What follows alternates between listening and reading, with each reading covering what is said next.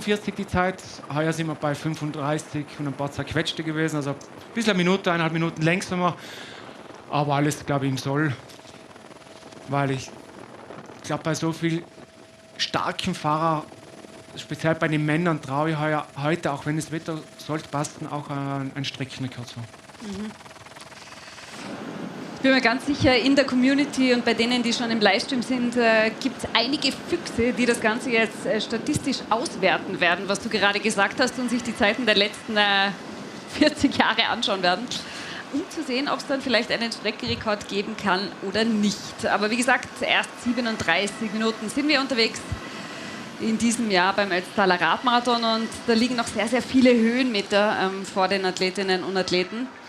Ja, und die ersten, die kommen jetzt auf sie zu, wenn es hinaufgeht auf den Kühter Sattel. Genau, jetzt sieht man hier in Ötz viele, viele Zuschauer auf der Strecke oder neben der Strecke. Also jetzt heißt es auch noch mal für die Athletinnen und Athleten, sich mal, sage ich mal, zu entkleiden, Weste ausziehen, Ärmlinge ausziehen, wer Stirnband anhat oder Handschuhe. Und wir sehen jetzt auch hier schon vorne, jeder fährt jetzt sein Tempo oder seinen Rhythmus, das ist jetzt ganz wichtig. Und ja, immer ein Lächeln drauf auf den Lippen. Also da bin ich jetzt auch gleich mal gespannt, wie dann von hinten das Feld heranrollt. Wie gesagt, gefühlt wird das zwischen 30 und 60 Sekunden sein, der Vorsprung von den André Reinlen. Ja, das schaut gut aus. Weil wir vorher schon mal darüber gesprochen haben, ob jemals ein Ausreißer dann das Rennen gewonnen hat. Ein User hat nämlich geschrieben, jetzt muss ich schauen, ob ich das nochmal finde. Genau, J. Togo hat geschrieben, Bernd Hornitz hat gewonnen solo in 2016. Ja, aber ja. Ich das weiß jetzt nicht. Das war vor unserer Zeit, weil wir waren ja da quasi noch in der Volksschule. Wir sind natürlich viel zu jung, um das noch zu wissen. Das war vor 8 Jahren. Also vielen, vielen Dank an dieser Stelle. Wir sind natürlich auch dankbar, wenn ihr uns Infos schickt. Es gibt natürlich viele da draußen, die ein unglaubliches Insiderwissen haben. Alles können wir nicht wissen. 2016, also hat es mal diesen Ausreißer gegeben. So, da sehen wir jetzt wieder die Fans aus der ganzen Welt. Australier. Gerade das Känguru, aufblasbare Känguru haben sie mit dabei. Genau, und jetzt sieht man auch von hinten das Feld heranfahren. Also die fahren natürlich jetzt ihren Stiefel da hoch und werden natürlich die 2 Ausreißer sicherlich gleich mal einholen. Und dann war es das für die 2. Für ihn schaut es noch relativ, von André schaut es noch sehr gut aus, hat einen flüssigen Tritt. So pedaliert hier ganz, ganz locker. Und ja, vielleicht war es eigentlich seine Taktik heute, einfach ins Fernsehen zu kommen, die Sponsoren zu präsentieren, das Team zu präsentieren. Wir wissen es nicht, könnte man, wenn er ins Ziel kommt, fragen, was sein Gedanke war. Und da sehen wir jetzt ganz rechts draußen Philipp Handl, diesjähriger Racing Cross, die Alpsieger, Salzkammer gut drauf, die Extremstrecke auch gewonnen. Also Jonas auch Holzknecht ganz links. Genau. Daniel Federspiel haben wir mit dabei. Das ist also die Verfolgergruppe. Genau. Natürlich auch gespannt bin ich heute auf unsere Skifahrer, Werner Hehl, Thomas Dresen, Manni Mölk, aber auch auf die Nordischen wie Thomas Landetinger, Dominik Landetinger und auch Andi Brommecker. Ja. Auf den bin ich auch sehr gespannt, wie es dem heuer gehen wird. Einer der erfolgreichsten österreichischen Snowboarder. Aber der ist fit, das weiß ich. Also für den wird es, glaube ich, überhaupt gar kein Problem sein, Andi Brommecker. Ja, ich habe den Podcast, den Ötztaler Podcast angehört mit dem Landi, und wenn das stimmt, was der Landi sagt, nur mit knapp 1500 Kilometer, maximal 2000 Kilometer, was er heuer gefahren ist, hat er selber auch gesagt, könnte sein, dass er sich ein bisschen quälen muss, aber wer weiß, ob der Landi nicht ein bisschen blufft und doch Das mehr glaub ich gefahren auch. ist. Er hat gesagt, er ernährt sich von Käse, Semmeln und Red Bull beim Ötztaler. Schauen wir mal, er hat gesagt, beim ersten Versuch beim ersten Ötztaler hat ihm sein Endgegner Timmels Joch den Stecker gezogen. Also da ist er dann zusammengeklappt. Aber er ist ein unglaublicher Ausdauersportler, das wissen wir von ihm. Also bin mir sicher, dass der heute ins Ziel kommen wird und dann hoffentlich auch zu uns ins Studio. Ja, hoffen wir auf alle Fälle. Also wir hoffen, dass wir viele hier begrüßen können bei uns im Studio auf einen Quatscher die was uns einfach mal ein bisschen erzählen, wie es ihnen gegangen ist auf der Strecke, wie sie gelitten haben oder auch weniger gelitten haben, was sie erlebt haben. Wie gesagt, das Küta ist auch immer sehr speziell beim Bergabfahren mit den Kühen und mit den Pferden auf der Strecke. Also gibt es sehr viele Geschichten sicherlich zu erzählen. Da haben wir jetzt dieses Rad gesehen in der Wiese. Genau, das ist was also die großen Radrennen dieser Welt können, das können wir auch beim Ötztaler Radmarathon. Wunderbare Bilder aus der Luft hier vom ersten Anstieg. Ja, und da ist André Reinlein noch immer allein unterwegs vorne, aber die Verfolger haben schon aufgeschlossen. Also sehr, sehr lange wird es wahrscheinlich nicht mehr dauern für ihn. Ja, man hat auch hinten gesehen, wo Alban Lakatta, Daniel Federspiel, Jonas Holzknecht und die ganzen Favoriten sind. Das ist eine relativ schon kleine Gruppe geworden. Also ich glaube, dass die auch ziemlich unten ein bisschen schneller reingefahren sind, einfach mal die Gruppe zu sprengen.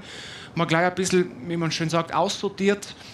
Vielleicht hat heute auch einer der Favoriten am Anfang nicht gerade die besten Beine. Und wenn man das natürlich als Daniel Federspiel und so weiter, wenn die das merken und dann ein bisschen schneller fahren, dann kann man natürlich einen Mitfavoriten so schon relativ früh ausschalten. Der, was dann schon abgehängt ist im Kütai, der, was dann wahrscheinlich nie mehr an diese Gruppe ranfahren kann. Also da kann sehr viel sich abspielen da hinten. Aber so wie ich das jetzt gesehen habe, die Gruppe ist relativ klein, ich schätze mal 30, 50 Fahrer. Und ja, der andere schaut sich immer wieder zurück, wo sind sie? Und da hat man sie gleich kurz gesehen, also die kommen gleich mal zur Da Führung. sehen wir jetzt wieder dieses Rad in der Wiese. Ja, Ganz, sehr ganz cool, sehr cool. großartige Bilder und ja, da gehen wir jetzt wieder nach vorne zur Verfolgergruppe. Genau, Jonas Holzknecht. Genau, vor Jonas Holzknecht, Alban Lakatta. Jonas Holzknecht, dann jetzt hier mit dem roten Simplon, das ist der Philipp Handl, dahinter ist der Daniel Federspiel. Charlie Marx neben ihm, also genau wie man das so erwartet habe, Helfer. Vielleicht, so ich vermute es mal, dass uns den Daniel helfen werden, hier wirklich gut übers Kütai zu kommen. Dann Manuel Senni haben wir gerade gesehen, den letztjährigen Sieger des Ötztaler Radmarathons. Also auch der sicherlich einer der Top-Favoriten. Letztes Jahr mit 6 Stunden 49 Minuten ganz knapp den Streckenrekord nicht geschafft von Matthias Nordecker. Also sicherlich auch ein heißes Eisen.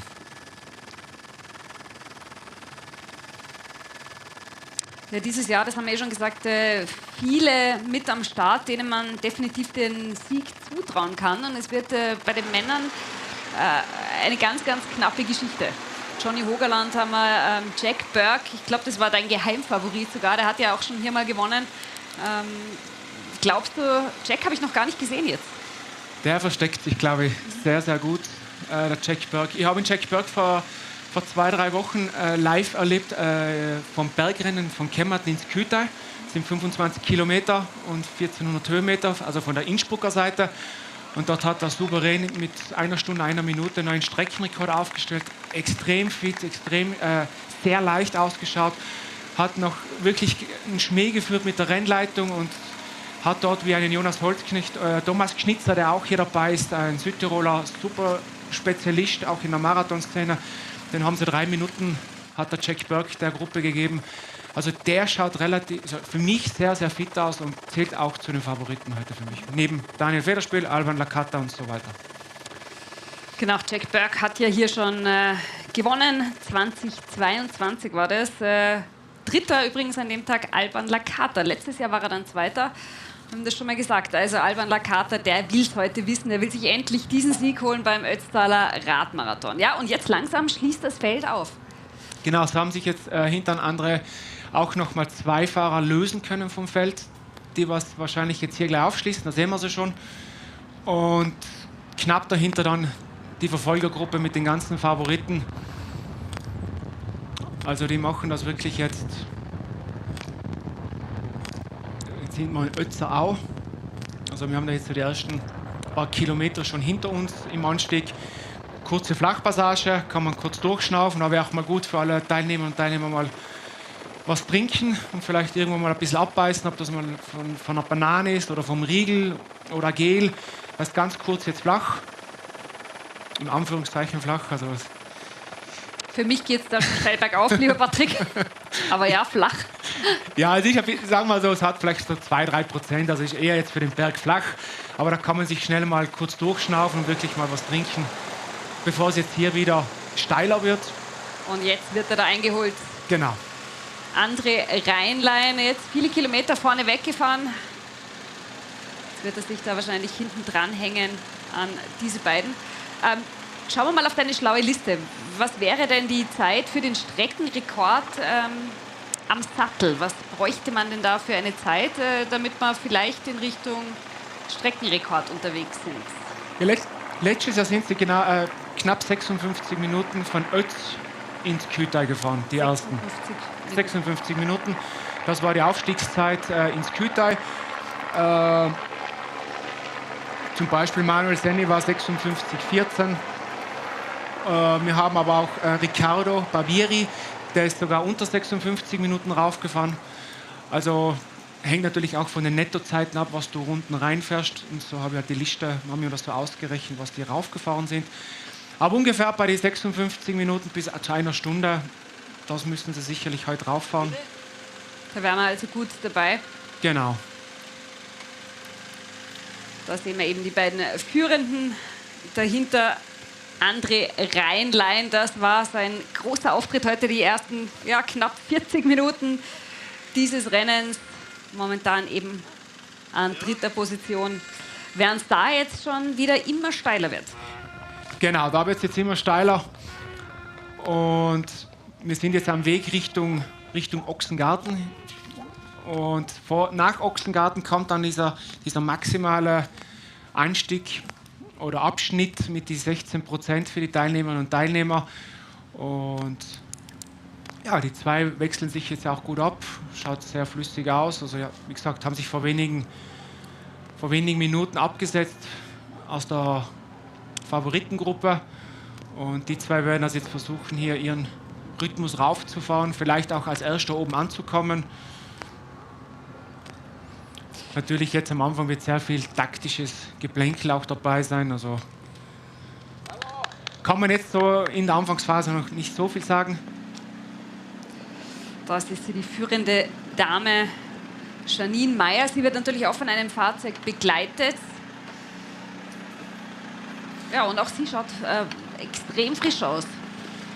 Janine Meyer sie ist auch heute den Imster Radmarathon gefahren, den was sie auch gewonnen hat, mit neuen Streckenrekord. Den hat sie um 15 Minuten runtergesetzt.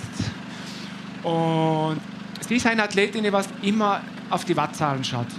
Und die fährt konstant, also die hat ihren Masterplan für dieses ganze Rennen sicherlich durchdacht. Die weiß ganz genau, so viel Durchschnittswatt fahren wir ins Kütai, so viel Watt fahren wir an die Aufenpass. Also die wird hinten raus dann eigentlich immer schneller. Sie ist am Anfang eher ein bisschen zurückhaltend und wird dann eigentlich hinten raus immer schneller und fährt dann auch zum Teil noch viel bessere Werte wie am Anfang. Also sie ist wirklich sensationelle Athletin und sehr, sehr stark. Das sehen wir jetzt wieder die Verfolgergruppe bei den Herren. Relativ unverändert, genau. Wir haben auch die Frage bekommen, wer hat denn den Streckenrekord? Das war Matthias Nottecker 2019 mit 6 Stunden, 47 Minuten und 2 Sekunden. Und bei den Damen, wie gesagt, Janine Meyer aus dem letzten Jahr mit 7 Stunden, 27 Minuten und 47 Sekunden. Das ist schon eine unglaubliche Zeit, wenn man sich denkt, es gibt so viele gute Amateursportler, die gerne mal diese Zeit von der Janine Meyer fahren würden, also diese 7,27. Also 7,30 ist mittlerweile beim Ötzi schon wirklich eine Ansage für Amateur- oder Hobbysportler. Also das ist schon sehr, sehr super Zeit. Aber wir sehen halt auch generell, die Zeiten werden immer schneller. Also sind wir letztes Jahr waren wir 6,49, davor war es Matthias Nottecker mit 6,47. Also auch vorne, das Niveau wird immer besser und schneller werden auch die Athleten. Also wird auch heute spannend, weil die Frage wird heute sein, Brenner, wie ist der Wind? Wenn sie viel Gegenwind haben, glaube ich nicht, dass es auf einen Rekord geht. Wenn sie Rückenwind haben, können es Muss ich dich ganz kurz unterbrechen, Patrick? Ich habe nämlich gerade gehört, Daniel Federspiel mit Schaltproblemen in der Steigung und möglicherweise das Aus für ihn. Da werden wir jetzt abwarten, was wir für Neuigkeiten bekommen. Natürlich kann das natürlich auch schnell gehen mit einem Defekt.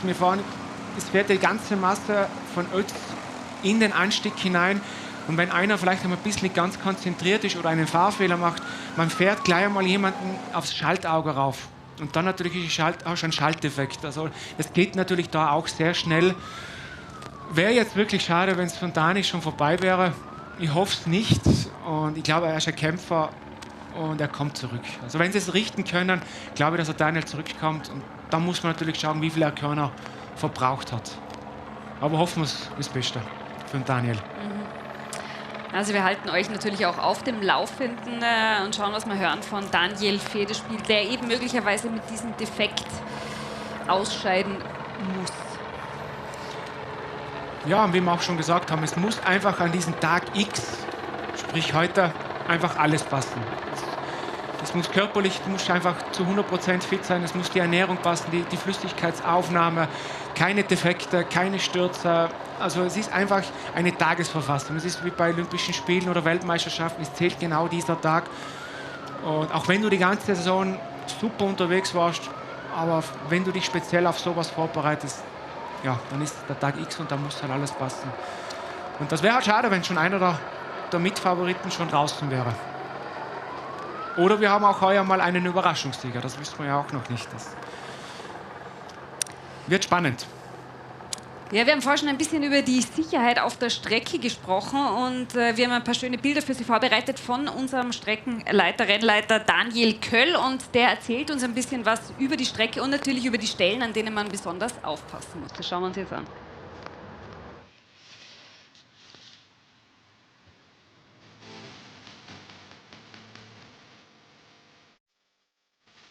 Jetzt sind wir da rauswärts gefahren. Bitte Achtung, wir haben es ein bisschen feiner geredet. Am Sonntag beim Rennen sind dann ein bisschen mehr Leute am Weg. Es sind einige Fahrbahnteile, Kreisverkehre und noch ein paar engere Kurven. Sind dann in Ötz beim Kreisverkehr abgebogen, geht relativ scharf rechts weg. Und Achtung, gleich hinter dem Kreisverkehr geht es in die Steigung. Dann starten wir ins Grütei, gut einteilen. Es ist einer der steilsten Pässe, die was wir am Ötztaler Tag fahren.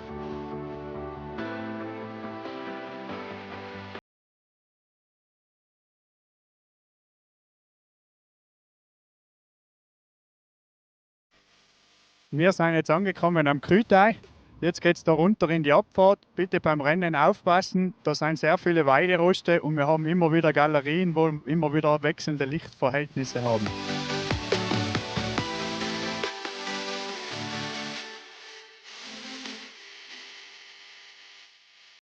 Ja, wir haben mittlerweile den Brennerpass erreicht. Jetzt geht es wieder ab in die Abfahrt.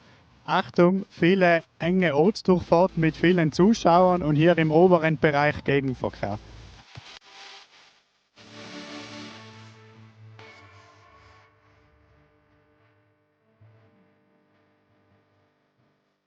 So, mittlerweile haben wir auch den Jaufenpass erreicht.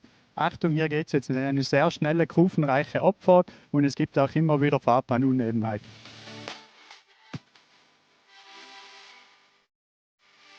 Ja, wir sind am Dimmelsjoch angekommen. Wir sind fast am Ziel unserer Träume, aber passt bitte trotzdem auf. Schnelle Abfahrt, es kann immer wieder Weidevieh auf dem Weg sein und es gibt nur 2 knackige Gegenanstiege.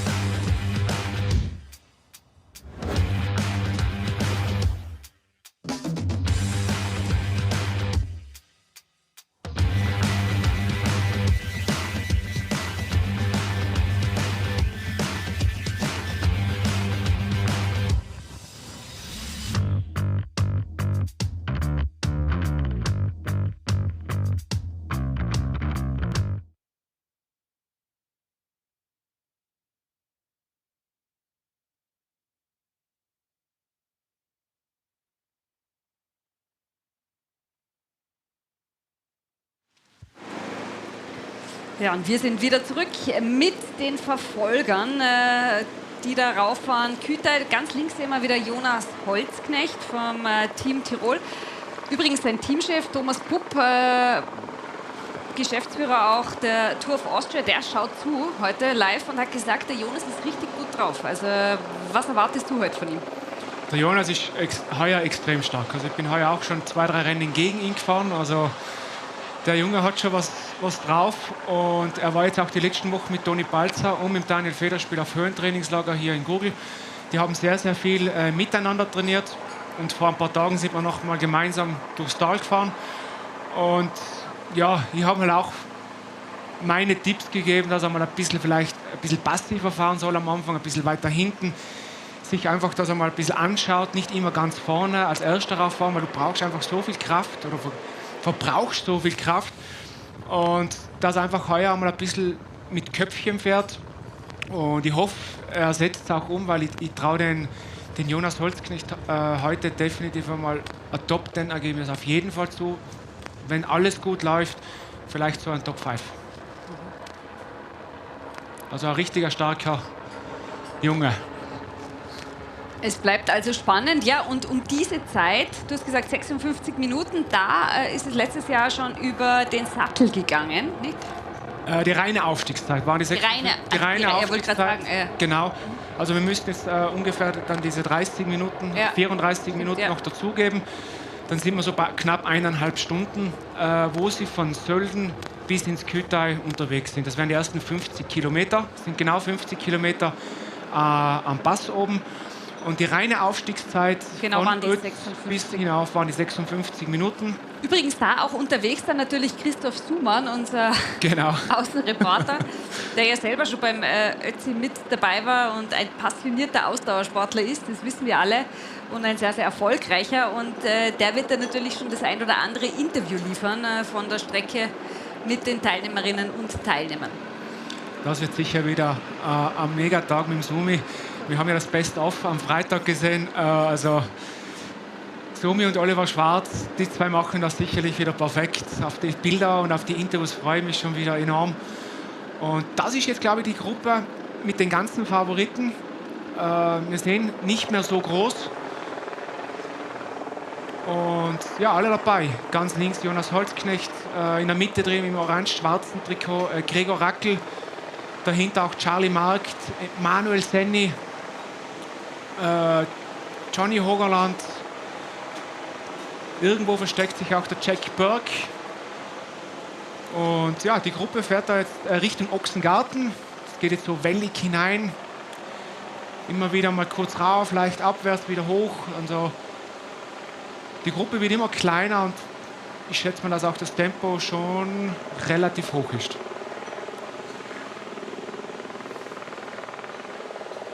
Die zwei Ausreißer werden weiterhin versuchen, ihr Glück vorne übers Kütai rüberzukommen.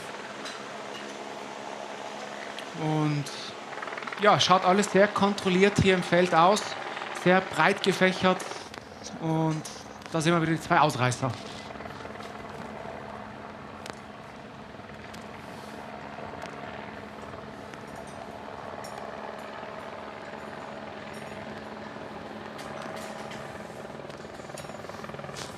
Genau. Also Vorsprung wird auch ein bisschen größer. Kann auch sein, dass ein bisschen die Kamera das ein bisschen verzerrt, aber die Jungs können sich immer mehr absetzen von der Gruppe der Favoriten. Jetzt wird wieder mal auf den Tacho raufgeschaut. Wie sind die Wattzahlen, wie ist der Puls? Aber die zwei sehr flüssiger Tritt.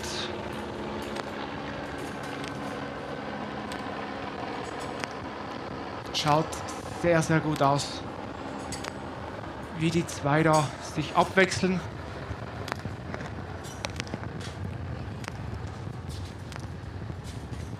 Genau.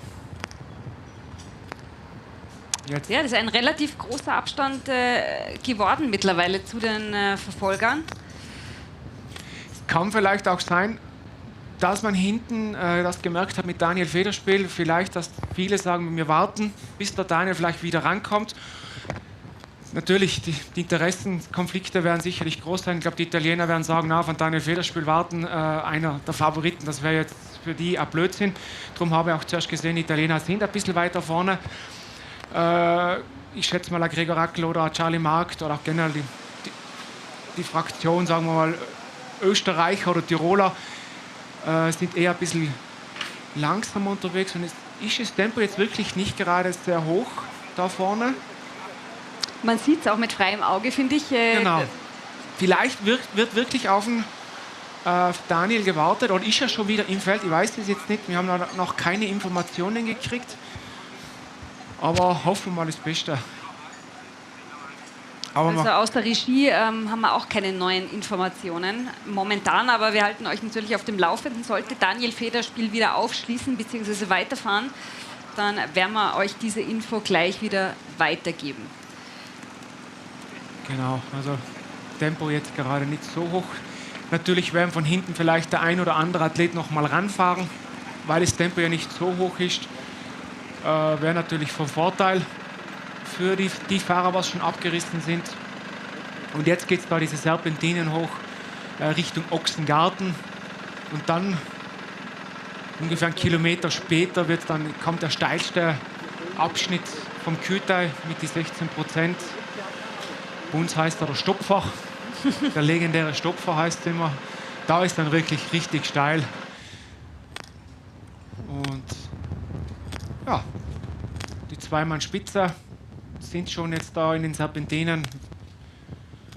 Und die geben richtig Gas darauf. Genau, die geben richtig Gas. Also wirklich, schaut auch noch sehr flüssig aus. Und ich glaube, die haben jetzt schon das Ziel, hier als Erster ins Kütai zu kommen. Und da aber dann wirklich die schnelle, rasante Abfahrt in Angriff zu nehmen. Zu zweit sicherlich ein bisschen einfacher und nicht so gefährlich wie in der Gruppe. Vielleicht ist das auch ein bisschen ein Hintergedanke. Und da geht es jetzt diese Serpentinen hoch Richtung Ochsengarten. Genau, also die machen das perfekt. Die zwei wechseln sich immer wieder ein bisschen ab. Schauen mal zurück. Schauen wir jetzt ein bisschen weiter nach hinten. Da wird schon fleißig gegessen. Ganz wichtig immer Essen, Trinken nicht vergessen, auch wenn es jetzt noch kühlere Temperaturen oder angenehmere Temperaturen in der Früh hat. Aber es wird gelacht. Alle lachen in die Kamera. Ja. Fast alle lachen in die Kamera. Ah, doch. Ein kleines Lächeln lässt er sich abbringen. Also gut gelaunt geht es da bergauf. Ja, ich glaube, das ist einfach die Freude einfach so groß bei den Teilnehmern und Teilnehmern, hier starten zu dürfen und einfach diesen Tag hier im Ötztal zu verbringen und auf dieser Strecke zu fahren. Natürlich am Anfang sind alle fit und da haben viele was zu lachen. Wir werden dann auch andere Bilder sehen, Carina, wenn wir dann hinten rauffahren über das Dimmelsjoch, wenn es dann das Leiden losgeht. Aber auch das gehört halt zum Radsport dazu. Und den absolut schönsten Job, den hat Elisabeth Buscham und Günther Leitgeb, weil die nämlich draußen sind im Ziel und diese Gesichter dann auch zu sehen, wenn es nach, egal wie lang, 7, 8, 9, 10, 11 Stunden über die Ziellinie geht, das ist was total Einzigartiges. Ich durfte das auch mal machen und es ist absolute Gänsehaut und zwar bei jedem, der über die Ziellinie kommt. Das ist auch für einen selber, wenn man nicht selbst mitfährt, ja, was ganz Besonderes. Genau, aber wie es bei uns auch ist, wir freuen uns ja wirklich für jede Teilnehmer und Teilnehmer, wenn die ins Ziel kommen. Wenn du siehst, das ganze harte Training über das ganze Jahr, es hat sich gelohnt für diesen Traum, das durchzusetzen. Man hat ja wirklich auf alles verzichtet, auf sehr vieles verzichtet. Die Familie muss alles zurückstecken. Ich kenne das von mir selber. Du bist auf Trainingslager, dann fährst du diese Wettkämpfe, dann trainierst du 6-mal die Woche. Also du musst eigentlich dein Privatleben schon hinten anstellen für so ein Event, egal ob Profi, Amateur, Hobbysportler. Es ist schon eine große Investition übers Jahr gesehen, was sich die Athletinnen und Athleten hier ankreiden. Und vor allem, wie viele verschiedene Menschen auch mit dabei sind. Ich kann mich erinnern, vor einigen Jahren, wo es eben so kalt war am Dimmelsjoch, wo der Schneepflug gefahren ist, sind nach 11, 12 Stunden noch Finisher reingekommen. Die haben wir dann mit Rettungsdecken umwickelt, weil es so kalt war, dass die wirklich, also auch die Unterkiefer, die waren also komplett unterkühlt eigentlich. Die Hände haben gezittert und eine Dame war dabei, die Frau Pfeiffer, und das werde ich nie vergessen in meinem ganzen Leben, ist nach knapp 12 Stunden gekommen. Wir haben ihr die Rettungsdecke umgelegt und ich war mir schon gar nicht so sicher, ob ich ein Interview machen soll, weil sie hat dann ihre Altersklasse Ü70 nämlich gewonnen. Und ich habe sie gefragt, ja, wie war's? Und sie hat, die Frau Pfeiffer hat gesagt, das war das Geilste, was ich jemals gemacht habe. Und den Moment werde ich nie vergessen, weil das sind auch diese Geschichten, die der Ötztaler Radmarathon schreibt, eben, dass jeder so seine eigene Erfüllung findet und jeder für sich diesen Traum auch in Anspruch nimmt. Egal, ob du 7 Stunden fährst oder 11 oder 12 Stunden, das ist völlig egal. Genau so ist es. Also jeder hat andere Vorstellungen oder andere Zielsetzungen beim Ötztaler auch, oder generell bei den Rennen. Und natürlich die Ersten vorne, für die ist das Ziel einfach, um den Sieg mitzufahren, vielleicht seine eigene Bestzeit wirklich zu unterbieten. Und dann kommt halt die Breite. Und die haben halt einfach das Ziel, einfach einen schönen Tag, einen lästigen Tag zu haben. Natürlich wird sehr viel gelitten, aber einfach dieses Finisher-Trikot zu erreichen, weil man sieht es auch immer wieder auf Trainingslager, egal wo ich bin, auf Malle, Gran Canaria, die Leute fahren mit diesem Finisher-Trikot auch im Training. Also die sind sehr stolz auf dieses Trikot oder haben es im Büro hängen. Ich kriege da immer wieder Fotos zugeschickt mit den Leuten, was ich im Sommer als Guide unterwegs bin, die einfach sehr stolz auf dieses Trikot sind und sagen, es war ein geiles Wochenende und ich komme wieder. Apropos geiles Wochenende, lieber Patrick. Das Wochenende beginnt ja bei uns schon relativ früh und zwar am Freitag mit dem Bike for Help Prolog. Dann haben wir diese tolle Expo-Area. Auch gestern war unglaublich viel los. Und ich würde sagen, wir schauen uns jetzt gemeinsam mal die schönsten Bilder vom Prolog und natürlich von gestern an.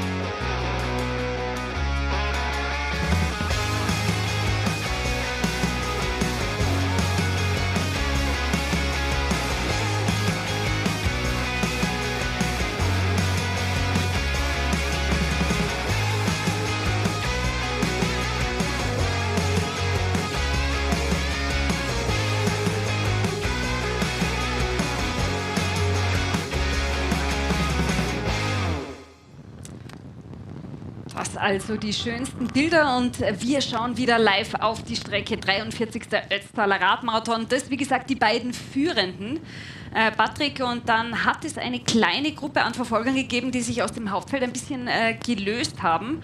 Wir werden schauen, dass wir da in Kürze auch die Bilder liefern. Genau, das müssten sie sein, genau. Und da natürlich der Jonas Holzknecht ist mit dabei. Jack Burke im schwarzen Trikot, die Nummer 3, glaube ich, hat der Jack. Gelben Brille. Philipp Handl ist auch dabei. Johnny Hogerland habe ich auch dahinter gesehen. Also da wurde jetzt das Tempo schon ziemlich raufgedreht. Und ja, Tempo hoch. Also war es vielleicht für einige doch zu langsam. Und da geht es schon wieder richtig zur Sache. Genau. Riccardo Zacchi ist da unterwegs, die Nummer 94. Riccardo Zacchi ist jetzt hier in Ochsengarten. Also jetzt ganz ungefähr 1,5 Kilometer, bevor es dann in diesen Steilabschnitt mit die 16% geht.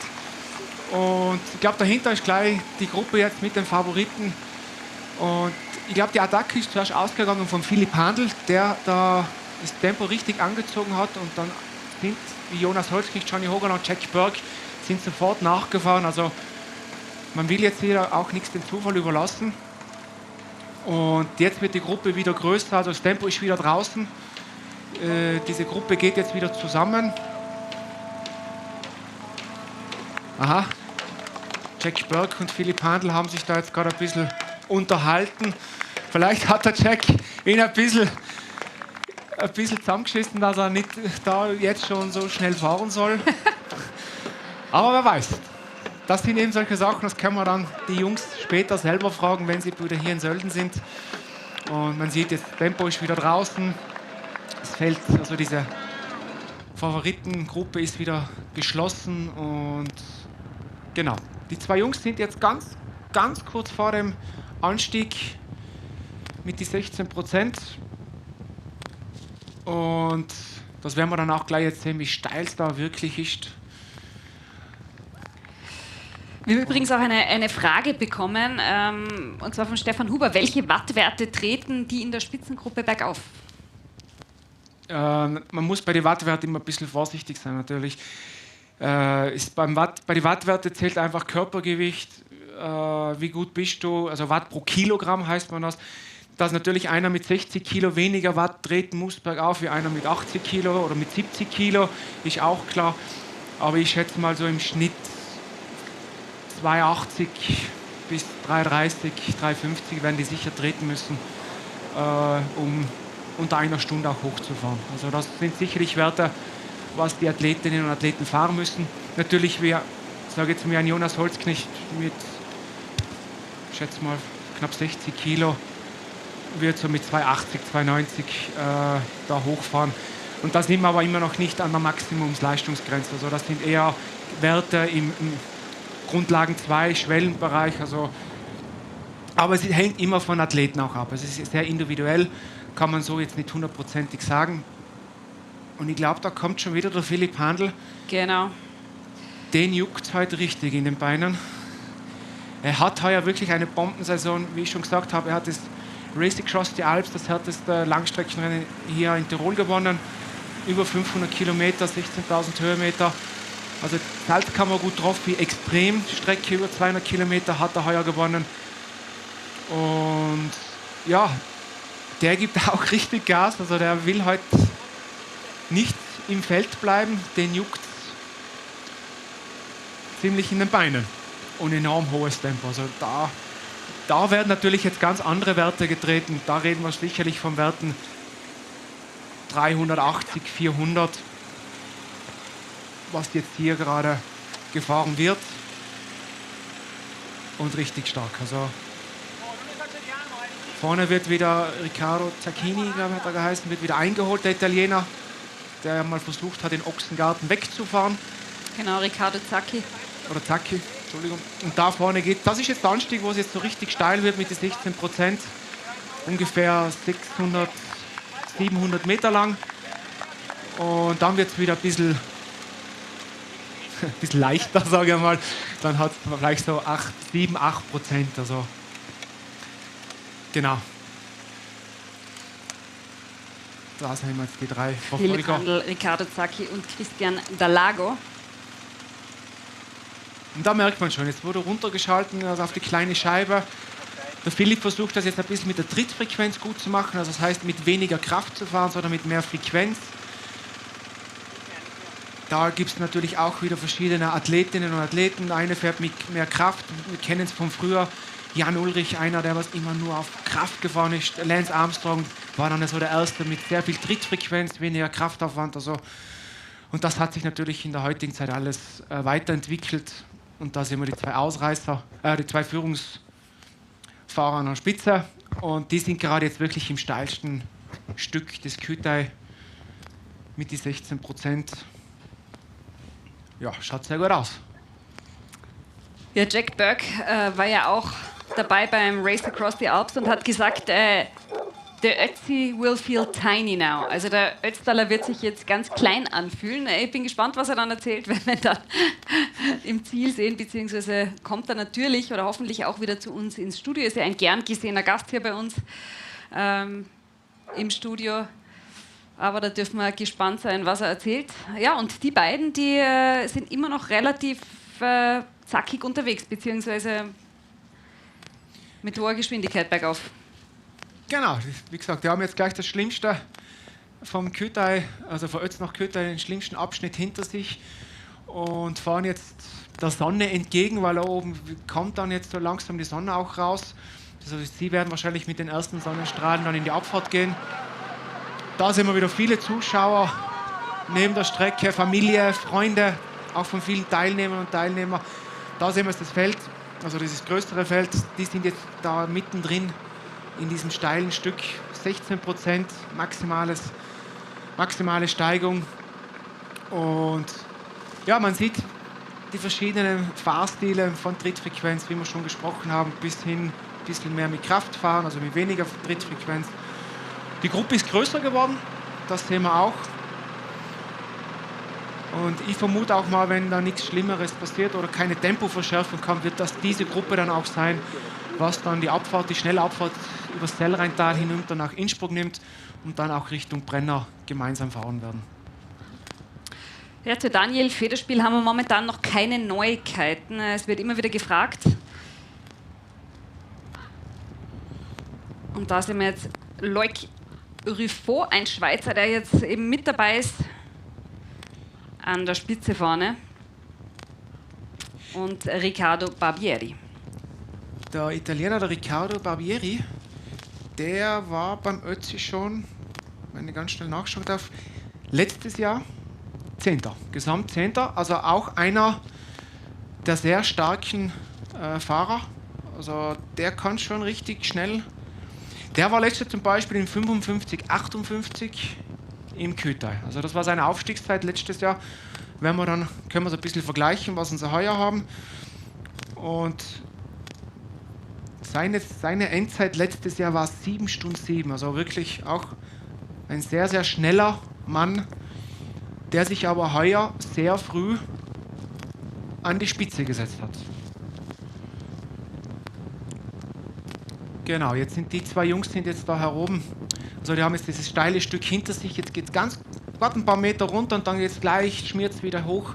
Dann sehen die auch schon die Mauer vom Stausee im Kütai oben. Und dann schätze ich mal so in 10 bis 12, 13 Minuten werden die oben sein. Genau.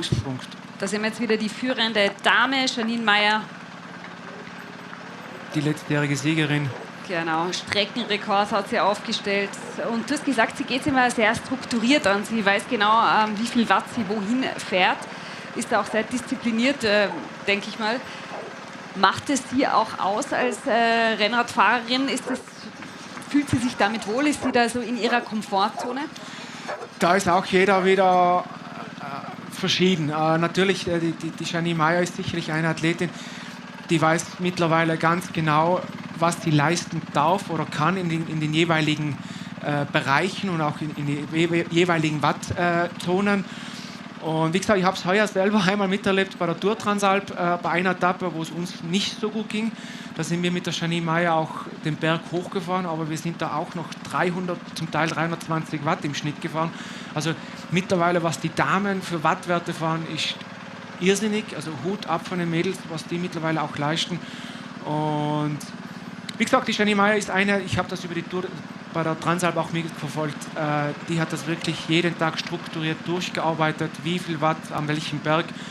Und wie gesagt, die haben auch sehr souverän den Mixwettbewerb gewonnen. Und die lässt sich da jetzt auch nicht aus der Ruhe bringen, weil sie hat ja auch in einem Interview schon gesagt, die Leute, was mich am Kütai oder am Brenner überholen, die hole ich alle wieder am Jaufenpass oder am Dimmelsjoch oder sehr viele. Und sie hat immer recht bis jetzt gehabt. Also, wir werden es heute noch sehen.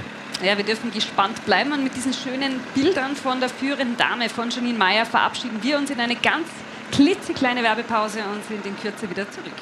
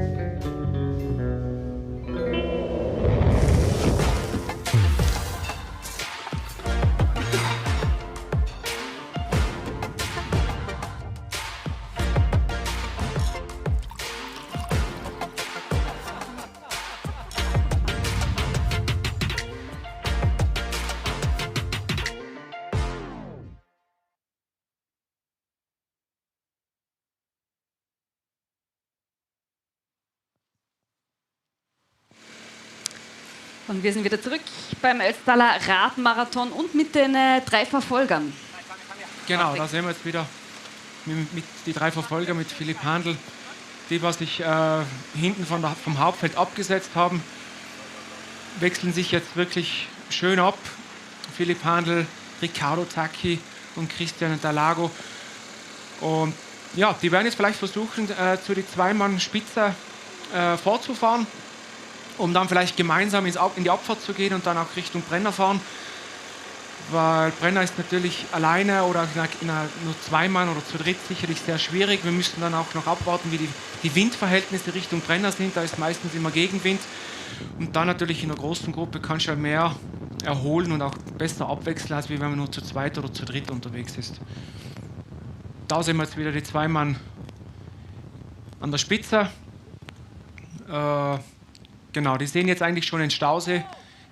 Und da wird schon wahrscheinlich nach Verpflegung geschrien. Also die 2 immer noch sehr gut unterwegs, guter Tritt. Also schaut sehr flüssig aus. Genau, ganz wichtig. Trinken, essen, auch vorne an der Spitze, nicht nur für den Hobbysportler, auch für die Jungs ganz vorne, dass immer der Tank voll ist, wie man schön sagt. Genau.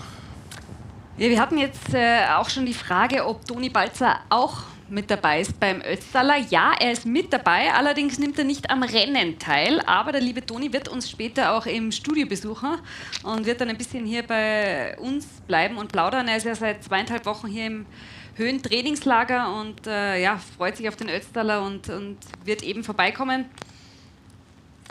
Ja, der Toni war am Freitag ja auch schon hier. Am Prolog hat er den Jonas zum Sieg geschrien, wie wir am Video gesehen haben. Also, und da ist er auch ein bisschen mitgelaufen. Und der Toni, ja, ist jetzt im Höhentrainingslager in Hochkugel oben stationiert und kommt dann, glaube ich, zum Mittag zu uns hier ins Studio. Wird sicher wieder spannende Stunden mit dem Toni hier, mit seiner Fachexpertise. Also der ist auch immer cool drauf und wir freuen uns auch nicht schon, bis der Toni bei uns ist. Da sehen wir jetzt wieder die 3 Verfolger. Philipp Handl hier an der 3. Position. Und ja, sie wechseln sich auch relativ gut ab, haben aber schon auch wirklich schon einen größeren Rückstand auf die 2 Mann Spitze. Und da sieht man schon, also wird richtig hart gefahren auf Zug. Also keine Zeit zum Durchschnaufen, obwohl es jetzt hier bergab geht, wird auch voll in die Pedale reingetreten. Und wenn die Kamera drauf bleibt, sehen wir dann gleich auch da vorne dann den Stausee. Und ja, der Vorsprung der 2-Mann-Spitzengruppe ist doch relativ hoch. Oh. Jetzt wird hier mal verpflegt. Aber ja, wird sicher zusammengewartet, weil alleine ist das jetzt, wie man schön sagt, eine Harakiri-Aktion. Also die werden definitiv zu zweit übers Kütai drüber fahren. Ich glaube auch, dass die 2 die ersten sind, was im Kütai sind. Ja, da wird noch gegessen, eben an 2. Stelle. Dann werden sie wieder ein bisschen zusammen warten und dann geht es Richtung Christoph Sumann, der ja da oben wartet und uns dann wahrscheinlich schon in Kürze die ersten Bilder und dann etwas später auch die ersten Interviews liefern wird. Genau. Schaut jetzt schon schaut so aus, als ob er nicht warten würde, was ich jetzt aber nicht so für sinnvoll halte. Aber ja, werden wir dann gleich sehen. Oder er hat hier oben irgendwo gleich seine Verpflegung und wartet dann, wenn er seinen Beutel mit Getränken und Riegel und Gels kriegt, dass dann der zweite Fahrer wieder von hinten ranfährt. Aber schaut sehr gut aus. Ja, vorneweg eben der Schweizer Loic Ruffat war bis 2018 Radprofi, also ein sehr, sehr erfahrener hier im Feld und ein ganz starker Mann. Also der weiß natürlich auch, wie man sowas anlegt, der weiß auch, wie man sowas zu Ende fährt, beziehungsweise dann auch taktisch macht. Jetzt dreht er sich auch immer wieder um ja, ein bisschen den Oberkörper gedehnt, er greift sich auch öfters auf die Hüfte, vielleicht hat er ein bisschen muskuläre Probleme, aber schon vielleicht die letzten Tage und versucht das ein bisschen jetzt sich zu dehnen, ein bisschen zu lockern. Und da links haben wir gerade gesehen den Besenwagen. Der böse Besenwagen. Der böse Besenwagen mit, ich glaube, Daniel Köll müsste da dabei sein. Die Besen sind schon am Auto drauf, noch mit die Smileys, der wird dann ja umgedreht auf die traurigen Smileys, wie man das sagt. Also auch für die wird es heute noch ein sehr, sehr langer und anstrengender Tag, aber der Daniel ist auch einer, der wird versuchen, so viele wie möglich in der Karenzzeit nach Sölden zu bringen. Also da ein kleiner Gruß wahrscheinlich nach Hause zur Familie. Und ja, man sieht von hinten, also die drei haben sich doch nicht so absetzen können, wie ich mir das vermutet habe. Von hinten kommt wieder das Feld näher an die drei Verfolger.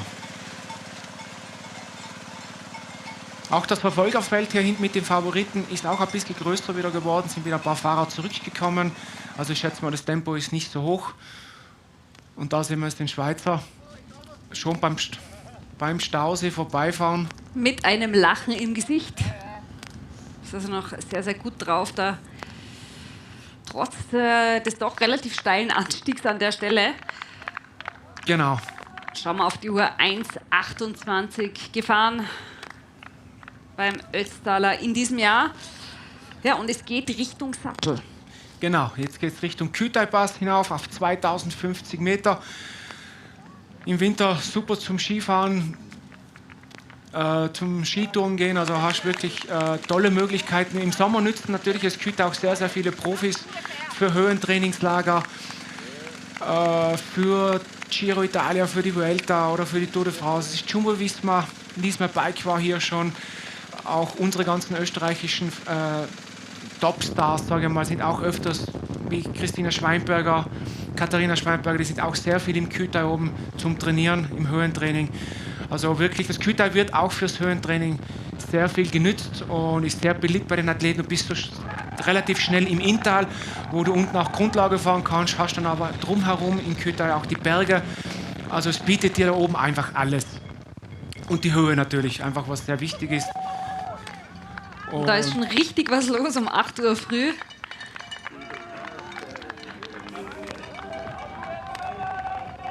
Ganz viele Fans oben, ganz viele Helferlein natürlich an den Verpflegestationen, am Straßenrand.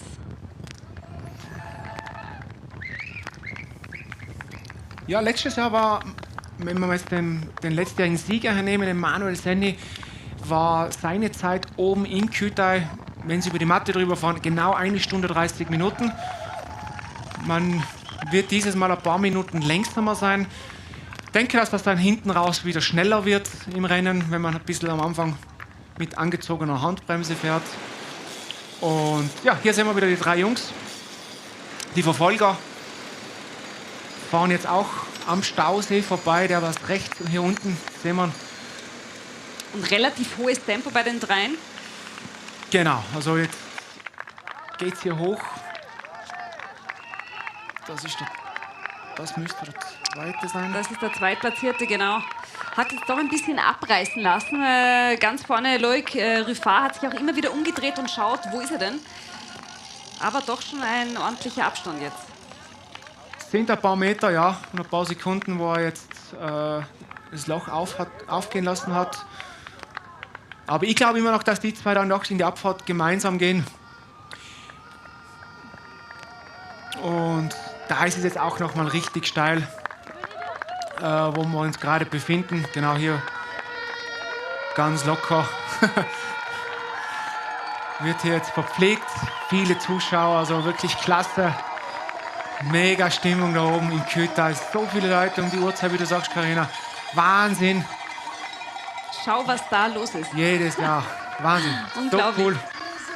Das gibt natürlich dann nochmal ordentlich Kraft, wenn man raufkommt. Man hört schon die Moderatoren, man hört die Fans, alle klatschen. Also das ist was ganz, ganz Besonderes. Und das um 8 Uhr früh.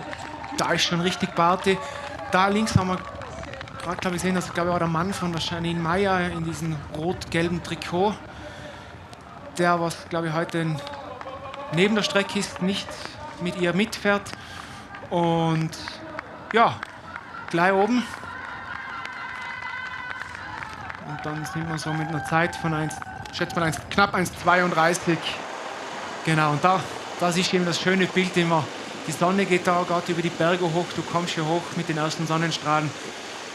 Es wird auch ein bisschen wärmer für die Athletinnen und Athleten.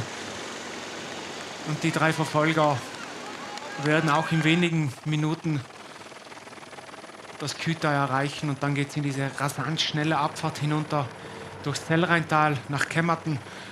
Und dann geht es weiter Richtung Innsbruck, in die Stadt Innsbruck. Und dann gehen wir Richtung Bergisel, Brennerpass. Und dann geht es nach Italien und dort kann es heute relativ warm werden. Bis zu 32 Grad haben wir gehört in St. Leonhard. Es ist dann auch natürlich schwierig, wie ziehe ich mich für sowas an? Es ist noch relativ kühl, jetzt in der Früh natürlich, vor allem wenn man weiter oben ist, so wie jetzt am Kühtal. Dann wird es plötzlich sehr warm, am Abend kann es dann sein, vor allem für die, die dann später reinkommen, dass es dann wieder abkühlt, speziell wenn wir vielleicht mit Regen und kleinen Gewittern zu rechnen haben.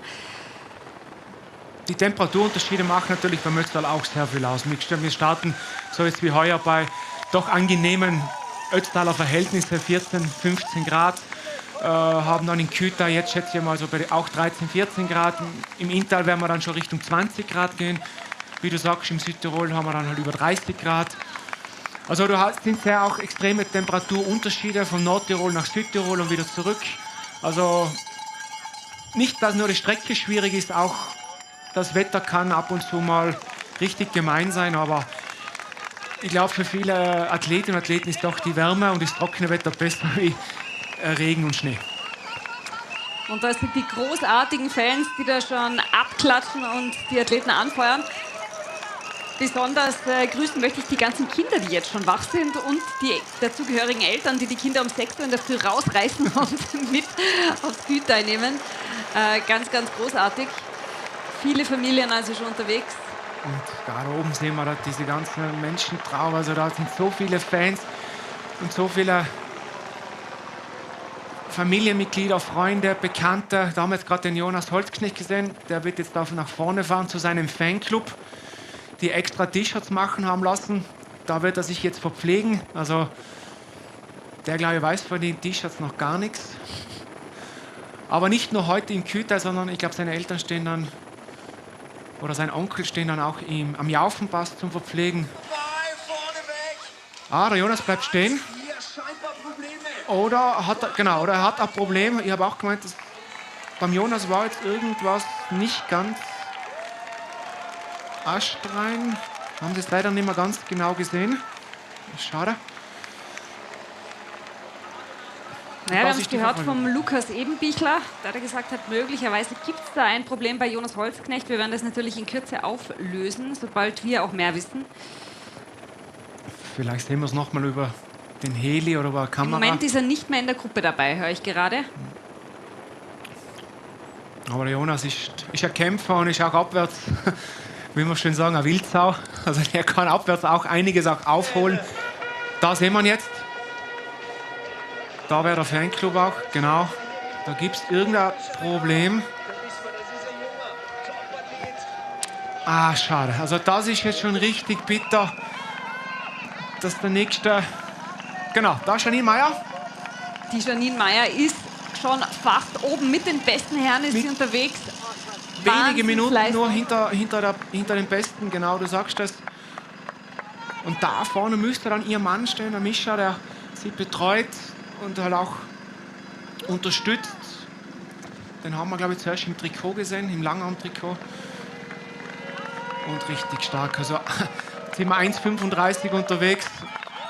Also die ist knapp 4 bis 5 Minuten hinter der Spitzengruppe jetzt hier oben. Da sind wir jetzt Jonas Holzknecht. Was war da? Die Schaltungsprobleme. Hat er wahrscheinlich mit dem Akku ein Problem. Das wäre jetzt richtig bitter. Jetzt tauscht er nochmal die Akku, genau. Austauschen vielleicht. Genau. Eben, diese High-End-Geräte vorne, einen Akku beim Werfer, einen Akku hinten. Vielleicht sind sie zusammengefallen oder ist einer leer. normalerweise ladet man immer die Akkus noch, also eigentlich wie alle, noch vorm Start auf. Ist das bitter? Irgendein Problem? Ei. Und das natürlich macht schon bei einem Athleten jetzt, also da ist der Puls wahrscheinlich noch höher als wie beim Rauffahren. Und es ist richtig bitter. Also ich hoffe schon, dass er noch das Rennen weiterfahren kann. Ja, und da sehen wir jetzt den Führenden, den Schweizer Loic Ruffo. Und wie du schon gesagt hast, das ist eine rasante Abfahrt da hinunter.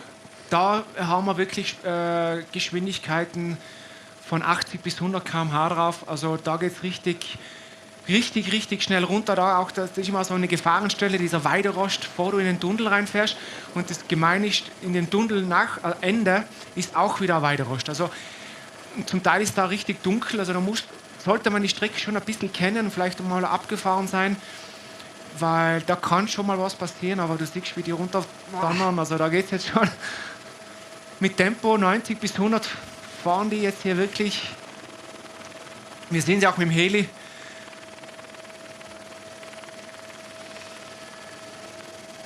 Richtig rasante, schnelle Abfahrt durchs Schaut eigentlich Zellrheintal. fast aus wie Zeitrafferaufnahmen. Ja. Und eben das sind so diese auch kleinen Gefahrenstellen. Tunnel, dann fährst du jetzt Ende des Tunnels, da ist wieder Weiderost, da wird halt meistens drüber gehüpft, wenn es irgendwie geht. Genau, da haben wir es gerade gesehen und das sind jetzt auch die Bilder von unserem Motorrad. Riesenrespekt auch an unsere Kameraleute hier auf der Strecke und auch die Motorradfahrer, was die hier leisten. Also, dann sitzt du so verkehrt oben am Motorrad, also das wäre wieder nichts für mich. Das ist schon... Dich binden wir fest, keine Sorge. Ja. Und genau, da fährt jetzt die Verfolgergruppe runter. Da sehen wir wieder Janine Meyer. Genau, da ist sie wieder. Auch schon wieder am Weg runter. Unglaublich. Also, da sehen wir es. 72. Also das ist schon eine unglaubliche Leistung, oder? Von Janine Meyer hat da eigentlich mit den besten Männern mitgehalten, ist schon wieder am Weg nach unten. Das waren 5 bis 6 Minuten, hätte ich jetzt gesagt, so jetzt, ohne dass wir die Zwischenzeiten schon gesehen haben. Ja, ich habe es schon. 1,36 seit Startbeginn ist die Janine Meyer unterwegs und 1,31. Also er hat eigentlich genau 5 Minuten auf den Schweizer führenden Rückstand. Wahnsinn. Also wirklich Wahnsinnsleistung. Sie ist bis jetzt auch die einzige Dame, die übers Küter schon drüber gefahren ist. Erwähnt, sich das Ganze gut einteilen kann. Also sie ist niemand, der jetzt zu schnell die Körner aufbraucht und zu schnell in das Rennen geht, sondern sie ist eine, die genau weiß, was sie sich aufsparen kann und wie sie welche Steigung nimmt. Genau, also ich habe jetzt auch noch mal vom letzten Jahr das noch angeschaut. War sie 1,35 im Kütai und heute ist eine Minute, also bis jetzt eine Minute langsamer zum letzten Jahr, aber das hat gar nichts zu sagen. Sie weiß genau, was zu tun ist. Die weiß, mit dem Streckenkopf vom letzten Jahr wird sicherlich ein schwieriges Thema, aber dann wird sie sicherlich anpeilen, wenn alles passt. Und ja, hier vorne sind wir wieder beim Führenden, der in dieser extrem schnellen Abfahrt ist, vorne die Rennleitung. Und ja, super Verhältnisse, trockene Straßen, die Sonne scheint und für die Fahrerinnen und Fahrer einfach ideale Verhältnisse. Sehr gut. Ja, so ist es. Also Neuigkeiten vom Jonas haben wir momentan noch nicht, wie das weitergegangen ist, diese Probleme mit der Schaltung. Da kann ich mich ein bisschen informieren auch, dass da auch ein bisschen meine Quellen spielen. Vielleicht kriege ich da auch mal kurze Infos. Da werden wir gleich mal ein bisschen nachfragen bei seiner Cousine, die stand da daneben.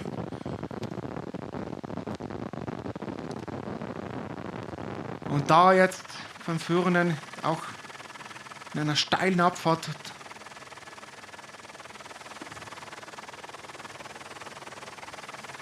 Da die Verfolgergruppe wieder. Die schon durchs Zellrein raus mit sehr hoher Geschwindigkeit die Abfahrt jetzt in Angriff genommen haben. Alles ein bisschen lang gezogen, das wird sich dann wieder unten in Kemmerten, Völz, also Richtung Innsbruck, wird sich das alles wieder ein bisschen zusammenspielen. Ja, und bei diesen schönen Bildern muss ich natürlich auch an unseren großartigen Außenreporter denken, der nämlich da draußen an der Strecke unterwegs ist. 3 Olympiamedaillen, 4 WM-Medaillen hat er geholt im Biathlon. Heute ist er allerdings nur für uns unterwegs. Christoph Sumann, wie geht's dir denn, Sumi? Eine ganz schnelle Dame hier bei uns, alle 3 sind hier. Ja, wunderschönen guten Morgen. Da ist der Sumi. Der Ötztaler ist voll im Gange. Man kann es sehen. Da ist mächtig viel los. Nicht nur viele Radfahrer und Rinnen, sondern ganz viele Zuschauer. Und der Sumi. Und mittlerweile schon ohne Jacke, aber es ist angenehm warm. Also richtig geiles Radfahrwetter. Und es könnte nicht besser sein. Die Sonne scheint. Wir haben den Führenden durch, die Spitzengruppe durch, die führende Dame durch. Und direkt neben mir Jonas Holzknecht, einer der Favoriten, der junge Wilde, der den Prolog gewonnen hat, der 19-jährige Ötztaler. Vor mir bleibt stehen, völlig aufgelöst, hat einen Defekt, irgendwas bei der Schaltung, hat sich dann selbst geholfen und ist wieder mittlerweile auf der Strecke. Hat natürlich einiges an Zeit verloren. Du, ich hoffe, er kann die Lücke wieder schließen. Aber das Rennen ist im Gange, es ist geil und es wird noch geiler werden. Bis später. Vielen, vielen Dank, lieber Sumi. Ja, die Motivation und die Energie vom Sumi ist absolut ansteckend. Man kann sich also vorstellen, wie es da oben zugeht. Er hat auch gesagt, Jonas Holzknecht also wieder unterwegs, hat jetzt ein bisschen was aufzuholen. Wie schätzt du das ein? Wie legt das jetzt an? Ja, natürlich, der Jonas wird jetzt in der Abfahrt alles riskieren, also sehr viel riskieren müssen, dass er wieder an die Verfolgergruppe ranfährt. Ich hoffe, er übertreibt es jetzt nicht ganz darunter, weil das Rennen ist doch noch lang. In Erfahrung von den letzten Jahren ist es einfach so, es ist jetzt vorne eine Spitzengruppe, dann kommt hinten die Gruppe mit den Favoriten und meistens ist da hinter den Favoritengruppe nochmal eine kleinere Gruppe, die normalerweise immer Richtung Innsbruck, Richtung Brenner zu der Hauptgruppe aufschließt. Und wenn er da dabei ist, dann sage ich, hat er gute Chancen, noch wirklich wieder nach vorne zu kommen und vielleicht doch ganz vorne mitzufahren. Also es hängt natürlich erst davon ab, wie sich die Gruppen bilden. Ich glaube, was ich jetzt mitgekriegt habe, ungefähr 3 Minuten hat er verloren. 3 Minuten ist viel, aber ich glaube, in seiner Situation auch aufholbar. Also hoffen wir, dass er in die Gruppe reinkommt und mit der Gruppe dann nach vorne fahren kann, Richtung Brenner rein. Da hat er jetzt wirklich Zeit, ungefähr 38 Kilometer dann über den Brenner, dass er wieder hineinkommt in die Hauptgruppe der Favoriten. Ich höre gerade im Schalthebel, beziehungsweise beim Schalthebel war die Batterie leer, das wurde dann alles noch gewechselt. Du hast gerade gesagt, Defekte gibt es ja immer wieder, die gibt es eben aber nicht nur in der Spitzengruppe, sondern die gibt es im gesamten Feld, sei es mit dem Schlauch, mit der Schaltung, egal. Der Ötztaler Radmarathon bzw. die Organisation haben sich da was einfallen lassen, was ganz großartig ist. Und zwar gibt es unser Radservice, also sowohl bei den Verpflegungsstationen als auch mobiles Radservice. Und ich würde sagen, wir schauen uns jetzt ein paar sehr spannende Bilder dazu an. Ich bin der Gerd von Intersport Lanza und ich bin seit 10 Jahren zuständig für die Radlfahrer auf der Strecke und an unseren fixen Servicestationen. Wir sind permanent mit 8 bis 10 Autos auf der Strecke unterwegs und haben an jedem Boss eine fixe Servicestation. Ja, wir haben sämtliche Sachen dabei, also Werkzeuge, Säglo, wir haben Kompletträder mit, wir haben sogar Helme mit, wir haben Schuhplatten für die Pedale mit, wir haben Pedale mit, Seilzüge. Wir haben mittlerweile auch Laptops mit, dass wir elektrische Schaltungen einstellen können. Und wir haben zum Teil in ein paar Autos auch Akkus mit für elektrische Schaltungen. Natürlich Scheibenbremsen, wir haben Ersatzlaufräder mit. An und für sich haben wir alles mit, was man so braucht. Die Bannen sind definitiv weniger geworden als all die letzten Jahre.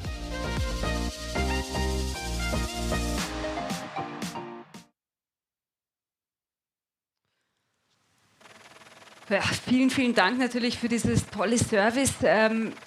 Ist auch immer schade, wenn man dann ein Rennen wegen eines Defekts beenden muss. Deswegen umso besser, dass Abhilfe geschafft wird hier vom Organisationsteam. Wir schauen wieder auf die Strecke. Das ist der führende Loic Ruffo. Immer noch allein unterwegs, momentan auf weiter Flur. Genau, der ist jetzt hier unten. Der kommt jetzt nach Sellrhein, in die Ortschaft Sellrhein in wenigen Sekunden. Und dann hat er eigentlich schon, ist eigentlich über die Hälfte hat er schon von der Abfahrt hinter sich. Und da ist jetzt richtig auch Highspeed. Und da sehen wir jetzt mal Ergebnisliste von Kütai oben.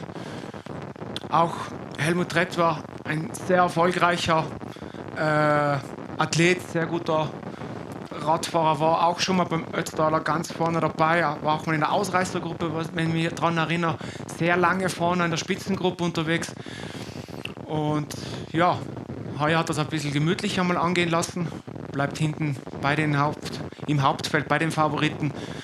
Und hier jetzt durch die Ortschaft Zellrhein auch ein bisschen verwinkelt, aber extrem hohe Geschwindigkeiten. Also ja, alleine da vorne. Die Frage ist da wirklich, wie viel Kraft und wie viel Energie kostet das, was er hier macht.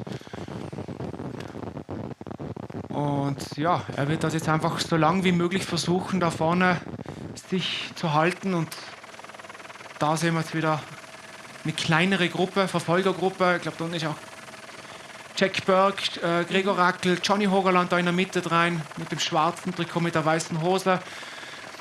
Also das ist jetzt so diese Hauptgruppe der Verfolger. Da versucht wieder einer wegzufahren.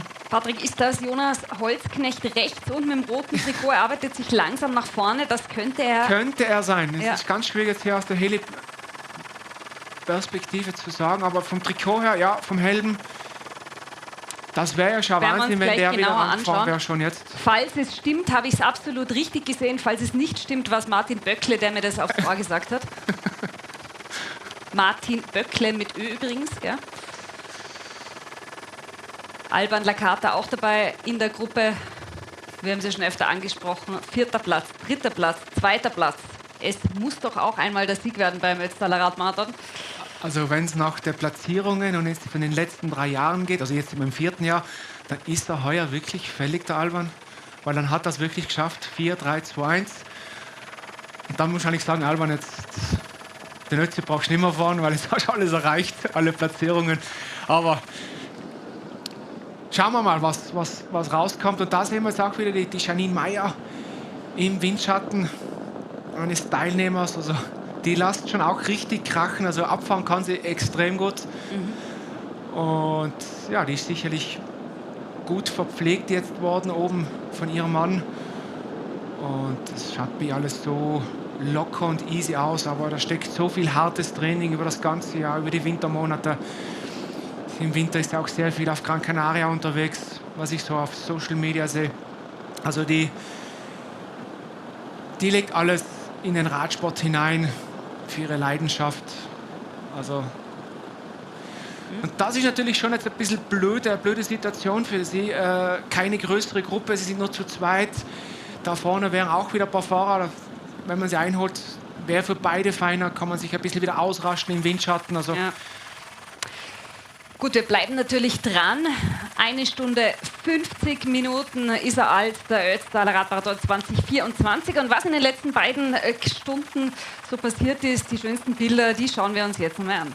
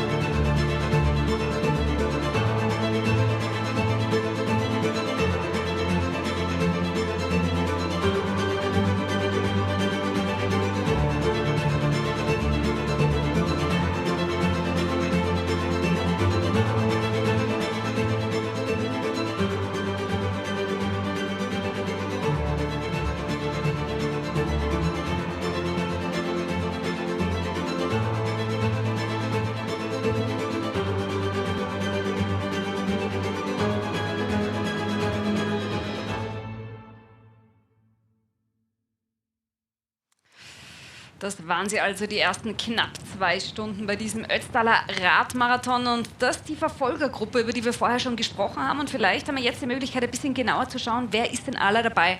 In Schwarz, das müsste Jack Burke sein, nach wie vor.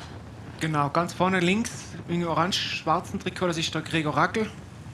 unser Mountainbike-Profi aus Ruppen. Johnny Hogerland sehen wir da. Manuel Senni auch dabei. Also die Favoriten sind alle zusammen. Auch Charlie Markt in der Mitte rein auch dabei. Und ich glaube da hinten, du hast recht, ich glaube da hinten ist der Jonas Holzknecht schon. Also ganz am Ende dieser Gruppe hätte ich jetzt gemeint, dass er es ist. Also das wäre ja wirklich super, wenn der wieder da rankommen würde. Von Daniel Federspiel haben wir leider nichts mehr, glaube ich, gehört. Den habe ich nicht mehr gesehen, aber... Wir haben nichts mehr gehört, aber das könnte auch ein gutes Zeichen sein, weil sonst hätte er schon mit jemandem telefoniert von uns, beziehungsweise aus der Regie. Wir warten jetzt mal ab. Momentan haben wir noch keine Bestätigung, dass Daniel Federspiel nicht mehr im Rennen ist. Halten euch natürlich auf dem Laufenden. Genau, da schauen wir jetzt mal, was da rauskommt. Da war jetzt gerade auch eine kleine Gefahrenstelle, eine Baustelle. Da war leider Gottes auch ein Murenabgang. Das wurde jetzt auf eine Spur alles gekürzt. Und der Führende ist schon unten. Also der Führende ist schon in Kemmerton. Also der hat jetzt diese rasante Abfahrt hinter sich gebracht.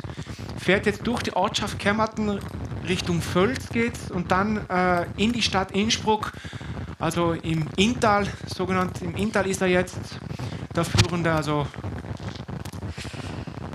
ja, und ich höre gerade, Christoph Sumann, unser Sumi, hat den nächsten Interviewpartner bei sich. Er kommt aus dem gleichen Bezirk wie ich, deswegen bin ich natürlich besonders stolz. Einer der erfolgreichsten Biathleten, die wir je gesehen haben, Dominik Landertinger. Ja, bei mir ist der Landi mein alter Freund. Auf die habe ich gewartet. Ich habe jetzt schon befürchtet, du bist vorbei. Aber du bist genau rechtzeitig gekommen und hast schon Hunger. Das ist typisch. Ja, Essen, das Wichtigste, ja. Heißt so, und da schaue ich, dass ich alle halbe Stunde was runterbringe. Ja. Wie läuft es bis jetzt? Bis jetzt eigentlich erstaunlich gut, muss ich sagen, vom Gefühl her. Ich hoffe, es geht so weiter und ich kann das so in dem Tempo durchziehen. Ja. Bis Öls bist du auch ohne Probleme rausgekommen? Ja, ist für mich ein bisschen ein Stress im Pult gefahren, weil ich es nie tue, aber hat eigentlich gut gepasst. Ja. Aber ich hab lachen müssen, weil jetzt fangen wir zum Essen an. Und da gibt es eine Geschichte von uns zwei. Wir waren einmal gemeinsam eine Ausfahrt beim Radfahren und nach einer Stunde hat er gesagt, bitte Sumi, gib mir deine Riegel, ich hab so einen Hunger. Ja, da habe ich mir meine gegeben, ich habe dann keine mehr gehabt und so nach 3 Stunden hat er dann seine eigenen gegessen. Landi, vielleicht sehen wir uns noch mal am Brenner. Ich wünsche dir auf jeden Fall alles Gute und du haushalten. Danke. Und die Skifahrer sind hoffentlich noch hinter dir. Ja, weiß ich nicht, aber ich hoffe es. Ja. Danke. Robby. Ja, Sumi und Landi, also am Sattel gemeinsam. Die Skifahrer, das wäre natürlich interessant zu wissen, wo die umgehen. Thomas Dresden hat ja gesagt, es ist sein allererstes Radrennen und er hat ein bisschen Angst vor diesem Start. Und wenn das aus dem Munde desjenigen kommt, der die Streif gewinnt, dann kann man sich ungefähr vorstellen, wie wild es am Start auch zugehen kann bei einem Radrennen. Da werden wir sie natürlich auch auf dem Laufenden halten, wo sie sind. Manfred Mölk ist mit dabei, Werner Hehl, sein Schwager, beide ehemalige großartige italienische Skirennläufer, Thomas Dresden. Ja, und viele, viele andere Sportlerinnen und Sportler. Andi Bromecker, einer der besten Parallel-Snowboarder, die wir haben hier in Österreich, ist auch mit dabei. Ja, und allein auf weiter Flur momentan immer noch der Führende aus der Schweiz, Loic Ruffo. Genau, der fährt jetzt hier aus Kemmerton raus, Richtung Völz und dann Richtung Innsbruck. Laut Ergebnis, der Daniel ist noch nicht im Kühltal. Also er ist noch nicht über die Matte drüber gefahren, also schaut nicht danach aus, dass der Daniel Federspiel noch im Rennen ist. Und hier sehen wir jetzt die Verfolgergruppe durch Kemmerton, auch immer ein bisschen verwinkelt, extrem hohe Geschwindigkeit wieder dieser Verfolgergruppe. Die Gruppe wird auch immer wieder größer. Jetzt kommen sie runter ins Inntal, jetzt dieses langgezogene Feld in der Abfahrt kommt jetzt wieder mehr zusammen. Man wird jetzt sich versuchen, miteinander die Führungsarbeit zu teilen, dass man den Rückstand wieder verkleinern kann zum Führenden. Und schöne Bilder aus dem Kühltal wieder. Unglaublich, wie viele Fans sich da versammelt haben und ihren jeweiligen Favoriten anfeuern. Die Freunde, die Familien. Ganz, ganz viele kleine Kinder sind mit dabei und das um die Uhrzeit. Also den größten Respekt an die es da in aller Frische und raufgeschafft haben. Und dass wir jetzt vielleicht nicht ganz mitten im Feld, aber ja, mittendrin sind wir da, glaube ich mal. Also es schaut sehr gut aus, wie sie hier raufbauen. 1 Stunde 56 Minuten sind die Teilnehmerinnen und Teilnehmer schon unterwegs hier. Und der ein oder andere wird natürlich jetzt an die Labestation fahren, sich mal was zum Essen, was zum Trinken holen, vielleicht die Flaschen auffüllen. Ganz wichtig heute eben Essen, Trinken für den ganzen Tag, weil es wird ein sehr langer Tag. Das sind immer noch bei die 8 Stunden, 9 Stunden, zum Teil auch noch 10 Stunden, was die Athletinnen und Athleten unterwegs sind. Also, aber wirklich super, was da für eine Stimmung da oben los ist, wie viele Leute in Kütai stehen. Einfach super. Ja, und alle kommen Sie natürlich an der Labestation vorbei und alle kommen Sie auch an unserem Sumi vorbei. Und ich höre gerade, Sumi, du hast schon den nächsten Interviewpartner an deiner Seite. Sören, du bist voll im Stress, du wartest auf deine Kollegen und gleich geht's. Wir haben gerade aufgefüllt. Wir sind voll im Pacing geblieben, wir sind sicher runtergekommen. Saugeil, jetzt geht's Rennen los. Volles Rohr, aber bitte mit Vorsicht, gell? Ja, Aufpassen genau. und go, go, go. Bis später. Alles Gute.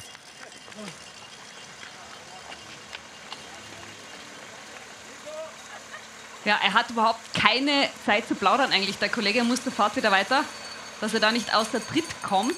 Die späteren Interviews werden dann die gemütlicheren mit Sumi, wenn die etwas langsameren kommen, die so ein bisschen Sightseeing auch machen wollen, die sich da oben vielleicht einen Kaffee holen und ein Stück Kuchen.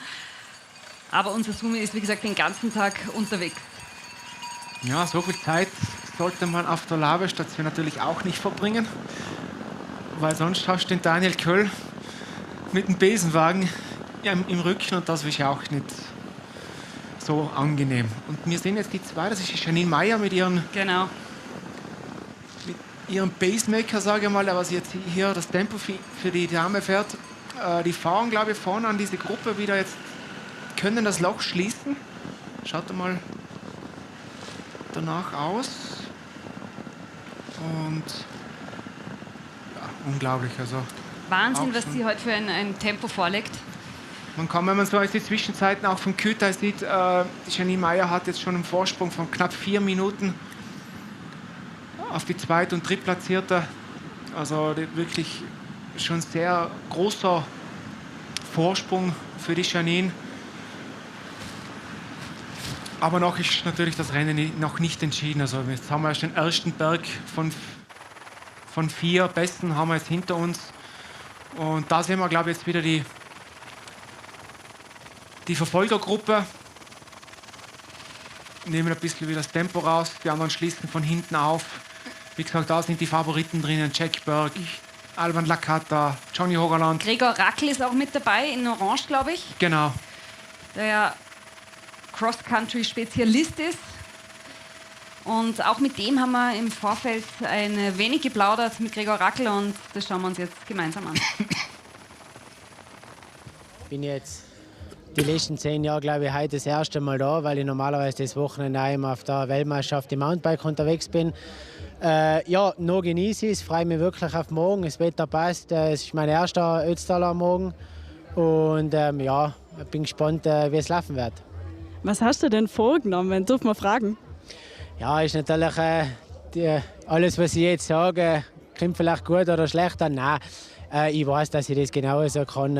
Und ja, ich glaube, so eine Zeit zwischen 7 und 7,15 war schon ganz sportlich und das traue ich mir auch zu. Wenn es ein bisschen besser läuft, vielleicht sogar knapp unter 7, aber es kann auch 7,30 werden. Wie gesagt, ich bin da ganz offen und schaue einfach, dass ich unfallfrei die Runde komme und dass ich das nochmal richtig genießen kann. Ja, Gregor Rackl das erste Mal also nicht dabei bei der Cross-Country-WM. Der Bewerb findet ja heute statt. Wir haben 2 Österreicherinnen mit am Start, Laura Sticker und Mona Mitterwallner. Und auch gestern war ein Bewerb und ein sehr erfolgreicher für Österreich. Genau, die Valentina Höll hat wieder den dritten WM-Titel im Downhill abgestaubt in Andorra. Und das war gestern und heute sind die Cross-Country Damen und Herren am Start. Eben die Mona Mitterwallner und die Laura Sticker. Beide Ötztaler. Beides Ötztaler und sind sicherlich top motiviert und ja, denen ist auch einiges zuzutrauen.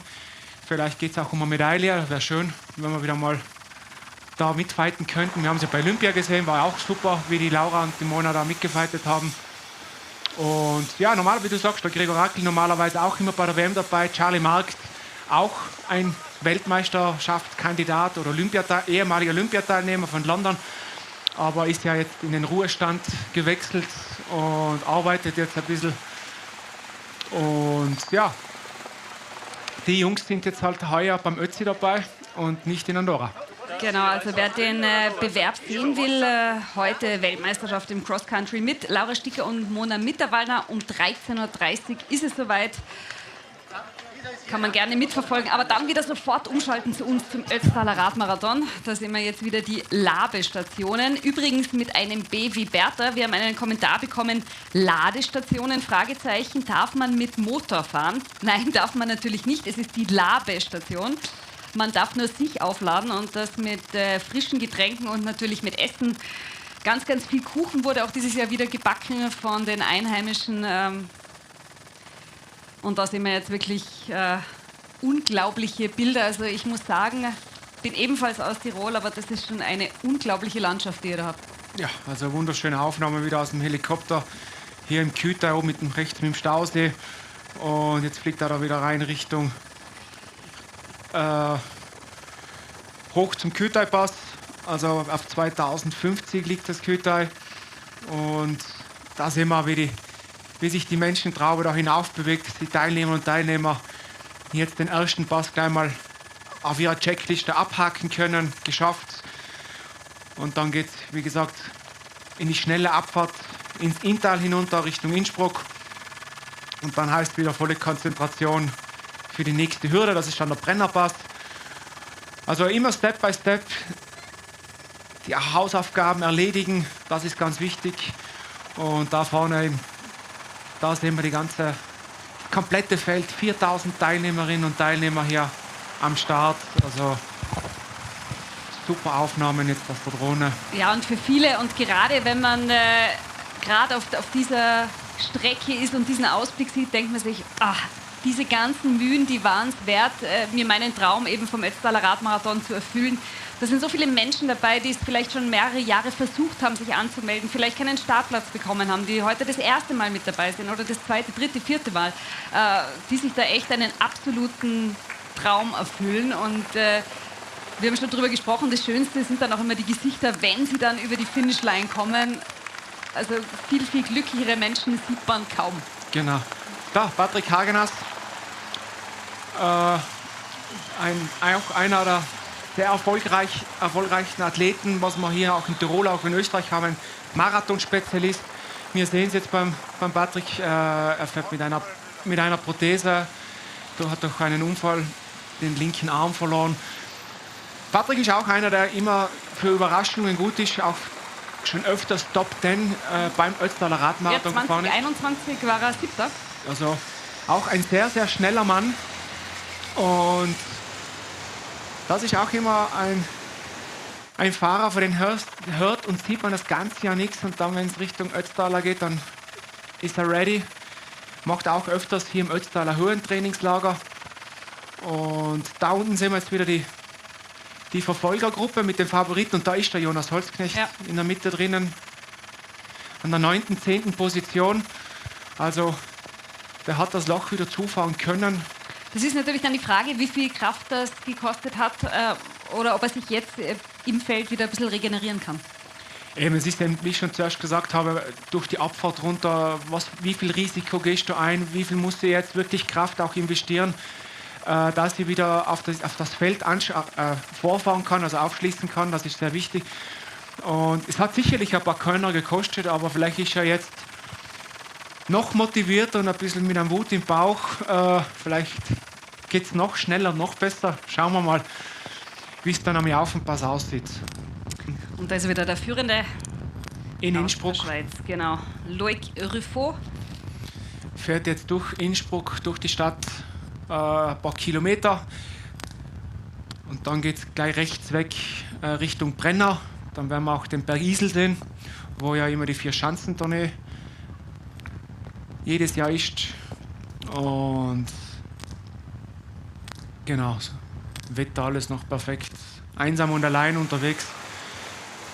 Von Patrick Hagenas weiß jetzt nicht ganz genau, wo er ist, ob er allein unterwegs ist. Vielleicht hat er Probleme gehabt, technische oder... Aha, nichts technischer. Er ist hier ganz vorne dabei. Das ist die Gruppe mit den Favoriten, mit Gregor Rackel, da links dabei. Charlie Markt, glaube ich, oder ist das Emanuel Nösig da an der dritten Stelle? Das ist der Charlie. Ja, dahinter war Jack Burke, glaube ich, ganz in schwarz. Auch Johnny Hogerland mit dem... Fabian Costa, sehen wir jetzt hier. Gregor Rackel, Jack Burke, genau, in schwarz. Manuel Senni, also kommt auch ins Bild.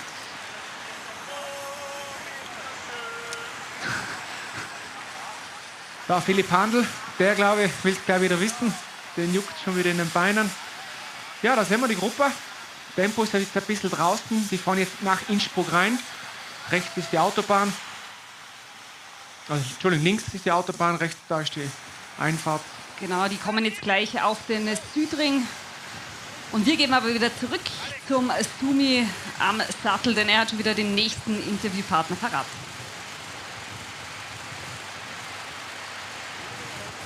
Christian aus Österreich. Wo bist du denn genau her? Aus Eisenstadt, aber ich bin gebürtiger Südtiroler. Du bist ein gebürtiger Südtiroler und du hast ein saugeiles Radl, du hast nämlich kein Holzradl. Das ist das Erste, was ich da gesehen habe bis jetzt. Wie kommt das? Mal was anderes. Specialized und so fahren sie alle und wenn du mit einem Holzradl fährst, quatscht jeder an, redet jeder an und du kannst dich unterhalten. Das ist einfach geil. Wie geht's dir, Christian? Gut, in der Zeit und schauen wir, wie es weitergeht. Ich habe keine Ahnung. Wie hast du jetzt verpflegt? Jetzt habe ich heute nur flüssig. Jetzt haue ich mir jede Stunde eine Gel und dann schauen wir am Laufen, ob es hält oder nicht. Und Stress hast du keinen? Derweil nicht, weil bis 7:30 ist hell. Ja, hoffentlich wird es nicht heißen, nicht, dass der Radl zum Brennen anfängt. Nein, auf keinen Fall. Alles gut. Alles Gute, mach gut. Ciao.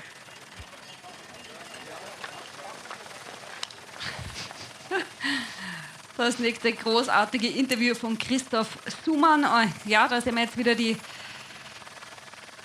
große Gruppe, die da über den Südring fährt. Genau, und der Führende ist schon auf der Brennerstraße unterwegs mit der Rennleitung. Und hinten hat man auch gesehen, die Gruppe mit den Favoriten wird auch immer größer. Ich glaube auch, dass die Janine Meyer in diese Gruppe wieder zurückkommen wird, jetzt Richtung Brenner.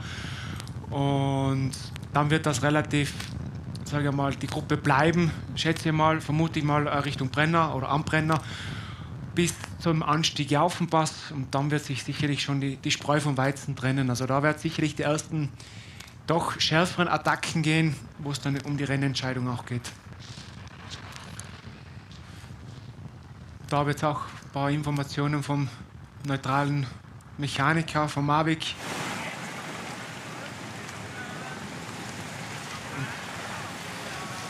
So, das ist jetzt wieder die Verfolgergruppe, die wir eben schon gesehen haben. Genau, Team Straßhacker, auch ein sehr bekanntes Team aus Deutschland, ein sehr gutes Elite-Team.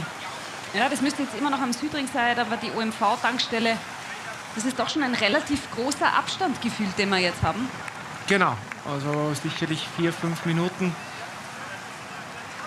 Gefühlte 4-5 Minuten, hätte jetzt gesagt, ist der Rückstand von der Gruppe hier. Und ja, man sieht es auch, es wird jetzt auch verpflegt, es wird gequatscht. Vielleicht werden auch schon ein paar Taktiken jetzt besprochen. Wie fahren wir jetzt Richtung Brenner rein? Wie fühlt man sich? Der ein oder andere hat sicher einen Helfer dabei oder wird sicher abgeredet. Von da können wir jetzt gleich schauen. Da geht es jetzt dann in Kürze rechts rein bei der Glockengießerei Richtung Brenner. Richtung Brenner. Genau, dann stehst du eigentlich vor dem Bergisel und dann fährst du einmal noch zwei S-Kurve Richtung Mutters und dann bist du eben auf der Brennerstraße, so wie jetzt gerade der Führende. Holt sich da vielleicht ein paar Informationen. Aber er lächelt einmal noch. Also schaut auch relativ locker aus und da sehen wir es jetzt. Genau. Da die Leopoldstraße, wenn wir nach oben schauen und die biegen jetzt allerdings ab Richtung Bergiselschanze. eines der Wahrzeichen von Innsbruck natürlich. Und eben die Athletinnen und Athleten sehen jetzt, wenn sie da diese lange Gerade fahren, den Berg Isel, die Skischanze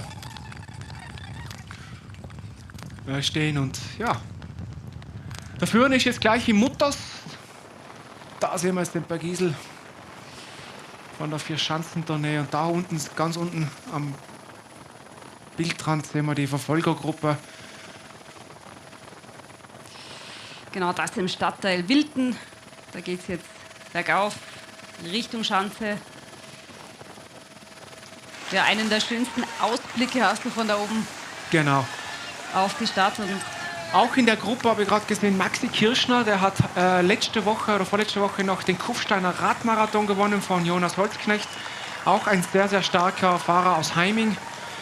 Also den darf man nicht unterschätzen. Hier vorne sehen wir jetzt Schranz Dominik. Auch ein ehemaliger Race Across the Alps-Sieger, also auch ein Spezialisten für Langstrecke hier vom UAC Ötztal. Das ist der Armin Holzknecht aus Lengenfeld, also auch ein Local Hero. Und da sehen wir die Janine Meyer wieder. Hat es leider noch nicht ganz geschafft, in diese Gruppe reinzufahren, aber sieht sehr entspannt aus. ja, aber auch schon fast in Wilten unterwegs und wird in Kürze dann auch abbiegen Richtung Berg Isel. Jetzt, oder? Genau, da sehen wir in Gelb die Glockengießerei. Also hat, glaube ich, circa 2,5 Minuten auf diese Gruppe jetzt Rückstand. Und das ist schon schwierig. Also das ist ja auch, die Gruppe ist jetzt sehr klein. Es sind ja maximal 8, 9 bis 10 Fahrer, die was der Janine jetzt da ein bisschen vielleicht Windschatten geben können. Und da sehen wir jetzt wieder die große Gruppe, die große Verfolgergruppe mit den Favoriten. Habe auch zuerst Daniel Bechtel gesehen, auch aus Roppen, wie der Gregor Rackl, auch ein sehr guter Fahrer. Ja, und wir schauen wieder rauf zu Christoph Sumann, denn der hat jetzt Regina Denk, die Schwester von Ralf Denk, vor dem Mikrofon. Ich habe vor mir die Regina Denk und die Regina Denk schaut extrem schnittig aus. Gell? Professionell, ich glaube, das dürfte ein Profi sein.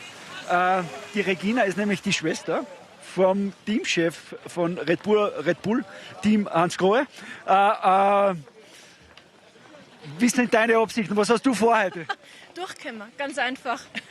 Ich habe mir kein Zeitlimit vorgenommen. Ich bin noch nie sowas Ähnliches gefahren und bin sehr, sehr dankbar, dass ich heute hier sein darf. Und für mich soll es ein schöner Tag sein mit viel Spaß und verletzungsfrei. Was hat da der Bruder mit auf die Reise gegeben? Welche Tipps? Übernimm dir im Kühlteil nicht. Und das habe ich befolgt und bin eigentlich gut durchgekommen. Und jetzt schauen wir mal, was weitergeht. Aber du bist ja jetzt schon da. Du schaust aus, frisch wie die junge Frau. Und du wirst mit dem Besenwagen nichts zu tun haben. Der Tag ist noch lang. Schauen wir mal, kommen noch 3 Anstiege. Und ich glaube, Brenner unterschätzt man ein bisschen, weil das ist, was einfach jetzt nicht so viel Höhenmeter hat. Dafür zirkt es halt, wird allgemein bestimmt schnell gefahren. Und aber dann natürlich Jaufen und Himmelsjoch. Da weiß man, was auf einen zukommt. Aber ich glaube, Brenner wird jetzt ein bisschen Überraschung. Du wirst es meistern. So wie du ausschaust, mit der Dress, kann gar nichts schief gehen. Schokolade gibt es auch noch zur Stärkung. Vielleicht sehen wir uns noch. Also im Besenwagen möchte ich dich nicht sehen. Okay? Einverstanden? Danke euch. Viele Grüße ins Studio. Und zurück. Hat das passt? Das passt. Ja, die Regina fragt, ob das gepasst hat. Ja, das war ein tolles Interview. Vielen Dank. Und sie hat auch das angesprochen, was wir vorher schon mal angesprochen haben. Und zwar, dass sich viele am Brenner übernehmen. Weil, Patrick, man das ein bisschen unterschätzt, wie weit es dann doch ist. Genau, also der Brenner ist eigentlich jetzt vom Höhenprofil her, von der ganzen Strecke eigentlich in Anführungszeichen der leichteste Abschnitt. Von dem Pass her. Du fährst jetzt hier circa sind 38, von Innsbruck nach dem Brenner sind es 38 Kilometer und da hast du knapp 800 Höhenmeter. Und das schmiert immer. Also du hast immer, also maximale Steigung ist 12%, aber es geht immer bergauf. Und das ist immer das kleine Problem. Du hast immer so 5%, 7%, wieder mal 3%. Und man man fährt meistens da einfach viel zu schnell hinein, weil du bist vielleicht auch in einer zu schnellen Gruppe drinnen und die Gruppe ist dir zu schnell und du willst aber trotzdem in der Gruppe bleiben. Und da machen viele den Fehler, dass sie halt dann übertreiben, sagen wir, in den roten Bereich fahren. Und dann natürlich kommt der Mann mit dem Hammer spätestens am Jaufenpass. Ich habe oft auch, wenn wir so als Guide unterwegs sind, immer gesagt, Leute, dann ist das Beste, ihr lasst euch zurückfahren in die nächste Gruppe, die was ein bisschen langsamer unterwegs ist, aber eine angenehme Gruppe, wo du mitfahren kannst. Weil das was du jetzt, die 1-2 Minuten, was du jetzt, sage ich, von einer schnelleren Gruppe auf die langsamere Gruppe verlierst, das kannst du alles wieder am Jaufen, am Dimmelshof, alles wieder aufholen. Und der Brenner ist einfach sehr gefährlich und den unterschätzen halt sehr viele. Und der Brenner ist halt auch immer so eine Sache, von den letzten 10 Jahren, glaube ich, sind wir 8-mal mit Gegenwind über den Brenner reingefahren. Und das natürlich erschwert die ganze Situation auch nochmal. Ja, und der Sumi ist heute sehr, sehr umtriebig und hat schon wieder den nächsten Interviewgast vom Mikrofon. Das ist der Matthias. Und wir zwei kennen uns schon. Gell? Genau. Wir haben uns gestern genau unterm Zielpunkt, oben, glaube ich, haben uns getroffen. Ja. Und dann hat der mich gefragt, der hat gesagt, wie kann er am leichtesten ins Fernsehen kommen? Dann habe ich gesagt, es gibt 2 Möglichkeiten. Du gewinnst oder du wirst Letzter. Ja, und das wird beides nicht funktionieren. Und dann war noch der Vorschlag, was gibt es noch für erster Platz in Ötz? Ja, erster Platz in Ötz. Ja. Aber das habe ich nicht hingehört. Das hat nicht hingehört. Wir haben alles versucht, aber uns hat keiner durchlassen. Und du kommst trotzdem ins Fernsehen, weil es mich gibt. Gell? Und nette Geschichte. Du fährst mit deinem Kollegen? Mein Kollege fährt das alte Radl vom Bösselberger und das fährt fast selber jetzt. Deswegen bin ich so fertig. Das heißt, geht da alles. Der 6,7 Kilo hat der. Also, er hat es geschafft. Das Minimalziel, ins Fernsehen zu kommen, das hat es geschafft. Dankeschön. Und jetzt Arschbacken zusammenkneifen, obi, hurra die Gams und ja, wir sehen uns im Ziel. Hurra die Wadel. Ja.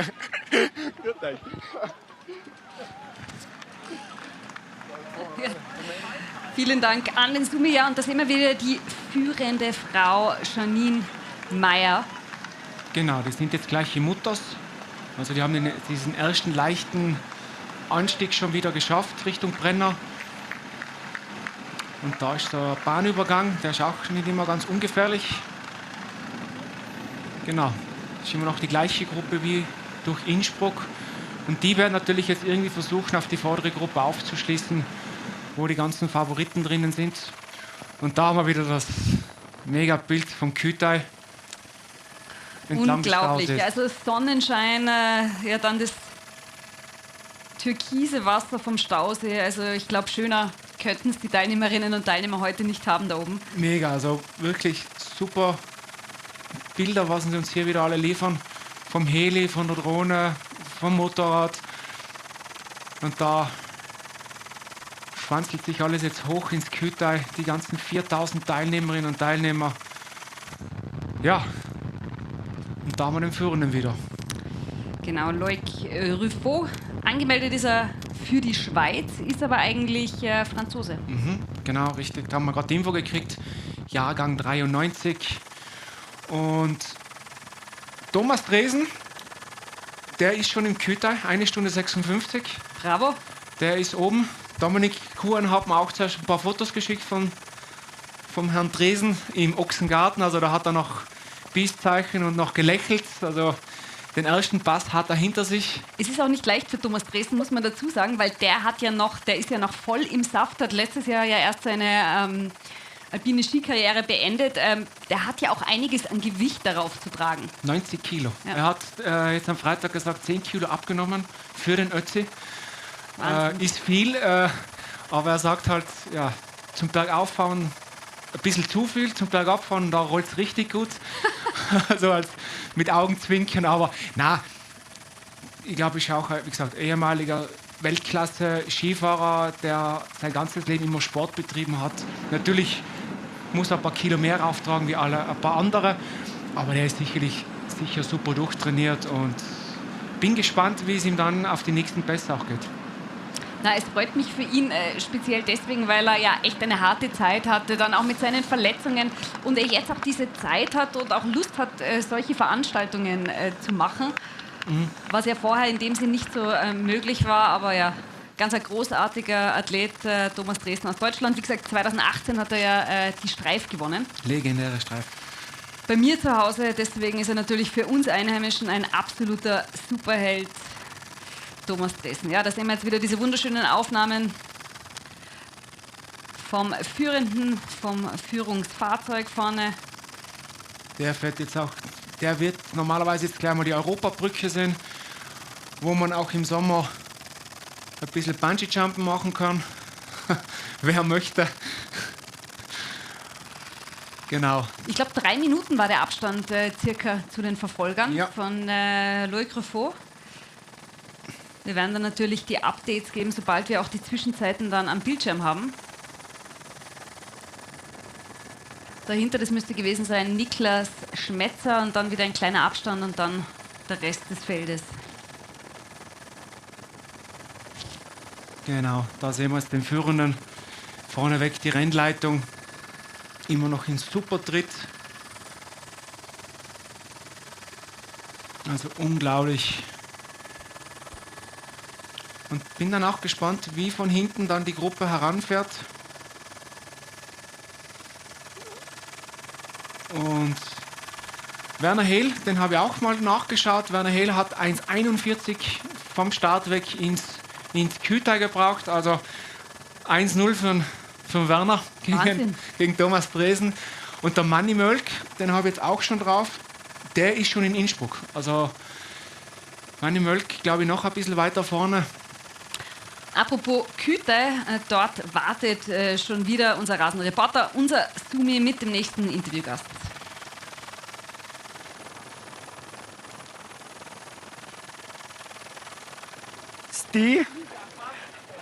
Du bist die Lisa Montag. Ja, genau, die bin ich. Auf am Sonntag bist jetzt ins Kütai gefahren. Ja, genau. Wie war's? Wunderbar, fürs erste Mal. Ich hätte es mir schlimmer vorgestellt, muss ich sagen. Also es ging echt gut. Wetter passt? Wetter passt hervorragend, genau das, was ich mir gewünscht habe. Temperaturen genau wie eingeplant? Wie geplant, wie gewünscht. Und wie sind die Speisen in der Labe? Köstlich. Ja, bei uns gibt es sowieso nur was Gutes zum Essen. Das ist ja hauptsächlich wahrscheinlich deswegen gekommen, weil es so gutes Essen gibt. Nur wegen dem Essen bin ich da. Nur wegen dem Essen und dem Eistee. Lisa, schmeiß den Becher noch irgendwo hin, wo er hinkehrt und dann alles Gute für die Abfahrt.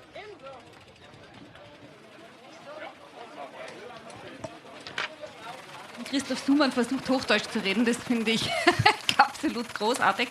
Vielen Dank, lieber Subi. Übrigens hat ein User schon geschrieben, wir bräuchten eigentlich Untertitel. Finde ich auch. Am Sumi oder bei uns? Am Sumi. Okay. Er macht das ganz, ganz großartig. Apropos, er hat gerade gesagt, die Becher dort hinwerfen, wo sie hingehören. Das ist ganz, ganz wichtig. Das sind nämlich wiederverwendbare Becher, die kommen in diese XXL Bins hinein, damit die dann auch wiederverwendet werden können. Ja, ich habe auch noch mal ein kleines Update vom Jonas Holzknecht gekriegt. Das Problem war ein bisschen die Schaltung und eigentlich das Wichtigste für die Radfahrer, speziell vorne, sein Watt-Leistungsmessgerät ist ausgefallen. Somit musste Jonas jetzt die ganze Runde ohne Watt fahren. Das war eigentlich für die Sportler eigentlich das Allerwichtigste ist, weil mit den Wattwerten du ja alles steuerst, ob das Training ist, ob das der Wettkampf ist. Also das ist jetzt natürlich für Jonas ein bisschen bitter, da muss das alles ein bisschen nach Gefühl jetzt machen, aber ich bin da relativ guter Dinge. Da sehen wir wieder die Janine Meyer in der Verfolgergruppe. Da wird jetzt auch versucht, wieder sich abzuwechseln. Also die Gruppe läuft, jeder macht seine Führungsposition, ein paar Sekunden und ja, sind sehr, sehr flott unterwegs Richtung Brennerpass. Aber auch die Janine wird ihren Anteil an Führungsarbeit machen. Also da lässt sie sich, jetzt ist sie ganz vorne, geht dann wieder gleich raus aus dem Wind. Und da wird dieses Kreisel gemacht. Und da vorne sehen wir auch diese Gruppe mit den ganzen Favoriten. wenige Sekunden oder wenige Meter nur noch hinter der Gruppe. Also die werden jetzt aufschließen auf diese Gruppe. Die Janine Meyer, also die schnellste Dame, wird ganz vorne wieder dabei sein. Unglaublich, was die Mädels da so liefern. Und ja, der Zusammenschluss in wenigen Sekunden, würde ich jetzt sagen. Und dann ist die Gruppe um ein paar Mann und einer Frau, so muss man sagen, wieder größer. Da sehen wir es jetzt. Sie schließen auf. Und ja, dann haben wir wieder 10, 15 Fahrer mehr in der Verfolgergruppe mit den Favoriten um Alban Lakatta, Jack Burke, Jonas Holzknecht, Manuel Senni. Also die Favoriten der Favoriten, alle vorne dabei. Und da sehen wir es jetzt, wird aufgeschlossen. Genau. Und die Gruppe läuft. Also jetzt wird wichtig auch sein, die Verpflegung, viel trinken, viel essen. Vielleicht auch ein bisschen Windglück haben. Gerne am Brenner viel Gegenwind, wie wir heute schon mal gesprochen haben. Und da sehen wir es, die Europabrücke. Und irgendwo zwischendrin ist der Führende unterwegs, ganz alleine. Also spannende Rennsituation, was wir hier haben. Und bin auch gespannt, wie es weitergeht. Ja, die Zeit vergeht wie im Flug heute, lieber Patrick. Wir sind schon knapp 2 Stunden und 30 Minuten unterwegs am 43. Ötztaler Radmarathon. Bisher großartige Bedingungen, tolles Wetter. Wir hoffen natürlich, das bleibt so. Und da sehen wir jetzt wieder den Führenden, der doch schon einige Minuten an Vorsprung aufgebaut hat auf die ersten Verfolger. Und er schaut immer noch so aus, als würde ihm das gar nichts ausmachen. Genau, also der fährt da immer noch wirklich sehr zügig alleine Richtung Brennerpass. Immer auf einen kleinen Smalltalk mit dem neutralen Service-Motorrad von Mavic. Da wird ein bisschen gelacht. Ich glaube, dass auch der immer ein bisschen den Vorsprung sagt. Da sehen wir jetzt wieder Philipp Handl ganz vorne. Der, glaube ich, hat wieder die zweite oder seine dritte Attacke für heute schon. Das sind die 2 Verfolger also. Genau. Aber ich glaube nicht, dass die sehr viel weg oder viel Vorsprung haben. Vielleicht kann der Kamera mal einen Schwenk zurück machen. Vielleicht sehen wir es dann. Die Startnummer 367 ist hier dabei. Schauen wir mal, wir werden jetzt versuchen, da ein bisschen zurückzuschauen, wo denn der Rest des Feldes umgeht. Ja, doch. Sie konnten sich doch ein bisschen was rausfahren. Da ist niemand da, Carina, auf der langen Geraden. Also das schaut jetzt mal für die sehr gut aus. Also die sind jetzt wirklich... Die haben sich da jetzt wirklich ein bisschen was rausgefahren. Genau, und da ist dann das Verfolgerfeld mit den anderen Favoriten mit dabei. Und wie gesagt, in der ersten Verfolgergruppe auch Markus Hertlein übrigens aus dem Allgäu. Patrick, da sehen wir jetzt den Abstand von Hauptfeld. Es ist sehr, sehr weit, also da sehen wir die 2 gar nicht. Na, also da hat sich wirklich was getan bei denen. Also der ist da gerade einer mit dem Seil runtergesprungen. Da sehen wir jetzt die 2 Verfolger, der Philipp und der Markus Hertlein. Die 2 sind jetzt auf der Verfolgung nach vorne. Der Philipp versucht, glaube ich, heute schon zum 2. oder zum 3. Mal. Er hat es im Küta schon probiert. Genau. Danke an die Regie für die Einblendung. Perfekt. Wir haben es richtig gesehen. Philipp Handl auf der Simpler-Maschine unterwegs. Und da sehen wir den Führenden wieder. Ja, er fährt einfach seinen Rhythmus, seinen Stiefel. Da also die Europabrücke, beeindruckende Bilder. Diese Verbindung eben von Österreich dann Richtung Italien hinüber. wo man auch, und du hast gesagt, das wäre nichts für dich, wo man auch Bungee-Jumpen kann übrigens. Ja, also ich habe es mit der Höhe nicht so. Also ich bleibe auf der Straße, da bin ich sicherer und gefällt mir besser als wieder da hinunterspringen. Einen, den das vielleicht interessieren könnte, das Bungee-Jumpen, ist unser Christoph Sumann. Der ist nämlich der Mann der Extreme. Und extrem sind auch seine großartigen Interviews, die er auch immer führt. Und er hat auch schon wieder den nächsten Gast vom Mikrofon.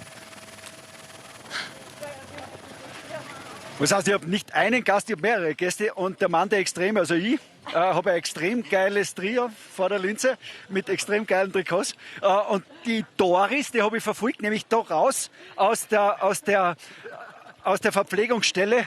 Habt ihr auch alle was gefunden? Ja. Auf alle Fälle, schau mal, Stangen liegt da, gell? Das andere ist schon eingefüllt in die Taschen. Wir haben alles wir brauchen nur das gute Hochquellwasser. Ja, schaut dann nichts von unserem Speedplay. Ne? Hey guys. Du bist da. Hi, Peter. Peter, yes, my name is Peter. From Hong Kong. Peter.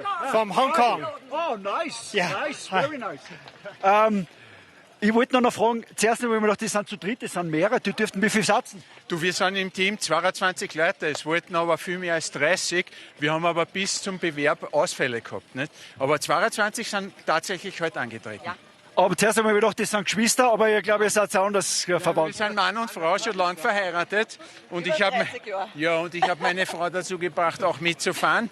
Und jetzt werden wir das gemeinsam bewältigen. Und wir sind guter Dinge. Heute jetzt auf Kütter ist echt gut gelaufen. Es kann besser nicht gehen. Schaut euch das Wetter an. Eine Top-Veranstaltung. Also wir sind ganz hin und weg. Ich mein 11. Start. Es wird immer besser. Wir sind so enthusiasmiert. Wahnsinn. Und da schaut's um. Das ist ein Wahnsinn. Das ist ein Nest. Ein Nest. Na, großartig. Ihr seid vielleicht nicht die schnellsten, aber wahrscheinlich mit Abstand die schönsten. Ja. Alles Gute. Kommt's gut nach Hause. Ciao. Servus. Also von den Schönsten schalten wir wieder zum Schnellsten, zumindest momentan zu Loic Ruffo. Ja, das macht auch den Ötztaler aus. Die Interviews werden immer lustiger, wahrscheinlich im Laufe dieses Tages von Christoph Sumann. Und es ist immer schön zu sehen, wie viele verschiedene Menschen da auch eine weite Reise machen. Wir haben es gerade gesehen, Peter aus Hongkong ist auch mit dabei. Also ganz großartig. Es ist einfach ein Breitensport-Event und ja, das macht eben diesen Mythos Ötztal auch ein bisschen aus. Genau, und wie du vielleicht noch erinnern kannst, wie wir ins Küter reingefahren sind von Ötz, die Kängurus neben der Straße, also müssen auch australische Teilnehmerinnen und Teilnehmer dabei sein. Also wirklich weltweite Teilnehmer und Teilnehmer hier dabei beim Ötztaler. Also momentan an erster Stelle Loic Ruffo, der schon einige Minuten vor den beiden Verfolgern ist, die wir hier sehen. Und bei den Damen nach wie vor Janine Meyer vorne auf weiter Flur, die schnellste Dame am heutigen Tag. Wir geben in eine ganz kurze Werbepause und sind gleich mit den ersten Gästen hier bei uns im Studio zurück. Bis gleich.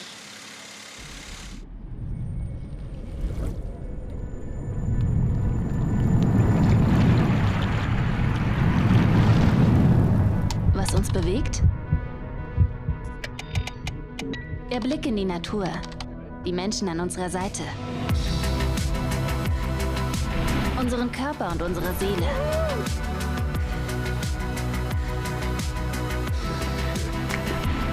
Hohe Ziele und kleine Momente. Das Wow und das Woo.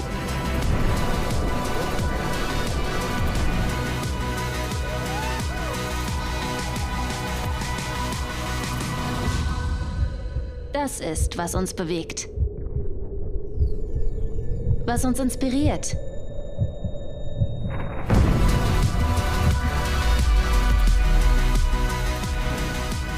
Was uns zusammenbringt.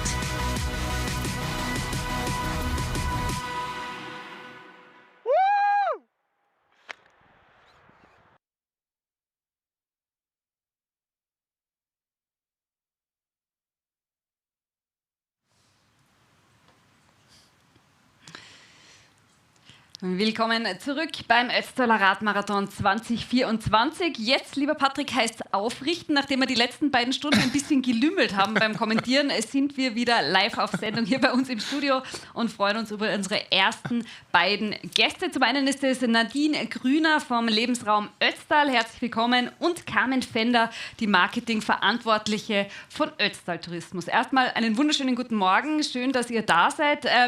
Vielleicht ganz kurz, Carmen, die Eindrücke bis jetzt, die schönen Bilder, das wird dir als Marketingverantwortliche wahrscheinlich das Herz aufgehen. Ja, einen schönen guten Morgen. Wie jedes Jahr eine irrsinnige Stimmung immer am Start, wenn die 4000 Teilnehmer oben stehen bei der Tankstelle und warten, bis es losgeht. Und jeder, der da mit dabei am Straßenrand steht, fiebert mit. Und auch danke an euch beide, danke an das ganze Produktionsteam. Es ist einfach schön, wenn man irgendwo dann auch zu Hause wieder sitzt und das live mitverfolgen kann. Man kommt gar nicht mehr weg vom Bildschirm. So fesselnd sind die ganzen Bilder, die Eindrücke, eure Erzählungen dazu. Also vielen herzlichen Dank. Vielen Dank natürlich an euch, dass wir wieder hier sein dürfen bei euch in diesem wunderschönen Bürogebäude. Es gibt ja eine Kooperation mit dem Team Red Bull Bora Hansgrohe. Erzähl uns mal ein bisschen was darüber, denn die Kollegen waren ja zum Training bei euch, beziehungsweise sind immer noch da. Ja, derzeit ist der Toni Balzer bei uns zum Training. Er ist in Hochgurgel oben. Er wird dann später ins Ziel kommen. Er wird den ersten dann hier ins Ziel mit begleiten, bei euch mitkommentieren. Ja, die Kooperation haben wir jetzt schon seit 2020. Wir sind sehr stolz darüber, weil wir gerade als Rad- und Bike-Destination natürlich auch immer gerne mit den Profis, dann mit den Besten der Besten zusammenarbeiten.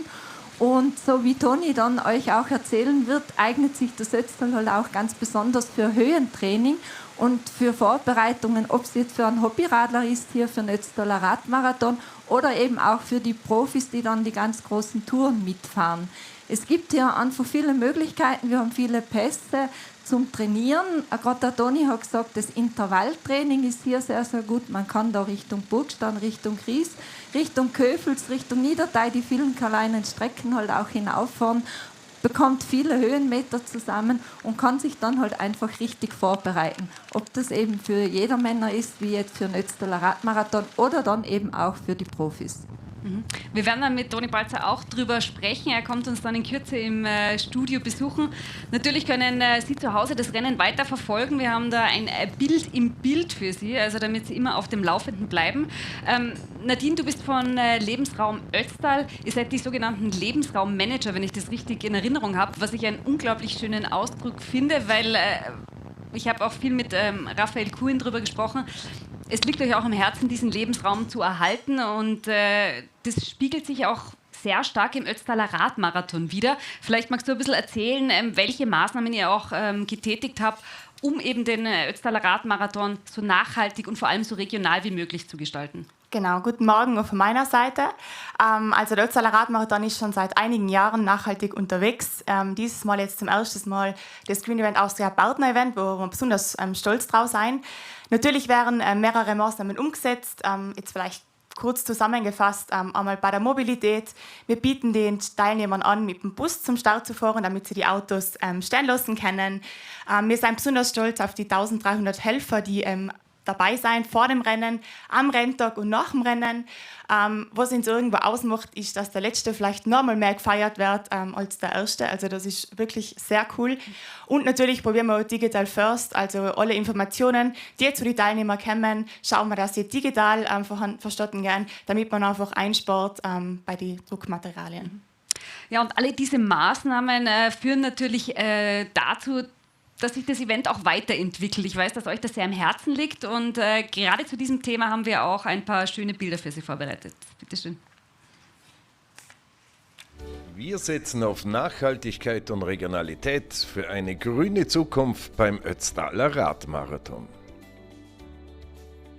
Im Sinne der nachhaltigen Mobilität fördern wir die Anreise mit öffentlichen Verkehrsmitteln, bieten einen Shuttle-Service sowie eine kostenlose und bewachte Bike-Garage und sind auf der Strecke mit Elektro- und Hybridfahrzeugen unterwegs. Die Startpakete im Jutebeutel sind gefüllt mit nachhaltigen und regionalen Artikeln unserer Partner und Sponsoren. Zum Beispiel setzen wir in diesem Jahr erstmalig auf Trinkflaschen aus Edelstahl. Auch die Verpflegung kommt nicht zu kurz.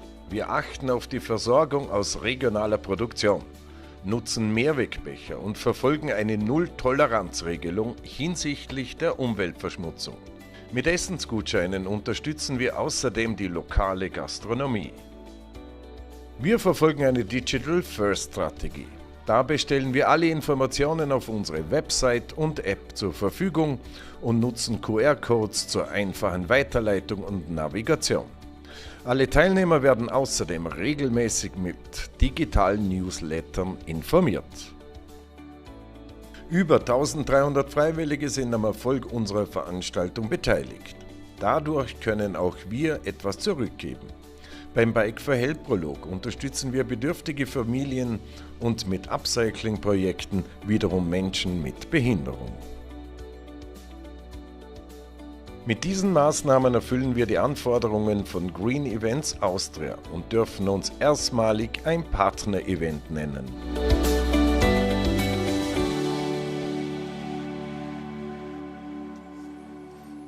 Ja, herzlichen Glückwunsch zunächst natürlich an euch, Nadine von Lebensraum Ötztal, das erste Mal als Green Partner Event, wie heißt das nochmal? Austria Partner Event. Partner Event, genau. Ihr habt ja nicht nur den Ötztaler Radmarathon sehr viel nachhaltiger gestaltet, sondern auch andere Veranstaltungen gibt es, wie zum Beispiel auch den Skiweltcup in Gurgl, den ihr letztes Jahr auch als Green Event abgehalten habt und dafür auch ausgezeichnet worden seid. Genau, da haben wir Auszeichnungen dafür erhalten, dass wir eben das erste Green Event Austria Partner Event waren. Besser gesagt, der erste Skiweltcup als Green Event. Da sind wir besonders stolz drauf. Und wir versuchen natürlich auch weitere Veranstaltungen als Green Event auszutragen, beziehungsweise einfach einen Schritt Richtung Nachhaltigkeit zu machen. Wir haben da in unserem Becherservice, da haben wir einen Pool von 20.000 Mehrwegbecher, die eben auch beim Radmarathon im Einsatz sein. Aber die Becher stellen wir anderen Vereinen zur Verfügung und bieten ihnen die Möglichkeit, einfach einen Schritt Richtung Nachhaltigkeit zu machen. Also da versuchen wir einfach einen Beitrag zu leisten, um heimischen Vereinen unter die Arme zu greifen. Und diese Reusable Cups, also diese wiederverwendbaren Becher, die kann man, sieht man hier überall, kann man dann in die vorgesehene Tonne werfen und dann werden sie wiederverwendet und kommen natürlich bei allen anderen Events hier im Ötztal auch zum Einsatz.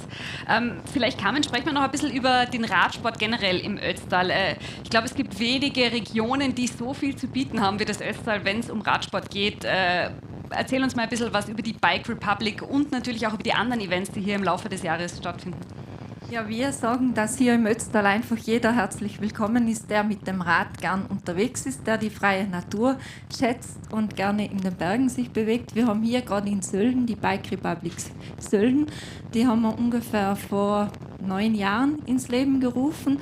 Da freuen wir uns auch, dass wir jetzt Mitte September dann den ersten großen Event haben. So wie jetzt beim Ötztaler Radmarathon oder im Winter bei den Skiweltcups gehen wir jetzt auch mit einem riesen Bike-Event an den Start.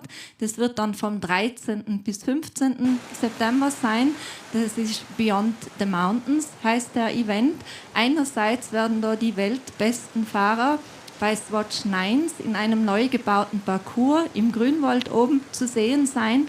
Und andererseits gibt es mit Beyond the Mountain dann einfach ganz einen lässigen Bike-Event für jedermann auch. Und natürlich kann man das gesamte Angebot hier in Sölden sehr gut nutzen. Mhm. Das habe ich gerade gehört. Wir haben nämlich sogar Bilder vom Opening der Bike Republic. Und ich würde sagen, weil es gerade so gut zum Thema passt, schauen wir uns das noch einmal gemeinsam an. Jo, Bike Republic Sölden Opening, bestes Wetter, frisch geschäbte Trails hier bei uns in Sölden, alles ist am Start, Wiesen Expo Area, genießt die Stimmung hier in der Bike Republic Sölden.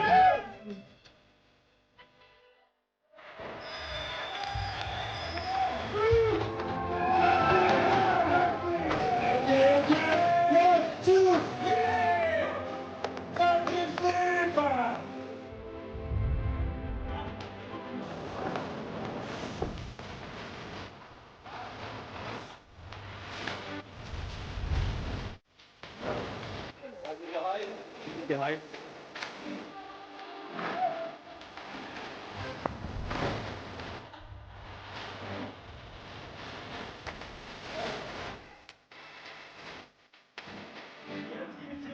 Let's go! Ziehst du!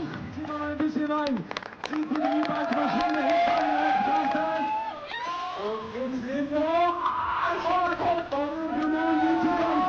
Du schaffst es!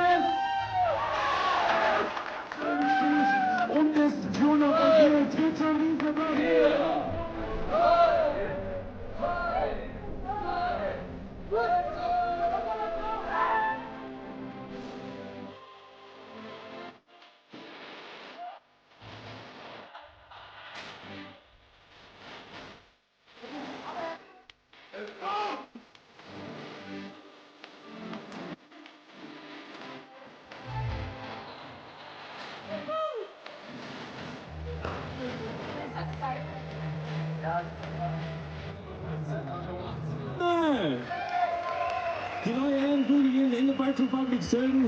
Einen Applaus bitte für unseren ersten Gewinner.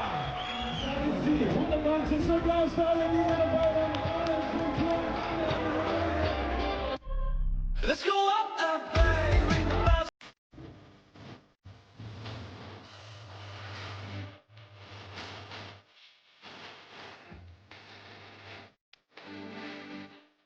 Yeah, das war's. Bike Republic Sölden Opening. Wir haben alle ein schönes Wochenende gehabt. Danke, dass ihr da wart. Und allerspätestens im September sehen wir uns wieder zum nächsten Bike Republic Sölden Festival Beyond the Mountain. Ciao, peace out.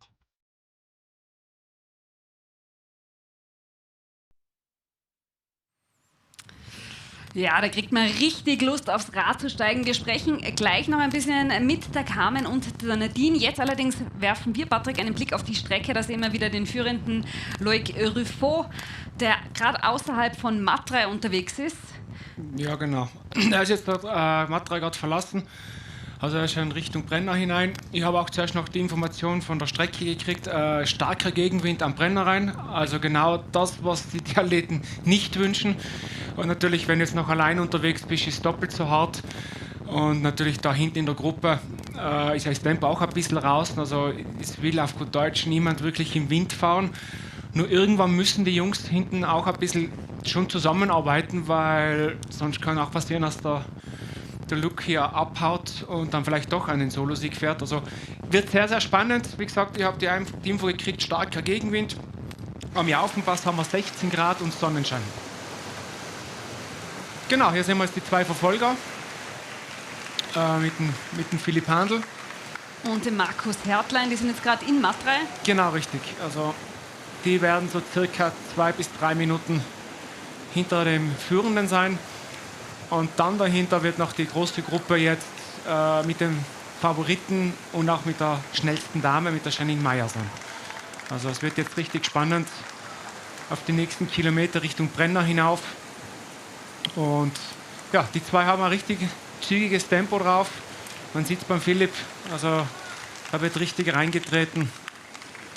Sehr starke Vorstellung. Genau, und wir bleiben mit einem Auge am kleinen Bildschirm natürlich beim Rennen. Mit dem anderen Auge schaue ich wieder zu euch beiden.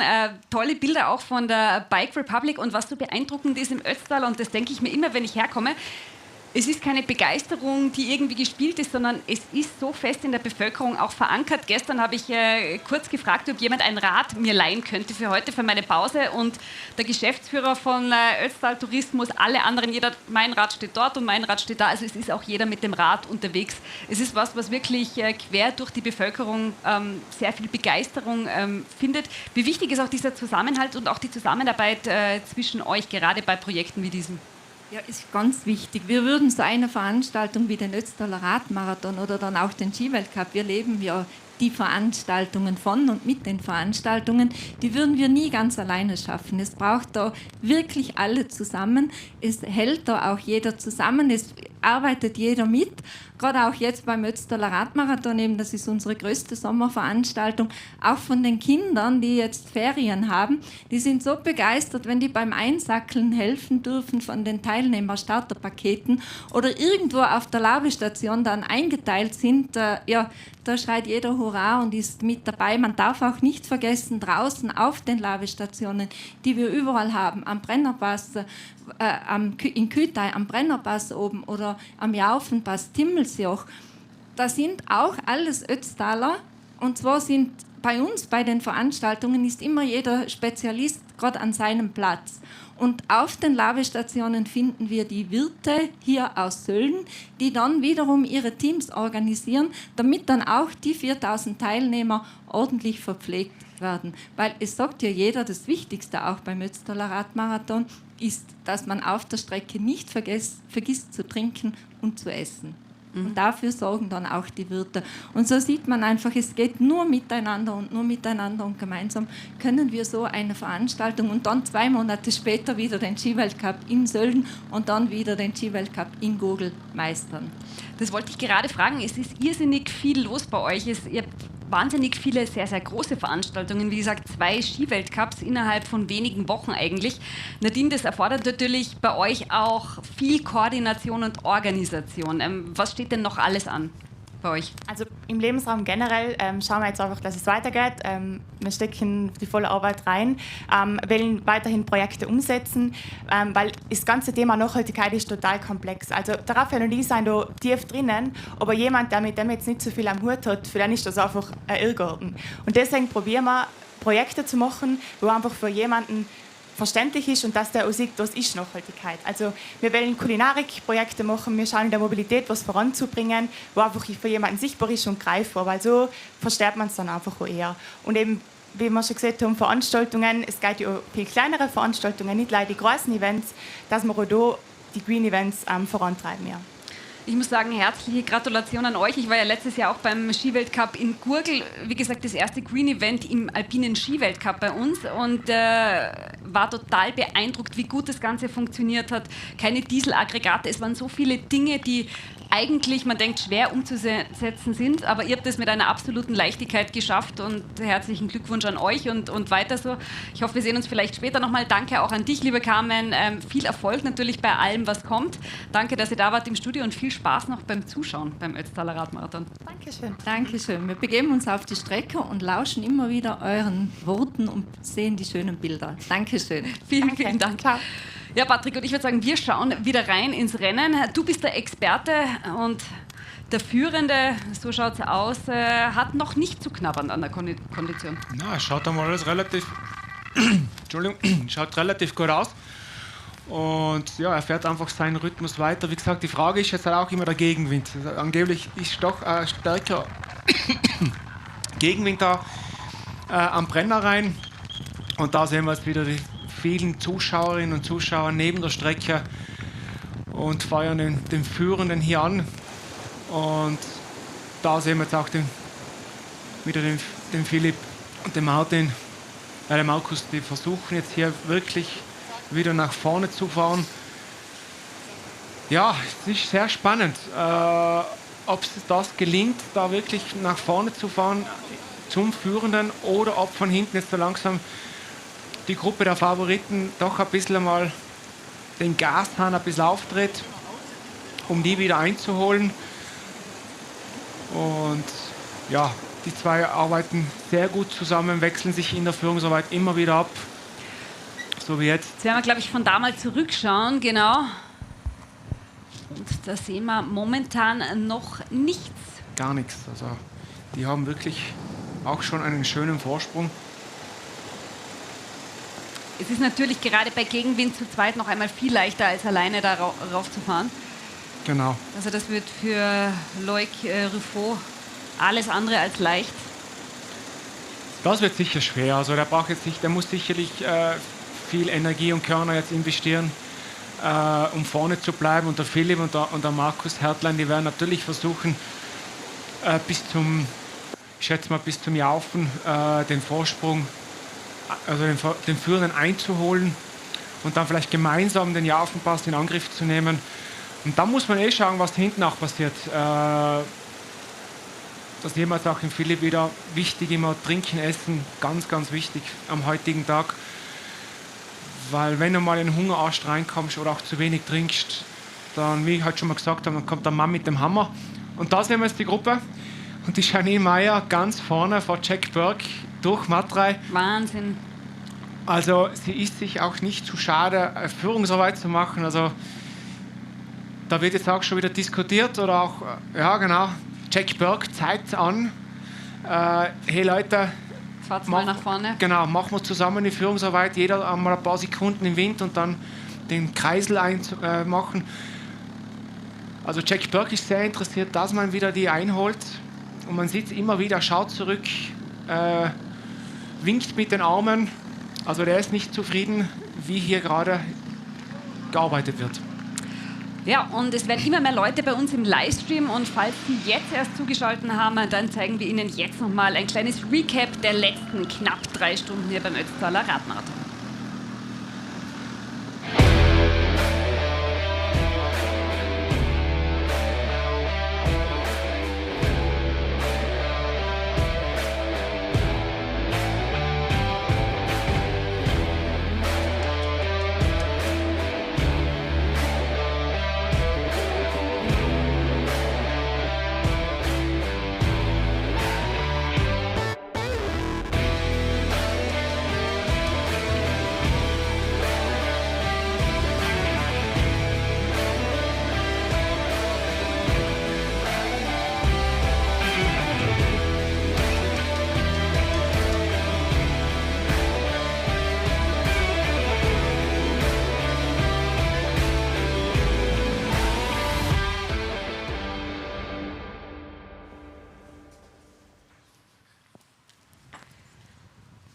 Das waren sie, also die ersten knapp 3 Stunden des Ötztaler Radmarathons 2024. Wir schauen wieder auf die Strecke. Dort hat sich momentan noch nicht viel geändert. Wie gesagt, Loic Ruffo, der Franzose, der allerdings unter der Schweizer Flagge fährt, immer noch vorne weg. Knappe 3 Minuten übrigens vor den beiden Verfolgern. Genau, 3 Minuten, das ist jetzt nicht die Welt, aber natürlich, das muss jetzt irgendwie schauen, dass er das jetzt über den Brenner hineinbringt und vielleicht wirklich noch Richtung Jaufenpass kommt. Also er wird sicherlich alles versuchen, da vorne zu bleiben. Wir sehen jetzt im Wegetritt, also er schaut wirklich noch sehr gut aus. Und spannend wird einfach, was hinten passiert. Der Philipp und der Markus werden da sicherlich, wie ich schon zuerst gesagt habe, versuchen heranzufahren, dass man zu dritt ist das Zusammenarbeiten sicherlich leichter hier rein über den Brenner.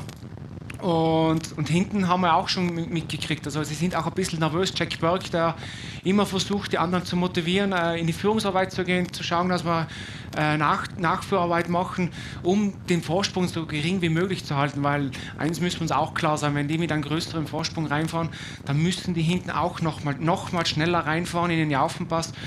Und da wird es dann richtig spannend, wer wirklich schon die Energie hat, am Jaufenpass ziemlich ans Limit zu gehen. Also es ist sehr, sehr spannend in den nächsten Minuten und Stunden.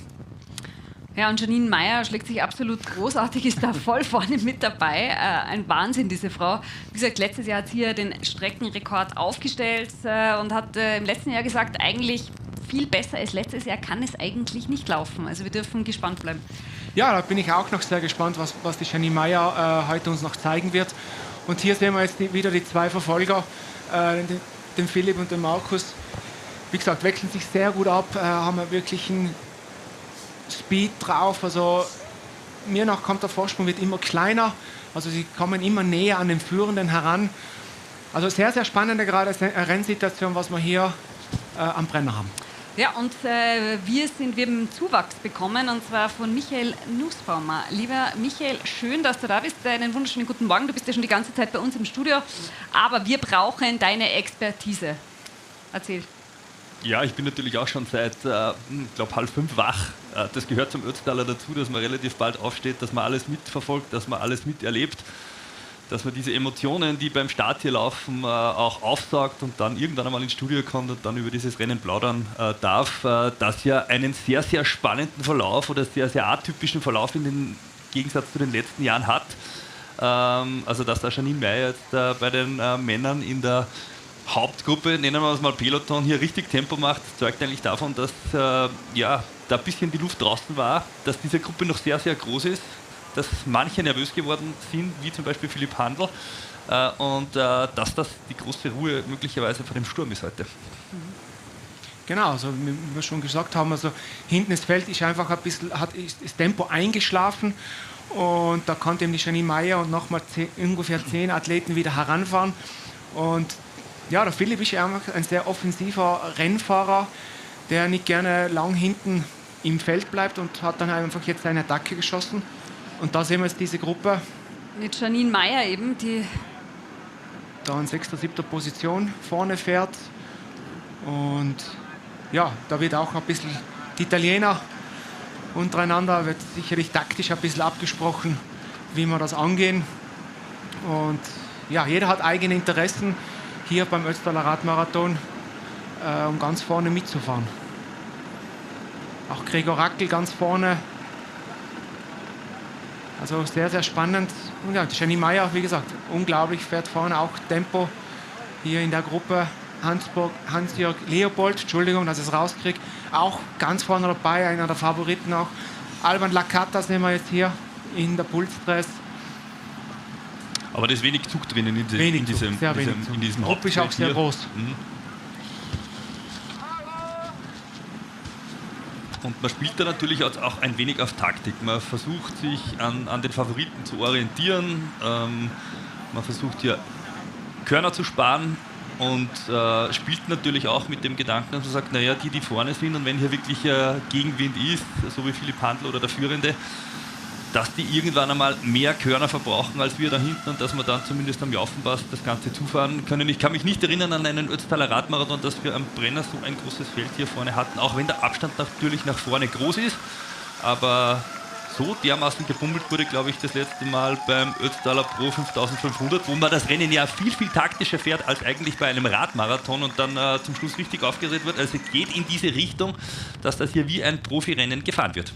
Genau, ich glaube auch der Gegenwind spielt da eine große Rolle. Die Gruppe hat dann halt rausgenommen, von hinten ist wieder eine Gruppe herangefahren. Also die Gruppe ist eigentlich doppelt so groß wie normalerweise, würde ich sagen, Michi. War, wie du sagst, das letzte Jahr nicht so, oder die letzten Jahre. Und hier sehen wir jetzt den Führenden Richtung Brenner hinauf. Schaut immer noch sehr, sehr gut aus. Also der macht mal einen sehr, sehr guten Eindruck. Und ich bin wirklich gespannt, was von hinten jetzt noch jetzt passieren wird.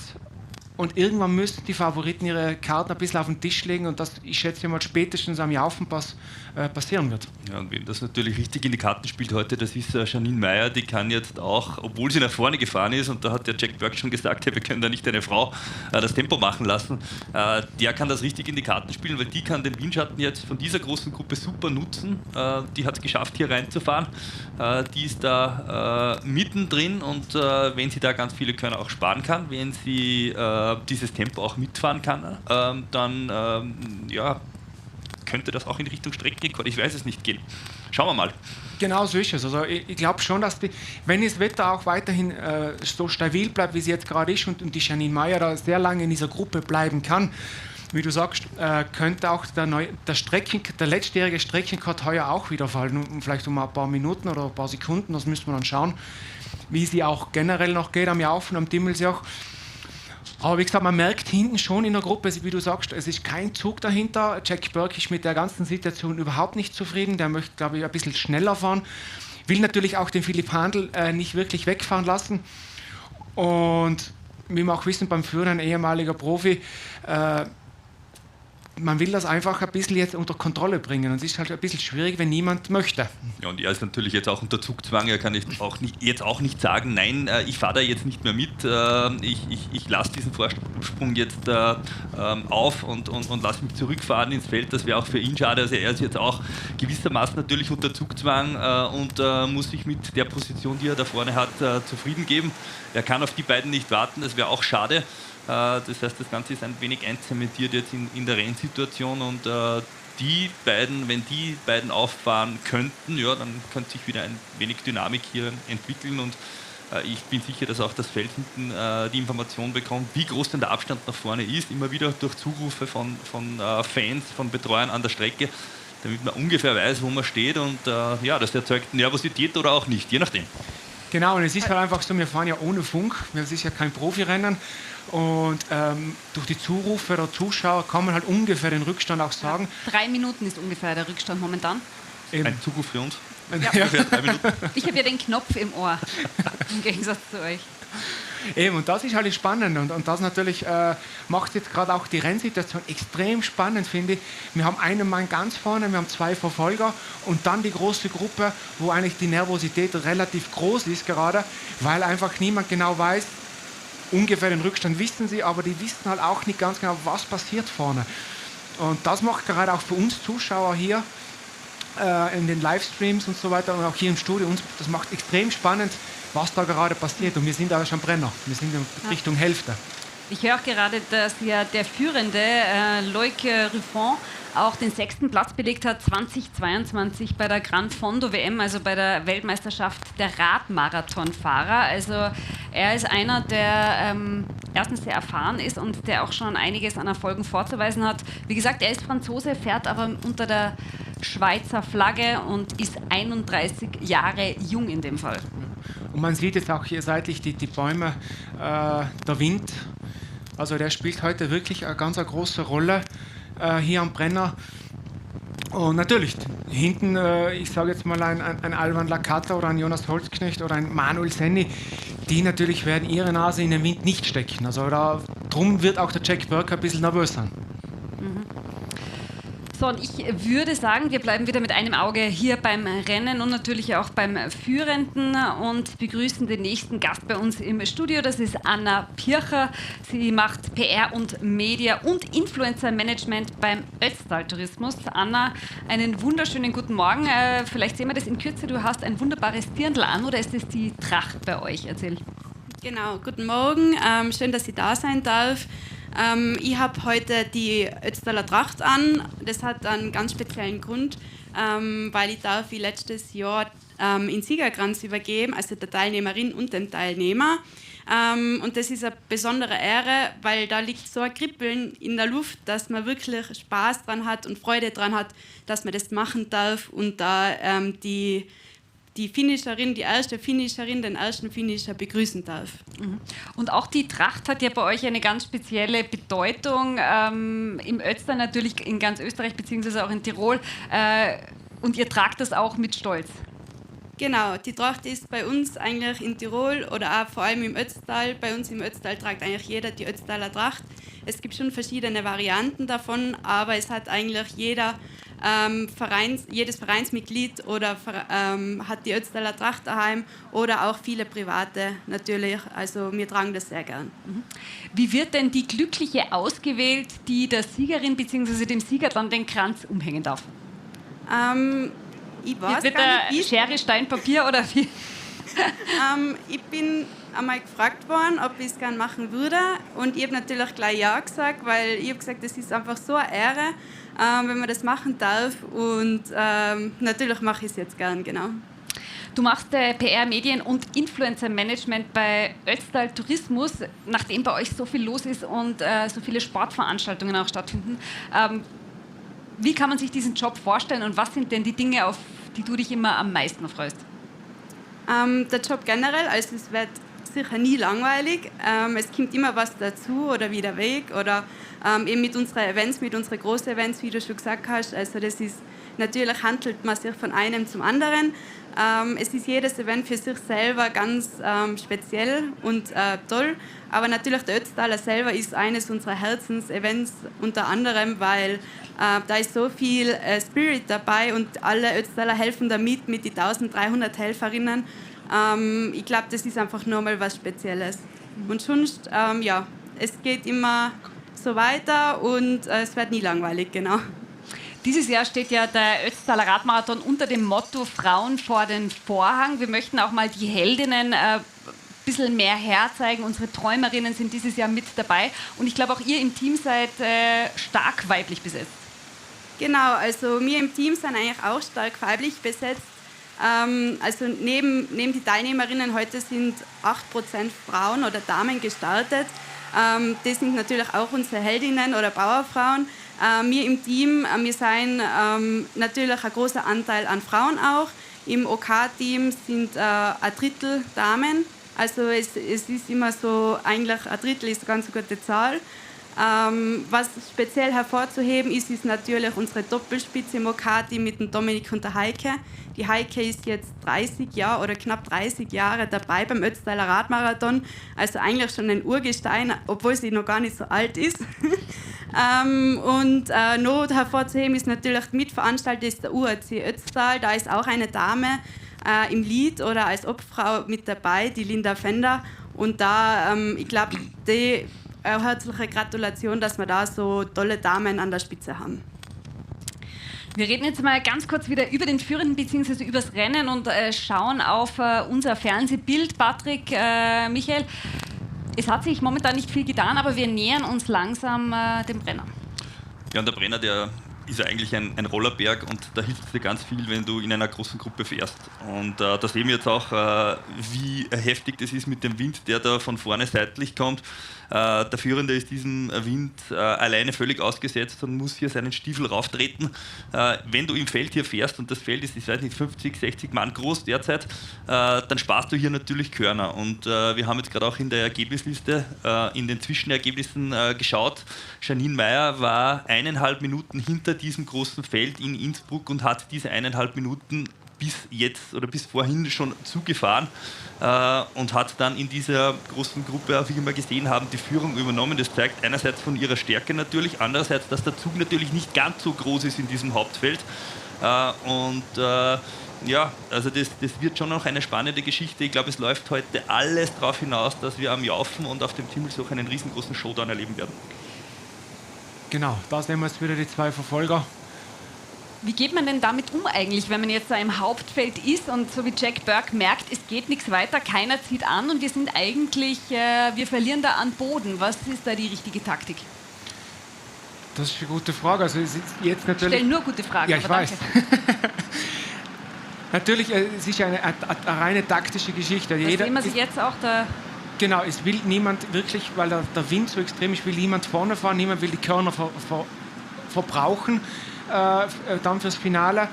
Und dann natürlich sind so Situationen, wo halt einfach viele Fahrer nicht zufrieden sind. Und es gibt halt auch wieder Athleten, die sagen, ja, ich möchte gerne wieder eine persönliche Bestzeit auch fahren. Und das funktioniert dann halt auch nicht. Da sehen wir auch wieder die Janine Meyer, Gregor Rackel. Und da sind wir im Führenden, er ist jetzt gleich oben am Brenner. Und ja, jeder verfolgt halt seine eigenen Interessen und das macht es halt gerade sehr schwierig.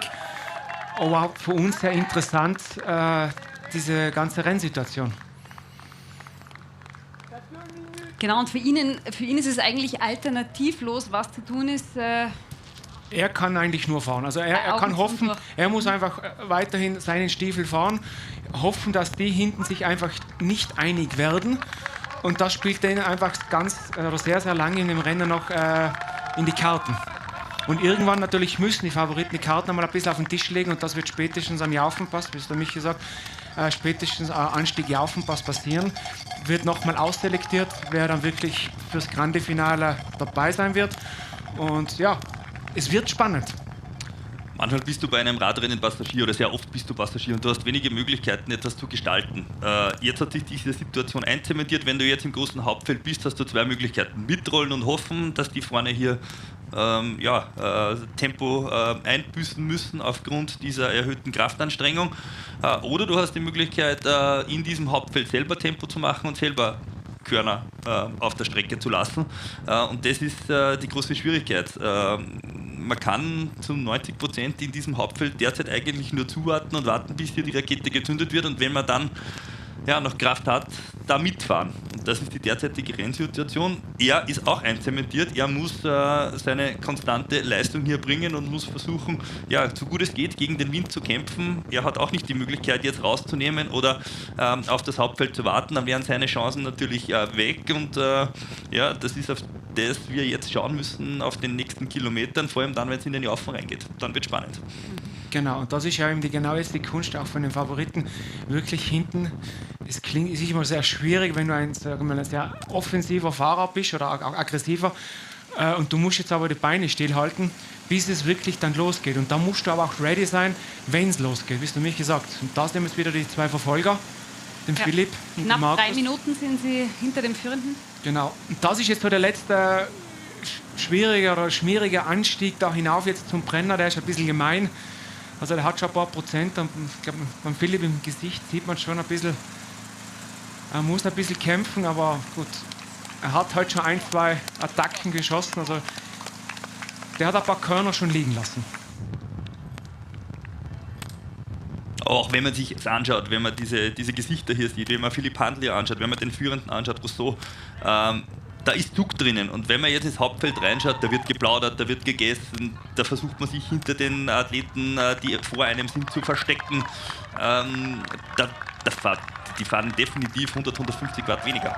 Genau, richtig. Das glaube ich auch. Also da wird wirklich jetzt gebummelt und einfach jetzt abgewartet, bis hin, glaube ich, mal zum Jaufen. Und dann natürlich, vermute ich mal, wird da schon die erste Gruppe weg sein, der Favoriten. Und das wird dann Richtung Dimmels auch nochmal ausselektiert. Aber wie gesagt, starke Vorstellung hier vorne. Fährt wirklich seinen Rhythmus, seinen Stiefel perfekt runter. Hat auch wenig Gewicht, wenn man ihn anschaut. Er ist optisch auch gesehen definitiv ein Bergfahrer.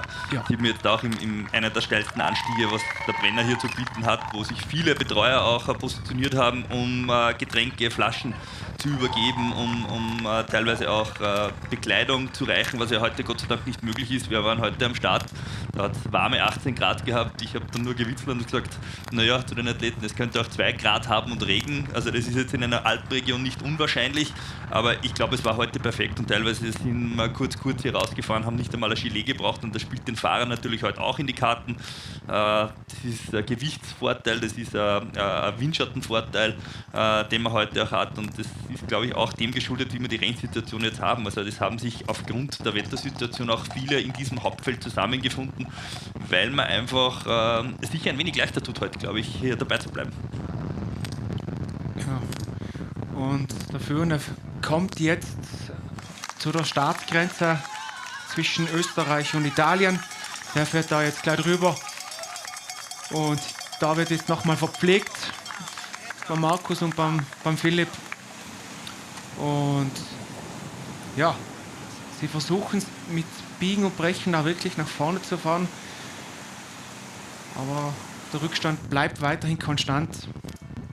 Und für den Führenden geht es jetzt über die Grenze nach Italien. Dann hat er schon den Brennerpass erreicht und dann geht es in die Abfahrt hinein Richtung Sterzing und Richtung Jaufenpass. Da sehen wir auch der Wind immer noch sehr stark. Und da kommt jetzt die Grenze mit dem Kreisverkehr. Ja, dann haben wir 3 Stunden 17 schon auf der Uhr. Schön langsam Halbzeit. Schön langsam Halbzeit, richtig. Patrick, schau doch noch einmal auf deine schlaue Liste. Was war denn beim Streckenrekord von Matthias Nottecker die Zeit am Brenner? Oder hast du die gar nicht? Du schaust zu verlegen. Ich schaue nach. Wir werden das mal recherchieren. Wäre interessant zu wissen. Aber es gab ja heute relativ viel Gegenwind Richtung Brenner. Darf man natürlich nicht unterschätzen. Und in Kürze ist es dann soweit. Und wir kommen zum Brenner und damit nach Italien, wo es dann etwas später relativ warm werden soll. Ja, wir sind ja im Südtirol, also wir fahren ja wieder Richtung Süden. Und natürlich ist es wärmer. Er hat da einen Vorder-Hinterrad-Defekt. Zumindest hat er mal getestet, ob hinten noch genug Luft drinnen ist. Also das hat man schon gemerkt.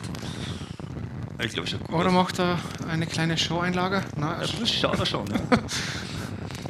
Ganz sicher ist er sich nicht, vielleicht einen sogenannten Schleicher. Ja, Mavic ist dahinter, also wenn was sein sollte, glaube ich, kann man relativ schnell wechseln. Aber natürlich ist es nicht angenehm. So, schauen wir, wo sind die? Abstand doch noch relativ groß hier, weil die sind noch nicht im Ort. Die sind noch in diesem, ja, doch steileren Stück des Brenners. Und haben auch hier die Betreuer platziert, um hier Flaschen zu tauschen. Ganz knapp vorm Brenner. Ja, 3-4 Minuten schreit der Fan von der Seite. Das ist also knapp ihr Rückstand auf den Führenden, auf Loic Ruffin.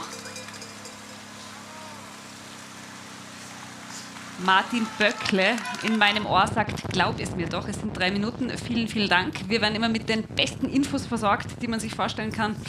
Die haben ihre Fühler da draußen auf der Strecke und natürlich auch abseits der Strecke. So wie auch Christoph Sumann, der mit Oliver Schwarz im Auto für uns auf der Strecke unterwegs ist und natürlich auch mit den anderen Teilnehmerinnen und Teilnehmern die Interviews macht. So, da sind sie wieder, die beiden Verfolger. Ja, ganz viele Athleten haben hier am Brenner, wie gesagt, selber Betreuer positioniert, die hier Flaschen reichen, die eigene Verpflegung reichen. Die Teilnehmerinnen und Teilnehmer im Gros des Feldes haben ja die Möglichkeit, dass hier auch Bags hinterlegt werden, die abgegeben worden sind in Sölden, die dann hier aufgelegt werden, wo man seine eigene Verpflegung hat. Und wir kommen jetzt dann auch gleich zur großen Verpflegungsstation hier am Brenner. Das ist dann gleich hier nach dem Brennerort. Ich nehme mal an, die Topfahrer, die werden durchfahren, die werden hier kein Auge auf diese Stelle hier werfen. Und alle die hier hinten sind, wird Christoph Sumann dann bei der Verpflegung natürlich schnappen. Da ist nicht der große Stress drinnen, man darf sich nicht zu viel Zeit lassen natürlich bei der Verpflegung, aber da wird dann Bullen oben am Brenner und da wird ganz, ganz viel los sein. um eben auch das Gros des Feldes mit Kalorien zu versorgen, damit man dann über die 2 nächsten Pässe durchkommt. Da sehen wir jetzt das zweite, das große Verfolgerfeld.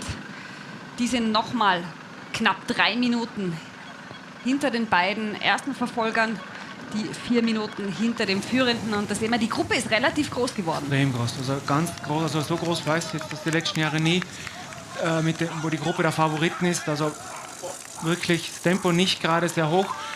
Da ist schon Zug dahinter bei den Zweien. Wann glaubst du, Patrick, kommt denn dieser Moment, wo vielleicht Jack Burke und einige andere sich zu einer kleineren Gruppe formieren und wirklich abziehen werden? Ich glaube, dass die noch gemeinsam unten an den Jaufenpass reinfahren werden, die ersten 1, 2, 3 Kilometer. Man muss da auch schauen, wie schnell oder wie hoch ist das Tempo im Feld.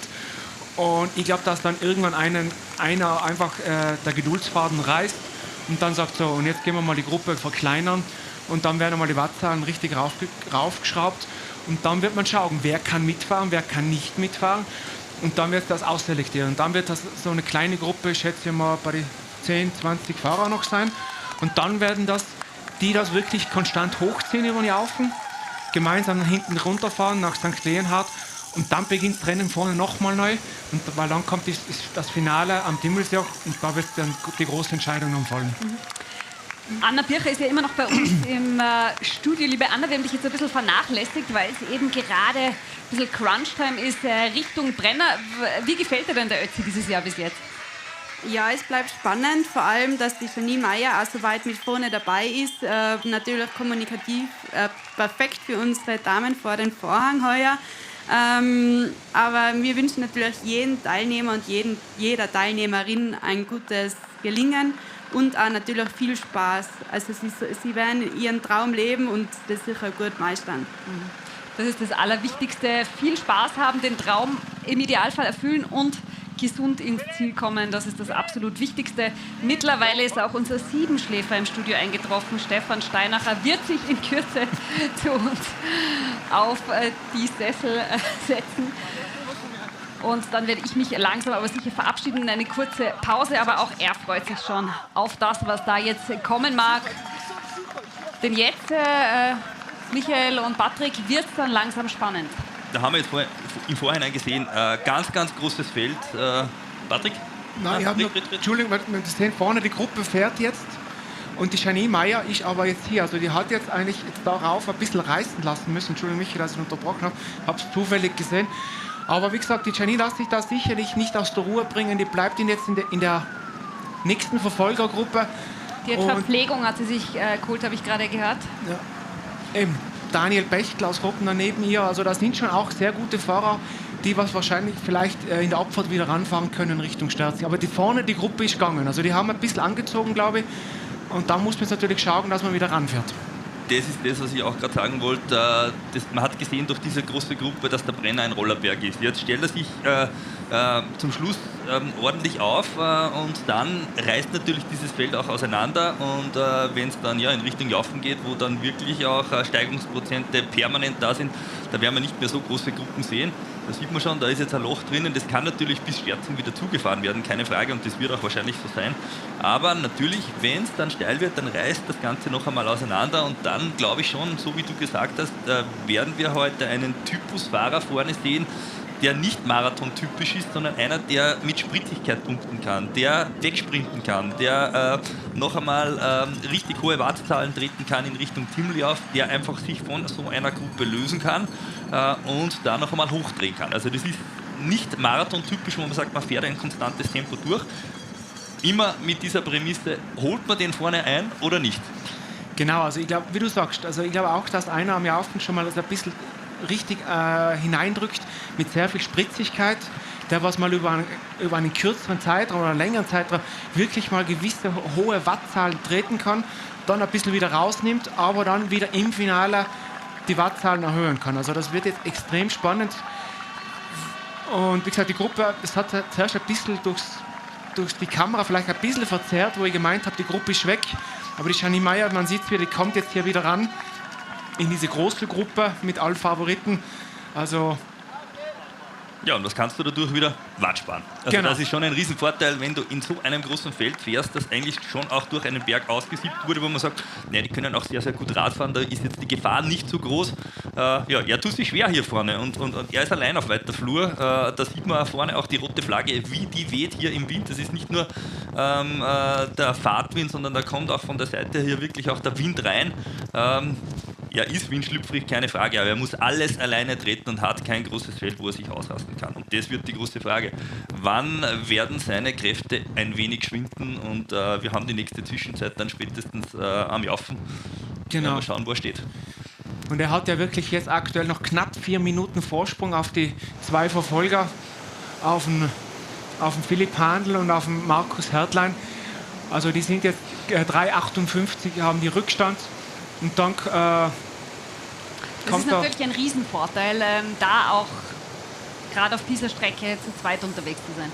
Klar, weil sie können sich immer wieder abwechseln in der Führungsarbeit. Du kannst dich hinten ein bisschen erholen, kannst wieder mal was trinken, mal vielleicht kurz was essen, so wie es jetzt der Philipp hinten macht. Ein bisschen Windschatten fahren, wird dann aber gleich wieder nach vorne gehen, also in den Wind, dass er wieder seinen Kollegen da oder mit seinen Mitfahrer helfen kann, der sich auch ein bisschen ausruhen kann. Also die werden das jetzt sicher gemeinsam versuchen, irgendwie das Loch zuzufahren, aber sie tun sich relativ schwer. Wie gesagt, 4 Minuten Rückstand, das ist schon ein bisschen viel. Also, und auch dahinter, der Helmut Tretwa, der hat sich auch abgesetzt, der hat 8 Minuten Rückstand. Also hinten ist alles ein bisschen, in der Gruppe alles ein bisschen zerrissen. Also sind da auch 1, 2 Fahrer vorne ein bisschen rausgefahren mit ein paar Sekunden, aber die werden sicherlich von den großen Feld gleich mal eingeholt. Trotzdem müssen wir, glaube ich, was die Abstände betrifft, realistisch bleiben, wenn er 4 Minuten hier vorne ist. Das musst du am Jaufen erst zufahren. Und es ist auch nicht so, dass du, wenn du mit, ich weiß nicht, 4, 5 Minuten ins Timpelsjoch reinfährst, dass das ganz, ganz einfach ist, das zuzufahren. Natürlich kann der vorne brechen, aber wenn der sein konstantes Tempo durchzieht und hinten noch länger gebummelt wird, ja, dann wird es schon spannend bei diesem Radmarathon. Danke an Markus So, dass der so ein großartiges Rennen hier fährt, sonst wäre es für uns vielleicht auch nicht so spannend hier zu kommentieren. Genau, so ist es. Also das ist extrem spannend. Also einen vorne, wirklich vorne weg, dann 2 Verfolger, dann diese extrem große Hauptfeld, sage ich mal jetzt, was wir hier haben, mit der Janine Meyer dabei, also die schnellste Dame. Die fahren jetzt gerade über die Staatsgrenze, über den Brenner nach Südtirol. Jetzt geht es in die Abfahrt hinunter nach Sterzing. Also es bleibt spannend und es wird spannend. Und ja, ich glaube schon die 4 Minuten oder 5 Minuten Rückstand ist sicherlich aufzuholen, weil es sind 2 lange Berge. Wir haben einmal 15,5 Kilometer auf den Jaufen und dann auch das Timmelsjoch mit knapp 30 Kilometer. Also es ist noch einiges an Zeit, hier Boden gut zu machen. Das ist natürlich Louis Rouffaut, der vorne ist und nicht Marc Rouffaut, geborener Franzose, der für die Schweiz startet und aus dem Profilager kommt. Und das sieht man. Ich glaube, man würde nicht so blödeln hinten am Feld, wenn das Tempo nicht niedrig wäre, wenn hier wenige Watt gefahren werden würden. Da werden einige ziemlich mitgezogen hier am Brenner. Ja, da sehen wir noch einmal den Führenden. Die führende Dame haben wir vorhin auch gesehen. Sie ist im 2. Verfolgerfeld, im großen Feld mit dabei, Janine Meyer. Und apropos großartige Frauen, Anna Bircher ist auch noch bei uns im Studio. Langsam aber sicher verabschieden wir uns von dir. Vielleicht noch die abschließende Frage. Was sind denn für dich die schönsten Momente beim Ötztaler Radmarathon? Oder was ist das, worauf du dich jedes Jahr am meisten freust? Da gibt es, glaube ich, ganz viele Sachen, wo ich mich immer freue und am meisten freue. Natürlich der ganze Spirit, was das ganze Wochenende mit sich bringt. Also sei es eben von den Helfern, wie schon erwähnt, die alle mithelfen oder bis zu den Teilnehmerinnen, die einfach ihren Traum leben wollen. Also das ist alles so viel Kribbeln in der Luft, dass es echt ansteckend ist. Für uns als Organisation ist natürlich auch schön zu sehen, dass man jemanden damit eine Freude macht. Also es gibt da ganz viele Sachen, das waren jetzt leider nur ein paar. Vielen, vielen Dank an euch, Anna. Man merkt einfach, ihr seid mit Herzblut, Energie und auch ganz viel Mut in vielen Dingen mit dabei. Danke dir, genießt den Ötztaler Radmarathon und wir sehen uns dann spätestens im Zielbereich beim Kranzumhängen. Vielen Dank, danke. Ja, während wir noch mal ganz kurz auf den Führenden schauen, auf Loic Ruffat heißt er eigentlich. geborenen Franzosen. Wir könnten jetzt mal unsere Französischkenntnisse zur Schau stellen. Das machen wir allerdings nach einer ganz kurzen Werbepause.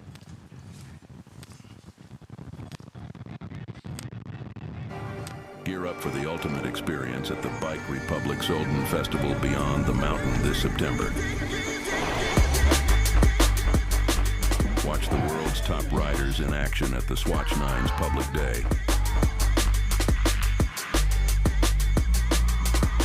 Party with your friends to the beats of Camo and Crook.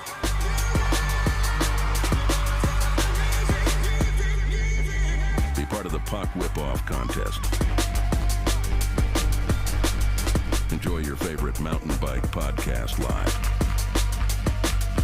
Or just hang around at the brand area with more side events. This is the weekend you don't want to miss. Grab your tickets now and be part of the excitement.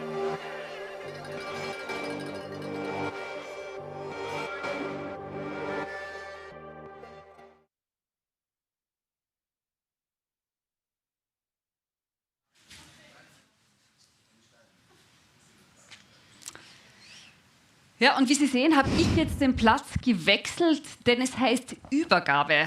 Wir freuen uns jetzt auf Stefan Steinacher, der natürlich nicht ausgeschlafen hat, sondern der seit 6.15 Uhr ganz fleißig den Stream angeschaut hat. Stefan, schön, dass du da bist. Hast du schon ein bisschen was gesehen heute? Unglaubliche Bilder, also faszinierende Bilder. Ihr habt es mehrfach und mehrmals erwähnt.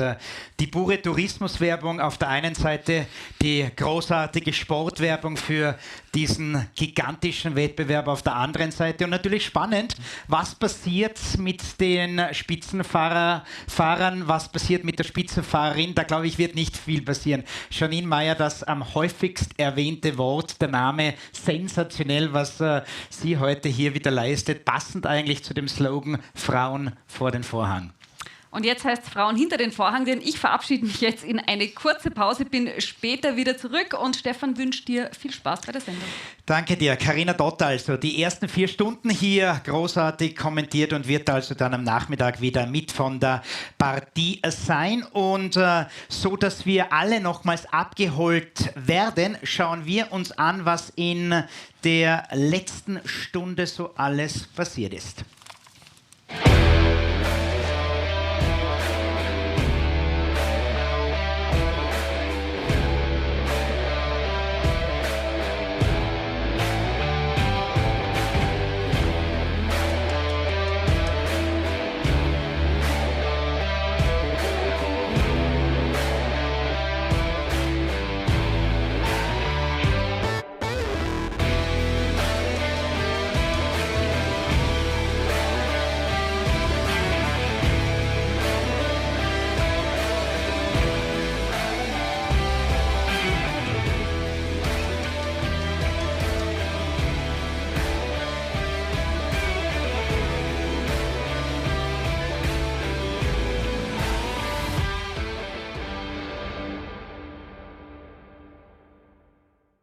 Immer wieder diese tollen Bilder, während wir Michi Nussbaumer hier wieder den Führenden sehen, der also bisher eigentlich nahezu die gesamte Distanz den Ötztaler, zumindest in dieser Momentaufnahme nach 3 Stunden und 34 Minuten dominiert.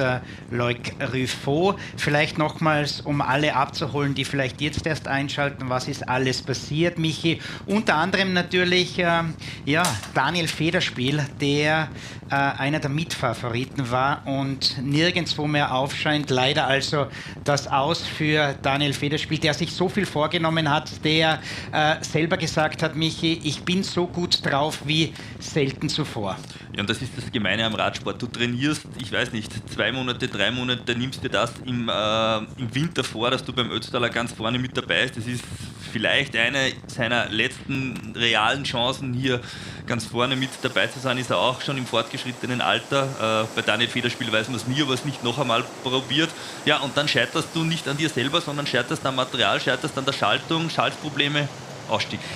Was ich da dazu sagen möchte, um positiv auch zu sein für Daniel Federspiel, der Alban Lakata ist knapp 45 Jahre, Daniel Federspiel noch keine 40 Jahre, also hoffentlich findet er dann nochmals die Motivation, um vielleicht in den kommenden Jahren, Schrägstrich im kommenden Jahr anzugreifen. Übrigens habe ich vorher noch eine WhatsApp bekommen, leider krankheitsbedingter Ausfall von Andreas Bromecker, der österreichische Snowboard-Superstar, musste heute in der Früh passen.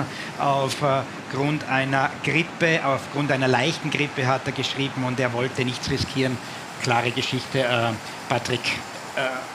Krank braucht man nicht an den Start gehen beim Ötztaler.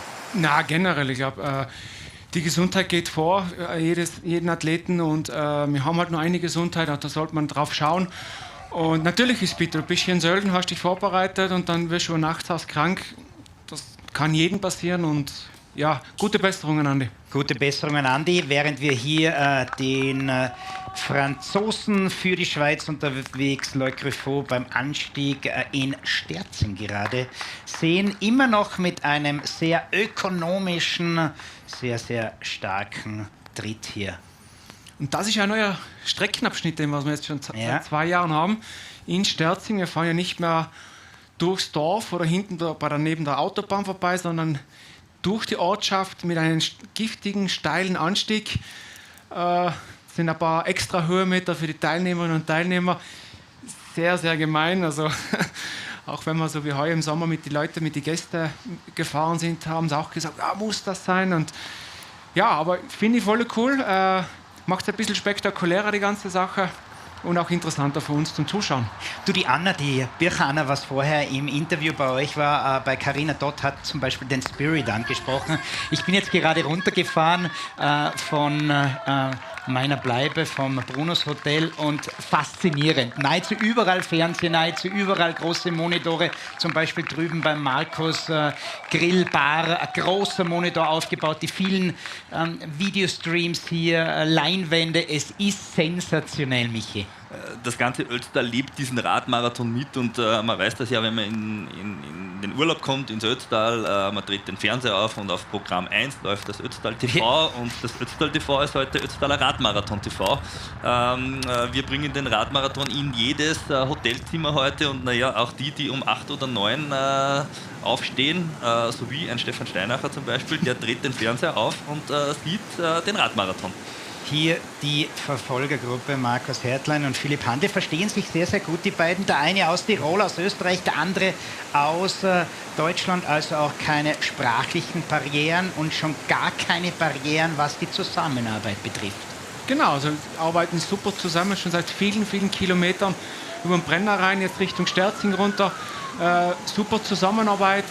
Sie haben sich jetzt auch ganz kurz abgesprochen. Und ich finde es super, dass die zwei wirklich hier mit Vollgas versuchen, den Rückstand aufzuholen. Und sie sind jetzt auch schon unten in Sterzing. Also es geht jetzt dann gleich diesen kleinen Anstieg hinauf, dieser neue Anstieg, den wir so seit 2 Jahren haben. Und ja, dann kurze Abfahrt und dann sind wir eigentlich schon im Laufen. Abstand knapp 2,5 Minuten. Es wird also weniger, so zumindest die Informationen, die wir gerade hier aufs Ohr bekommen haben. Genau, jetzt gehst du da ganz scharf rechts weg und dann stehst du in diesem steilen Anstieg. In diesem Rhythmusbrecher. Genau. Da kann ich mich, glaube ich, an letztes Jahr erinnern, da war doch der Philipp Handl in Führung, da war er als Ausreißer schon unterwegs. Da ist er auch schon drüber gefahren. War es letztes oder vorletztes Jahr und genau, und da ist jetzt nochmal richtig knackig. Also es tut schon, jetzt wo es zum Laufen geht, tut das schon ein bisschen weh.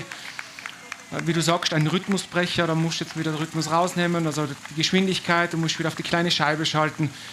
Und beim Ötztaler Radmarathon die perfekte Werbung für Ischgl sehen wir hier. Für das Nationaltal. Philipp Handl wird also möglicherweise Ehrenbürger dann in Ischgl werden, wenn das so weitergeht.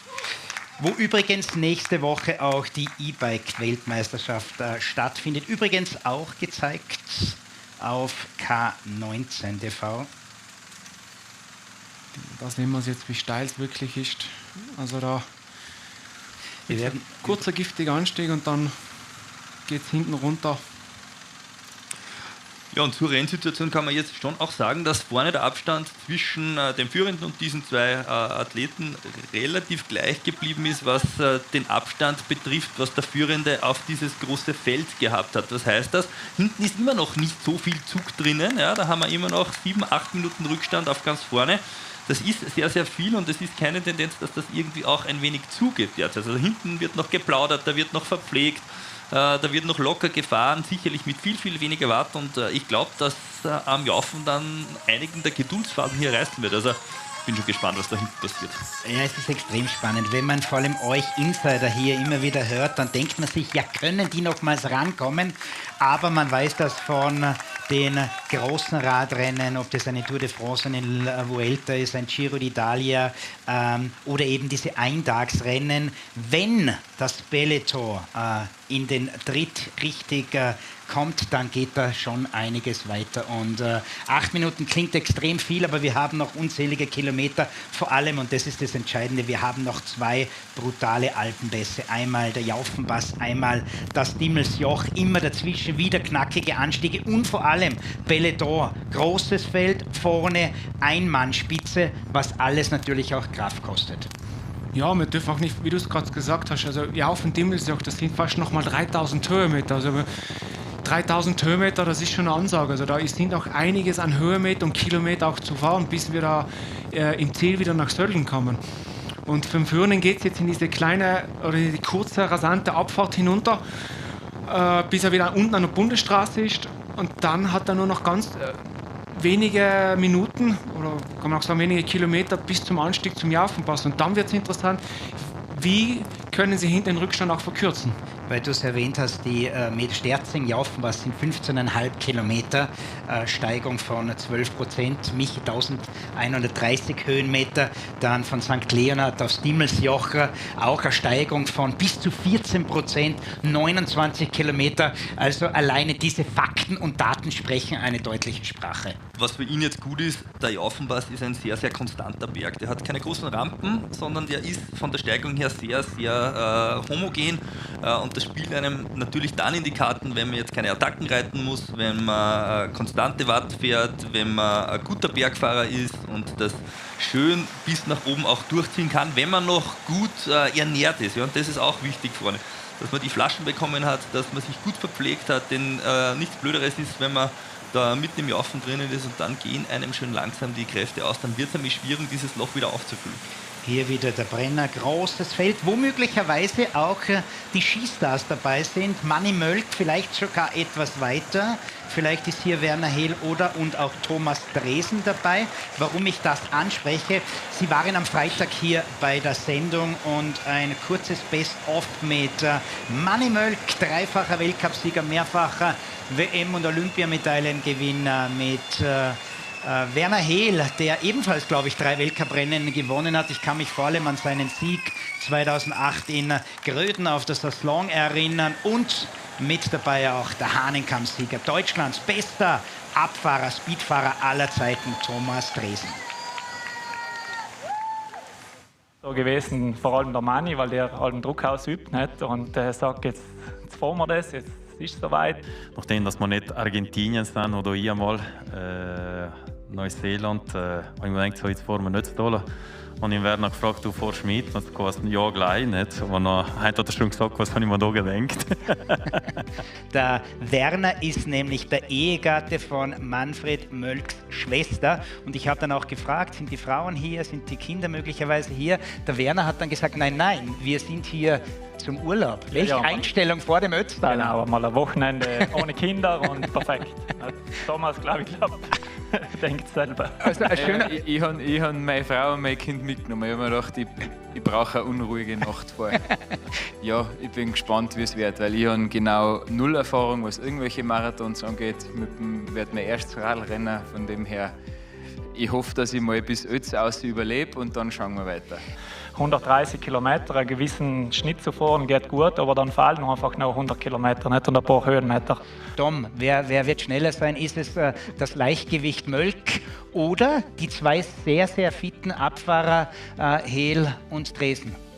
Also ich glaube, die einzige Steigung, wo ich wirklich eine Chance habe gegen Manni speziell, ist nach dem Dimmelsjoch, wenn es wieder die Gegensteigung aufgeht, kurz Richtung Obergurgel. Wichtig ist, dass man es ein bisschen genießt, dass wir ein schönes Wetter haben und dass wir einen schönen Tag haben. Und wenn die erste Frau neben mir fährt, dann natürlich werde ich ja nicht versuchen nachzukommen, weil ich weiß, die Zeit war unmöglich.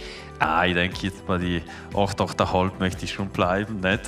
Es ist das Ziel 10 Stunden, aber wenn der Manni das schafft, in 8,5 Stunden nachher, hoffe ich, dass er mich dann schon mit irgendeiner schönen, weiß ich nicht, Brille außen und ein halbes Bier oder was im Ziel empfängt. Das war auch schon eine Geschichte.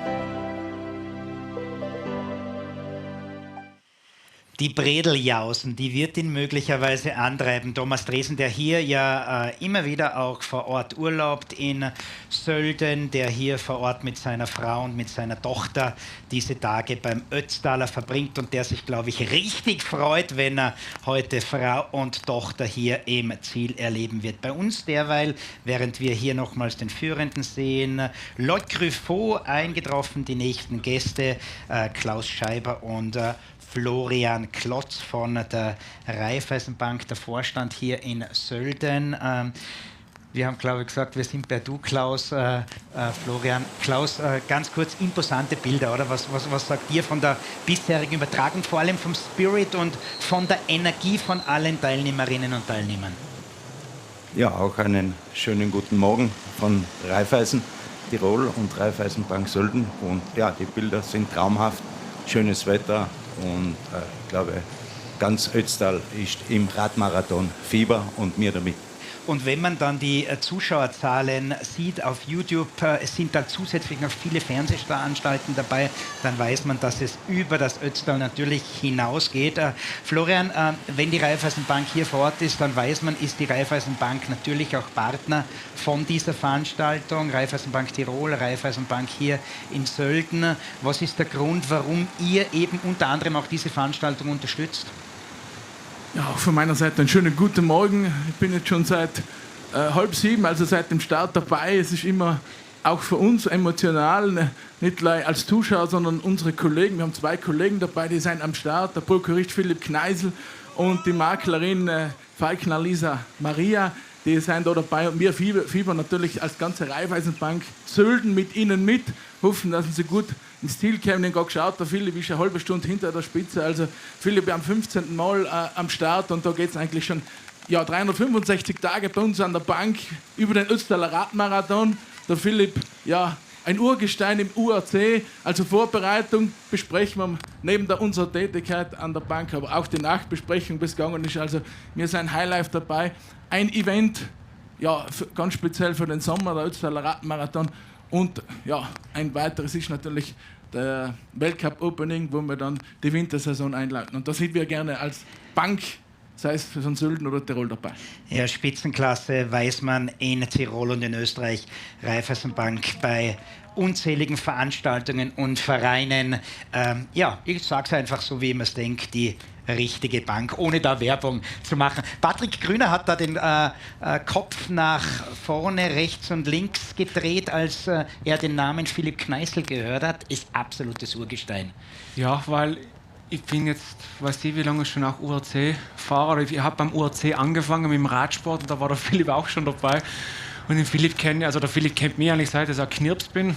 Und ja, Philipp ist auch einer, der lebt diesen Radsport Tag ein, Tag aus. Ich glaube, er fährt heute sogar mit seinem Sohnemann, mit dem Severin, oder? Genau. Der, glaube ich, ist sein erster Ötztaler oder zweiter, ich bin mir jetzt nicht ganz sicher. Die sind heuer auch generell schon ein paar Rennen gefahren. Also Vater, Sohn, auch eine coole Geschichte, dass die gemeinsam fahren.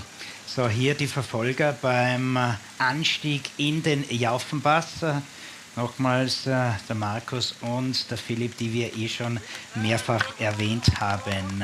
Klaus, so nebenbei schaust auch du sehr, sehr fit aus. Wer der Ötztaler was? Möglicherweise warst du sogar schon mal dabei? Nein, ich war noch nicht dabei. Ich bin der E-Bike-Fahrer und Skifahrer. Das eint uns beide. Aber immer bewundernswert bei unseren Kollegen, wie die das ganze Jahr und im Sommer speziell dann das trainieren, oder auch viele Kollegen von Raiffeisen Tirol sind da dabei, aus dem Zillertal, Axam, seine Dame. Also Raiffeisen ist da immer präsent, wenn es um Sport und Wettbewerb geht. Wir messen uns auch sozusagen in der Freizeit, nicht nur geschäftlich. Ich habe da gerade auf YouTube jemanden lesen können, nämlich Roland Heppel. Der schaut in Mallorca zu und ist ja selber Unternehmer von Steinbacher Dämmstoffe. Der sagt zum Beispiel immer, Florian, dass ein fitter Geist, ein fitter Körper auch sehr, sehr gut für die Arbeit ist. Da könnt ihr das selber auch erkennen, dass die sportlichen Leute bei euch in der Bank nicht nur engagiert und motiviert, sondern auch sehr, sehr zielstrebig sind in der Arbeit? Ja, das kann man durchwegs bestätigen. Auch die betriebliche Gesundheitsförderung ist da ein Teil davon. Und speziell in so einer Sportregion wie Sölden ist das natürlich prädestiniert dafür, dass man im Winter Skifahren, aber auch Radfahren oder auch E-Biken, alles wunderbar. Work-Life-Balance neben der stressigen Tätigkeit ist das ja ein Ausgleich für Geist und Körper. Für Geist und Körper. Klaus, gestern habe ich mitbekommen, gab es unter anderem Gespräche auch mit der Firma Trek, was ja schon länger Partner auch bei dieser Veranstaltung beim Ötztaler Radmarathon ist. Und so eine Veranstaltung lebt natürlich auch nur mit guten Partnern. Wie schaut es aus mit der Partnerschaft? Soll das fortgesetzt werden? Gibt es da schon Gespräche? Auf jeden Fall möchten wir, dass das weitergeht und wir sind immer bereit, auch für Zukunft das weiterzutragen. Wir sind nicht ganz von Anfang an, aber viele Jahrzehnte schon Partner vom Ötztaler Radmarathon und ich bin mir sicher, dass wir auch wieder dann die Anfrage für nächstes Jahr bekommen. Das können wir sagen, wir sind auch nächstes Jahr wieder ein verlässlicher Partner neben den vielen anderen Unterstützern, die das Ganze mittragen. Dann geben wir da schon mal, Patrick, einen grünen Haken drunter. Wobei machen wir das natürlich dann Oliver Schwarz beziehungsweise OK-Leiter Dominik Kuhn und Heike Klotz und die vielen, vielen wichtigen Menschen da im Hinter- und im Vordergrund. Wir sind also mittendrin heute bei dieser 43. Auflage des Ötztaler Radmarathons. Der Tag ist knapp 3 Stunden 52 Minuten alt und lieber Patrick Grüner, du bist seit Anbeginn dabei. Er gibt das Tempo vor. Er gibt das Tempo vor. Ich habe jetzt auch die Zwischenzeiten schon ein bisschen reingekriegt. Der Philipp und der Markus haben einen Rückstand von 3 Minuten 45 unten im Einstieg vom Jaufenpass. Und jetzt auch ganz aktuell die Verfolgergruppe, also hinterm Philipp, die sind jetzt mit 7 Minuten Rückstand. Das heißt, hinten das große Feld wird so circa mit 7 Minuten Rückstand jetzt in den Jaufenpass hineinfahren, also 7 Minuten. Der Vorsprung ist eigentlich nicht viel kleiner geworden auf dem Führenden. Und trotzdem sage ich, er ist kleiner geworden. Also es wird möglicherweise etwas aktiver und etwas aggressiver gefahren. Ja, man darf auch nicht vergessen, der Führende ist jetzt schon einige Kilometer und Höhenmeter allein unterwegs. Er ist fast den ganzen Brennerpass alleine im Wind gefahren. Also er hat sicherlich einiges an Körner liegen lassen und spielt den zwei ein bisschen jetzt in die Karten. Sie können jetzt sicherlich gut abwechselnd wieder heranfahren oder den Rückstand zu verkürzen. Und dann wird es halt spannend, was hinten passiert. Also das wird extrem spannend. Wir haben es ja zuerst gesehen mit Jack Burke und so weiter. Der war sehr nervös am Brenner herein. Also es wird sehr, sehr spannend, wie sich jetzt die Jungs hinten im Hauptfeld der Favoriten verhalten wird Richtung Jaufenpass. Helmut Retwer soll scheinbar da auch etwas näher rankommen, haben wir gerade von unserem Regisseur Martin Böckle gehört. Auch Maxi Kirschner, der vor 2 Wochen den Kufsteiner Radmarathon gewonnen hat, vor Jonas Holzknecht, ist da vorne voll dabei. Beim Jonas habe ich zuerst nachgeschaut, er hat am Brenner 10 Minuten Rückstand, also da muss doch ein bisschen ein größeres technisches Problem, glaube ich, beim Fahrrad sein. Ja, Lakata und Rackel haben da knapp 8 Minuten 40 Rückstand. Da Johnny ist auch Hogerland. Fabian Costa dabei und Johnny Hogerland, also ein sehr, sehr schneller Zug. Vielleicht ganz kurz nochmals zurück zur Raiffeisenbank. Es sind ja immer noch unsere Gäste hier, Vorstand Klaus Scheiber und Florian Klotz. Ihr habt vor allem die Raiffeisenbank, das Gebäude perfekt positioniert, als ob das früher so geplant gewesen wäre.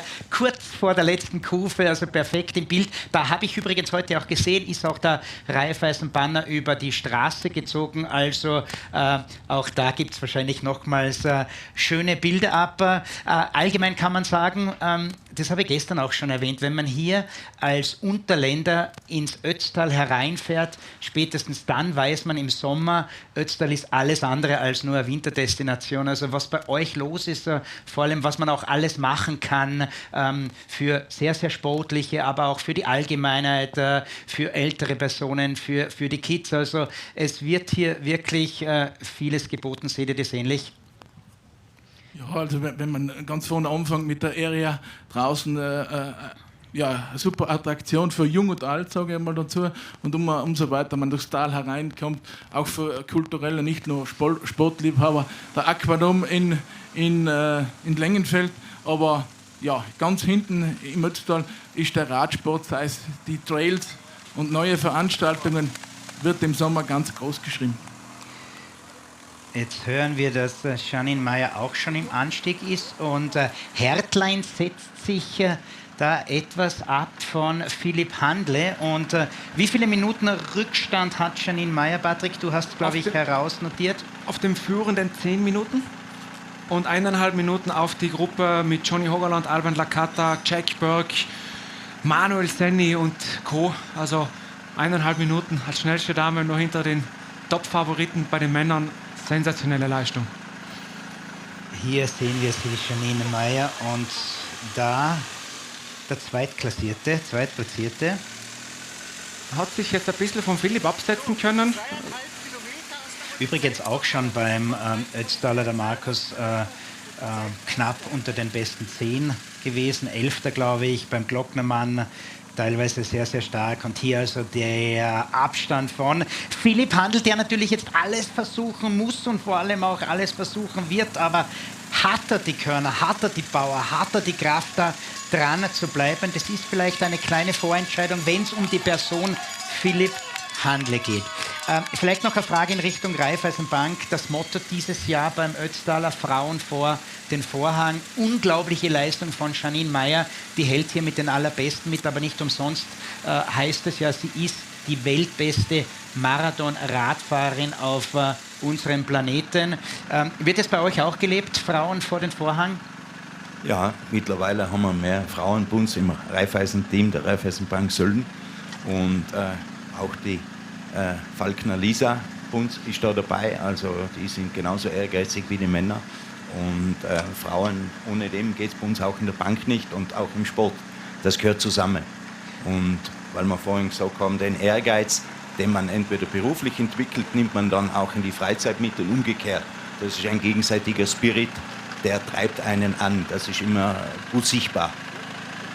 Hier sehen wir sie, also die erwähnte Janine Meyer. Patrick, gibst mir recht, wenn ich sage, vor allem in Fachkreisen und darüber hinaus wird sie als das Nonplusultra des Marathon-Radsports bei den Damen genannt. Genau, das stimmt, also hast du vollkommen recht. Ich habe da mal jetzt auch so einen Post gelesen, ging es über Strava, über diese Segmente, was man über die Berge fährt. Und da hat sie angeblich, ich weiß jetzt nicht, glaube ich in Frankreich oder wo, einen Berg, was die Mädels bei der Tour de France der Damen gefahren sind, hat sie sogar dieses Segment mittlerweile unterboten, also die Zeit. Also die ist sogar schneller gefahren wie die Profis im Frauenradsport. Also die hat ein irrsinniges Niveau und wie gesagt, ich habe es selber heuer erlebt bei der Tour Transalp. Also ist eine sehr, sehr starke Fahrerin und die hat sich den Plan so zurechtgeschmiedet für heute, dass die wahrscheinlich auch wieder Richtung Streckenrekord gehen könnte. Damals den Zweitplatzierten, Markus, der ist jetzt allein unterwegs. Wie gesagt, hat sich von Philipp Handl absetzen können. Philipp wahrscheinlich hat es ein bisschen übertrieben heute im Küter schon, wo er schon mal attackiert hat und dann auch am Brenner, wo er mit dem Markus weggefahren ist. Und wahrscheinlich sind jetzt ein bisschen die Körner ausgegangen, beziehungsweise er wird jetzt halt seinen eigenen Rhythmus fahren müssen.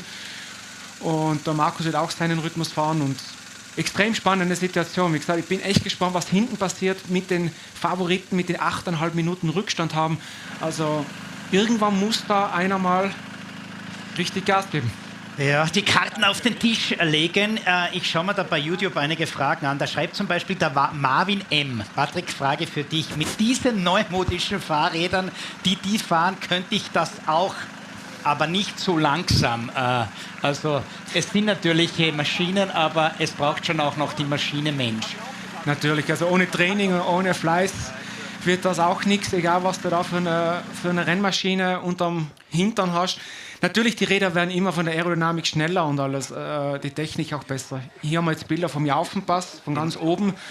Also ideale Temperaturen, ideales Wetter. Ich habe auch zuerst noch von Marco Gstrein noch die Info gekriegt. Wir haben ca. 14, 15 Grad am Jaufenpass.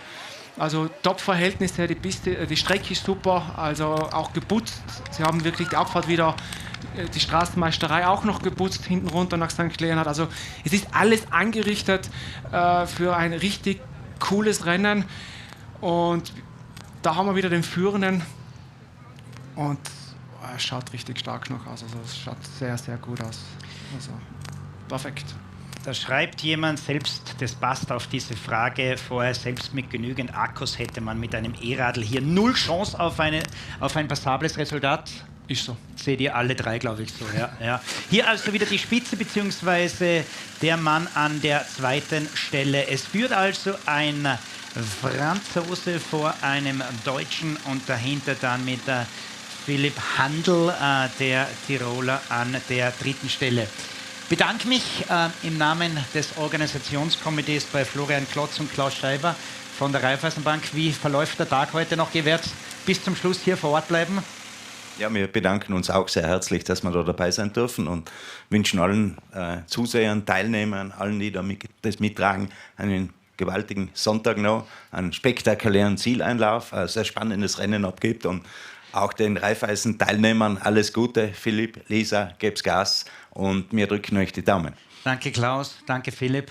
Ja, ich kann mich nur an Klaus anschließen und wünsche einen guten Verlauf noch von der Veranstaltung. Und ich finde einfach einmal zu erwähnen, speziell wie sich der Ötztaler entwickelt hat und dieses Format, wie es da ist, diese Live-Übertragung, das hat den Ötztaler noch einmal mehr aufgewertet. Man kann quasi von zu Hause aus das live miterleben und wir werden das aber hautnah hier live im Ziel bis in die Abendstunden, bis der Letzte kommt, hier verfolgen. Vielen Dank. Ich bedanke mich da beim Vorstand und nehme noch eine Geschichte von Olaf Rilling auf, der passend etwas schreibt für uns alle. Am Jaufen werden sich die Favoriten nach vorne bringen. Die Abfahrt ist ja zudem auch sehr, sehr technisch. Somit, es bleibt definitiv spannend. Kurz in die Werbung und dann melden wir uns wieder. Wir sind mittendrin also bei der 43. Auflage Ötztaler Radmarathon. Das absolute Marathon-Highlight.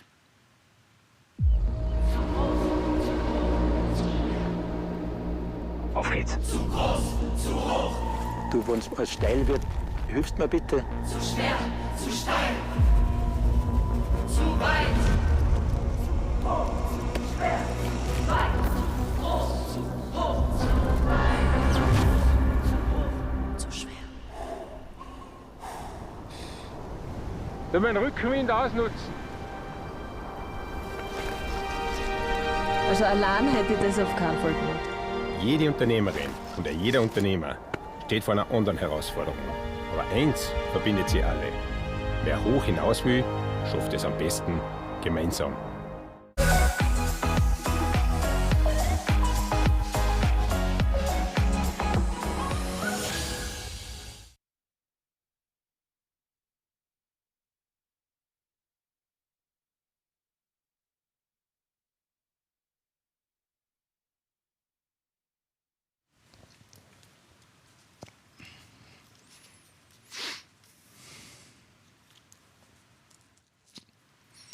Danke also an unsere Partner. Da hinten steht es drauf, Ötztaler Radmarathon. Schauen wir wieder hinein in das sportliche Geschehen. Nehmen aber wieder eine weitere Frage auf, was wir auf YouTube bekommen haben. Patrick, und da bist du der richtige Mann. Arbeitest hier ja auch in einem Radsportgeschäft, bist selber viele, viele Jahre Weltklasse gefahren, auch das möchte ich mal erwähnen, unser Patrick Grüner. Welches Rad fährt er? Welches Rad fährt Loic Ruffo, der Führende? Kannst du es erkennen? Kannst du uns etwas zu diesem Gerät sagen? Ich muss selber schauen, ich sehe es jetzt nur von vorne. Könnte das Giant sein? Ich muss schauen, ich kann es jetzt ganz schwer einschätzen, aber ich werde das jetzt gleich in Angriff nehmen und dann können wir auch diese Frage für unseren Zuschauer beantworten. Okay, werden wir auf alle Fälle aufnehmen. Immer wieder auch, wir hoffen auf Alban Lacata. Alban Lacata wird noch näher kommen. Auch hier die Frage, wer sind die Favoriten? Ja, es gibt viele Favoriten. Die Frage ist natürlich auch, was kann Loic Ruffo, wie lang kann er vorne bleiben? Kann er das Tempo halten? Hier ein lächelnder Markus Hertlein.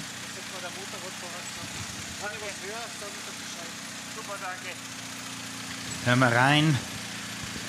Manieren hat er auch noch, bedankt sich hier für die Tipps, die er bekommen hat. Das war übrigens der Emilian Haller, der Vater von Marco Haller, der ja bei den Olympischen Spielen an der 6. Stelle schlussendlich war. Und Emilian schon viele, viele Jahre der Motorradfahrer in Österreich und darüber hinaus bei großen Radsportereignissen. So zum Beispiel auch bei der Tour of Austria, die ja im letzten Jahr eine großartige Neugeburt bekommen hat. Das dürfte das Rad von Janine Meyer sein. Ja.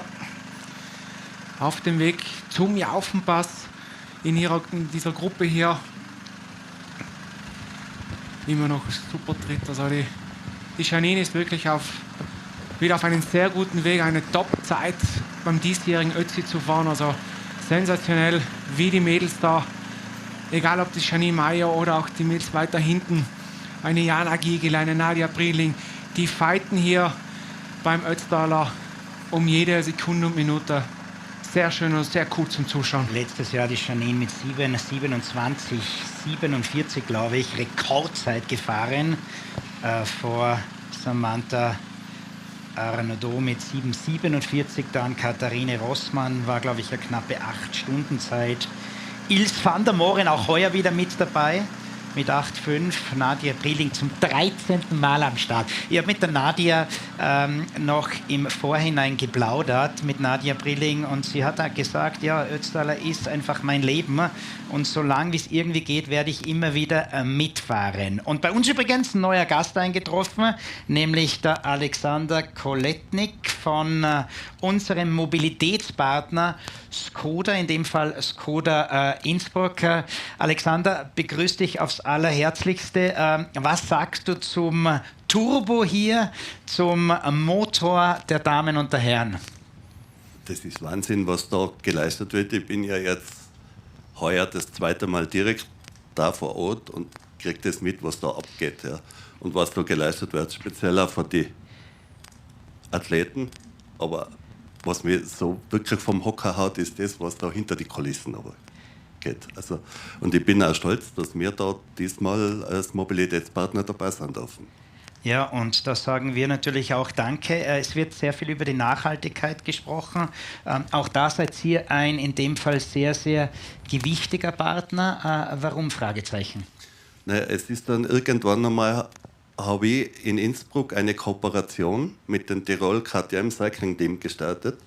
Und der Gerhard Cabella und der Thomas Pupp, ich kenne mich ja nicht aus im Rennradsport, haben mir dann erklärt, dass eigentlich der Radsport nicht sehr nachhaltig ist.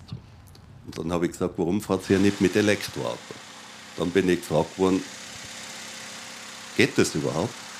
Und dann haben wir halt gesagt, das werden wir jetzt testen beim ultimativen Radrennen beim Ötztaler. Und so ist die Kooperation zustande gekommen. Und es hat funktioniert und dementsprechend seid ihr natürlich jetzt auch schon, wie du es erwähnt hast, mehrjähriger Partner. Mit wie vielen Autos bzw. mit welchen Autos seid ihr genau im Einsatz? Also wir haben heuer 9 rein elektrische und 2 quasi Prototypen von Hybridfahrzeugen im Einsatz.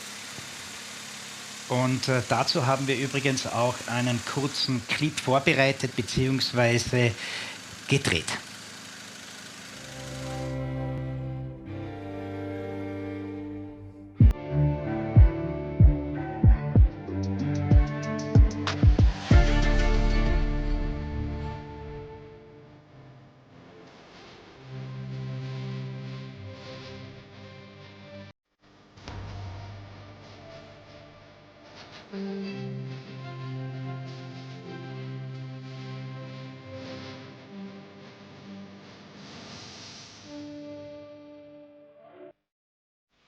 Alexander Koletnik, also bei uns von Skoda Innsbruck, Partner von dieser Veranstaltung und eben auch wegen der Nachhaltigkeit, über die natürlich seit einigen Jahren immer wieder gesprochen wird und welche hier beim Ötztaler schon auch gelebt wird. Und das ist nicht nur ein Spruch, sondern man sieht es anhand vor allem auch deiner Autoflotte.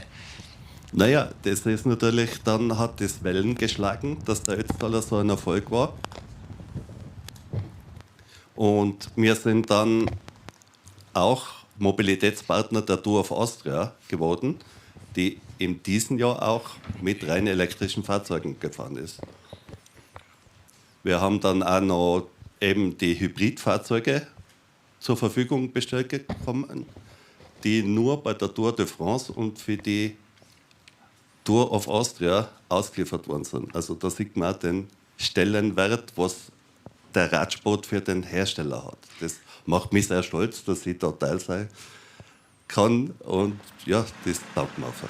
Alex, und da hast du vor allem auch die Initialzündung gelegt, das weiß ich eben von Gerhard Kapeller und von Thomas Bub. Danke für dein Engagement, aber ich glaube, spätestens jetzt macht sich das auch bezahlt, wenn du zum einen immer wieder die Autos siehst in deinem Tirol und zum anderen natürlich auch die Bilder hier vom Ötztaler. Das sind Bilder, die um die Welt gehen und natürlich der Radsport ist ein Breitensport. Was für uns ja auch wichtig ist, ist nicht nur, wer jetzt da gewinnt, obwohl das sehr spannend ist, aber für mich und für die Marke Skoda ist spannend, bis der Letzte im Ziel ist. Also das sind die wahren Helden und da kann ich nur meinen Hut ziehen für jeden, der das da schafft.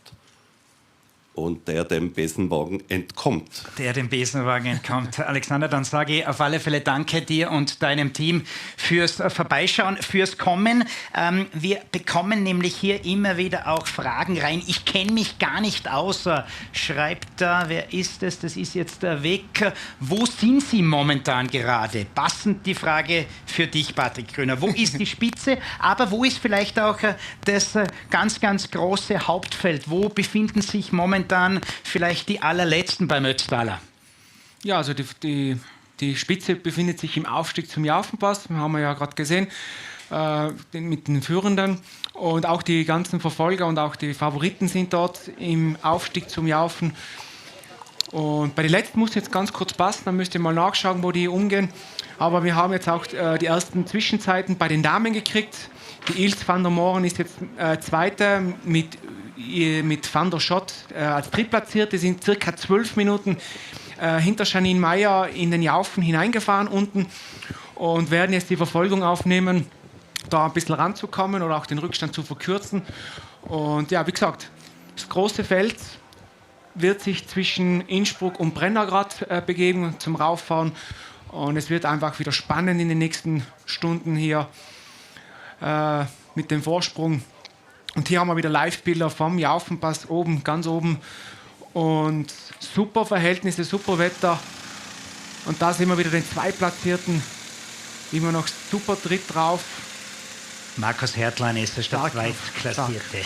Wir grüßen übrigens den ZRG Cycling Club, den David Hofer, alles Personen, die momentan auf YouTube auch kommentieren, was natürlich auch ihr alle machen könnt. 4 Stunden, 14 Minuten. Ganz kurz nochmals, im vergangenen Jahr bei den Herren war die Siegerzeit 6 Stunden 49, das war eben Manuel Senni, knapp 2 Minuten vor Alban Lakata, dann an der 3. Stelle Johnny Hogerland und bei den Damen letztes Jahr die Siegerzeit von 7,27. Natürlich ist diese Übertragung jetzt zu Beginn des Rennens und in diesen ersten Stunden auf die Spitzenfahrer gestützt, aber danach und immer wieder auch mittendrin schauen wir natürlich, wo das Hauptfeld sich befindet, beziehungsweise wo eben die Geschichten rund um diesen Ötztaler, rund um diesen Mythos auch des Ötztaler Radmarathons passieren, Patrick. Genau, es geht die wahren Helden. Es sind alles Helden, was hier gestartet sind und sie leben alle ihren Traum vom Ötztaler Radmarathon. Aber dann, wenn es für die wahren Helden, sagen wir, die 10 Stunden bis 13 Stunden bis zum letzten, das sind dann wirklich, wo man dann auch Geschichten erleben werden und dürfen, von Qualen, aber über Lächeln, über Freudentränen im Ziel und so weiter. Also es wird noch sehr, sehr spannend bei uns hier im Studio, aber auch auf der Strecke. Und das vorne, das wird jetzt richtig interessant. Und wir schalten zu unserem Weltmeister und Olympiamedaillengewinner im Biathlon und unserem fliegenden Moderator, dem großartigen Christoph Sumi. Sumi, what's up? Und jährlich grüßt das Murmeltier. Ich bin am Brenner, aber ich bin nicht allein, es sind ganz viele Leute da. Und wer ist neben mir? Eine Institution, The Voice, Ottmar Bär. Du hast wieder alles dabei, was man braucht. Ein Cappuccino, ein Espresso, ein bisschen Antipasti, ein Prosecco habe ich gesehen. Wie geht's dir? Ja, tolle Geschichte. Also die Susi, die inszeniert das Jahr für Jahr wirklich großartig da oben am Brenner. Mir macht wahnsinnig viel Spaß. Ich bin ja seit einigen Jahren nicht mehr offiziell beim Ötztal-Marathon als Sprecher dabei. Aber ich bin einfach insofern gern dabei. Ich bin ein Radsport-Fan und ich weiß, die Leute haben eine Gaudi da oben. Und daher inszenieren wir praktisch da diesen Infopoint hier. Und es wird, wie man hört, also hier von den Zuschauern also sehr, sehr gerne angenommen. Ja, es gibt einen guten Kaffee da bei dir. Es ist immer eine Stimmung, du hast immer einen lockeren Spruch auf der Lippe. Was sagst du zum aktuellen Rennverlauf? Wie bist du zufrieden? Was sagst du vor allem zur Spitzengruppe fahren? Was glaubst du, wird sich da tun? Ja, dank K19 sind wir natürlich hier im Livestream total auch am Brennerpass gut informiert. Der Schweizer Leuk ist wirklich großartig unterwegs, also er schaut auch sehr gut aus. Normalerweise sage ich, das ist also ein Vorspiel bis zum Brenner oder bis Sterzing. Es geht erst richtig am Jaufen und dann dimmelt sie auch los. Aber der kann wirklich erstmal, sage ich mal, seinen Vorsprung vielleicht behaupten. Bin gespannt, ob er sich durchsetzen kann. Zuzutrauen wäre es ihm allemal. Und man kann ihn schon glauben, weil der Mann kennt sich aus. Eine persönliche Frage noch von mir, das darf mich jetzt noch brennend interessieren. Wie lange wirst du hucken da? Wie lange wirst du da sein, bis der Letzte durch ist? Ja, also zumindest schon offiziell bis 13:30 Uhr, bis der Erste also im Ziel ist. Da wollen wir die Leute hier am Brenner natürlich darüber informieren, wer den 43. Ötztal-Marathon gewinnt. Und dann werden wir uns privat ein bisschen zusammensetzen und uns das fein machen. Möchte aber nicht versäumen, Gratulation an K19, an die ganzen Moderatoren zu sagen, an Stefan Steinacher, Carina Todt, an den Fachkommentator Patrick Grüner, der das sensationell macht. Ich weiß, der Bursche war richtig nervös, weil er es einfach richtig perfekt machen will. Und natürlich auch an euch, an dich, Sumi. Schön, dass du wieder da warst. Für uns immer eine Riesenehre und Freude, wenn wir dich sehen. Eine Riesenehre, eine Riesenfreude, dass der Ottmar immer da ist. Und nächstes Jahr, Ottmar, sehen wir uns wieder. Gell? Einen schönen Tag noch. Danke. Ja, es ist ein super Typ, Mensch, großartiger Insider Ottmar Bär, die Radlegende, Radmoderatorenlegende, also am Brenner oben. Übrigens, während hier auf einer ganz speziellen Strecke momentan gefahren wird, Patrick, benötigt man da normalerweise fast ein Gravelrad? Na, also man muss auch wieder sagen, die Straßenmeisterei da in Jaufenpass hat das wirklich, glaube ich, perfekt nochmal planiert. Also dass da wirklich, zuerst hat es ja geheißen mit groben Steinen oder groben Schotter, das ist ja wirklich super angepresst worden. Ich glaube, mit der Walze extra nochmal drüber gefahren. Also fürs Rennrad mittlerweile in der heutigen Zeit, wir fahren mit 25er, 28er Reifenbreite, ist das überhaupt kein Problem mehr, hier drüber zu fahren. Ja, natürlich ist es ein bisschen schmutzig, aber ich glaube nicht, dass hier irgendwelche größeren Defekte passieren werden. Also überhaupt keine Probleme für die Athletinnen und Athleten. Und das hat man auch im Vorgespräch gehört. Der Stefan Amelini hat es ja gestern auch noch gesagt, beziehungsweise der Daniel Köll, alles perfekt präpariert. Er lächelt, er smilet, er ist guter Dinge, er ist top drauf. Das sind sie, die momentanen Superlativen in Richtung Loic Gruffaux. Wir haben eine WhatsApp bekommen aus Neuseeland und Und da schreibt zum Beispiel die großartige Martina Ertl, die hier ja am Gletscher auch des Öfteren gewonnen hat. Viele Grüße aus Neuseeland. Wir schauen den Ötztaler und eure Live-Übertragung ist großartig. Freuen uns jetzt schon auf den Weltcup-Auftakt. Die Martina ist ja drüben mit ihren beiden Kindern, mit der Romy und ich glaube, der Sohnemann heißt Luis. Die Romy, übrigens gerade Zweite geworden bei einem sehr, sehr gut besetzten Rennen und das als allerjüngste Teilnehmerin. Also da kommt bei der Familie Ertl was nach. Schöne Grüße also nach Neuseeland. So, Ladies and Gentlemen, if you want to greet us, do it on YouTube or whatever you like. Das ist wieder der Blick auf den Brenner. Und da hören wir im Hintergrund auch Ottmar Bär. Jetzt ist er wieder in Amt und Würden beim Moderieren. Damit zurück zum Führenden, zu Loic Griffo. Du notierst dir immer wieder diverse Namen und vor allem auch Zeiten raus, Patrick. Ja, dass wir wirklich unseren Zuschauerinnen zu Hause und Zuschauern wirklich ein bisschen was erzählen können, was sind für Zwischenzeiten, was sind für Aufstiegszeiten. Ich habe mir das heuer ein bisschen mehr rausgeschrieben, was wir für Aufstiegszeiten haben. Letztjähriger Sieger Manuel Senni, 45 Minuten nur von den Jaufenpass. Also bin dann gespannt, wie lange jetzt die Führenden hier rauffahren. Also sehr spannend. Du, da kommt vom Ingemar Meier die Frage, Patrick, welchen Grund hat es, dass der aktuell Zweite, sprich der Markus, noch mit Felgenbremsen fährt? Fragezeichen. Und dann macht er noch ein Fragezeichen, Gewicht. Nein, ich glaube, in der heutigen Zeit ist da nicht mehr viel Unterschied zwischen Felgenbremsen und Bremsscheiben. Das Material ist mittlerweile wirklich so sensationell. Wenn wir sehen, im Profibereich wird nur noch mit Scheibenbremsen gefahren. Aber vielleicht ist er einfach kein Freund der Scheibe. Ich war das auch jahrelang nicht. Und mittlerweile undenkbar, ohne Scheibenbremsen würde ich nicht mehr fahren. Also ist wirklich speziell beim Runterfahren, auch wenn es nass ist, du hast halt mehr Sicherheit, du kannst viel später bremsen. Also es hat schon Vorteile, mit Scheibenbremsen zu fahren. Also im Hintergrund sehen wir da Hobby-Radfahrer, die natürlich auch heute hier unterwegs sind, um möglicherweise dann ihre Familienmitglieder anzufeuern. Ein Kollege von mir zum Beispiel, der Gerhard Müllauer, der hat auch seine ganze Familie positioniert. Eine Tochter ist am Brenner, die andere Tochter ist mit dem Rennrad drauf auf den Jaufenpass, der Bruder, glaube ich, am Kütei, die Frau am Dimmelsjoch, viele Freunde natürlich auch positioniert. Hast du das auch immer so gemacht, dass du Freunde, Familie auf den neuralgischen Stellen positioniert hast oder hast du einzig und alleine die Labstationen genutzt? Bei mir war es, ich bin ja nur einmal den Ötzi gefahren als Pacemaker für den Ötztal Tourismus, weil danach musste ich ja zu euch ins Studio wechseln. Ich bin dort als Pacemaker immer an der Labestation vorbeigeschaut. Ich habe das einzige Mal, wo ich gestartet bin, alles über die Labestation gemacht. Wenn ich das mal in Angriff nehmen würde, natürlich Freunde, Familie, auch auf der Strecke, auf die gewissen Positionen wie am Brenner, am Jaufen, in Kütei natürlich auch stationieren. Also das würde ich auch so machen, wie es viele der Athletinnen und Athleten macht. Markus Hertlein auf Position Nummer 2.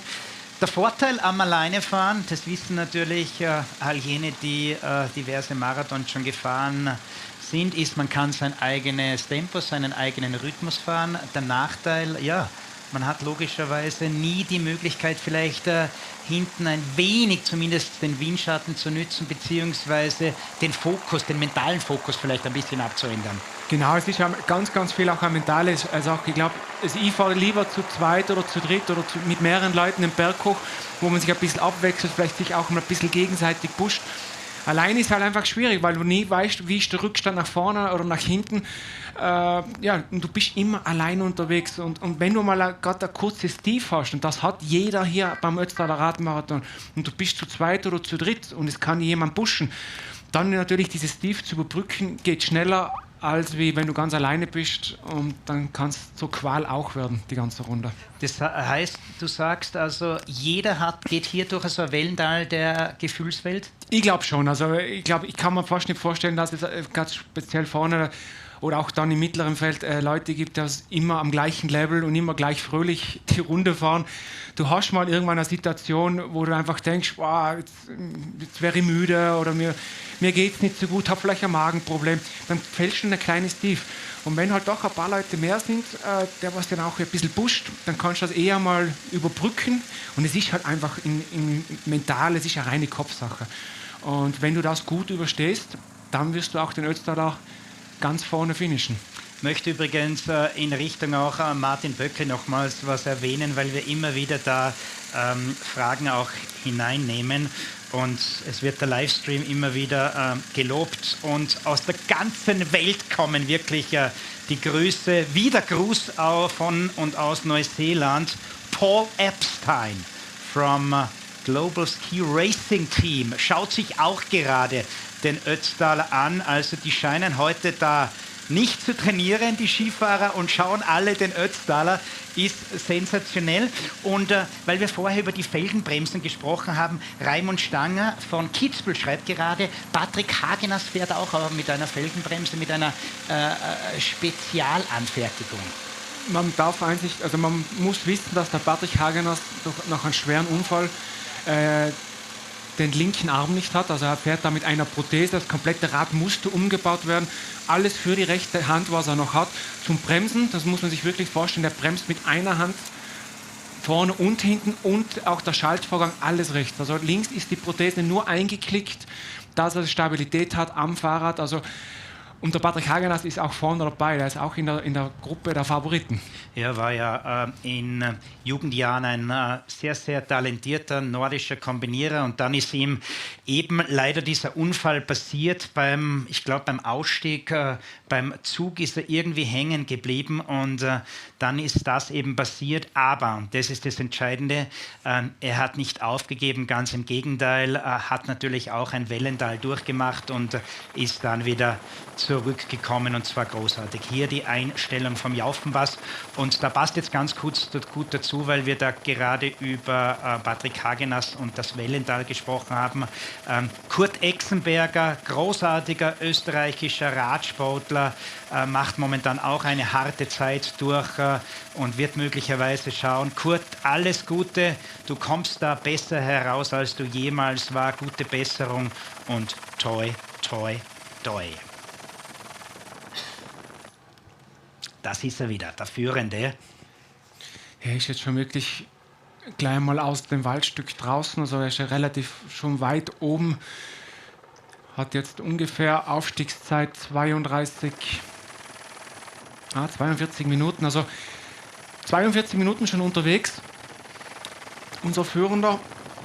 Ja, zwei Tiroler spielen hier momentan eine Rolle. Philipp Handl auf 3, dann der Maxi Kirschner eben auf 6 und Alban Lakata, der sentimentale Favorit für viele, so auch zum Beispiel für Lars Dieterle auf YouTube. Der Alban ist sowas von mit Herz und Seele dabei, und ich finde es so schön zu sehen, schreibt er da, wie er sich immer wieder motivieren kann. Ich würde es ihm mega gönnen, dieses Jahr den Sack zuzumachen und sich den Traum zu erfüllen. Übrigens, wir plaudern heute auch noch mit Michaela Dahler, mit einer der Träumerinnen, die sollte eigentlich rennmäßig unterwegs sein, hat sich aber leider, ich glaube, verkühlt, Grippe, und dementsprechend konnte sie nicht fahren, hat aber zu uns gesagt, sie wird bei uns vorbeischauen, und ich freue mich schon auf das Gespräch dann mit Michi Dahler. Im Hintergrund wieder, wir haben ja vorher schon gesprochen mit Alexander Koletnik von Skoda Innsbruck, der Partner, der Mobilitätspartner also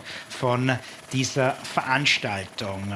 Es schreibt unter anderem hier auch Alexandra Landerdinger, die Schwester von Dominik Landerdinger. Wo ist mein Bruder? Den haben wir vorher im Interview gehört beim Sumi. Da hat er locker gewirkt wie immer, überhaupt nicht gestresst, und trotzdem wollte er aber schon weg vom Sumi, um wieder aufs Rad zu steigen. Ja, ich glaube, ein ehemaliger Weltklasse-Biathlet, Sportler schlechthin, der will natürlich auch eine gewisse Zeit wahrscheinlich fahren, und weißt du, man kann beim Sumi auch relativ lange bleiben, und dann ist seine Zielzeit gleich mal weg, und der Sumi hat ihn Gott sei Dank erwischt. Und ja, kurzes Interview, hat schnell was gegessen an der Labestation in Kütai, und ich glaube, dass der der Landi irgendwo zwischen Brenner und Anstieg Jaufen sein wird. Was hat er gegessen? Das war irgendwie so, es hat ausgeschaut sogar wie ein Wurstsemmel oder ein Wurstbrot. Kannst du das vorstellen? Ich glaube, Kasbrot, ja. Was hast du immer so bei deinen Ausdauer, was natürlich deutlich länger noch war als die Distanz beim Ötztaler? Bei mir ging es eigentlich hauptsächlich immer nur flüssige Ernährung, Spezialernährung aus der Medizin, aus der Klinik für Patienten, die sich selber nicht, die über eine Sonde ernährt werden. Es gibt so Ensure, das sind so spezielle flüssige Nahrung, mit der habe ich mich hauptsächlich ernährt und natürlich halt mit Gels, Bananen. Ich habe eigentlich immer auf die feste Nahrung verzichtet, also, weil ich ein bisschen einen schwachen Magen in der Belastung habe und da haben wir immer nur auf die flüssige Ernährung drauf gesetzt. Ja, die Michi Thaler ist jetzt bei uns eingetroffen. Wir bleiben natürlich jetzt drauf hier beim Jaufenpass. Michi, ganz kurz, warum stehst du oder bist du nicht am Start gestanden, hast dich so vorbereitet, wolltest es vor allem auch dir zeigen, dass man es schaffen kann. Was war schlussendlich jetzt der Grund, warum es nicht funktioniert hat? Ja, danke, dass ich bei euch da sein darf. Sehr, sehr spannend, das Ganze einmal so zu sehen. Ja, ich glaube, ich habe relativ gut trainiert im Rahmen meiner Möglichkeiten, aber ich habe dann vor 10 Tagen mir eine Verkühlung eingefangen und mit leichtem Husten. Und natürlich denkst du dann immer jeden Tag, ja, das geht sich nur aus und geht sich nur aus, aber ja, es geht eben nicht, weil ich habe gemerkt, wenn ich mich ein bisschen belastet oder wenn es kühler wird, dann fange ich gleich wieder an zu husten. Und das macht einfach keinen Sinn. Für das ist das Ganze viel zu anstrengend. Und ja, ich kenne das vom Winter, wenn das sich dann einmal festsetzt, dann hast du es 2 Monate und das macht einfach keinen Sinn, leider. Also ich muss auch sagen, ich bin halt mit Tränen in den Augen am Start gestanden. Ja, aber so ist das Leben halt manchmal. Michi, das Wichtigste ist die Gesundheit und dementsprechend ist die Entscheidung, glaube ich, die richtige. Bleib bitte bei uns, weil wir konzentrieren uns jetzt mal hier auf die Entscheidung am Jaufenpass. Er ist kurz vor dem Ende des Jaufenpasses. Das sieht man alleine schon deshalb, weil unsere Kamera oben am Jaufenpass ihn jetzt einfängt. Damit zu dir, Patrick. Unglaublich, also der fährt immer noch ein Wahnsinnstempo da hoch auf den Jaufenpass. Also und ich habe dann auch zuerst eine Kameraeinstellung gesehen, da ist weit und breit hinten nichts zu sehen, einmal noch. Aber, wir haben noch eine technische, schwierige Abfahrt und dann noch das Finale zum Dimmelsjoch. Also es wird richtig spannend und das ist der Führende, wenige Meter vor dem Jaufenpass. Also wirklich sensationell, wie es da jetzt zur Sache geht. Und sensationell, wie viele Menschen zuschauen. Fredi 48, Markus Hertlein vor der Wien, absolute Maschine. Und die Maschine Markus Hertlein momentan an der 2. Stelle. Es wird dieser Ötztaler Radmarathon nahezu seit Anbeginn angeführt von Loic Griffo vom Franzosen, wo ja auch Michi Nussbaumer, der in Kürze dann wieder bei uns auch sein wird, heute schon gesagt hat, ein Mann mit so viel Potenzial, mit so viel Klasse. Und der kann das Rennen nicht nur bestimmen, sondern möglicherweise sogar bis zum Ende als Führender bringen. Und dann wird es heißen, Frankreich gewinnt nach vielen, vielen Jahren. Muss da mal in den Annalen nachschauen, ob überhaupt mal ein Franzose gewonnen hat, den Ötztaler Radmarathon. Ja, eben, da fährt jetzt der Führende bei der Lavestation, die was hier links nach dem Repulbogen ist, fährt er jetzt vorbei. Und dann sind es nur noch ein paar Minuten hoch bis auf den Jaufenpass und dann geht es in diese technisch schwierige Abfahrt, wo es dann wirklich auch für den sich da erholen wird, nochmal gut trinken, essen und dann fürs finale Anstieg hinauf aufs Dimmelsjoch. Genau, da sehen wir rechts die Labestation. Die übrigens, glaube ich, gemacht wird vom Hotel Bergland, vom Sigi Grüner und der gesamten Mannschaft. Schöne Grüße da auch in Richtung ganz besonders Elisabeth. Und Lukas Riemel macht das. Ich glaube, Bergland macht Brenner. Bergland macht Brenner, okay, Lukas Riemel macht das. Ja, danke natürlich an die vielen Helfer. Michi, ganz kurz, 1300 Helfer sind mit dabei. Du hast es natürlich als Kommunikationsprofi auch schon mehrfach mitbekommen. Bleiben wir ganz kurz noch da beim Jack Burke. Ja, das stimmt nämlich hier. Jack Burke ist gestanden, der ist der Zweite und das stimmt scheinbar. Jack Burke also vorbei, der Sieger von vor 2 Jahren. Vollangriff des Kanadiers. Vor 2 Jahren der erste kanadische Sieger beim Ötztaler Radmarathon. Der greift jetzt richtig an. Also schade, dass wir die Attacke nicht gesehen haben. Das wäre interessant gewesen von hinten. Aber schau mal an. Aber da ist jetzt noch mal richtig mehr Zug dahinter. Aber nach 2 Stunden war er schon ungeduldig und war nicht zufrieden mit der Tempoarbeit im Spitzenfeld. Und dann hat er sich gedacht, okay, ich keine Chance habe, hier zu gewinnen, riskiere ich alles, gehe all in, lege meine Karten auf den Tisch, komme möglicherweise ran und kann mir den Wunsch vielleicht nochmals erfüllen, Ötztaler Radmarathon-Sieger mich nennen zu dürfen und dann zum 2. Mal. Michi, weil ich gesagt habe, du, Michi Thaler als Kommunikationsprofi, ist das auch die perfekte Möglichkeit, um zu zeigen, wie schön Südtirol, wie schön Tirol ist? Es wird keine schönere Möglichkeit geben. Und dann mit diesem wunderbaren Wetter dazu und die vielen begeisterten Menschen an der Straße. Also ich denke, es zeigt das Sportland Tirol, wie es sein kann und wie es ist. Hier Entscheidung also am Jaufenpass. Die letzten Meter vielleicht nochmals die wichtigsten Fakten zum Jaufenpass. Sterzing-Jaufenpass, 1130 Höhenmeter, knapp 15,5 Kilometer ist er jetzt diesen Anstieg gefahren und beendet ihn in Kürze. Wann hat er sich heute in Führung gesetzt? Nochmals für all jene, die vielleicht nicht ganz in der Früh schon dabei waren. Er hat sich sehr früh abgesetzt, hat sich eigentlich im Kütai auf die letzten Meter vor dem Kütai-Pass ist er weggefahren, ist dann alleine durchs ganze Sellrhein hinunter ins Inntal, nach Kemmerton, Innsbruck, den ganzen Brenner bei extremen Gegenwind alleine gefahren und hat jetzt eine Aufstiegszeit von 50 Minuten. Letztes Jahr Manuel Senni mit seiner Siegerzeit 45 Minuten, also 5 Minuten längsamer. Und Jack Burke, der wird jetzt den Vollangriff starten. Er hat nur noch ganz, ganz wenig Rückstand. Da sehen wir jetzt, holt sich an der Labestation was zum Trinken. Ein bisschen Wasser, schüttet sich auch über den Kopf. Also warme Temperaturen auch am Jaufen. Und ja, unglaublich, wie Jack Burke jetzt hier den Jaufen hochfährt. Sensationell. Ja, und da sieht man vor allem, wie schnell es dann gehen kann, dass man doch näher rankommt. Fitze Eschbunkt schreibt, 2021 war am Jaufen für mich Schluss, 2023 dann den Ötzi gefinisht. Ich bekomme immer noch Gänsehaut, wenn ich diese Bilder heute sehe. Michi, und du wirst diese Gänsehaut hoffentlich in den kommenden Jahren auch dann nochmals erleben dürfen. Wie lange hättest du dich vorbereitet eigentlich für diese heurige Auflage, bevor eben dann die Krankheit leider gekommen ist? Ja, das war vielleicht auch ein bisschen kurz. Ich meine, ich habe dann schon schlussendlich 5.500 Kilometer zusammengebracht und ich glaube 55.000 Höhenmeter. Aber angefangen habe ich eigentlich erst im April, weil ich im Winter ganz was anderes tue.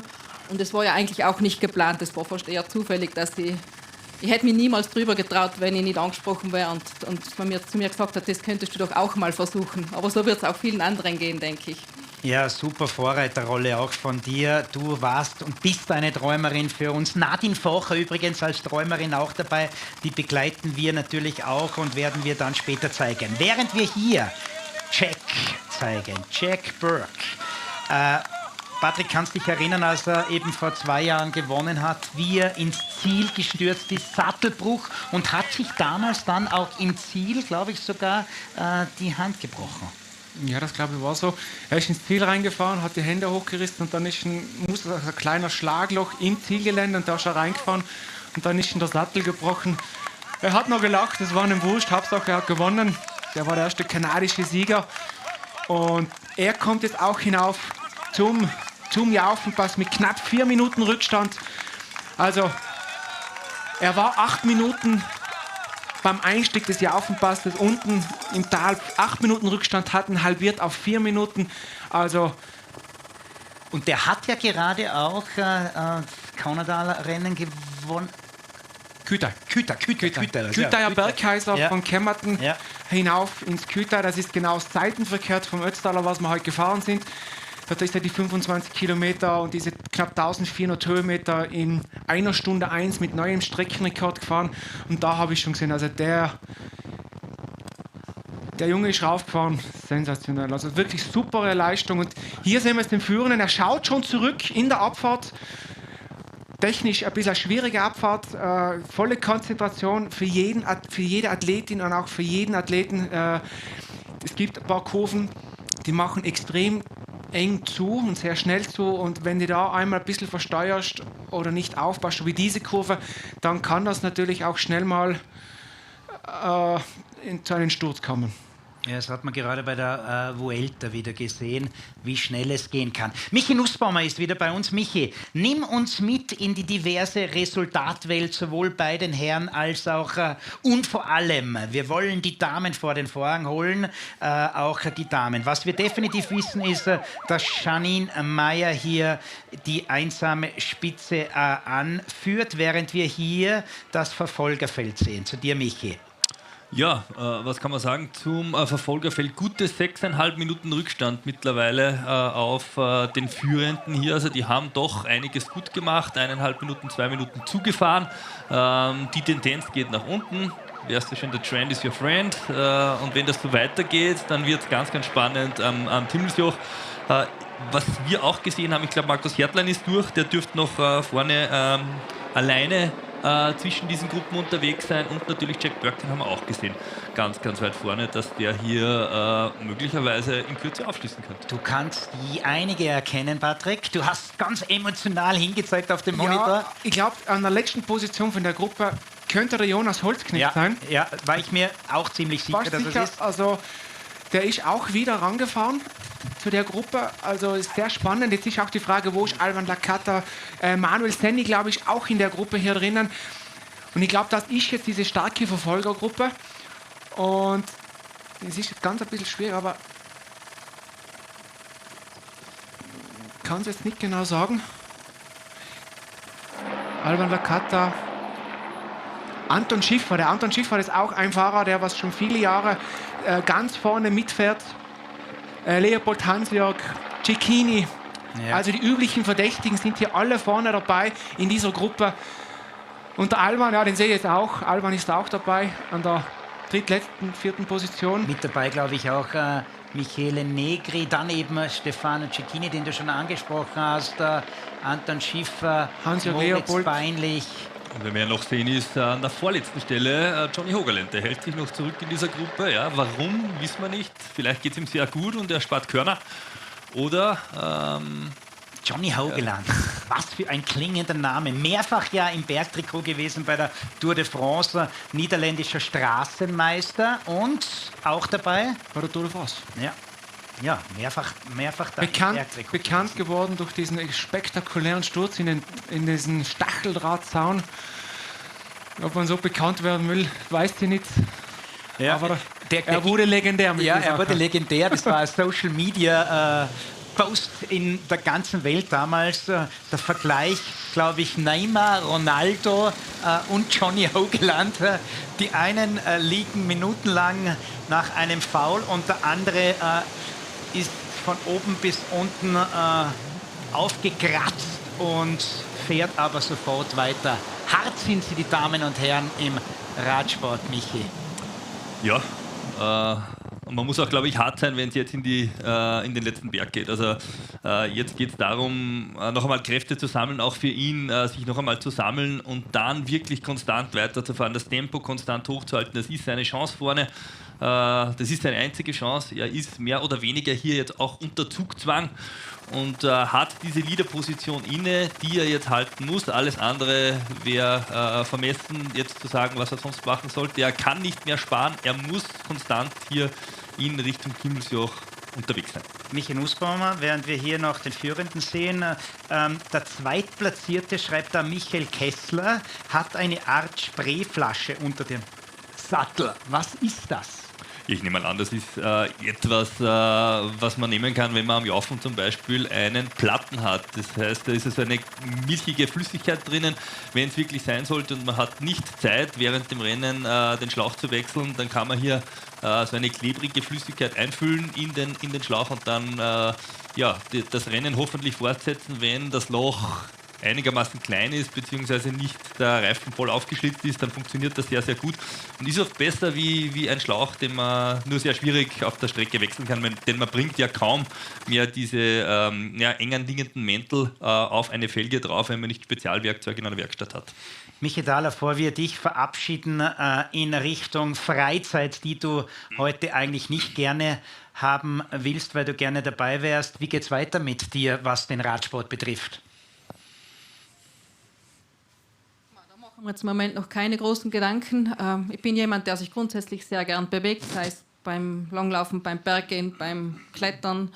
Also ich werde sicherlich weiterhin sporteln und dann irgendwann einmal die Entscheidung treffen, ob ich es noch einmal probiere, weil es gibt einen alten Spruch, auch ich werde nicht jünger, nehme jetzt einmal an. Und ja, vielleicht ist das dann zum 60er noch einmal ein Thema, wer weiß. Das Besondere, Michi, wir werden alle nicht jünger. Das eint uns alle. Auf alle Fälle danke fürs Vorbeischauen. Alles Gute, toi, toi, toi. Und sei trotzdem stolz oder vor allem stolz, auch wenn es gesundheitlich jetzt schlussendlich nicht funktionieren hat wollen. Michaela Thaler also bei uns hier im Studio, eine der Träumerinnen. Im April hat sie sich gedacht, ich fahre mit beim Ötztaler, hat viel trainiert, hat viel gekämpft, wollte unbedingt sich diesen Traum erfüllen und dann eben schlussendlich krank geworden. Und das Wichtige, es ist, glaube ich, die richtige Entscheidung, heute hier nicht am Start zu stehen. Der Körper wird dir danken, Michi. Der Weg ist das Ziel. Vielen Dank, euch auch alles Gute und einen guten Tag noch. Danke dir, Michi. Und damit die Konzentration hier auf das Rennen. Und der Führende, der Franzose Loic Ruffo, ist unterwegs Richtung St. Leonhard. Genau. Ja, wenn man das jetzt so sieht, ich glaube, er ist nicht der technisch beste Abfahrer. Er tut sich leicht am Berg rauf, aber darunter ist er jetzt nicht sehr, sehr schnell unterwegs. Das kann vielleicht ein Jack Burke besser. Der kann sich schon noch einmal 30, 40, 50 Sekunden hier rausholen oder vielleicht auch über eine Minute. Und das ist natürlich im Anstieg dann im Teamlose auch Gold wert. Hier die schnellste Dame, Janine Meyer, sehen wir da an der zweiten Position. Übrigens, Loic Ruffos Bruder schreibt auf YouTube gerade, der Patrick, Allez, mon Loic. Und vielleicht kann er ihn ja hören. Und Allez in Richtung auch Janine Meyer. Nochmal vielleicht zuerst zum Thema, wo Gott mit der Abfahrt, Michi, wie du gesagt hast, dass vorne nicht so technisch stark ist. Jack Burke haben wir zuerst einmal gesehen, hat einmal riesen Glück gehabt in der Kurve, hat sich da wirklich versteuert. Also der ist da an der Leitplanke, da hat nicht mehr viel gefehlt. Also der Jack Burke riskiert runter alles. Also der versucht da jetzt wirklich den Rückstand so klein wie möglich zu machen. Und da sehen wir jetzt hier die Janine Meyer auf die letzten Meter hinauf zum Jaufenpass in dieser Gruppe, wo sie jetzt hier ist. Und auch sie wird in wenigen Minuten den Jaufenpass hinter sich haben. Übrigens, wo sind wir kilometermäßig? St. Leonhard in Passaia sind wir circa bei 175 Kilometer dann. Verpflegungsstation Gasthof Schönau dann bei circa 192. Innsbruck circa 80 Kilometer. Momentan sind wir also im Bereich von 150 Kilometer. Und wir sehen natürlich jetzt auch, wie wir schon vermutet haben, Jaufenpass, der große erste Scharfrichter bei diesem Ötztaler Radmarathon. Alle diese Gruppen, die wir hier sehen, waren in der großen Hauptgruppe am Brennerpass noch gemeinsam unterwegs und diese große Gruppe, dieses Peloton, wenn man so nennen darf, hat sich jetzt aufgesplittet in mehrere Gruppen.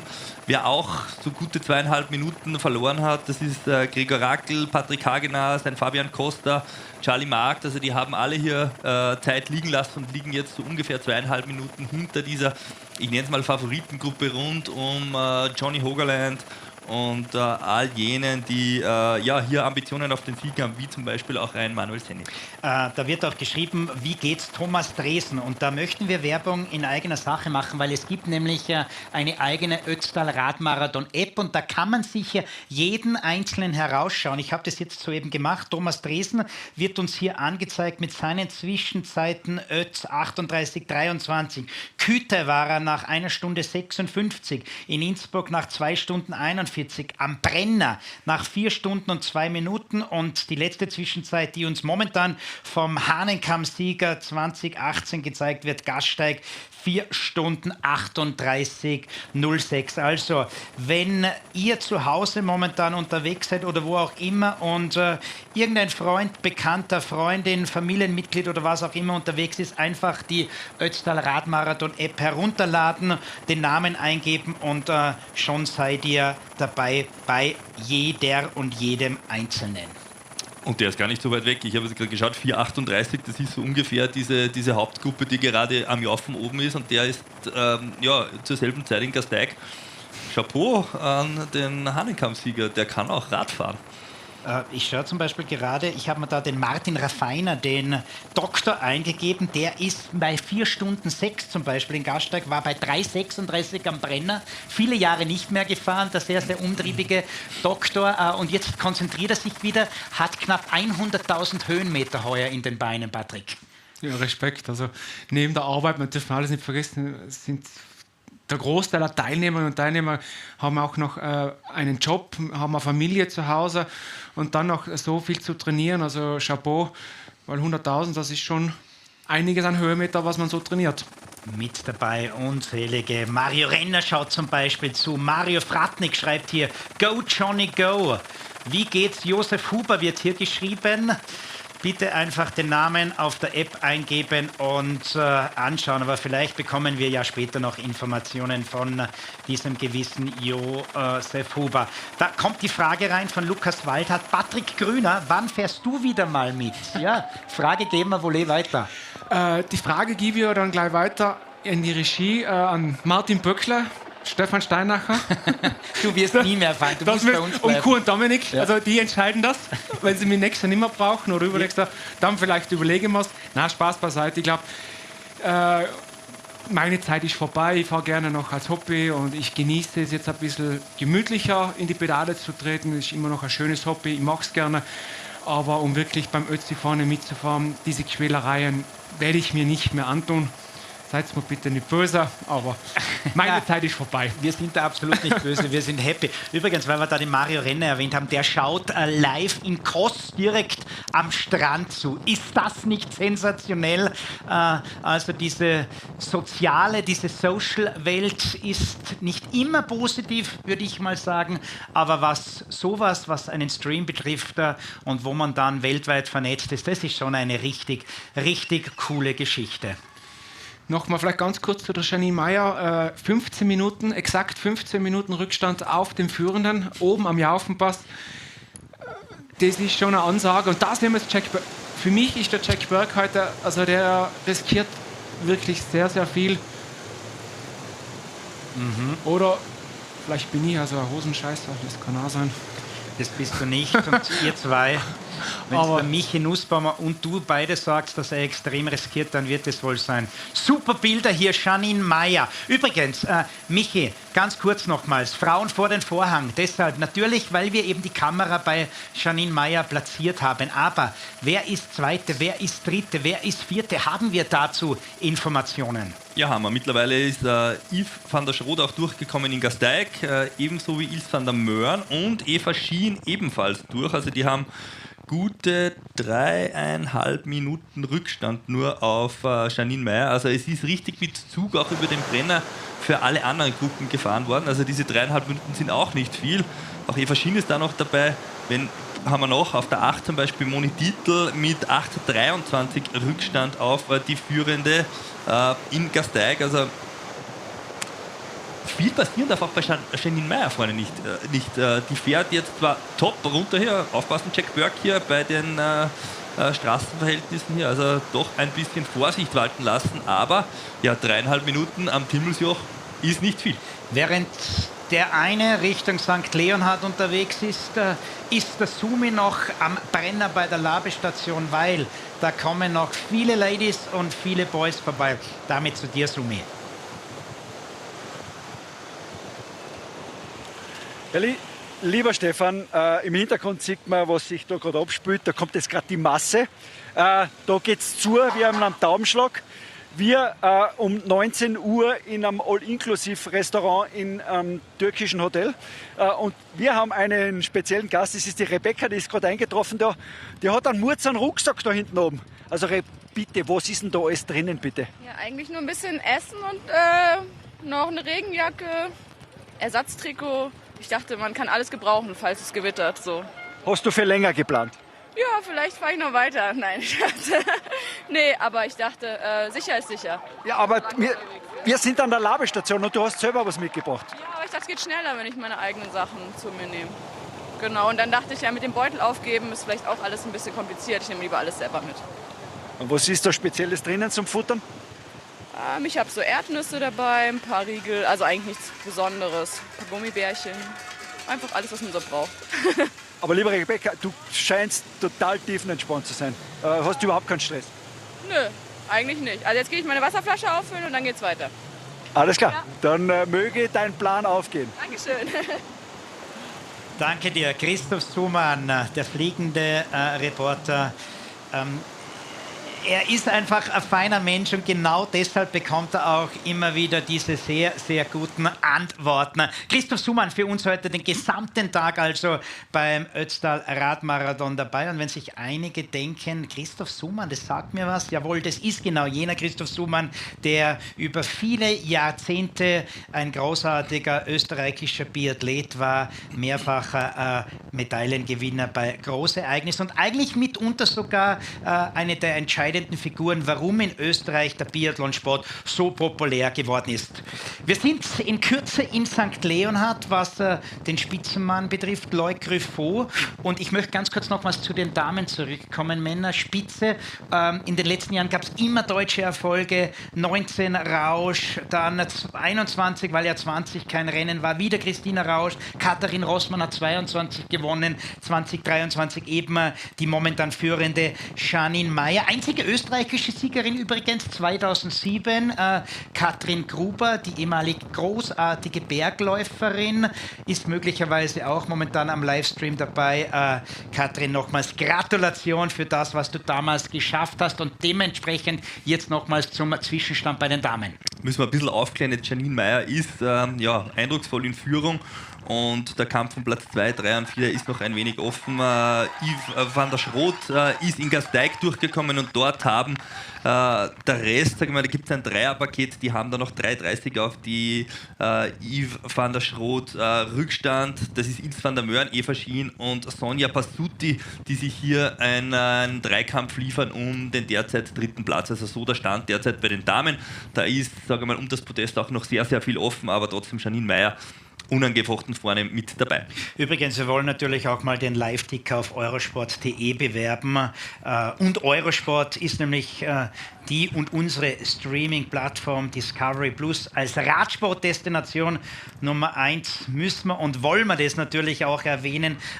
Die übertragen nicht weniger, habe ich mal gelesen, als 750 Radrennen pro Jahr und natürlich die 3 großen Landesrundfahrten sowie Olympia und Weltmeisterschaft. Apropos Weltmeisterschaft, gestern großartige Siegerin in Andorra, Wally Höll im Downhill, zum 3. Mal in Folge und heute Laura Sticker, Max Feudel, Mona Mitterwallner und Co. am Start und hier beim Rennen ja die ehemaligen Mountainbiker Charlie Markt und Gregor Rackel dabei. Laura Sticker bei Olympia super gefahren, am Anfang sogar angeführt mit Laurent Berfond, schlussendlich 6. geworden. Ja, Laura hat ein Wahnsinns-Olympiarennen heuer absolviert und ich traue der Laura auch heute um 13.30 Uhr, glaube ich, haben die Mädels Start. Traue ja auch einiges zu. Mona Mitterwallner muss man schauen, die ist ein bisschen gesundheitlich angeschlagen, aber hoffen wir auch das Beste dafür und Max Feudel auch. Also die Tiroler Garde vertretet uns sehr gut in Andorra, da sind wir auch sehr stolz drauf. Und eben Charlie Markt, ehemaliger Olympiateilnehmer in London, im Cross-Country-Bewerb hier am Start, auch mit Gregor Rackel in der Gruppe am Jaufenpass. Also die Biker zeigen auch, dass sie Rennradl fahren können. Gregor Rackel haben wir heute in der Früh ja schon im Interview gehört, hat sich so eine Zeit gesetzt, hat sehr, sehr bescheiden und sympathisch wie immer gewirkt beim Interview und hat gesagt, ja, es ist alles möglich zwischen vielleicht sogar 7 Stunden 30. Ich werde es mal genießen. Normal bin ich bei den Weltmeisterschaften immer am Start gestanden und endlich kann ich den Ötztaler fahren, so die Aussage von Gregor Rackel. Das ist Jack Burke. Canadians, Top Favorites. für den Ötztaler. Jetzt haben wir gleich die Zwischenzeit hier in St. Leonhard, dann wissen wir, ob der auch bergab etwas aufgeholt hat. Und wenn ich mir das so anschaue, wie der hier bergab fährt, würde mich wundern, wenn es anders wäre. Es ist die große Frage, wie es jetzt weitergeht. Darauf nach Moos ist meines Erachtens eine ziemlich entscheidende Passage. Sehr, sehr warm an der Mauer entlang, immer 30, 35 Grad. Das wird für die Amateurathleten, die hier dann unterwegs sind, gegen 2 Uhr, 3 Uhr nachmittags eine richtig heiße Kiste hier an dieser Steinwand entlang. Da steht die Luft, das wissen wir immer, da hat es über 30 Grad und da werden heuer noch einige zu leiden haben. Ja, und der muss da jetzt schnell durch und die Verfolgung aufnehmen. Schauen wir mal, wie die Zeit sein wird. Ich glaube, dass der sogar fast eine Minute aufgeholt hat, nur in der Abfahrt, so jetzt vom Zeitraffer, was sie jetzt so gestoppt haben vom Führenden und zu Jack Burke, glaube ich, eine knappe Minute hat er nur in der Abfahrt aufgeholt. Also das wären dann so ungefähr 2 Minuten Rückstand, ein bisschen mehr vielleicht.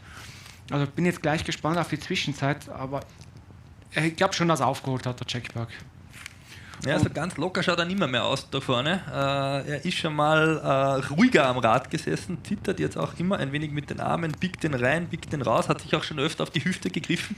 Das ist Michi Nussbaumer, wie er lebt und leidet mit den knallharten Ansagen, aber eben, er sieht genau das und genau deshalb sitzt der Michi auch bei uns hier. Und das hat er schon in Küta, hat er sich öfters gedehnt. Ganz kurz, Männer, habt ihr gesehen, hat er... Ah nein, ist kein Zettel, sondern ein Schluck, den er da zu sich nimmt. 2 Minuten 44 hat der Rückstand der Jack Burke. Also er hat über 1 Minute nur in der Abfahrt aufgeholt. Also das war, was wir gesehen haben, richtig, dass er runterwärts sehr viel riskiert hat. Und 2 Minuten 44, das ist auf die Länge. Wir haben jetzt 29 Kilometer, 1400 Höhenmeter mit 14% maximaler Steigung. Also das geht jetzt ins Finale. David Hofer schreibt, Sumi, die lebende Legende, und diese lebende Legende ist uns jetzt wieder zugeschaltet. Sumi.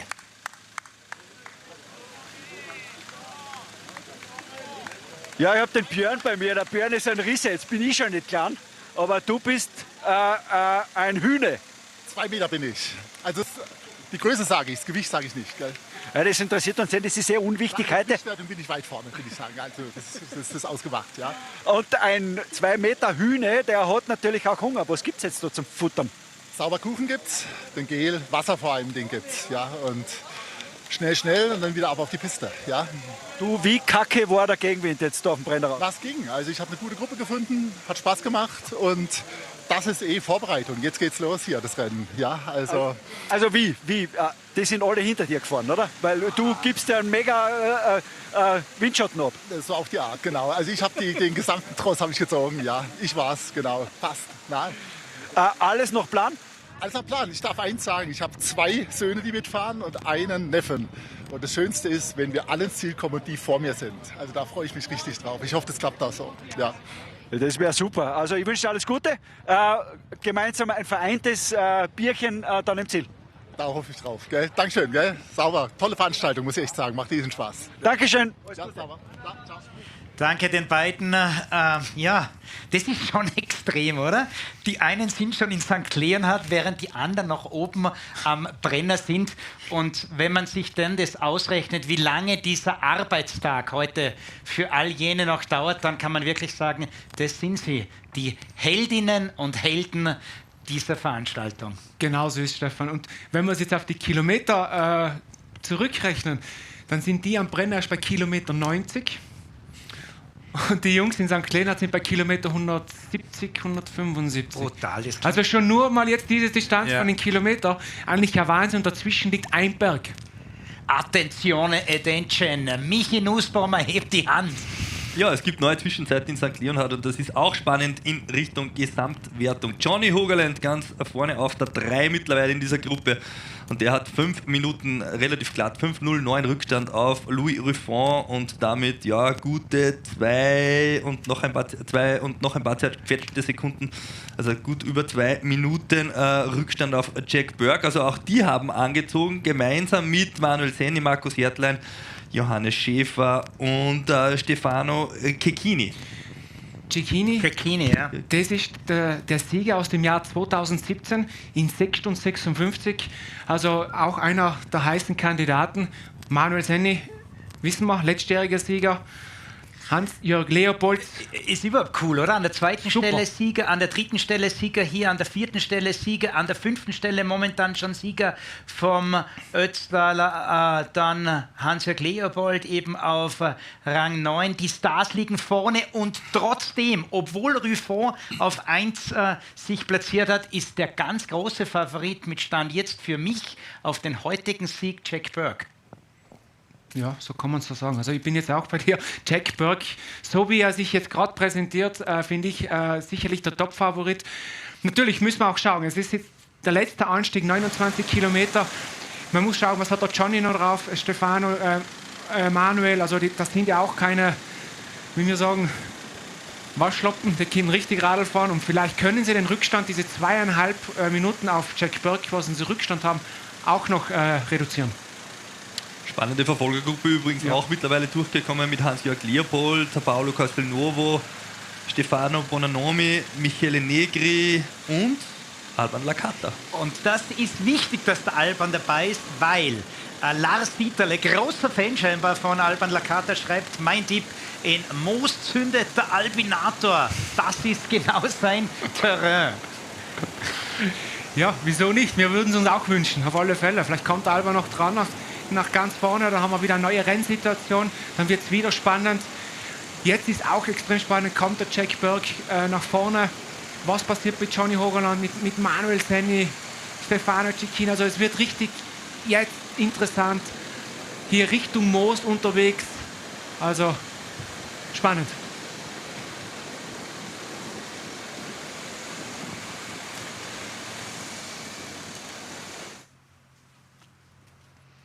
Der Umschnitt hier auf den Führenden.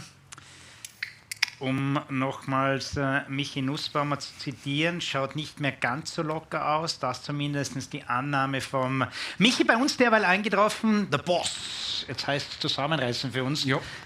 Patrick Grüner, the Boss is sitting next to us. Dominik Kuhn. Dominik, wie läuft's? Gewaltig, darf ich sagen. Ja. Echt, richtig gut. Was hört man hinter den Kulissen? Du bist natürlich mit allen in Verbindung. Ja, eben, fast gar nichts. Nein, wirklich gut. Es ist verdächtig ruhig, es war von der Früh weg so ruhig. Irgendwo ist zweischneidig gesperrt vielleicht, aber nein, es läuft alles in die richtige Richtung. Als OK-Leiter, wie war die Nacht? Kurz natürlich, aber trotzdem geschlafen? Kurz, aber laut Garmin nur viel Tiefschlaf und kurze Nacht, aber nein, war sehr gut. Echt entspannend. Was sagt Böckle gerade in mein Ohr? Martin, kannst du das wiederholen? Okay, jetzt müssen wir kurz zu Christoph Sumann schalten, weil der Christoph hat nämlich den ältesten und jüngsten Helfer vom Dream Team, wo ja 1300 mitwirken. Bitte, Sumi. Ja, so ist es. Mitten in der Labestation hat mir der Oliver natürlich geholfen. Der Oliver, es ist ja eigentlich mein Privatchauffeur. Und der Oliver wird die zwei Herrschaften jetzt vorstellen. Von der Größe her ist nicht viel Unterschied. Aber der Oliver, die Herrschaften sind? Das ist einmal der Hans-Peter und der Xaver. Und vorstellen heißt, auf der einen Seite haben wir da den jüngsten Helfer an den Labestationen und den ältesten Helfer. Und da sind 70 Jahre dazwischen. Und das gibt mir oder uns die Gelegenheit, einmal im OK einfach einmal Danke zu sagen. Und nicht nur an die zwei, aber sie stehen stellvertretend für alle Einzelmännchen, alle, die da helfen, stehen sie heute und jetzt da. Und ich glaube, es ist ein großes Anliegen auch von mir, einfach Danke zu sagen. Das ist eine großartige Geschichte. Danke fürs Helfen. Danke dir, danke dir. Dies werden wir nächstes Jahr wieder sehen, die hoffentlich auch. Und ja, ich habe gesagt, danke an alle Helfer und Helferinnen. Es ist ein Haufen zum Tun, es ist ein Haufen Arbeit. Und deswegen ein großes, großes Danke.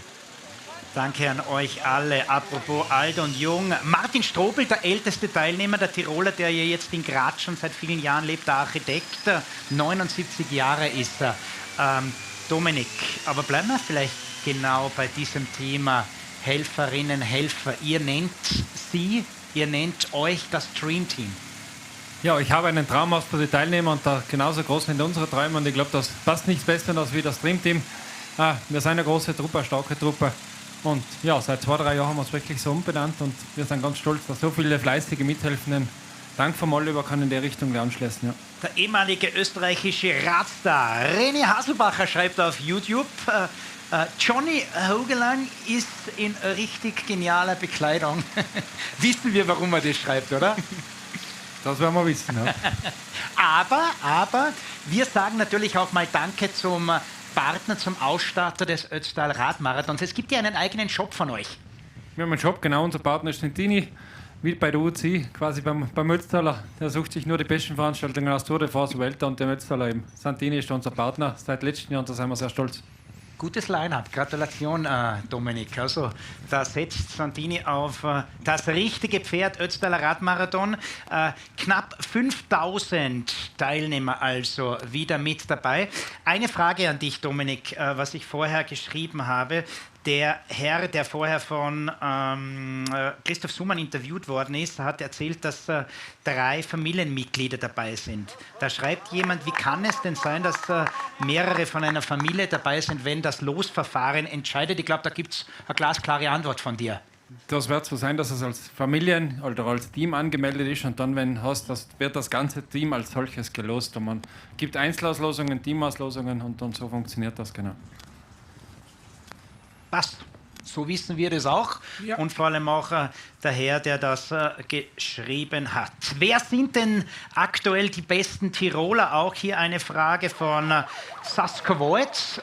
Und das ist in dem Fall Alban Lakata natürlich. Das ist wer noch? Da gehört noch der Gregor Rackel dazu, der Charlie Markt ist dabei. Also da haben wir einige, der Jonas Holzknecht, also wirklich, Alan habe ich schon erwähnt. Also es sind wirklich viele namhafte dabei. Wir haben jetzt gerade nicht die genaue Rangliste, aber die sind alle in den Top 20 vertreten. Hier wieder die Bilder vom Jaufenpass. Nochmals vielleicht die technischen Daten. Der Jaufenpass befindet sich auf knapp 2100 Meter Seehöhe. Das Dach des Ötztal Radmarathons ist übrigens das Dimmelsjoch. Männer, ohne dass wir nachschauen, Höhe vom Dimmelsjoch? 2474. 2474? Die hat 25 gesagt. Weil angeschrieben ist, glaube ich, 25, oder? 3509, die passt ja, aber da ist der Wanderweg, da schicken wir sie nicht drüber. Okay. Wahnsinn von Dominik.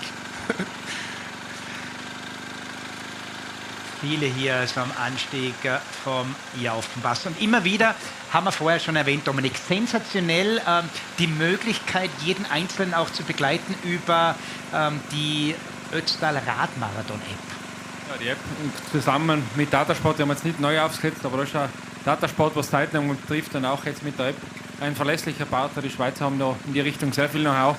Haben wir letztes Jahr auch neu getestet, heuer ein bisschen feingetunt. Ich glaube, das läuft heuer einmalig und ja, sehr stolz, dass so viele Downloads sind und dass sich so viel von Interesse ist und das auch downloaden und mitverfolgen. Apropos downloaden und mitverfolgen, es gibt ja auch seit neuestem von Marco Brucker den Podcast, der auch sehr, sehr gut angenommen worden ist. Du und die Heike, super Geschichte, habe ich mir angehört, genauso wie die Geschichte mit Dominik Landerdinger, sehr, sehr interessant auch Verena Dollinger. Ja, ist natürlich sehr, sehr spannender Einblick hinter die Kulissen oder auch, wie sich die Top-Profis, die Ex-Athleten vorbereiten oder aktuelle Athleten wie der Toni Balzer. Ich kann an der Stelle ankündigen, der Podcast wird fortgesetzt. Im September macht der Marco noch, der ist ja selber auf der Strecke, Marco Brucker, der erzählt ein bisschen aus seiner Perspektive. Der Gast steht da nicht ganz fest, schauen wir, wie weit der Marco kommt, vielleicht ist er selber der Gast. Und nein, der ist super unterwegs und da freuen wir uns auf nächste Gäste und dann alle 3-4 Wochen möchten wir einen neuen Podcast nachliefern. Ja. Markus Kaufmann, Alban Stiesel kommt langsam in Schwung, aber dann gewaltig. Der 45-Jährige, immer weniger Rückstand. Hier die Information von und mit Jack Burke, die Nummer 3. Wird er heute die Nummer 1 oder bleibt es dabei, dass Loic Ruffo, der nach wenigen Minuten sich heute nicht nur in Szene, sondern an die Spitze setzen konnte und bisher das Rennen auch dominiert. Und die führende Dame sollte uns möglicherweise auch wieder mal gezeigt werden. Und hier ist sie, das ist in der Kurve in St. Leonhard Janine Meyer. Janine Meyer, circa bei 5:13, also die hat jetzt ungefähr immer noch diese 15 Minuten Rückstand, also sie hat bergab nicht so viel verloren. 15, 16 Minuten sind es jetzt auf die Spitze und ja, Jetzt bin ich auch gespannt, wie sie das Dimmelsjoch angehen wird. Sie ist jetzt komplett alleine, also sie wird jetzt keine Hilfe mehr von irgendjemandem hier kriegen am Bild. Und ja, sie ist jetzt unten in St. Leonhard, jetzt kommt gleich rechts der Kreisverkehr. Da fährt sie dann rechts weg und dann ist sie schon im Anstieg Richtung Moos in Passaia und dann geht es hoch aufs Dimmelsjoch, auf den höchsten Punkt des Ötztaler Radmarathons. Und weil wir vorher über den ältesten Teilnehmer gesprochen haben, da schreibt zum Beispiel eine Dame oder ein Herr Gappmeier, wo befindet sich denn derzeit der älteste Teilnehmer? Wie gesagt, einfach App herunterladen, Namen eingeben und so kann man jeden Einzelnen, den man verfolgen möchte, eben hautnah verfolgen. Da Jack Burke wieder vorbei, allerdings nicht an Konkurrenten, sondern an Hobbyradfahrer. Ja, man hat jetzt gerade gesehen, auch vom Führenden, er schaut jetzt immer wieder zurück. Ich glaube, er weiß, dass ein Fahrer von hinten kommen wird. Jetzt sehen wir es eh. Und man hat jetzt gerade umgeschwenkt, sie haben jetzt schon Sichtkontakt, der Jack Burke nach vorne. Und da sehen wir die Janine Meyer, wird jetzt auch nochmal verpflegt. Und die fährt jetzt hinauf Richtung Dimmelsjoch. Da sieht man. Boah, hier sieht man es. Also Jack Burke kommt nah ran. Heißt das vielleicht auch, dass Hogeland und Co. nahe rankommen an Jack Burke? Noch ist nicht aller Tage Abend. Aller Tage Abend ist dann erst im Ziel oder spätestens, was die Spitze betrifft, da oben am Dimmelsjoch. Nochmals ganz kurz zu den Damen, weil wir die Damen vor den Vorhang holen. Heuer sind knapp 430 Damen gemeldet und diese Anzahl der registrierten Teilnehmerinnen ist in den letzten Jahren um knapp 57% gestiegen und man merkt es ja selber, wenn man auf der Straße unterwegs ist, dass viele großartige junge, ältere Damen mit dem Rennrad unterwegs sind und da wird sich noch einiges tun in den kommenden Jahren. Ja, auf alle Fälle. Bei meinen Radmarathons 2010, 11, 14 und 15 auch in Begleitung der Freundin, dann noch später eine Frau fahren. Mir hat das immer Spaß gemacht und ist doch schön, wenn man ein Hobby verbinden kann. Sie war recht fit und ich habe noch schauen müssen, dass ich danach komme. Und war eine schöne Zeit.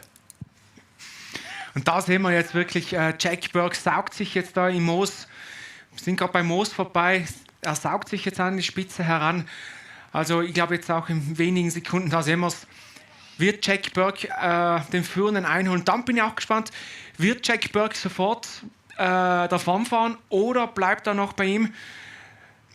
Aber in dem Flow, wie er sich gerade befindet, der Jack, glaube ich, wird da sofort die Attacke machen und vorbeifahren. Also da bin ich jetzt wirklich gespannt, wie er das jetzt angehen wird, weil der Druck von hinten kommt natürlich auch. Wir haben auch hinten Johnny Hogeland, Manuel Senni, die natürlich auch versuchen, den Rückstand zu verkleinern. Und das weiß der Jack. Und ich glaube eher, dass er gleich... Das schaut aus, als ob er eher... Ja, das ist schon... Schau, er quatscht nicht mal und sagt nicht mal, bleib dran, lasst uns gemeinsame Sache machen, sondern er macht seine eigene Sache, Jack Burke. Oder andersrum, bricht jetzt Loic Griffo, er scheint Milch zu geben. Ja, man darf eins nicht vergessen, der Franzose ist jetzt seit dem Kütai alleine unterwegs, also ganz knapp vor dem Kütai-Pass hat er sich absetzen können von seinem Wegbegleiter und auch vom Hauptfeld und ist ja eigentlich jetzt bis jetzt alles mehr oder weniger solo gefahren, den ganzen Brenner bei heftigem Gegenwind heuer, alles solo bis hierhin, oberhalb vom Moos in Passaia und dass jetzt natürlich die Kräfte schwinden, das ist glaube ich ganz normal, also das ist menschlich und ja, Jack Burke kühlt sich jetzt ab, es muss extrem heiß sein in St. Leonhard unten und er schaut recht locker aus, freihändig bei 10%. Also brauche ich nicht probieren, aber frischer nicht. Du, weil wir über den ältesten Teilnehmer mit 79 Jahren gesprochen haben, jüngste Teilnehmer, wie alt muss man sein, um beim Ötztaler starten zu dürfen? 18 Jahre, aber mit 16 mit Begleitung oder mit Unterschrift funktioniert das schon, ja. Jonas ist ja knapp drüber erst. Jonas Holzknecht, der Sieger vom Prolog, heute mit einigem Pech, wollte ja lange vorne dabei bleiben.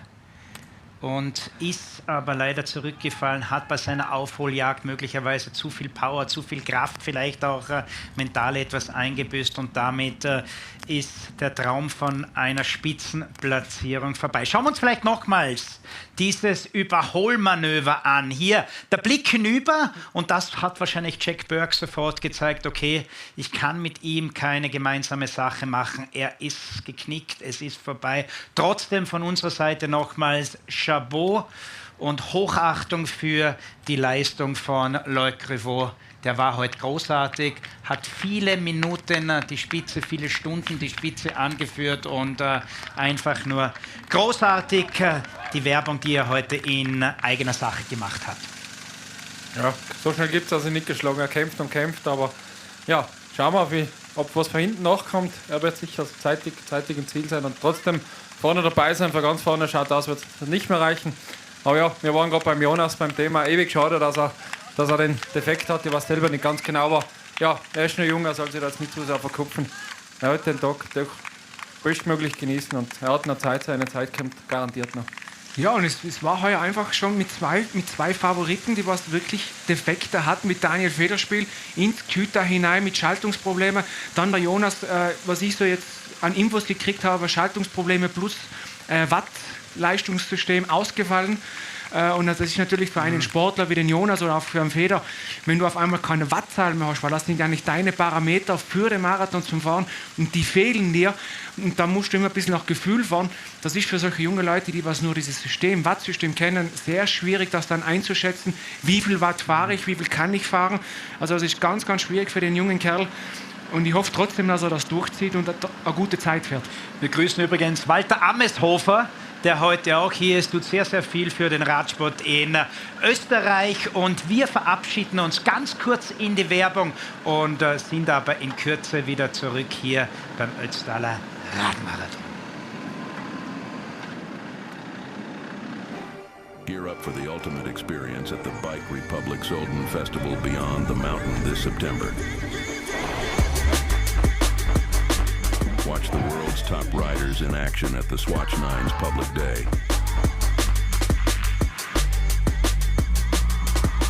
Party with your friends to the beats of Camel and Crook.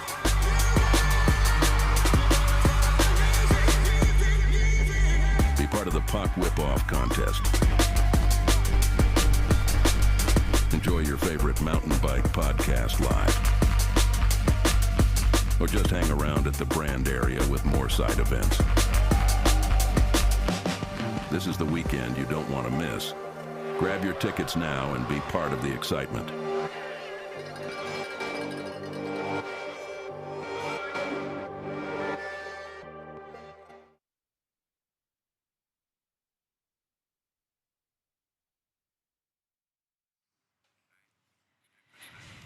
Behind the Mountain. Nächste Großveranstaltung hier im Ötztal, 13. bis 15. September. Und dann wartet schon der Skiweltcup in Sölden. Übrigens, back dann Lukas Braten, zurück dann auch im Geschäft Marcel Hirscher und die werden also dann probieren, Marco Odermatt, Manuel Feller und Co. anzugreifen. Und übrigens heute live dabei beim Livestream, Marco Schwarz hat geschrieben auch schon, den grüßen wir natürlich, alles Gute, musste ja nochmals operiert werden. Marco, toi, toi, toi und komm möglichst schnell zurück, dann vielleicht ja schon nach Gurgl. Da ist nämlich dann die 3. Station im Skiweltcup, also das Ötztal ist wieder dabei. Und bevor wir über das sprechen, Dominik, schalten wir wieder zu Christoph Sumann, unseren Außenmoderator für die nächsten 100 Jahre. Sumi. Wir sind immer noch am Brenner, immer noch in der Labestation und ich habe die zwei Herrschaften jetzt verfolgt. Gestalkt fast ein bisschen in der Labestation. Du bist da? Tobias. Und du bist da? Thomas. Und ihr habt den gleichen Nachnamen. Ich habe zuerst vermutet, das ist Vater und Sohn, aber so ist es nicht. Nein, wir sind Brüder. Wir sind Brüder. Ich habe gedacht, ich bin der Vater. Ich bin eigentlich der ältere Bruder. Das heißt, du bist der Begleitschutz. Und was mir aufgefallen ist, die Burschen haben überhaupt keinen Stress gehabt. Gell? Also ganz kommod von einer Station zu anderen, was könnt ihr da probieren, was könnt ihr da schmecken. Was hat geschmeckt? Ja, die Suppen auf jeden Fall, wie immer. Das ist immer ein Highlight, oder? Sicher. Das braucht man auch für die Salze und so weiter. Und sonst ist es eigentlich auch perfekt, weil es gibt eigentlich alles. Es gibt ja andere Marathons, da geht man, wenn man ein bisschen später hinkommt, ist schon vieles schon weg, aber da ist immer genügend da und das ist einfach perfekt organisiert. Dem Trikot noch, was ich ja extrem geil finde, trinkst du ja normalerweise andere Sachen. Auf jeden Fall, ja. Und diese anderen Sachen wird es dann gemeinsam, ihr werdet ja, nehme ich an, gemeinsam ins Ziel fahren, gibt es dann im Ziel, oder? Ja, natürlich, das werden wir auf Timmelsjoch auf ziemlich fokussieren. Darf ich noch fragen, wo ihr zwei her seid? Aus Wien. Also das ideale Trainingsgebiet eigentlich für den Ötztaler. Wie bereitet sich ein Wiener auf so eine Monsterveranstaltung vor? Ja, im Weinviertel gibt es noch ein paar Hügel. Man muss halt einfach nur lang fahren. Man muss sich die kleinen Hügel suchen. Ja. Ist leider nicht ganz so einfach als wie in schönen Tirol. Zu mir hat ja mal einer gesagt, im Niederösterreich oder im Burgenland, wenn man da am Gipfel steht, sagt der Tiroler, da hat er noch 3 Stunden bis zum Gipfelkreuz. Ja. Ja. Burschen, ich wünsche euch alles Gute. Super. Und wir sehen uns dann im Ziel. Ja. Super, danke, klein und schau. Ciao. Gut gelaunt sind Sie, die Interviewpartnerinnen und Partner, wirken überhaupt nicht angeschlagen, sondern ganz im Gegenteil immer sehr, sehr locker, haben was zu sich genommen. Übrigens, wir sind auch schon ein paar Stunden auf Sendung, wir genießen das eine oder andere Red Bull, den einen oder anderen Espresso und sagen da auch mal Danke in Richtung unseres Teams, was uns da perfekt verköstigt. Apropos verköstigen, was gibt es denn alles auf den Labstationen und wie viele Labstationen gibt es auf der gesamten verteilten Strecke, Dominik Kuhn? Auf der Strecke verteilt insgesamt 5. Im Ziel gibt es noch eine, dann sind wir bei 6. Ja, das ist sehr vielfältig, von Brote über Kuchen, über auch Bauartikel, natürlich Gelriegel, dass man sich bestmöglich verpflegt. Auch Gel, Magnesium in die Sachen, dass man auch, wenn man gegen Krämpfe vorbeugt. Und heute, glaube ich, ganz wichtig, sehr viel trinken. Da haben wir von Eistee, Apfelsaft bis hin zum Bauerdrinks. Haben wir da alles dabei. Red Bull natürlich, speziell beim Timmelsjoch, wo der Jack jetzt schon ist, aber die letzten, die wir gesehen haben, sind jetzt die zwei waren gut gelaunt, die haben noch 20 Minuten Luft zum Schlusswagen. Folgedessen passt die Stimmung und ist schon so schön, wenn sie den Tag genießen und einfach sich gemeinsam einen schönen Tag machen. So soll es ja sein. Ich bin gespannt, Flo Obermoser ist ja für uns unterwegs, der Flobe, wann wir vielleicht wieder mal einen Rückblick erleben werden und sehen werden. Hat sich Jack Burke, während wir hier Janine Meyer sehen, kurz nochmals, bleiben wir jetzt bei der Janine, hat sie sich verdient, beziehungsweise alle Damen, knapp 400 ja heute, die am Start sind. Euer Eindruck von Janine? Mikrofon bitte einschalten. Ich einschalten. Jetzt passt, ja. Jetzt hören wir die wieder. Sorry. Respekt, Mann. Der fährt den Windschatten von der Janine, sage ich mal. Und sie kämpft damit. Und ich glaube schon, da kann man sie definitiv heben und sehr viel abschauen, wie die da raufzieht. Ja, und ich bin mir 1000% sicher, dass sie das heute durchzieht und bis oben eigentlich die Pace vorgibt. Ich glaube, bin ich gespannt, wie lange sie mithalten, die zwei Jungs. Die war letztes Jahr, ich habe mir die Zeiten jetzt im Vorhinein in meiner Recherche angeschaut, die war letztes Jahr rauf auf das Timmelsjoch knapp 15, 16 Minuten langsamer als Senni, der Sieger. Also das zeigt schon die Klasse, die Qualität, das unglaubliche Können, was sie hat, nämlich eben Janine Meyer. Wie schaut es aus? Streckenrekord Janine Meyer? Bricht sie den eigenen oder nicht? Wie schaut es aus? Dafür haben wir den Patrick Grüner. Der rechnet, der kalkuliert. Patrick, bitte. Jetzt habt ihr mir gerade rausgebracht, weil ich wollte gerade nachschauen. Nein, sie ist auf dem, also aktuell ist sie schon auf dem Weg Richtung neuen Streckenrekord, ganz knapp. Aber ich muss dann noch ganz kurz nachrechnen, aber es sieht sehr gut aus, dass es vielleicht ganz knapp ausgeht. Natürlich muss man jetzt schauen, wie es der Janine hier aufs Timmelsjoch hochgeht. Hat sie noch genug Power? Natürlich, wie ist dann auch die Abfahrt nach Sölden? Haben wir Gegenwind, haben wir Rückenwind? Also es hängen jetzt ganz viele Faktoren auch noch zusammen. Und die Janine, so wie sie sich heute präsentiert, bin ich der Meinung, geht sich aus, aber auch ein Experte kann sich mal täuschen. Wir verhandeln übrigens noch mit Toni Balzer. Momentan sind wir bei 1 Million Euro, die wir ihm bieten, dass er heute noch unser Analytiker wird. Vielleicht schaffen wir es, dass er einsteigt, nebst euch allen hier mitzukommentieren. Toni Balzer wird also bei uns erwartet. Red Bull Bora Hans Grohe Ötztal Profi. Dominik, vielleicht nochmals zu dir. Ich höre, wir haben jetzt den Rückblick geplant und das machen wir natürlich. Also, liebe Zuschauer des Ötztal Radmarathon TVs, schauen wir uns an, was ist alles in den letzten Stunden, in der letzten Stunde beim Ötztal Radmarathon passiert. Die Einspielung hier, jetzt und nun.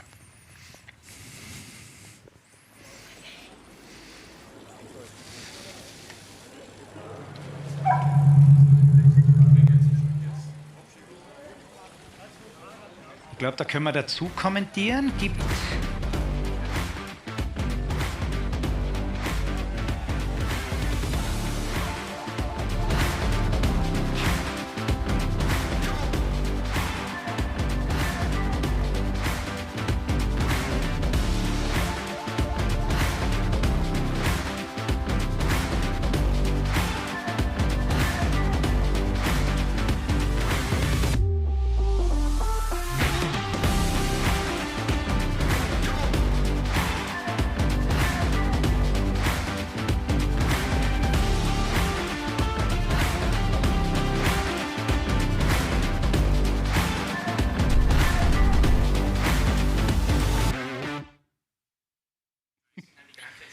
Übrigens, Jack Burke schreibt da, jemand hat einen Podcast und ein Buch geschrieben, was schreibt er, nahezu nicht als Sport, mehrfacher Ötztal-Sieger. Nodecker agiert als Trainer und konnte das so in diesem Ausmaß betreiben, wird hier geschrieben. Danke für diese Informationen, die wir immer wieder bekommen. Und weil wir da Elisabeth Buschan bei uns hier im Studio gerade im Hintergrund sehen, genauso wie Mr. Leukep, kurz zur Außengeschichte. Es wird großes Entertainment geplant während des gesamten Jahres. Viele Videoleinwände, viele Fernseher, die eingeschaltet sind hier für die Zuseher vor Ort. Was wird sonst noch alles geboten?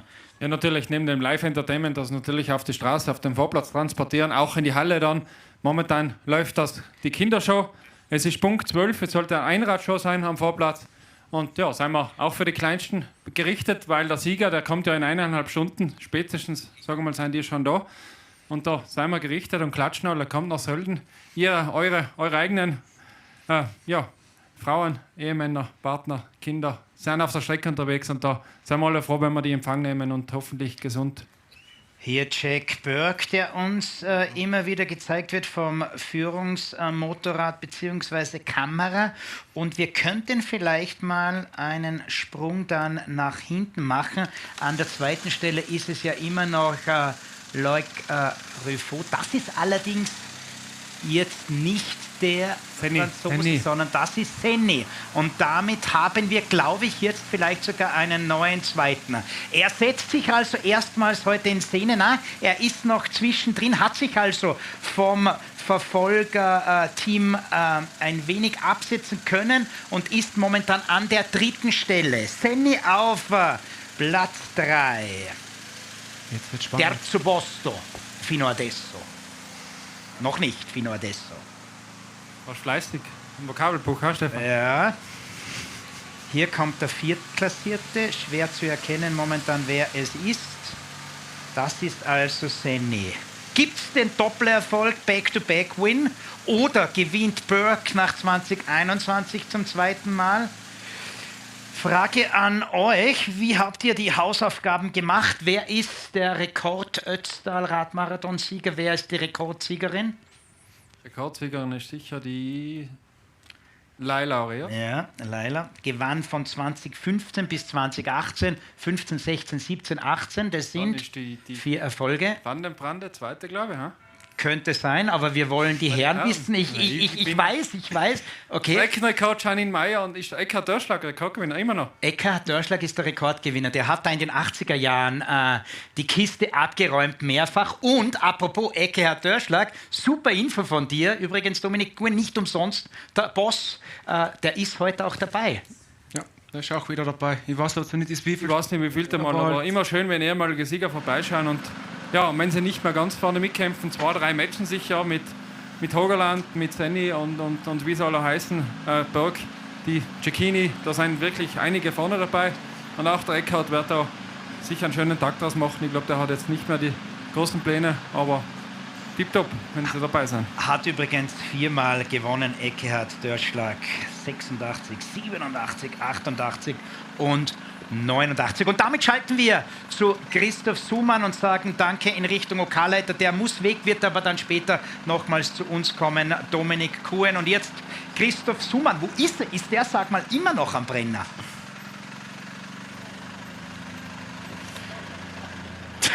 Was soll es sonst sein? Natürlich, ich bin immer noch am Brenner und ich habe einen Premierenstarter. Das ist der Michael. Der Michael ist aus Bochum. Aus Bochum. Bochum, gibt es da einen Berg? Nicht so wirklich. Nicht Berge, Hügel. Hügel. Okay, es gibt Hügel in Bochum. Wie schlimm war der Hügel übers Küte? Super, bis jetzt alles super. Hätte schlimmer sein können. Ich habe dich beobachtet vorhin. Du bist da gesessen, dein Rad am Boden liegend, du nebenbei sitzend. Was geht da durch den Kopf gerade? Gar nichts. Wie bekloppt muss man sein? Und du hast mir gerade gesagt, das Schlimmste und das Schönste kommt noch. Ja, Jaufenpass. Der andere noch.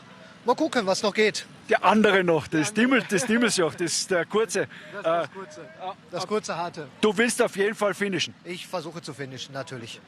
Hast du jetzt noch mehr auf Carbo geloadet? Ja, definitiv. Was gegessen, was getrunken, bisschen ausgeruht, bisschen Magnesium und jetzt sollte es weitergehen. Und jetzt voll Arschbacken zusammen, runter nach Sterzing. Richtig, und dann den letzten Rest. Attacke. Lass duschen. Michael, alles Gute. Danke. Servus. Ein Servus an die beiden Burschen. 5 Stunden 34, das ist der Mann an der Spitze. Jack Burke bei den Damen führt sehr souverän, sehr klar. Janine Meyer, die Titelverteidigerin. Defending Champion Janine Meyer in the lead. Jack Burke führt also bei den Herren. Nochmals Jack Burke, Sieger 2022. Manuel Senni an der 3. Stelle, Sieger 2023. Die letzten österreichischen Sieger, das war 18 und 19 Matthias Nodiker. Und Johnny Hogeland hat gewonnen 2021, den dürfen wir natürlich nicht vergessen, der ist nämlich auch noch mittendrin. Und wie gesagt, wir plaudern in Kürze, dann holen wir ihn hinein, nämlich Toni Balzer, während hier nochmals Senni gezeigt wird. Genau, Senni auf Platz 3, er schaut immer ein bisschen zurück und er wird natürlich jetzt versuchen, da den Rückstand zum Jack Burke vielleicht zu reduzieren, aber Jack Burke, ich habe ihn zuerst im Gesicht gesehen, also der hat einen irrsinnigen Wille heute diesen Ötztaler nochmals zu gewinnen, also der schaut richtig fit aus und ist von sich überzeugt, dass er das heute nochmal ins Ziel bringt nach Sölden. Und bevor wir ihn grüßen, holen wir ihn gleich ab und fragen Toni Balzer, was er denn für einen Eindruck hat. Schaut er fit aus, Jack Burke? Hat er die Qualitäten? Glaubt Toni Balzer, der Mann von Red Bull, Bora Hansgrohe, dass sich der heute zum 2. Mal zum Sieger krönt, Toni? Erst einmal schön, dass ich wieder da sein darf. Danke für die Einladung und ja, zum Jack, unglaubliches Leistungsvermögen, der Typ. Ich kenne ein paar Zeiten, wo er da so in der Umgebung gefahren ist. Ja, Satterle, glaube ich, 33 Minuten für 1000 Höhenmeter. Wer da selber mal aufgefahren ist, das kann man sich schwer vorstellen, dass man so schnell da aufgefährt. Und ich glaube, er hat ja letzte Woche oder vor 2 Wochen war ja der Kütter Bergkaiser. Ja. Was er souverän gewonnen hat. Ich habe danach dann mit dem Jonas Holzknecht einmal geredet, der war, glaube ich, 2. oder 3. Und der hat schon gesagt, dass der Jack, glaube ich, nach schon einem gewissen Tief, glaube ich, ein bisschen eine schwierige Zeit jetzt einmal gehabt, wo es ihm nicht so gelaufen ist, einen brutal schweren Sturz im Winter gehabt, mit einem sehr langen Krankenhausaufenthalt, echt wieder zurück ist. Und ich bin mir ehrlich gesagt ziemlich sicher, dass der das machen kann und sein Sieg nochmal wiederholt. Weil der Jack ist auch so ein Typ, der was extrem viele Stunden trainiert und normalerweise tut ihm die Renndistanz dann weniger wie vielleicht einen, der was nie so viele Kilometer in die Füße hat. Ich darf ihm vergunnen, ist ein richtig cooler Typ und ist auch heuer seinen ersten Skimo-Weltcup gelaufen. Habe ich dann einmal so still und heimlich erfahren. für Kanada. Und was ich so gehört habe, ist er auch recht ambitioniert, dass er weiterhin ein paar Skirenner läuft. Die ehemalige Passion von Toni Balzer, übrigens Johanna Hiemer, die für Österreich möglicherweise bei den Olympischen Spielen dann im Einsatz sein wird. Und als Skibergsteigerin hat sich ja auch als großes Ziel gesetzt, nach ihrer sportlichen Skimo-Karriere dann beim Ötztal am Start zu sein. Ja, und genau deshalb, Patrick Grüner, haben wir uns natürlich auch erlaubt und wollten ihn unbedingt als Fachexperten hier haben, Toni Balzer, weil er natürlich all diese Informationen hautnah hat. Und Patrick, nochmals, also der Toni sagt, er hat so gut trainiert, der Jack, und wenn wir da das nochmals sezieren, was jetzt der Toni alles gesagt hat, dann ist er ja schon fast Sieger, auch wenn er noch ein paar Kilometer natürlich hat. Genau so ist es. Also wenn er wirklich keinen Einbruch hat oder irgendwas technischer Defekt oder was kommt, natürlich trauen es auch voll zu. Wie ich auch schon heute in der Früh gesagt habe, ich war bei dem Kütaier Bergkaiser live vor Ort, die haben mir das Rennen angeschaut, speziell auf die letzten Kilometer, und der war so stark und so schnell unterwegs, er ist ja nur einen Streckenrekord gefahren, er ist ein 1:01, 1 Stunde, 1 Minute, also irrsinnig, wie er fährt, und einfach der Blick, also dieser Wille heute, diesen Ötztaler Radmarathon zum zweiten Mal zu gewinnen, das sieht man beim Jack, und wenn da nichts passiert, glaube ich, kein Einbruch und kein Hungerast, wie es so heißt, glaube ich schon, dass er es schafft. Was man, glaube ich, jetzt sagen muss, was mir jetzt gerade aufgefallen ist, oder vielleicht sehe ich auch schon schlecht, bin auch schon wieder nicht mehr der Jüngste, er hat keine Flaschen mehr im Flaschenhalter, und das war jetzt auch der Grund, warum er ewig lang, glaube ich, die Wasserflasche in der Hand gehabt hat. Da kann man jetzt natürlich schon hoffen, dass er noch 2, 3 Gels in seiner Trikottaschen hat, dass er sie noch verpflegt, weil zu dem Zeitpunkt, ich glaube, er ist ja kurz vor dem Flachstück dann, oder?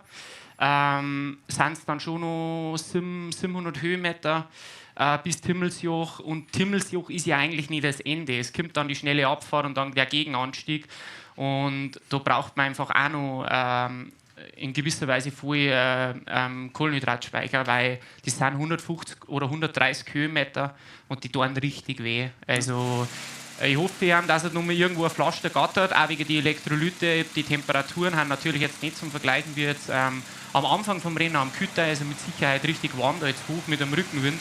Hoffentlich kann er irgendwo in der nächsten Zeit dann einmal ein Kohlenhydratgetränk ergattern, beziehungsweise hoffentlich hat er noch ein paar Energiereserven dabei, was er sich, weil man muss ja sagen, Ötztaler Radmarathon ist ja Kilojoule-technisch schon echt grenzwertig. Also der Jack ist ja jetzt auch nicht der leichteste Fahrer, der hat mit Sicherheit 6000 Kilojoule, was der da auslässt, und 6000 Kilojoule haben ja im Endeffekt 6000 Kalorien. Da muss der Körper natürlich schon zwischen 100 und 120 Gramm Kohlenhydrate in der Stunde geben, dass er seine Leistung auch wirklich dann effektiv auf die Pedale bringen kann. Gell? Im modernen Radsport ist das A und O, die Verpflegung, und in seinem Fall natürlich jetzt auch. Also ich hoffe, dass er, oder ich sehe es schlecht, aber ich glaube, er hat keine Verpflegung. Das hat übrigens auch vorher schon jemand geschrieben, dass er keine Wasserflasche hat. BL Fährt heißt der auf YouTube. Jack Burke ohne Wasserflasche, das Joch hoch. Aber natürlich perfekt timed, oder? Das steile Stück dann quasi wirklich mit den letzten Reserven. Eine Wasserflasche hat 500 Gramm, hast 2 im Cage drinnen, bis beim Kilo. Ein Kilo haben 7 Watt, hat dann wirklich jetzt vor dem Flachstück 2 neue Flaschen genommen, wo im Flachen das Gewicht natürlich bei weitem nicht die Rolle spielt, und ist jetzt perfekt ausgerüstet für den letzten Part am Timmelsjoch. So, das ist immer noch der zweitplatzierte Loic Griffo. Also noch ist er an der zweiten Stelle. Kann das möglicherweise sein, dass der sich wieder erholt hat? Man muss dazu sagen, er ist jetzt wirklich, wie wir schon halt geredet haben, seit kurz vorm Kütaipass wirklich alleine unterwegs. Er ist jetzt wirklich über Sellrhein nach Innsbruck, über den ganzen Brenner, wo wir heute wirklich extremen Gegenwind gehabt haben. Alles alleine gefahren, er ist den Jaufenpass alleine gefahren. Also das hat sicherlich Körner gekostet. Ja, es ist alles möglich, aber so wie der Jack Burke vorne fährt und auch hinten Manuel Senni, der schaut auch noch relativ frisch aus oder fit. Und der konnte ja ganz lange Zeit im Windschatten Kräfte sparen, Watt sparen. Also das Rennen ist noch nicht ganz gegessen. Also muss man schon abwarten. Und immer wieder kommen natürlich auch die Fragen, kann man auch das gesamte Feld mal sehen. Wir sind heute bis knapp 21 Uhr live drauf bei dieser Veranstaltung, konzentrieren uns momentan natürlich auf die Spitze. Allerdings, wenn die Entscheidung gefallen ist, dann schauen wir natürlich auf viele, viele unzählige Teilnehmerinnen und Teilnehmer und Erlebnisse buchen, Abenteuer erleben. Das ist das Ötztal, das kannst auch du bestätigen. Du bist immer wieder hier vor Ort, nicht nur zum Trainieren, sondern, Toni, auch die Seele baumeln zu lassen mit deinem Schatz. Das bekommt man ja auch immer wieder mit auf Instagram. Ja, durch das, dass die Sonja natürlich eine Tirolerin ist, gell, und da steckt das Tiroler Blut halt schon ganz tief, muss ich natürlich so viel Zeit wie möglich irgendwo in Tirol verbringen. Und wir nutzen das natürlich schon aus, dass jetzt da ein großer Sponsor vom Team Red Bull Hans Grohe ist. Ja, wir haben da einfach die perfekten Trainingsbedingungen. Wir können da super Höhentrainingslager absolvieren. Und ja, ich war heute, glaube ich, dann im Endeffekt über einen Monat schon wieder herinnen in Hochgurgel. Und ja, ich genieße die Zeit. Ich bin ein Bergmensch und da habe ich die Berg vor der Haustür oder vor der Hoteltür und ja. Du, Toni, Andorra ist ja schön, wo auch viele Höhentrainingslager stattfinden. War da selber mal ein paar Wochen oben, aber so nebst Trainieren hat man hier im Ötztal, glaube ich, schon mehr Möglichkeiten, auch ein bisschen manchmal dem Alltag, dem Trainingsalltag zu entfliehen. In Hochgurgel jetzt nicht so wirklich, wenn ich ehrlich bin. Es ist natürlich schon jetzt ein bisschen weiter weg von Sölden jetzt. Gell. Sölden ist natürlich mega cool. Gell. Man kann sich auch überlegen, dass man am Ruhetag einmal Downhill fahren geht oder einfach, ich war mit der Sonja einmal im Ice Cube. James Bond? Genau. Erst das Museum angeschaut, dann super lecker beim Essen werden oben. Da hast du natürlich viel Möglichkeiten. Und was halt auch mega cool ist, in meinem Fall, ich war jetzt eigentlich immer allein da. Man hat super gute Radlfahrer da in der Umgebung mit dem Daniel Federspiel, mit dem Jonas Holzknecht, der Lukas Pöstelberger wohnt nicht weit weg. Und so ergeben sich dann auch über ziemlich coole Trainingsgruppen, wo man dann einfach ja, die eine oder andere Ausfahrt dann auch gemeinsam absolvieren kann und macht natürlich dann auch Spaß. Apropos der Bösti, super Job heuer bei der Tour de France auf Servus TV, kann man ruhig auch mal erwähnen. Frage vielleicht in Richtung zu euch beiden. Da schreibt jemand bei der Janine, was ist das für ein Unwerfer bei Janine? Toni, warte. Ich glaube, Keramik Speed, oder? Hätte ich jetzt gesagt. Ja, man schaut natürlich, dass man jedes Watt irgendwo einspart. Und es gibt einen Hersteller, der was Lager produziert und die hat wahrscheinlich sämtliche Lager mit dem Hersteller verbaut, wo man dann ja, die einen oder anderen Watt einholt.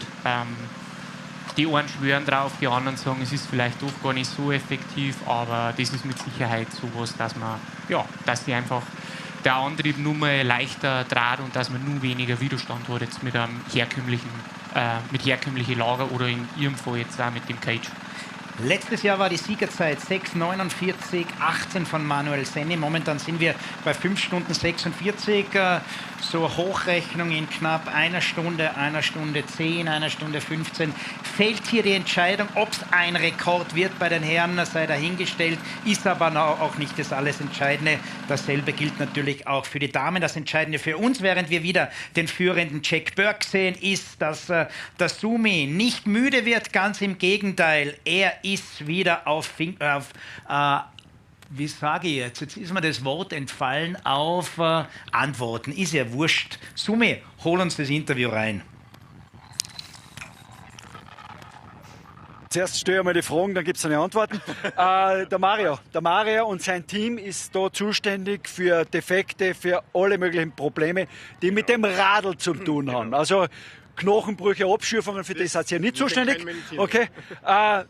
Und es gibt ein Riesenproblem. Es gibt nämlich keine Schläuche mehr. Stimmt das? Das ist richtig, ja. Das sind uns leider gestern abends ausgegangen. Ja. Anscheinend war das heuer irgendwie das große Leiden mit Schläuchen. Keine Ahnung warum. Wir hätten gut geordert und gut mitgehabt, aber irgendwie wurden anscheinend im ganzen Zielbereich gestern keine Schläuche mehr aufzutreiben.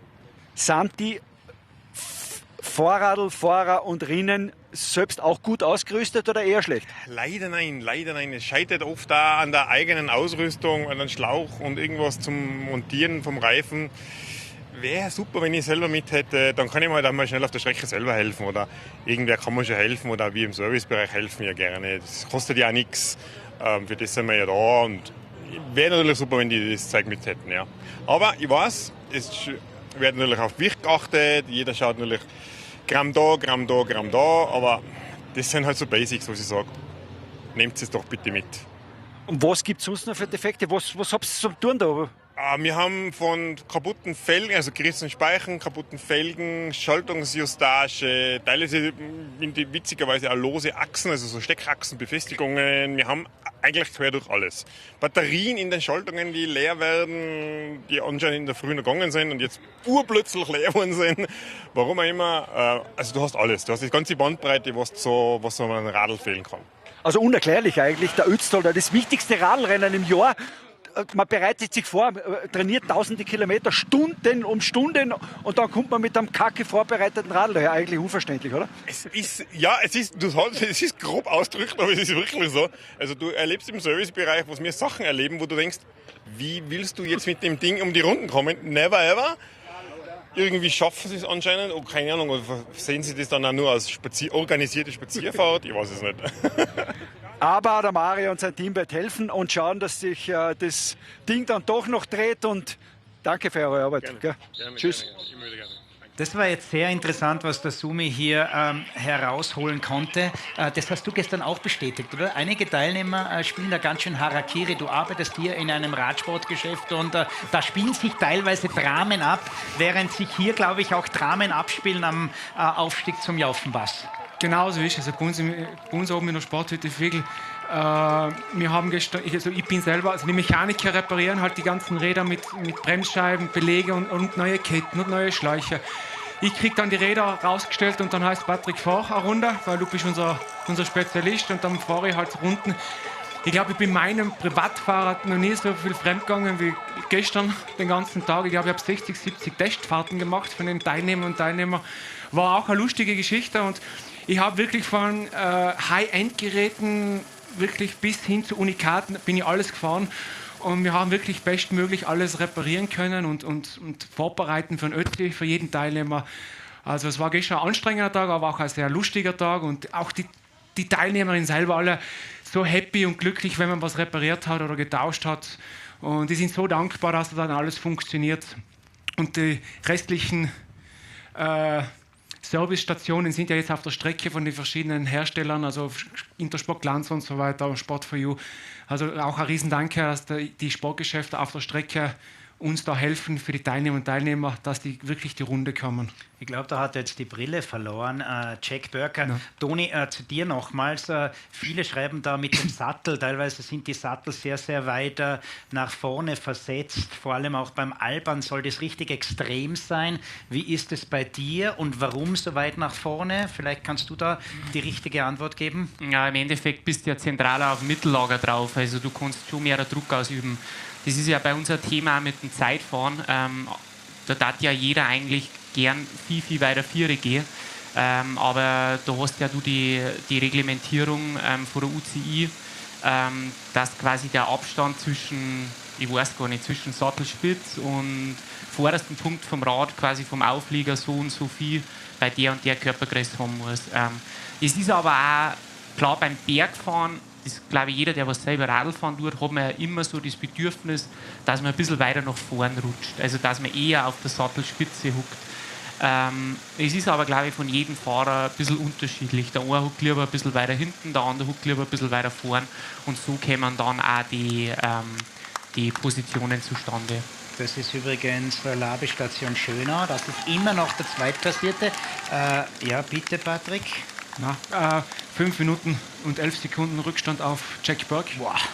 Also ich glaube, dass der Jack wirklich auch auf einem ziemlich guten Weg ist, dass er durch ist zum einen und dass er eine wahnsinnig schnelle Zeit hinlegt. Zu dem Zeitpunkt, wie gesagt, ich bin jetzt, glaube ich, in den letzten Monat 30 Mal das Timmelsjoch gefahren und von dem Zeitpunkt, wo er jetzt ist, braucht er circa noch 20 Minuten, wenn er einigermaßen einen Stiefel hat, aufs Timmelsjoch auf. Dann sagst du mal vom Timmelsjoch zur Maut ungefähr 10 Minuten und von der Maut oben nach Sölden ungefähr eine Viertelstunde. Du, dann ist er unterwegs Richtung Rekordzeit. Kann gut sein. Matthias Nordecker zittert um seinen Rekord und der hat letztes Jahr schon richtig durchgeschnauft. Also das könnte eine Rekordzeit werden, hören wir gerade. Aber man muss natürlich auch sagen, das Rennen ist jetzt schon fast 6 Stunden lang. Der hat 4.500 Höhenmeter in die Füße. Das ist jetzt eigentlich schon auch so ein Mentalspiel. Gell? Hat er sich richtig gut verpflegt. Und im Endeffekt ist jetzt einfach nur ein Kampf gegen einen Schmerz. Und dass er halt sein Tempo noch weiterhalten kann, dass er keinen großen Einbruch hat. Weil klar, wenn du einen Einbruch hast, dann purzeln halt die Minuten und dann wird es schwierig. Toni, du bist seit Jahren eben jetzt Radprofi. Aber bist vor allem auch deshalb so beliebt und populär bei den Radsportlern, weil du immer Rede und Antwort stehst bei den vielen, vielen unzähligen Amateuren. Deshalb liebt dich die Radsportwelt. Was sagst du zu den Amateuren, die teilweise jetzt erst unterwegs sind, vom Jaufenpass beziehungsweise rauf zum Jaufenpass? Das sind sie, die Helden, die da 10, 11, 12, 13 Stunden unterwegs sind. Man kann, glaube ich, gar nicht genug Respekt all denen zollen. Ganz ehrlich, ich hole mir da von den Athleten, von den Hobbyathleten, die was das neben Beruf, Alltag und Familien stemmen, dass sie sich da vorbereiten, immer ziemlich viel Motivation. Weil ich komme auch ganz oft in eine Phase, wo ich einfach nicht so happy bin über die Situation, wie es ist, weil ich sage, okay, jetzt bin ich wieder 3 Wochen weg, okay, jetzt muss ich schon wieder irgendein blödes Rennen in Nordfrankreich fahren, wo ich eigentlich vielleicht gar nicht hingehöre.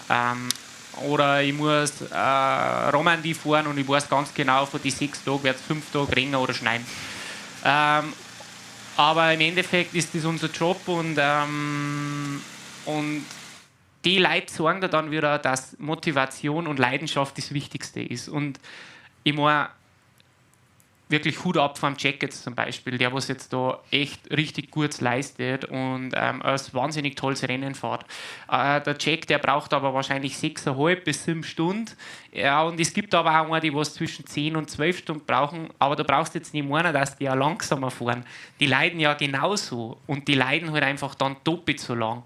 Also von dem her kann man da wirklich nur einen Hut davor abziehen. Wie gesagt, die machen das neben dem Berufsalltag, die gehen 40 Stunden die Woche hackeln und finden dann die Motivation, beziehungsweise haben so eine Leidenschaft für den Radsport, dass sie sich das wirklich in Anführungszeichen antun. Gell? Und ich war halt auch wahnsinnig froh, wie ich in der Früh ausgeschaut habe und es war Skiwetter. Weil dann ist das auch schon nochmal einfach ein mehrer Geschenk und man kann es vielleicht dann doch auch ein bisschen mehr genießen. Aber im Endeffekt, ich freue mich halt auch, wenn der letzte Teilnehmer dann ins Ziel kommt, weil, wie gesagt, der hat einfach einen richtig harten Tag gehabt und ich hoffe, dass er sich wirklich, wenn er über die Ziellinie drüber fährt, dass er sagt, hey, genau das war der Traum, den was ich mir erfüllen wollte. Und ist schön zum Anschauen. Irgendwie so Sport verbindet. Ich habe beim Prolog ich zugeschaut mit der Sonja. Das war auch schon mega cool. Und wie ambitioniert die Teilnehmer in das Rennen gehen. Da denkst du, okay, es müsst am Sonntag so weit fahren. Aber sie probieren es dann, dass sie da auch noch mitfahren und dann vielleicht einen Startplatz ergattern oder ja. Habt ihr das gesehen? Ich glaube, man hat im Hintergrund jetzt Senni erkennen können, wenn ich das richtig gesehen habe. Ja, Senni kommt näher ran. Senni sprintet, will ich nicht unbedingt sagen, aber rückt hier Rufo auf die Bälle. Und das ist die Gruppe übrigens mit Alban Lakata. Also eine Kurve hinter Rufo, eine gewaltig lange Kehre. Das ist aber schon relativ weit, ja. Ich hätte jetzt auch gesagt, so 2 Minuten, hätte ich jetzt schon gesagt, ist der Rückstand. Aber klar, man muss auch sagen, Senni ist allein. Die Alban, seine Gruppe, die pushen sich natürlich gegenseitig. Gell? Da ist flach, relativ flach. Nach dem Stück kommt der Tunnel, dann wird es einmal so ein bisschen flach zu dem Gasthaus, wo dann die Rechtskurve kommt, wo man dann schon mal ein bisschen aufschauen kann. Es ist Gruppe vielleicht schon vom Vorteil. Das ist jetzt Senni, also der ist dran. Es wäre jetzt interessant, ob man den Radfahrer da im Hintergrund gesehen hat. Hinter Senni ein Amateursportler ist und wir hören von der Regie, das ist ein Amateursportler. Und jetzt hat er ihn geknackt und Senni ist also auf Position Nummer 2. Amateursportler heißt in dem Fall eben ein Sportler, der heute hier beim Ötztal Radmarathon nicht dabei ist. Toni, du hast die 6000 Kalorien vorher erwähnt. Was glaubst du, verbraucht hier eine Person, die da 12, 13 Stunden unterwegs ist? Ja, dann auch nicht so viel, weil natürlich der Jack, keine Ahnung, der wird wahrscheinlich zwischen, weiß ich nicht, 240 Watt im Schnitt haben oder so, oder 250 Watt im Schnitt. Und man sagt ja ungefähr 200 Watt pro Stunde sind ungefähr 700 Kalorien, 700 Kilojoule. Und natürlich der, was 12 Stunden fährt ja dann auch nicht so intensiv. Also ist dann auch nicht so in Relation zum Sehen. Aber dann kommt ja auch wieder das Körpergewicht in Frage. Hat er jetzt 60 Kilo oder hat er 80 Kilo? Das sind alles Faktoren, die was da reinspielen. Aber klar, der Umsatz, was die ausschießen, ist schon enorm. Übrigens im Hintergrund sehen wir wieder unser Führungsfahrzeug. Danke nochmals an Skoda Innsbruck bzw. Skoda für die Unterstützung als Mobilitätspartner. Und weil das Werbung ist, schalten wir auch ganz kurz in die Werbung.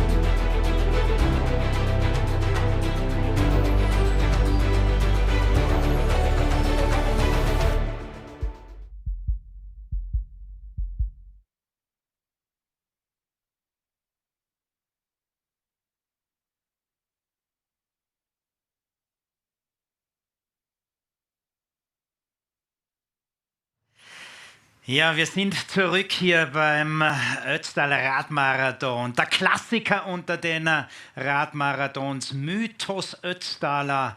Er wird wieder mal beschworen und warum, weshalb, das sieht man an diesen Bildern und das sieht man dann spätestens, wenn Burke und Co. im Ziel sind, wenn man dann auch die gesamte Masse sehen wird. Wir grüßen übrigens Pauli Werbenjak.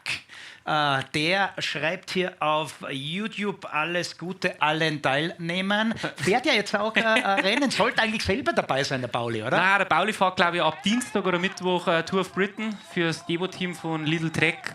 Ich glaube, er hat seinen Renneinstieg jetzt letzte Woche irgendwo mal gehabt in Belgien und jetzt fährt er Tour of Britain. Hat ja heuer den Dannheimertal Marathon, glaube ich, auch gewonnen. Der beste Skibergsteiger Österreichs, der also für das Team fährt, wo zum Beispiel, weißt du das, Toni, Tommy Rohrecker eine führende Rolle inne hat. Genau. Patrick Konrad ist ein Teammitglied. Ja. Lennart Kemner wird unser Team verlassen und nächstes Jahr dann auch für Lidl Trek fahren. Darf ich das sagen, finde ich total schade, dass er das Red Bull-Team verlässt. Ja, der Lenny ist ein super Kerl, gell? Aber ich glaube, an Lenny ist es schon auch ziemlich wichtig, dass er immer wieder Veränderung hat und auch immer wieder neue Inputte von diversen Teams hat. Und ja, ich wünsche Lenny alles Gute. Er ist mit Sicherheit einer von den besten deutschsprachigen Rennfahrer, was wir haben. Und nach seinem schweren Sturz heuer auf Teneriffa, ja, hoffe ich natürlich, dass er wieder in alte Stärke findet. Wie geht es bei dir weiter? Was ist bei dir in den kommenden Jahren geplant im Team von Red Bull, Bora Hansgrohe und, um Oliver Schwarz zu zitieren, Ötztal gehört da noch dazu? Ja, ja, was in die kommenden Jahre passiert, weiß ich noch nicht. ich habe ein vollwertiges 3 Wochen Höhentrainingslager jetzt auf Ding gemacht. Bin dann noch zum World Tour Rennen Bretagne Classic gereist, da in so Nordwest Frankreich. Dieser ganze Netzrennen, 265 Kilometer, 4.500 Höhenmeter, nur kleine Straßen, auf, oben, links, rechts. 180 voll wahnsinnige World Tour Profis, jeder mag gefahren sein. Also genau deins. Genau mein Vera. von Kilometer 1 nur Stress. Alles gut gegangen bis Kilometer 210 mit 70, Massensturz, hat es uns massiv abgerammt. Helm gebrochen, 1 Quadratmeter Haut verloren, okay, ich fliege jetzt wieder heim. Heimgekommen. Quadratmeter Haut verloren. 2 Tage daheim habe ich gesagt, weißt du was, das geht schon, jetzt gehe ich wieder ins Höhentraining, jetzt bleibe ich noch bis 7., bis nächsten Samstag bleibe ich noch im Höhentraining und fliege dann am 9. nach Italien für 4 italienische Klassikerrennen. Danach mache ich noch Kroatien-Rundfahrt und Tour of Guangxi in China. Das ist nochmal eine World Tour Rundfahrt. Das ist aber dann das letzte. Das ist am 20. Oktober dann aus. Schau mal, wer die Vuelta gewinnt. Das ist jetzt die nahe Zukunft von deinem Team. Roglic, Ben O'Connor. Wie wird das Duell ausgehen? Du sagst sofort Roglic. Ja, also heute ist, glaube ich, der 14. Tag. Also die haben noch Etappen. Radsport ist ein extrem gefährlicher Sport mit Stürze und so. Das hat man heuer leider wieder sehen müssen mit dem Primož bei der Tour. Wenn man weiß, was die für einen Aufwand betrieben haben, hat das richtig wehgetan. Aber der Roglic, aber auch Florian Lipowitz, glaube ich, muss man mal erwähnen. Der ist übrigens auch den Ötztaler gefahren vor ein paar Jahren. Das war so irgendwie gefühlt die Geburtsstunde auch des Radsportlers Florian Lipowitz, der ja ehemaliger Biathlet war, während wir hier wieder Janine Meyer sehen. Zurück nochmals zum Flo Lipowitz. Der Lippo ist also für mich wahrscheinlich das größte Ausrufezeichen im Radsport heuer. Weil ich weiß nicht, ob man das jetzt so als Kompliment sehen darf oder nicht, aber das ist, glaube ich, kann mit Sicherheit der nächste Tour-Kandidat werden aus dem deutschsprachigen Raum. Der hat so ein Leistungsvermögen. Und ich bin mir auch oft einmal gar nicht so sicher, ob er weiß, wie gut das er wirklich ist. Aber es ist so schön zum Anschauen. Das ist so ein cooler und lieber Bub. Ich war mit ihm schon im Trainingslager damals, 2020, wo ich noch Skibergsteiger war, wo wir das alles so ein bisschen probiert haben, da war er schon dabei und das ist echt ein geiler Typ. Gell? Und der fährt mit den Weltbesten, wie gesagt, der brennt die Weltbesten her. Gell? Ich bin mit ihm Romandie gefahren heuer. Das war ein Spektakel. Gell? Und es ist mega cool zum Anschauen. Klar, das Team geht natürlich voll auf Sieg mit Primož. Und ich glaube, der Primož, was er jetzt gesagt hat in den letzten Bergetappen, ist er mit Sicherheit der erste Favorit für den Sieg. Aber jetzt für mich als Deutschen ist es natürlich wahnsinnig schön zum Anschauen, dass der Lippo da vorne auch mitfahren kann. Du Toni, weil Janine Meyer hier gezeigt wurde und weil du eben so über Flo Lipowitz gesprochen hast. Was sagst du zur Leistung von Janine Meyer? Was sagst du im Allgemeinen? Wir sagen es ja heute immer wieder, Frauen vor den Vorhang, auch beim Ötztaler Radmarathon, was sich da im Damenradsport tut. Wie großartig zum Beispiel bei Olympia auch das Damenrennen war, wie großartig die Tour de France für und von den Damen war. Wie empfindest du eben eine Janine Meyer hier, wie sie da mithält, wie sie heute sogar mal die Truppe angeführt hat? Ja, ist Wahnsinn, gell? Ich habe das auch schon selber hautnah erfahren, was für Leistungsvermögen die Frauen haben. Auf Gran Canaria haben wir mit einer Profifahrerin von FDJ mit dem Luki zusammen trainiert. Die haben wir zufällig getroffen und der Luki hat die kennen und dann haben wir gefahren. Wir haben am Berg immer 300 Watt gefahren und die hat geredet neben uns. Also da habe ich mir schon gedacht, die haben schon echt richtig gut. Und ich habe heuer auch die Tour de Feminin ein bisschen länger oder mehr verfolgt. Ich muss auch gestehen, ich habe erst Vuelta geschaut und dann habe ich mir gedacht, ist das langweilig. Habe jetzt umgeschalten auf Frauenradsport, weil es wirklich spannend ist. Gell? Und mit der Janine ist halt die Zeiten, was die in Ötztaler fährt, die braucht sie jetzt auch, glaube ich, im Weltklassefeld nicht verstecken. Gell? So ist schon richtig, richtig stark. Ist eben gefühlt momentan die beste Radmarathonfahrerin. Und apropos Damen, es gab heute die Entscheidung bei der Weltmeisterschaft im Cross Country. 2 Ötztalerinnen dabei. An der 12. Stelle Mona Mitterwallner. Ich glaube 7. oder 6. ist die Laura Sticker geworden. Und Buck Petersen hat gewonnen, die Holländerin, die ja auch bei den Straßenradrennen dabei sind. Und weil da die Frage aufgekommen ist, was macht dieser E-Biker dahinter hier auf YouTube, das ist ganz klar zu erklären. Männer. Heute ist Sonntag, ich fahre mal als Himmelsjoch, oder? ja, kann man ja, oder? Aber das liegt ja kaum in E-Bike in Jack Berg nicht einmal nach. Also dann wissen wir mal wirklich, wie schnell der Jack da jetzt den Berg hochfliegt oder fährt. Jetzt hat er es auch wirklich nicht mehr weit. Jetzt hätte ich gesagt, bis zum Tunneleingang haben sie noch 150, 200 Höhenmeter. Jetzt kommt er dann gleich beim Würstelstandl vorbei, was ich mir jedes Mal vornehme, dass ich mir mal so eine Wurst kaufe und habe es aber noch nicht geschafft. Aufschnitt. Ja, du, wenn man einen Quadratmeter Haut verliert, dann sollte man ein bisschen was essen. Und dann kann er auch schon aufschauen auf die wirklich 1, 2, 3 Serpentinen und dann ist er im Tunnel. Und dann hat er wieder voll Rückenwind Richtung Timmelsjoch. Und ich glaube, Streckenrekord ist, glaube ich, echt richtig, richtig schwer. Ich weiß auch gar nicht, ob er das so als Ziel hat oder ob er sagt, hey, okay, ich fahre jetzt wirklich meinen Stiefel und gehe auf Nummer sicher nicht, dass ich meine, ein Hungerast oder das wäre ihm jetzt, glaube ich, auch nicht passieren. Dafür ist er viel zu professionell und viel zu erfahren. Aber klar, wenn man drüber gegangen ist und der Motor ist einfach aus, dann haben halt 200 Höhenmeter auch noch mal richtig weit. Beziehungsweise der Jack weiß ja auch, dass der Gegenanstieg noch kommt. Und es ist ja jetzt eigentlich so, dass man ab der Maut dann wirklich ins Ziel rollt. Da haben wir auch noch mal 2 Passagen, wo man einfach richtig hart treten muss. Mit dem Gegenwind, da hast du natürlich, also Richtung Ziel hast du dann wieder Gegenwind. Also da musst du dann schon auch noch mal investieren. Aber werden mit Sicherheit auch beflügelt sein. Und ja. Übrigens, auch da kommt immer die Frage rein, wann wird bekannt gegeben, wann der nächste Ötztal-Radmarathon stattfindet. Wird heute im Anschluss an dieses Rennen bekannt gegeben, werden wir also am Ende des Renntages natürlich noch verkünden. Streckenrekord hat Toni Balzer, der bei uns hier heute im Studio sitzt, angesprochen. Den hält Matthias Norecker und ich weiß, dass du ganz genau weißt, Patrick, wie dieser Streckenrekord lautet. Ja, 6 Stunden, 47 Minuten und ein paar zerquetschte. Also ganz genau weiß ich jetzt nicht. Du hast sicher aufgeschrieben. 6:47:02. Okay, die 02 habe ich vergessen. Und letztes Jahr Manuel Senni, der momentan hier uns gezeigt wird, 6:49:18. Ja. Man muss aber auch berücksichtigen, wie es der Toni schon gesagt hat, wie der Matthias Norecker den Rekord gefahren ist, war auch eine andere Streckenführung. Dort haben wir das in Sterzing nicht gehabt, diesen kleinen gemeinen Anstieg. Der war sicherlich auch einmal 5 bis 6 Minuten, wo wir länger unterwegs sein.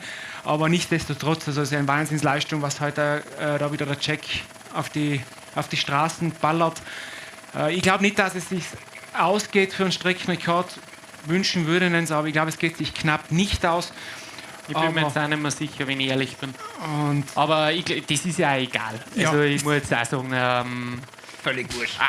Es geht um den Sieg, es geht um das Prestige, oder? Ja. Für Jack Berg, für alle anderen, für viele andere geht es natürlich auch um ihre eigene Bestzeit vielleicht zu knacken, vor allem aber ums Durchkommen, um dieses Gefühl erleben zu dürfen, über die Ziellinie zu starten. Ist es für dich eigentlich schade, Toni, du als Profi, du musst immer Leistung abrufen, da geht es nicht mehr um die Ziellinie, sondern da geht es einzig und alleine um eben dieses Gefühl zu helfen. Ist das Sache eigentlich im Profisport? Der Profi-Radsport, ja. In meiner vorherigen Laufbahn als Läufer und Skibergsteiger war es komplett anders. Da war ich ja Einzelsportler und ich habe mich selber verwirklichen können. Der Profi-Radsport ist zu 100% ein Teamsport. Da, wo sich einfach 6 Leute aufopfern für einen Leader, für einen Kapitän, der was dann das Ergebnis einfährt. Im Endeffekt muss man es als Beruf sehen. Deswegen sagt man ja Berufsradfahrer. Man macht seine Arbeit, was ja angeschafft wird. Man schaut, dass man das so gut wie möglich macht. Und klar, der andere steht am Podium. oder der andere hat so ein bisschen den Erfolg, aber im Endeffekt merkt man halt einfach, dass der Teamerfolg ist. Das ist auch zum Beispiel der Grund, warum bei uns das Preisgeld aufgeteilt wird. Es wird jeder Fahrer, jeder Staff sogar gleich zahlt. Also wir geben gewisse Prozent an die Helfer und Betreuer ab, weil wir wissen, ohne die darf es auch nicht funktionieren. Wobei, Toni, darf ich das sagen, dass ich teilweise das Preisgeld lächerlich empfinde, was ihr zum Beispiel bei einer Tour de France und bei all diesen Vueltas etc. Leistet und dann das Preisgeld, das ist relativ wenig. Es sind natürlich Riesenunterschiede. Ja. Also wenn du schaust, der UAE Emirates geht mit einer knapp 1 Million aus der Tour de France und die anderen gehen vielleicht mit 20 aus. Also es sind einfach Unterschiede. Es ist schon sehr leistungsbetont als Preisgeld auszahlt, aber deswegen machen wir es. Also klar, wir haben alle Fahrergehälter, wir werden am Monatsende zahlt, aber für den Staff ist das natürlich auch wichtig und das hat man auch immer im Hinterkopf, weil die arbeiten sich halt wirklich an Arsch auf und die haben wirklich lange Arbeitstage und da mag man natürlich auch was zurückgeben. Ja, das hat Ralf Denkheuer im ÖRM-Podcast von Philipp Westermeier auch angesprochen, dass da schon noch Luft nach oben ist. Das ist übrigens die Verfolgergruppe hier beim Ötztaler. Jack Burke haben wir vorne schon vor dem Tunnel da gesehen. Hier jetzt wieder dieser Blick. Ja. Jetzt ist es wirklich nicht mehr weit. Gell? Jetzt hat er wirklich die letzten 2 Serpentinen. Ich darf jetzt sagen, da redet man jetzt nur von 3 Minuten, dass es in den Tunnel reingeht. Und dann haben es, glaube ich, 2,5 Kilometer bis Tümmelsjoch. Machen wir noch mal so eine Hochrechnung, Männer. Sagen wir mal, er ist um 6,20 am Tümmel. 6,50. 6,20. Dann wäre er 1 Minute über der Zeit von Senni und knapp 3 Minuten über. Nein, er kann schon schaffen. Glaubst du wirklich? Gut, also ich weiß nicht, wie gestört da so runterfährt, aber ich fahre ja jeden Tag runter und ich glaube, also wenn ich mich mit dem Feder immer getroffen habe, beim Bäckerlerwirt, habe ich aber genau 15 Minuten vom Hotel Laurin braucht. Okay, das ist 1 Kilometer weiter unten vor der Mautstation, aber gehen wir mal aus, er ist um 20 an der... Nein, warte mal. Nein, 25... Jetzt kommt die Rechenmaschine. Es wäre knapp. Rechenmaschine Toni Balzer. Ist schon 20 Jahre her, dass ich in der Schule war. Im Rechnen war ja nie stark. Ich weiß nicht, es ist spannend. Also wenn er so abfährt wie vom Jaufenpass, weil er ist ja wirklich... Er hat 1 Minute hat er da aufgeholt auf dem Führenden, also dann ist schon einiges möglich. Aber ich glaube, es geht sich ganz, ganz knapp... das ist nie ausgehen. Nicht ausgehen. Also 6,50, 6,52 ist meine Meinung. Also ich war in Mathe auch nicht der Stärkste. Aber wieder, wie man eigentlich sagen, es geht eigentlich nicht immer um die Rekorde, es geht eigentlich um den Ötztaler Radmarathon. Es ist natürlich die Geschichte, journalistisch ist es die Geschichte. Cecchini kommt hier näher, Stefano Cecchini. Auf Senni, er holt Senni ein. Senni hat aber jetzt, glaube ich, gerade eine ganz harte Phase. Das sieht man aber auch schon. Das schaut jetzt nicht mehr... Darf ich euch was erzählen? Stefano Cecchini, Sieger 2017 beim Ötztaler Radmarathon. Weißt du die Zeit auch? Nein, weiß ich nicht, aber es war damals langsamer als der Streckenrekord von Matthias Norecker. Das schon, aber 6,56. Echt? 6,56? Natürlich. Du hast mir ja Hausaufgaben gegeben. Ja. Wir haben sehr oft telefoniert, dass du alles Wissenswerte wissen musst. Geniale Bilder, die wir hier sehen. Danke also an all jene, die da mitwirken. Ich möchte auch mal in Richtung Bernhard Gaber großes Dankeschön sagen und an viele, viele mehr, an Michi Nussbaumer und seine gesamte Truppe von Blage und vor allem an Quattro Media und an Martin Böckle mit K19, der Radsender in Österreich. Toni, ich glaube, das musst auch du bestätigen, oder? Was K19 für den Amateursport, für den Radsport in Österreich macht und auch federführend inzwischen schon bei der Tour of Austria ist. Das ist sehens-, hörenswert und zum Weitersagen verpflichtend. Und das wollte ich gerade sagen, was K19 für die Nachwuchsfahrer und für die ganzen Conti-Teams in Österreich macht. Die Tour of Austria ist einfach das größte Radrennen in Österreich und die einzigste große Plattform, wo sie die heimischen Conti-Teams präsentieren können. Und da ist natürlich super, dass da eine Live-Übertragung stattfindet und natürlich auch mit die Hobbyrennen wie ein Ötztaler Radmarathon. Ist Wahnsinn. Ich bin direkt gekommen, ich bin, wie gesagt, um 6:30 habe ich einen Fernseher dann aufgeschalten. Live-Übertragung im Fernseher. Das ist genial. Das ist echt cool. Gell? Also ich meine, Vuelta musst du schon mal 1,5 Stunden warten, der fährt schon 1,5 Stunden, oder? Dass du mal Übertragung siehst im Fernseher. Und da halbe Summe schaltest du den Fernseher an und hast schon die ersten Live-Bilder von der Strecke. Also schon für einen Fan oder für einen begeisterten Radsportler, der was vielleicht eine Familie dabei hat, die was mitfahren, ist das natürlich super cool zum Jetzt Verfolgen. ist er da beim Tunnel und deshalb auch ein Shoutout an dich, Patrick. Du bist nämlich seit 6 Uhr heute in der Früh dabei. Patrick Grüner, Gruß auch nochmals in Richtung Carina Dotti, wird am Nachmittag wieder hier zu uns kommen. Cecchini hat jetzt mal Senni überholt und Senni leidet. Und er leidet gewaltig und ich glaube, er weiß jetzt auch, es wird hier natürlich nichts mehr werden mit der Titelverteidigung. Auch nochmal ganz zurückgehen auf die Verpflegungsstation Schönau. Da haben wir auch eine Zwischenzeit und da war Cecchini noch 1 Minute hinter Senni. Also der hat jetzt auf die sagen wir 5 Kilometer, was es ungefähr sein, hat er über 1 Minute gut gemacht und jetzt fährt er noch den Senni auf und davon. Also der Cecchini hat sich das wirklich sehr, sehr gut eingeteilt da hinauf aufs Dimmelsjoch. Und man sieht jetzt auch, wie das Loch aufgeht. Senni muss schauen, dass er sogar Dritter bleibt, weil ich glaube, von hinten, die waren auch relativ knapp beieinander in Schönau. Alban Lakata, Leopold Hansjörg war dabei, der Jogi Hogerland war noch dabei. Also das ist schon extrem spannend. Also der 3. Platz, der ist noch nicht für Senni reserviert. Cecchini glaube ich schon, der könnte jetzt auf Platz 2 so bleiben. Und beim Senni haben wir jetzt einfach gesehen, dass der Akku leer ist. Gell? Und dann wird es auch nicht mehr besser. Also auch psychisch, also für die Psyche ist nie gut, wenn einer von hinten so heranfährt. Und auch die Streckenführung ist dafür bestimmt, dass man vielleicht einen mentalen Shutdown hat, weil man halt immer runterschauen kann und die anderen sieht. Und die anderen sehen halt einen anderen auch, wo es dann auch gleichzeitig wieder beflügelt, weil sie wissen, okay, wir haben nicht weit weg. Wenn wir nur mal richtig investieren, dann kann man vielleicht noch abstellen. Und das wäre jetzt Senni und dann sieht man da nochmal zwei. Das kann ist das der Alban, das ist der Route. Nein, das ist glaube ich Alban Lakata, aber bin ich mir fast sicher, wenn es nicht der Hansjörg Leopold ist. Der hat auch also eine rote Dress an. Ja, Alban Lakata. Letztes Jahr war er in der Spitzengruppe bis zum Schluss dabei, schlussendlich ja Zweiter geworden. 2022 der 3. Platz für Lakata, auch schon 4. gewesen. Und da sehen wir jetzt einfach, wie das Loch aufgeht da zwischen Cecchini und Senni. Übrigens, die sehr stark Fotografenlegende Hans Groder heute auch hier vor Ort aus Osttirol. Das heißt dann, der Ötztaler wird medial auch in den Zeitungen und online vertreten sein. Von Expo Pictures. Macht noch einen sehr guten Eindruck. Cecchini.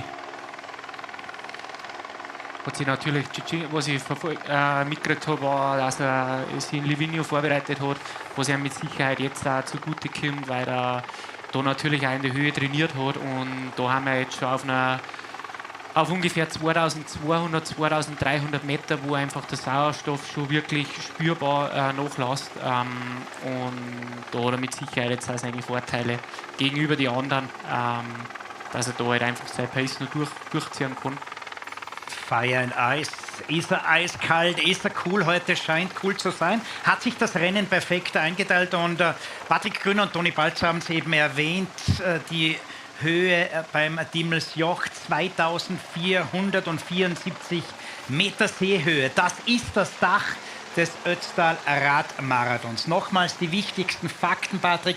Wie viele Höhenmeter, wie viele Kilometer hat er, der Ötztaler? Der Ötztaler hat 227 Kilometer und 5500 Höhenmeter.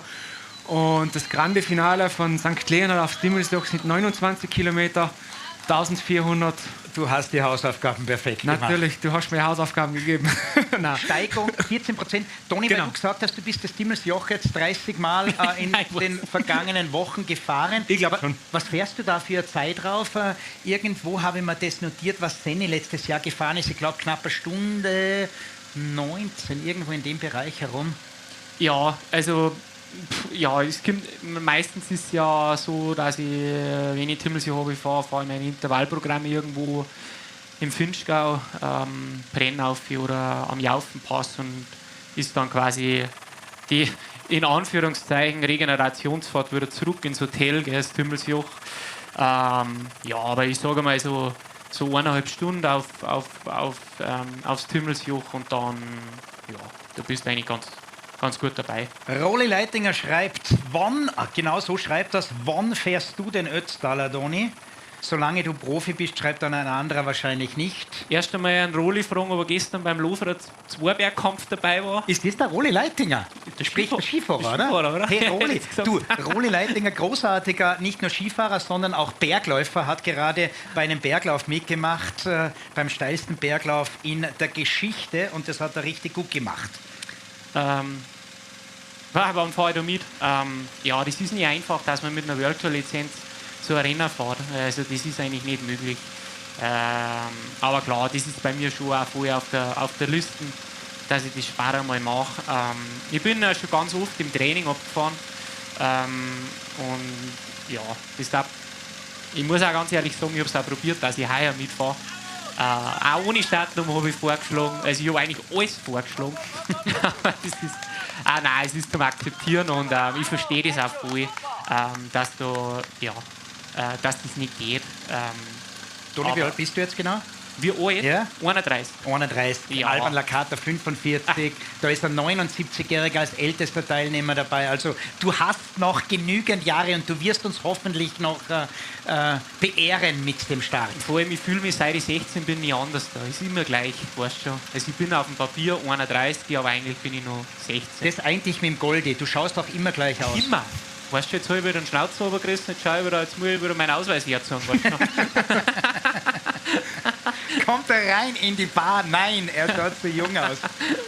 Das Feine für die Sonny, für deine Freundin, als sie sich damals dich oder du sie aufgerissen hast, seitdem hat sich nichts verändert, du schaust immer noch genau so aus, oder? Sonny, sag ja, sie ist nämlich gerade bei uns angekommen, ja, er schaut genauso aus. Ich habe es aufgerissen, gell? Gerade mal, dass wir das mal festhalten. So, jetzt aber voller Fokus. Männer, Konzentration, Grande Cecchi, Stefano Cecchini auf Secondo Posto, Manuel Senni, Terzo Posto, oder? Müsste es dann heißen. Und nochmals der Hinweis, weil natürlich auch immer wieder angesprochen und geschrieben wird, können wir Bilder von dem Feld sehen. Natürlich, momentan konzentriert sich natürlich auch technisch nicht anders möglich alles auf die Spitzenfahrerin hier, Janine, und auf die Spitze bei den Herren. Aber wenn dann die Teilnehmerinnen und Teilnehmer, die Siegerinnen und Sieger das Ziel hier im Ötztaler erreicht haben, dann ist natürlich die volle Konzentration auf das gesamte Feld. Toni! Und jetzt halte ich mich fest, dass der Streckenrekord schon noch drinnen ist. Also jetzt sind wir bei 6 Stunden 25. Gestern bin ich 340 Watt aufgefahren vom Sunk zur Mautstation und habe 4 Minuten gebraucht. Weil es mir Interesse halber einfach mal gejuckt hat. Also wenn er um 6 Stunden 30 an der Mautstation ist, glaube ich, besteht schon noch die Möglichkeit, dass er Streckenrekord fährt. 17 Minuten bis ins Ziel? Ja. Also ich glaube, es ist schwer zu sagen, weil er muss natürlich auch noch relativ weit durch Sölden durch, oder? Was ist dieser Kilometer? Also wo es dann flach wird, oder? 1,5 Kilometer. Also ich glaube, es ist voll spannend. Ob er es schafft. Wie gesagt, ich glaube, das ist jetzt mal das Wichtigste, ist, dass er gewinnt und dass er gesund runterkommt. Aber ich glaube, die Chancen bestehen schon noch. Was wir auch noch berücksichtigen müssen, ist eigentlich immer von Hochgurgel bis nach Sölden der Wind. Also ja. Es ist sehr gerne Gegenwind, auch speziell durch das Dimmelstal. Und ich glaube eher, dass wir Gegenwind haben und dann natürlich wird es nochmal schwer. Und was wir auch nicht vergessen dürfen, der Jack ist jetzt 6,5 Stunden unterwegs. Er hat jetzt über 5.400 Höhenmeter schon in die Füße. Also Es wird sehr, sehr schwierig. Hier übrigens Bilder vom Ziel, welche wir gerade sehen. Grüßen also da hinaus von unserem Studio, hinaus zum Ziel. Auch bei den diversen Videoleinwänden in Sölden unglaublich viel los. Alle warten auf die Siegerin, auf den Sieger, aber und vor allem auf alle, die hier teilnehmen, weil jeder Einzelne erfüllt sich seinen ganz persönlichen Traum und ist ein Held, den Ötztaler eben bezwungen zu haben. Cecchini hier wieder an der zweiten Stelle und das ist der Mann an der Spitze. Es könnte also der zweite volle Erfolg werden für Jack Burke. Viele hatten ihn auf der Rechnung und er hat das gezeigt, was er kann. Vor allem, nochmals, Toni, hat der sich das Rennen super gut eingeteilt und ist scheinbar nicht nervös geworden, als vorne Loic Ruffo heute so früh Zeichen gesetzt hat. Ja, du musst einen kühlen Kopf bewahren. Ich meine, das Rennen ist so lang und allein von Sterzing sind es halt einfach nur 3000 Höhenmeter bis ins Ziel. Also, wie gesagt, ich weiß jetzt nicht, wo er wirklich Rückstand in Sterzing gehabt hat. 6, 8 Minuten. Das ist natürlich brutal viel, gell, weil in 8 Minuten fährst du halt 200 Höhenmeter, da siehst du mal gar keinen mehr. Aber wenn du natürlich bis dahin dann extrem viel Kernel gespart hast, was er gemacht hat mit Sicherheit, weil er in der Gruppe war, holt das halt dann, holt das einen anderen zum einen Sparer ein, was er investieren hat müssen, dass er die 8 Minuten rausfährt, beziehungsweise hat der Jack mit Sicherheit dann auch den Vorteil gehabt, was er dann die Energie braucht dann. Grüßen übrigens auf YouTube ganz besonders Mario Kugler. Der ist fasziniert von dieser Übertragung. Und wir sind fasziniert von all den Athletinnen und Athleten, die uns da gerade bei der Labstation auch eingefangen worden sind. Jack Burke, mehr oder weniger der letzte Anstieg für den Kanadier. Ah, der tut ja so weh, da auf. Ich meine, du bist am Timmelsjoch und du hast das so mental geschafft und dann hast du die wahnsinnig schnelle Abfahrt, wo du über 100 km/h fährst und dann, es ist ja nicht verboten im Hobbysport, dass du aufs Oberrohr legst. Dann liegst du im Oberrohr drinnen und deine Muskeln haben so verklemmt und so. Und dann kommt der Gegenanstieg, die 130 Kilometer und die tun so weh. Und jetzt stell dir das vor, du heißt nicht Jack Burke, sondern heißt Josef Huber oder wie auch immer, völlig egal welcher Name und bist da schon 11, 12 Stunden unterwegs. Wie das vor allem auch mental dann nochmals eine neue Geschichte sein wird. Ja, das ist also, wenn du mich fragst, hat der Ötztaler 5 Anstiege, nicht 4. Weil das ist zwar kurz, aber das ist einfach... Es ist kein Alpenpass, aber... Das ist ein echter, ja, der tut weh. Patrick, wieder zu dir. Wo ist Alban Lakata? Die Frage hier auf YouTube. Alban Lakata ist, glaube ich, auf Platz 4, 5 in dem Bereich gerade. Wir haben jetzt auch die letzten Informationen nur von Schönau und da war er 5.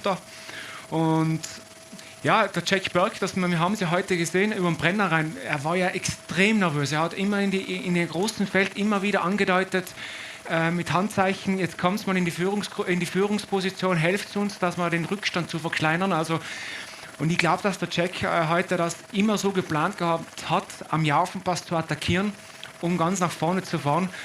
Und es geht nicht gerade alles auf, also das muss man schon sagen. Hut ab. Und ich habe mir jetzt noch mal ganz kurz angeschaut, Stefan, letztjähriger Sieger Emanuel Senni, Aufstiegszeit von St. Leonhard aufs Dimmelsjoch?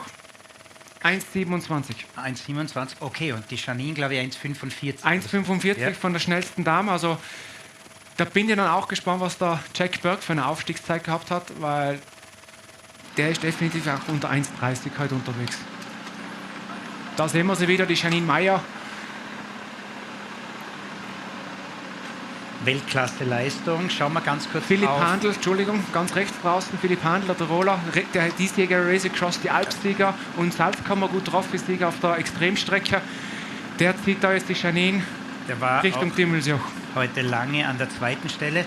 Ihr habt da im Hintergrund die Wolken mal ganz kurz beobachtet. Könnte das heute noch, zwar nicht bei der Spitze, aber dann später eine Rolle spielen, das Wetter?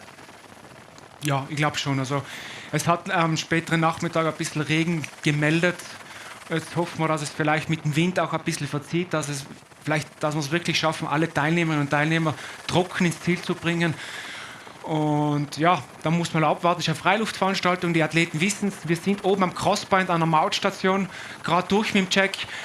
Und der Toni hat gesagt 6,30, jetzt sind wir bei 6,31, also 17 Minuten. Oh, das wäre ein Sekundenkrimi.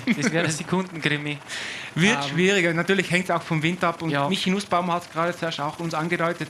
Es ist Gegenwind durchs Ötztal, also müssen wir schauen. Weil wir gerade den Crosspoint gesehen haben, im November, also der Skiweltcup, letztes Jahr waren ja nur die Herren in Gurgel, heuer sind auch die Damen in Gurgel zu Gast und der Auftakt findet ja wieder hier in Sölden statt. Damen und Herren, Riesendorlauf und apropos Sölden, ich glaube, wir können erstmals ins Ziel hinunterschalten zu Elisabeth Buschan, wenn mich nicht alles täuscht. Und Günter Leikep ist da möglicherweise auch dabei. Also ihr zwei freuen uns auf einen Stimmungscheck hier im Ziel. Schönen Nachmittag, herzlich willkommen hier aus dem Stadtzentrum in Sölden, aus dem Zielbereich. Hier werden noch die ganz letzten Arbeiten abgeschlossen. Die Motivation, die Motivatoren sind schon am Arbeiten, am Tun, am Anheizen und wir freuen uns, wenn die ersten Sieger hier bei uns durchkommen werden, weil für uns sind natürlich alle Sieger und wir werden große Emotionen wieder einfangen dürfen. Wir, das ist der Günter Leikep und meine Wenigkeit, freuen uns, wenn ihr live mit dabei bleibt und der Günther, der kann auch ganz gut Italienisch. Ja, genau, wir verfolgen angespannt, stiamo seguendo questa ultima parte della gara, andiamo nel caldo, seguiamo non per ultimo anche Stefano Cecchini e tutti gli altri, vi daremo subito le voci poi dal vivo. Entriamo nel caldo, tra poco di nuovo qui dalla zona Traguardo, damit gehen wir zu euch zurück ins Studio. Danke den beiden. Günter Leikep aus dem Antholzertal, da ja auch mitverantwortlich für den Biathlon-Weltcup und Elisabeth Buschan aus Kärnten, die Damenstimme in Kärnten, die großartige Veranstaltungen auch kommentiert und moderiert und selber viele Events mitorganisiert und Jack Burke hier also in der Abfahrt. Wir sind im großen Finale, was die Spitze betrifft, aber natürlich noch lange nicht am Ende dieser Veranstaltung. Knapp 13 Stunden, wir sind überhaupt knapp 15 Stunden heute hier live auf Sendung und versprochen, wir bringen den oder eben die letzte heute noch ins Ziel und Toni, du wirst dann ja, glaube ich, auch dabei sein und wirst den oder die letzte Teilnehmerin dann auch empfangen und aufs Podium hieven. Ich glaube, das wäre ein ziemlich cooler Moment, weil was ich so gehört habe, ist ja da ein ziemlicher Konvoi dabei mit Polizeiautos und Besenwagen und so. Und mit Sicherheit für die Person, oder vielleicht ist es ja eine Gruppe, ein super spezieller Moment, weil um die Zeit wird es ja dann auch schon wieder ein bisschen düsterer. Und die haben dann einen richtig harten und langen Radsporttag gehabt. Und hoffentlich können sie den Moment dann in der Einfahrt in Sölden dann auch dementsprechend genießen. Das ist einer der größten Momente überhaupt, einer der Gänsehautmomente im österreichischen Eventsport, wenn eben dann der oder die Letzte hier ins Ziel begleitet wird. Das Rennen jetzt 6 Stunden 34 Minuten bzw. 35 Minuten alt. Nochmals zur Erinnerung, letztes Jahr Siegerzeit von Manuel Senni 6:49,18. Der zweitplatzierte Alban Lakata hat 6:51 gebraucht und Johnny Hogeland, der ehemalige Superprofi aus Holland, der ja jetzt in Kärnten am Wörthersee lebt, mit einer Zeit von 6:53,3 und Janine Meyer letztes Jahr gefahren 7:27 und momentan eben auch diese 6:35 unterwegs. Genau, also Janine fährt darauf, ist wieder weg. Da sehen wir jetzt den Jack Burke bei der Abzweigung Obergurgel-Hochgurgel. Da geht es rechts rein nach Obergurgel, wir kommen von Hochgurgel runter und jetzt, Toni?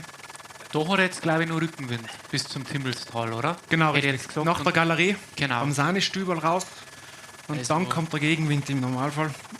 Also unfassbar, egal wie der Outcome jetzt ist, gell, es ist eine unfassbar schnelle Zeit. Gell. Die Höhenmeter haben geschafft, jetzt hat er wirklich gerade nochmal, jetzt durch Obergurgel muss er kurven, dann noch die Galerien muss er nochmal ein bisschen kurven. Und dann von Zwieselstohr nochmal das kleine Bergaufstück, aber da redet man von 2 Kilometer mit 5% oder 4%. Da muss er nochmal einen Kick geben, bevor es dann wirklich final auf Sölden runtergeht. Also, ja. Aber da ist das Adrenalin so rein, Genau. dass der kleine Hügel gar nicht mehr spürst und den drückst drüber. Und also, seit wir jetzt das Rennen verfolgen, also seit Schönau, er hat so souverän und so stark ausgeschaut. Da war jetzt für mich nie irgendwo ein Moment gewesen, wo ich gesagt habe, oh, jetzt ist er vielleicht am seidenen Faden, dass er am Berg abgeht. Also macht eine wahnsinnig souveräne Vorstellung, der Jack. Und ja, der wird jetzt mit Sicherheit alles nochmal reinhauen, dass er halt da so schnell wie möglich. Er muss aber natürlich auch noch mehr aufpassen auf Zwieselstohr, die paar Serpentinen, die haben auch, wenn du mich fragst, relativ gefährlich, wo man wirklich konzentriert sein muss, weil man mit einer ziemlich hohen Geschwindigkeit in die Serpentinen kommt. Aber wie gesagt, wenn er rein von der Körpersprache her ist, er mit Sicherheit vom Kopf her noch voll da, weil er nicht so am Limit ist.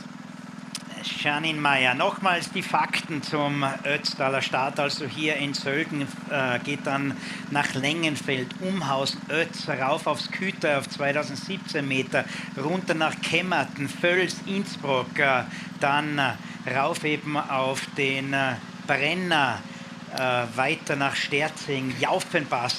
Redet sich alles so schnell und ist mit so viel Mühe und Power verbunden, runter nach St. Leonhard im Passaia, wieder rauf auf das Dimmelsjoch, auf das Dach, 2474 Meter, wo eben Janine Meyer gerade unterwegs ist, und dann runter nach Sölden, 1377 Meter. Und wenn Jack Burke gewinnen sollte, dann ist es der zweite Erfolg für Kanada. Bisher haben sich in die Siegerliste folgende Nationen eingeschrieben. Es hat ja begonnen 82 damals mit dem österreichischen Erfolg von Franz Wegscheider. Erster italienischer Sieg war Giuseppe Bovo. Erster Schweizer Erfolg bei den Herren Gilbert Klaus. Walter Bonča, ganz bekannte Amateur- und Profigröße, hat für Slowenien gewonnen. Für Deutschland zum Beispiel Ralf Keller.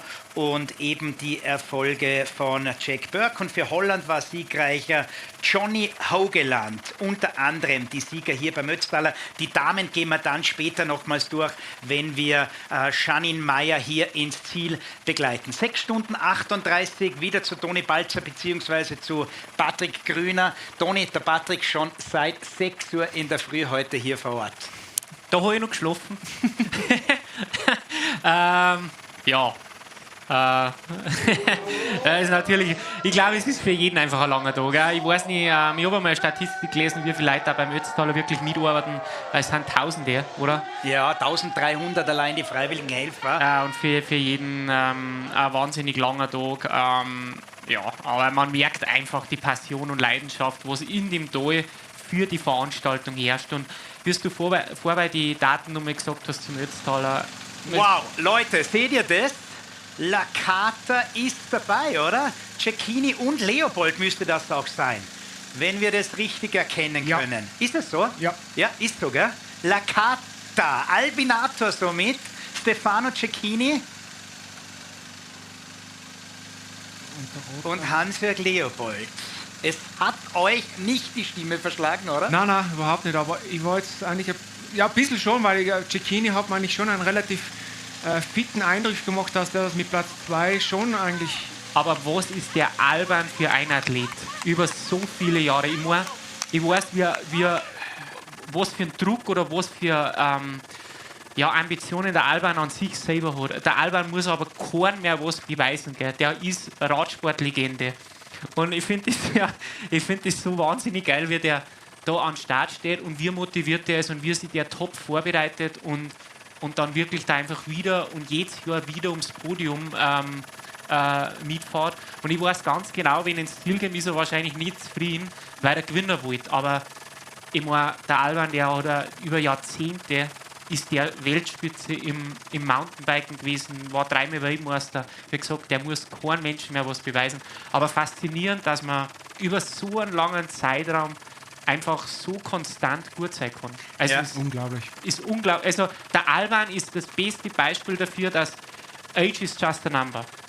Also immer, Michael Woods hat die Etappe bei der Vuelta gewonnen mit 38. Der Alban ist über 40. Also es gibt schon so Typen, wo man sagt, hey, okay, das Alter ist echt keine Ausrede. Ich habe gerade Gänsehaut, eben weil Albinato da vorne dabei ist, aber Hans-Jörg Leopold, spitzenmäßig natürlich, was er hier wieder zeigt. Ja, das Hans-Jörg. ist also hier, glaube ich, in dem Fall der Fight um Platz Nummer 2, 3 und 4.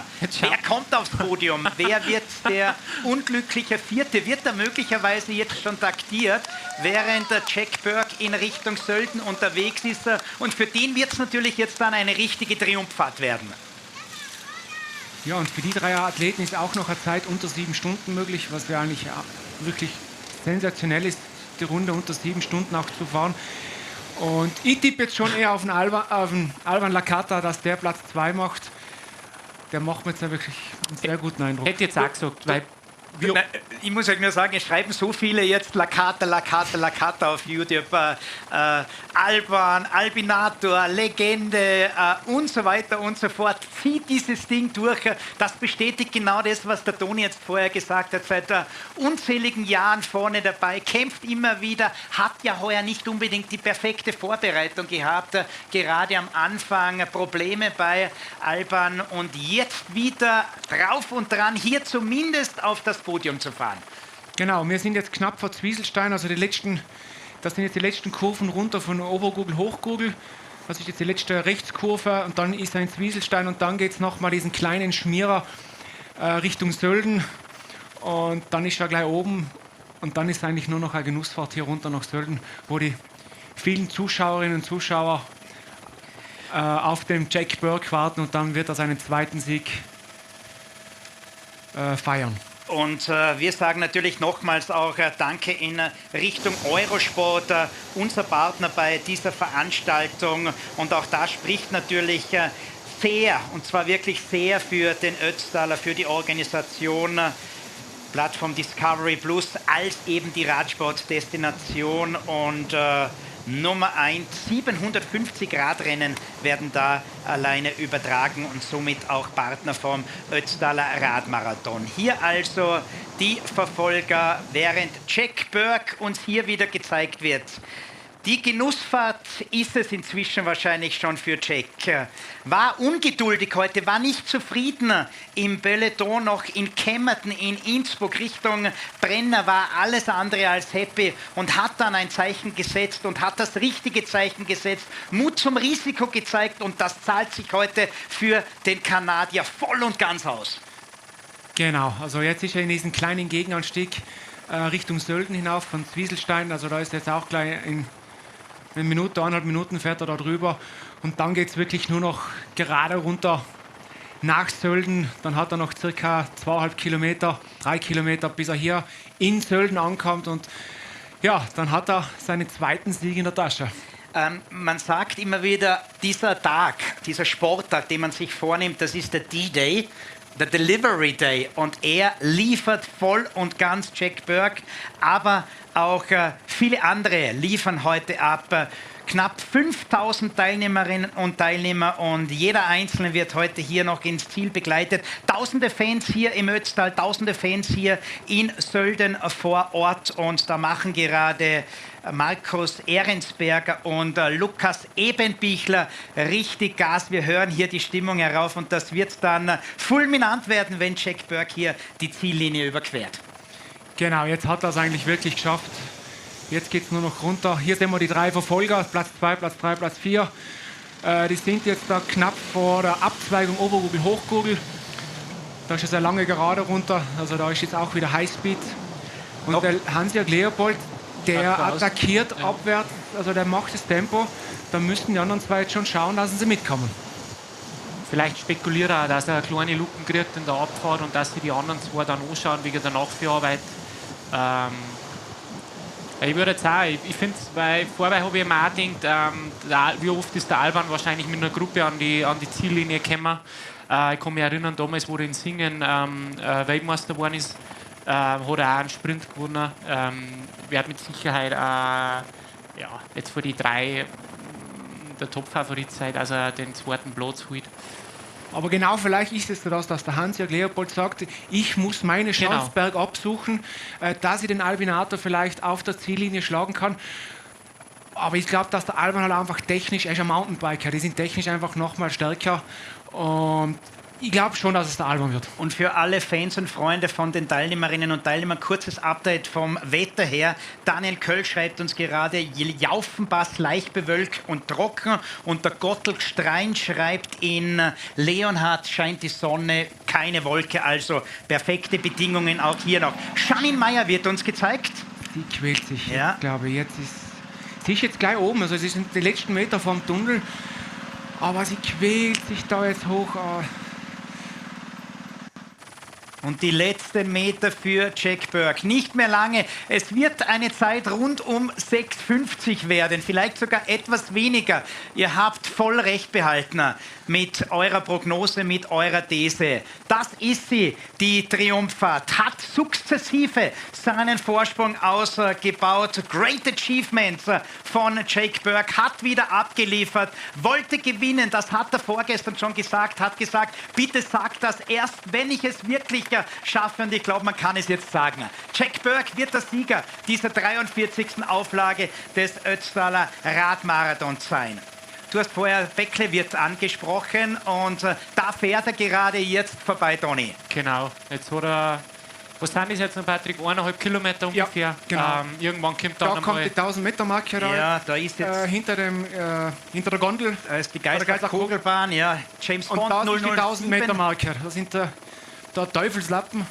Jetzt fährt er vorbei bei Hotel Regina. Über 12.000 Menschen sind momentan auf die Sekunde genau gleichzeitig drauf. Das sind dann deutlich mehr gesamt und deutlich mehr als auch in den vergangenen Jahren. Auch deutlich mehr, als er schon hier gewonnen hat. Jack Burke, der Sieger 2024. Es ist eingetütet, es ist amtlich vorbei an der Tankstelle. Jetzt kommen wir dann zu dem Banner von der Raiffeisenbank, den wir heute auch schon erwähnt haben. Und dann geht es nur noch hinein in die Rechtskurve. Männer, der Jack ist euer Mann jetzt. Ja, sensationell. Jetzt hoffen wir, dass der Jack auch den Sattel am Rad behält, wie bei seinem letzten Sieg vor ein paar Jahren. Und ja, Chapeau an Jack Burke. Er hat alles, glaube ich, richtig gemacht. Ja. Sensationelle Leistung. War heute definitiv der stärkste Mann im ganzen Fahrerfeld.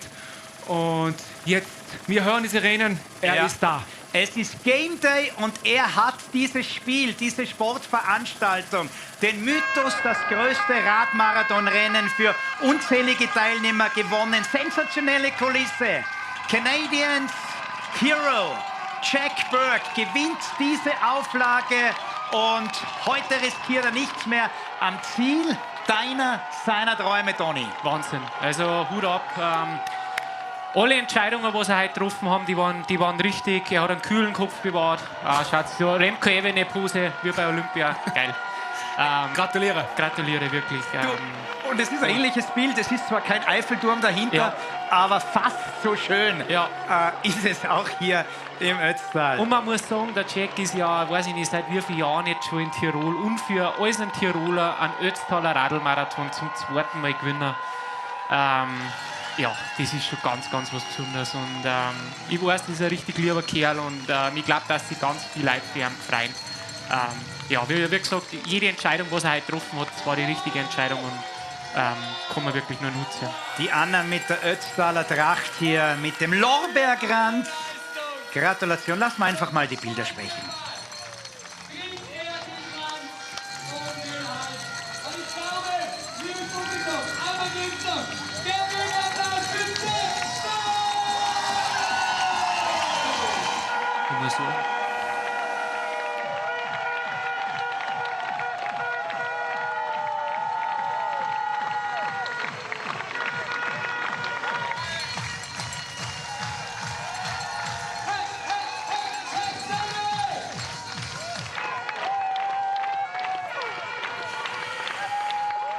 Sollte nicht mehr allzu lange dauern, dann werden wir auch das erste Statement bekommen. Hier die Fans von Jack Burke kommen voll auf ihre Rechnung angereist, um ihn zu unterstützen, um ihn zu feiern.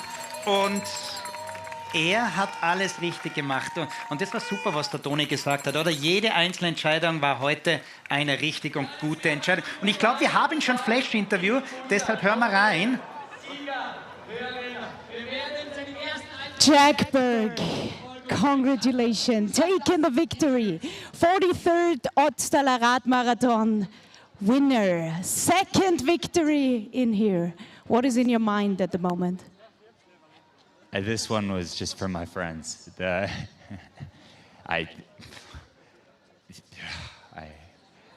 Steve, we did it.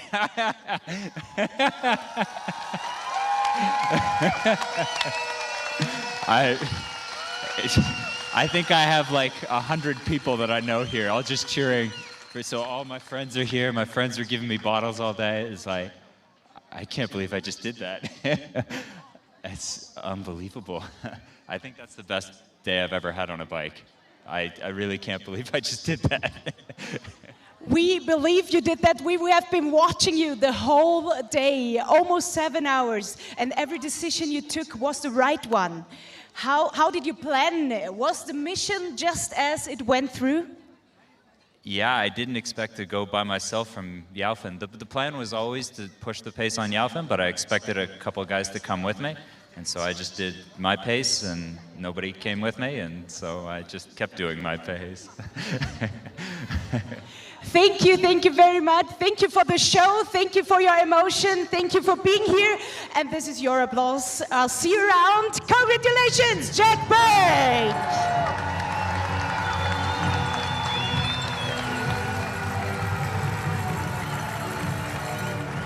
Best day what I have ever had. So hat er gesagt jetzt, glaube ich. Jack Berg. So, jetzt Vollgas die Entscheidung um Platz 2, 3 und 4. Nochmals die Namen hier in dieser Entscheidung. Hans-Jörg Leopold, Stefano Cecchini und Alban Lacata. Das heißt, vertreten folgende Nationen. Italien mit Cecchini, dann Hans-Jörg Leopold für Deutschland und Alban Lacata für Österreich. Männer, ab geht's jetzt.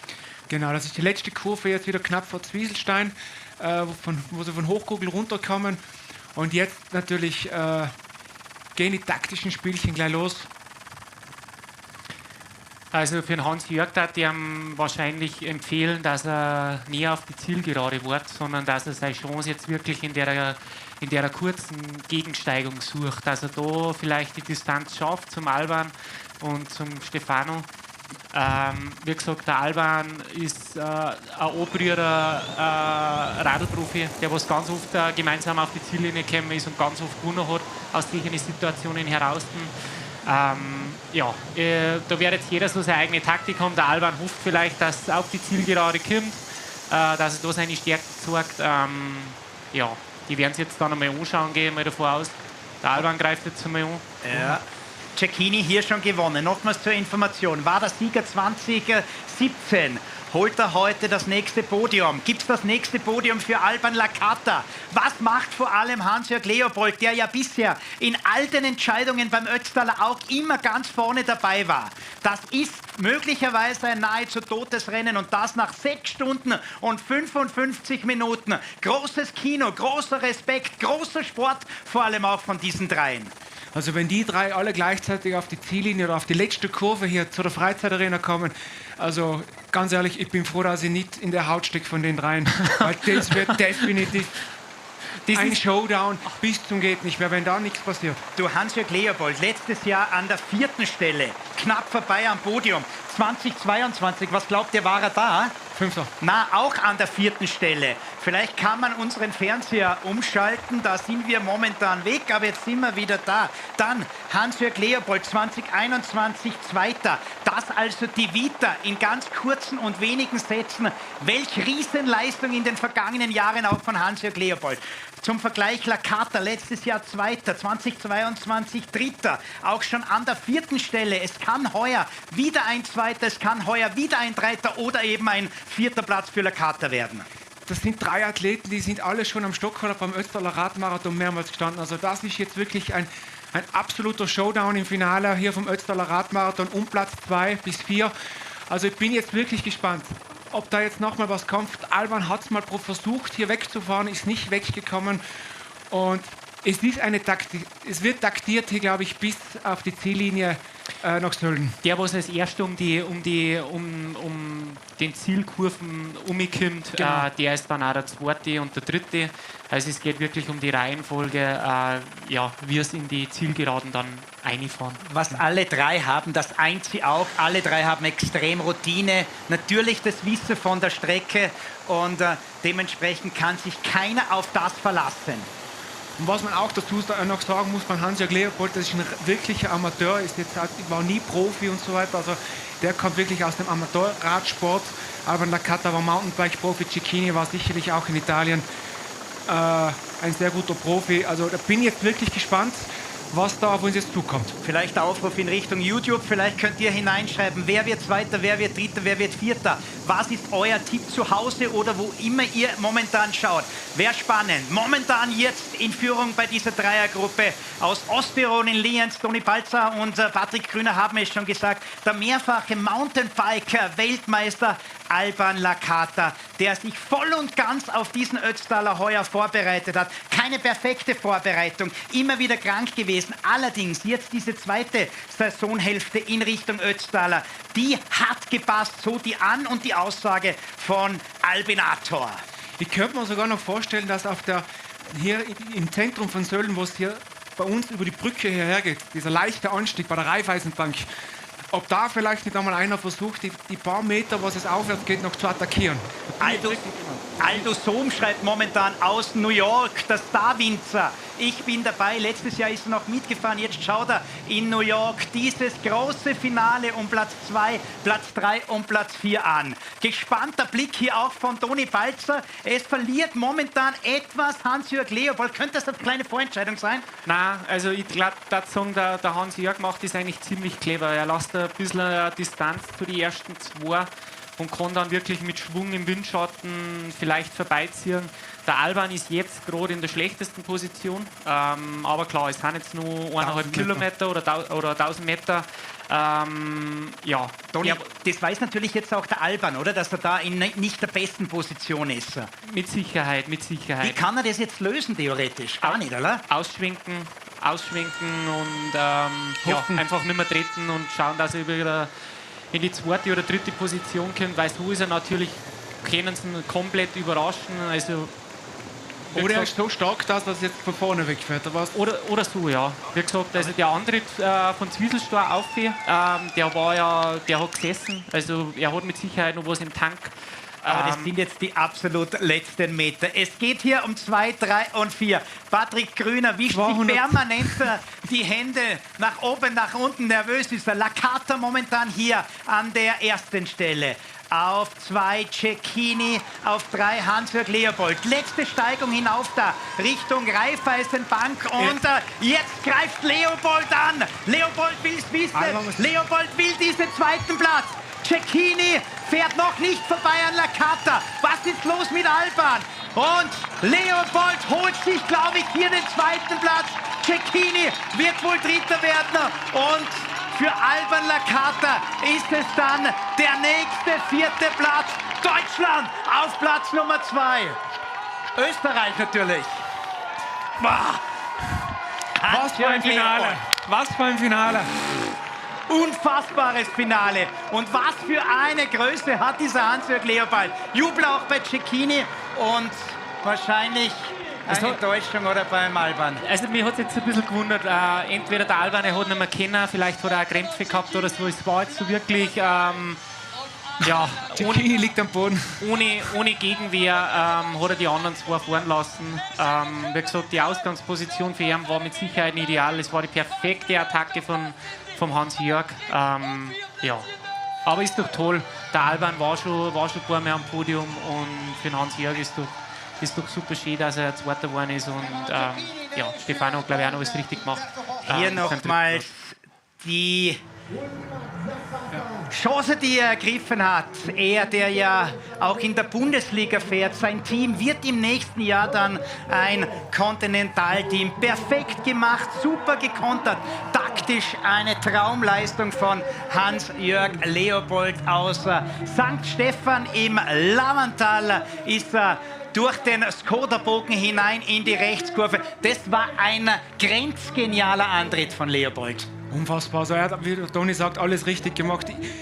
Ich glaube, dass der Alban in Zwieselstein alles auf eine Karte gesetzt hat, dass er dort diesen leichten Anstieg, diese 1,5 Kilometer, die zwei Jungs abhängen kann. Aber er hat dann, glaube ich, gesehen, dass die zwei dabei sind. Und ja, der Tank war wahrscheinlich zum Schluss leer. Und ja, Hans-Jörg Leopold, Gratulation. Österreich auf Platz 2, hat alles richtig gemacht. Und alle drei noch unter 7 Stunden. Also ich weiß jetzt nicht, was für Zeit das stimmt, ob die am Zielbogen die richtige ist. Aber ja, wie gesagt, alle drei eine gewaltige Zeit hingelegt. Und mich hat es jetzt ehrlich gesagt wirklich gewundert. Wir müssen rausschalten, weil wir haben den Österreicher natürlich, Hans-Jörg Leopold, hier am Mikrofon. Gratulation von Toni Balzer, von Patrick Grüner und uns allen zum Platz Nummer 2. Also, Toni Balzer schickt Glückwünsche, Gratulation von Toni Balzer, sitzt im Studio.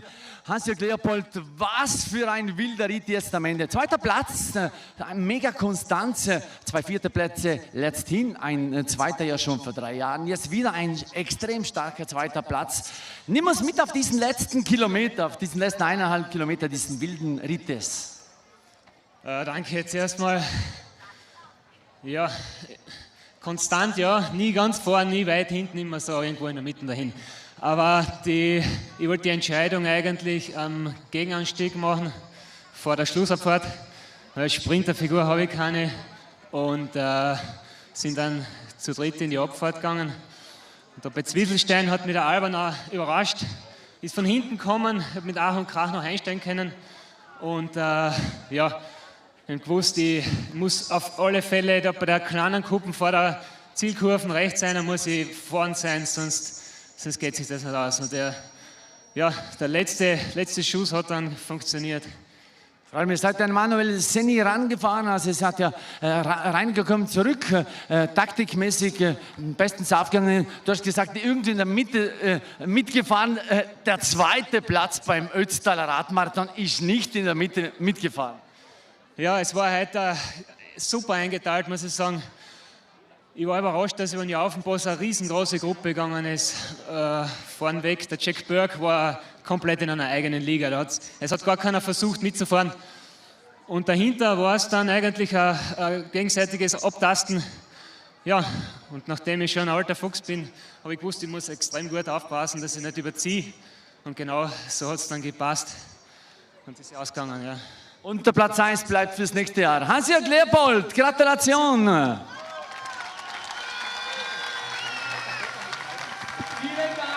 Wie sagt er selber, der alte Fuchs. Und hier geht es um die nächsten Platzierungen. Manuel Senni ist übrigens schon als 5. im Ziel. Bitte aufpassen, dass da nicht auf den letzten Metern noch was passiert. Boah, das war jetzt nochmals knapp. Patrick Faccini und Paolo Castelnuovo sind hier ins Ziel gekommen, die 2 Italiener. Also die haben es jetzt nochmal auf den Sprint wirklich drauf angelegt mit Platz 6 und Platz 7. Das heißt auf 3 Cecchini, auf 5 Manuel Senni, dann Facchini auf 6 und auf 7 Paolo Castellino. 4 Italiener unter den besten 7. Die italienische Großmacht also wieder stark wie eh und je beim Ötztaler Radmarathon. Aber der Sieger kommt aus Kanada und heißt Jack Burke. Und die Siegerin bei den Damen, wenn da nichts mehr schief geht, und das wünschen wir ihr von Herzen, das sei auch erwähnt, weil sie einfach so eine klasse Vorstellung heute schon den ganzen Tag gezeigt hat, Janine Meyer. Genau, Janine Meyer im Gegenanstieg Richtung Crosspoint zur Mautstation in Hochkugel und 7:05.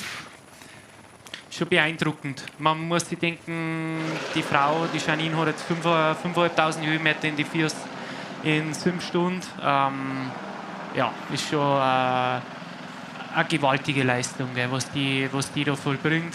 Ich weiß jetzt ehrlich gesagt nicht ganz genau den alten Streckenrekord von ihrer. Aber ja, wäre eine Wahnsinnszeit, wäre eine Bombenzeit. 7:27 war der. Also im letzten Jahr. Ja, also ja, gut, klar ist jetzt schon ein Stück ins Ziel, lange Abfahrt mit ein paar Gegenwellen, aber nichtsdestotrotz, also egal was rauskommt, ob sie ihren eigenen Rekord verbessert, sie ist in der glücklichen Situation, dass sie einen Rekord hat, also sie hat jetzt selber keinen Stress. Aber ja, also ist schon wirklich beeindruckend. Schauen wir da gerade so die Damenzeiten an. Christine Rauch ist 7,45 gefahren. Ilse van de Moorn, die ja auch heute dabei ist, 7,46. Laila Orenos, die Rekordsiegerin nach Anzahl der Siege, hat eine Siegerzeit einmal von 7,50,44. Das war damals im Jahr 2017. Übrigens, letztes Jahr 2023 waren 364 Damen gemeldet, 322 sind gestartet, 272 haben sich klassiert. Sind wir gespannt, wie viele es heute werden. Ja, das war der Langführende beim Ötztaler Radmarathon. Auch ein Gewinner heute, auch wenn es dann die Resultatsliste nicht zeigen wird. Aber wer so lange führt, der gehört auch kräftigst und mehrfach erwähnt. Nochmals der Schiffer, Franzose Loic genau, Buffon. Anton Schiffer, ja, Conti-Fahrer aus Deutschland für Bike Aid. Bin schon ein paar Mal gegen ihn Rennen gefahren. Letztes Jahr Türkei-Rundfahrt und dieses Jahr Sibiu, Rumänien-Rundfahrt. Ja, ein aufstrebender, junger Athlet aus Deutschland.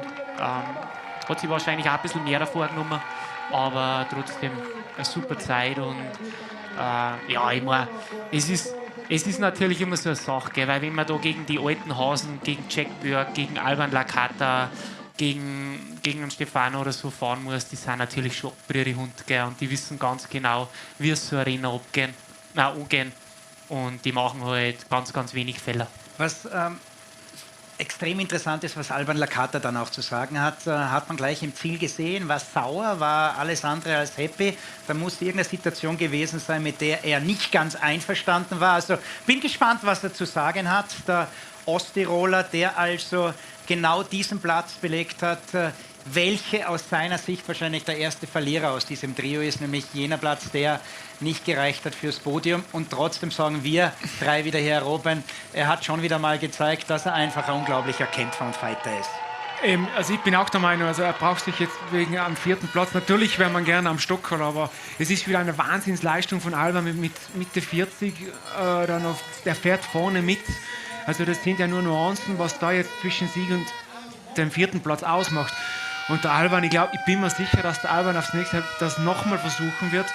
Gleich wie ein Daniel Federspiel oder der Jonas Holznig. Also der Alban kommt wieder zurück.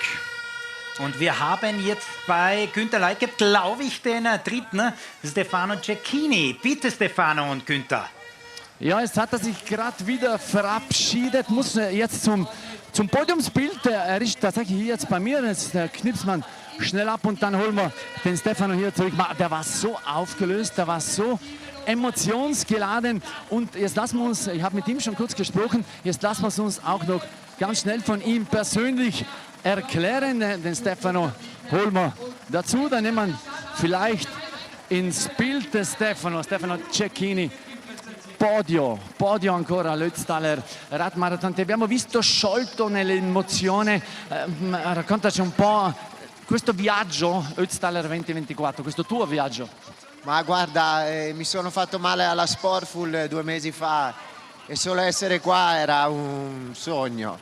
Poi piano piano mi sono sentito bene e mi piace questa corsa. È 12 anni che la faccio.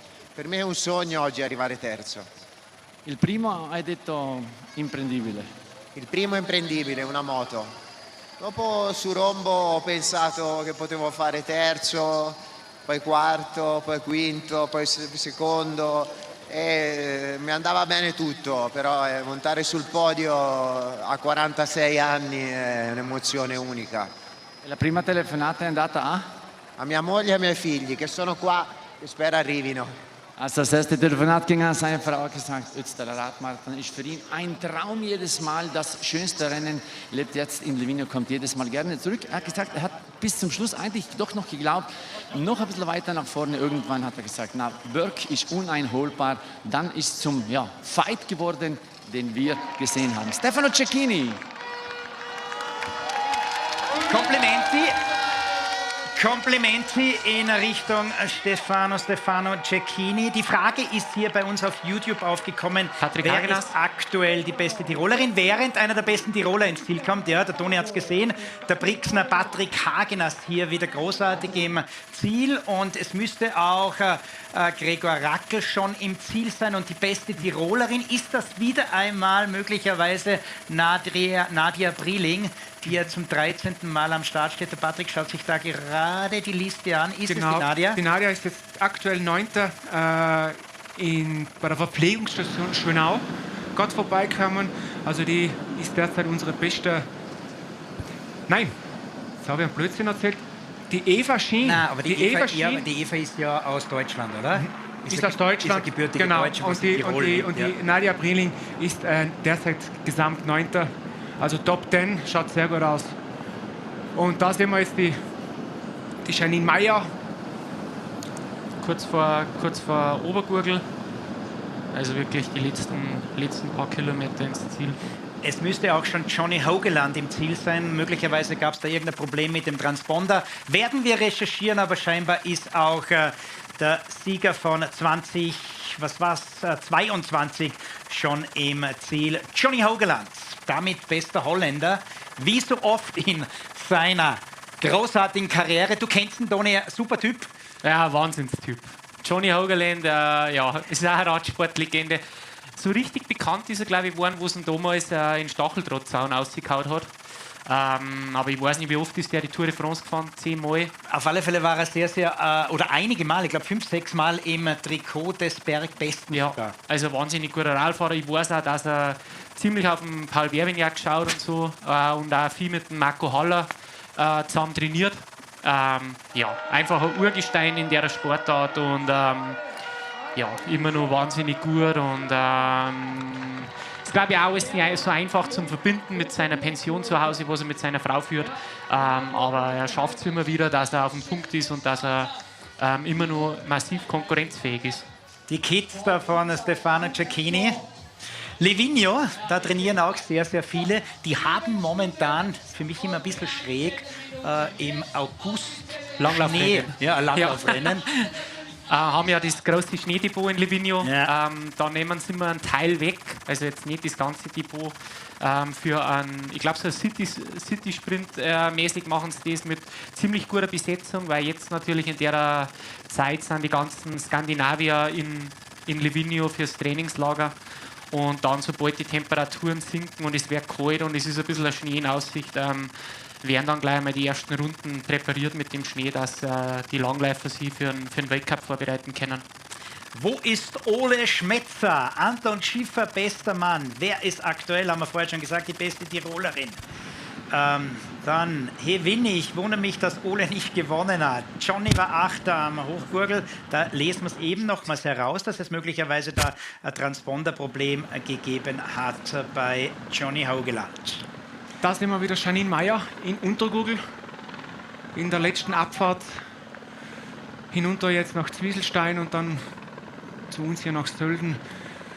Ja, keinen Helfer, keine Helferin, irgendwas dabei. Also wirklich auf sich alleine gestellt. Und ja, sensationelle Leistung auch wieder von der Janine Meyer, die was hier wieder richtig Gas gegeben hat. Also Chapeau. Und wie gesagt, jetzt ist hier in der letzten Abfahrt von Obergurgel, Richtung Zwieselstein. Was man auch immer bedenken muss, gell, jetzt, auch gerade im Hinblick auf die Frauen, wo man sich denkt, okay, die haben ein unglaubliches Leistungsvermögen, aber man muss natürlich auch sagen, beim Ötztaler Radmarathon hat man nicht bloß 5.500 Höhenmeter bergauf, sondern muss auch 5.500 Höhenmeter extrem schnell runterfahren. Also da sieht man, dass die technisch extrem gut sind. Und ich meine, ich habe jetzt nicht durchgezählt, aber die fahren ja unter die Top 50 von alle, also von 4.000 Teilnehmern ein. Und also das ist schon enorm. Ich habe übrigens die genaue Teilnehmerzahl. 4.367 Männer sind gestartet, beziehungsweise gestartet sind dann 3.888 und 341 Damen sind gestartet. Angemeldet waren 392. Da sind möglicherweise einige krank geworden, wie wir heute auch schon von Michaela Thaler gehört haben. Jetzt gerade ins Ziel kam Maxi Kirschner, der Sieger des Kufsteiner Radmarathons letzte Woche. Da sehen wir Costa, Fabian und den Gregor Rackl. Gregor Rackl war es, ja. Genau. Das Intal Gruppetto, die haben mit Sicherheit intern Wetten am Laufen gehabt, wer als erstes Ziel siegt. Ich glaube Vereinsmeisterschaften. Oder Vereinsmeisterschaften, ja. Das ist eine harte Vereinsmeisterschaft. Ja. Also, die meisten Vereinsmeisterschaften ist meistens der Spaß im Vordergrund, aber da den Ötztal als Vereinsmeisterschaft auszutragen, wobei der Gregor smilet schon. Ja, die schauen gut aus. Die sind alles gestandene Radprofis gewesen, gell? Oder haben sie noch. Das Intal-Gruppetto ist natürlich schon legendär, auch mit Emanuel Zangerle, mit Charlie Magno und der Feder.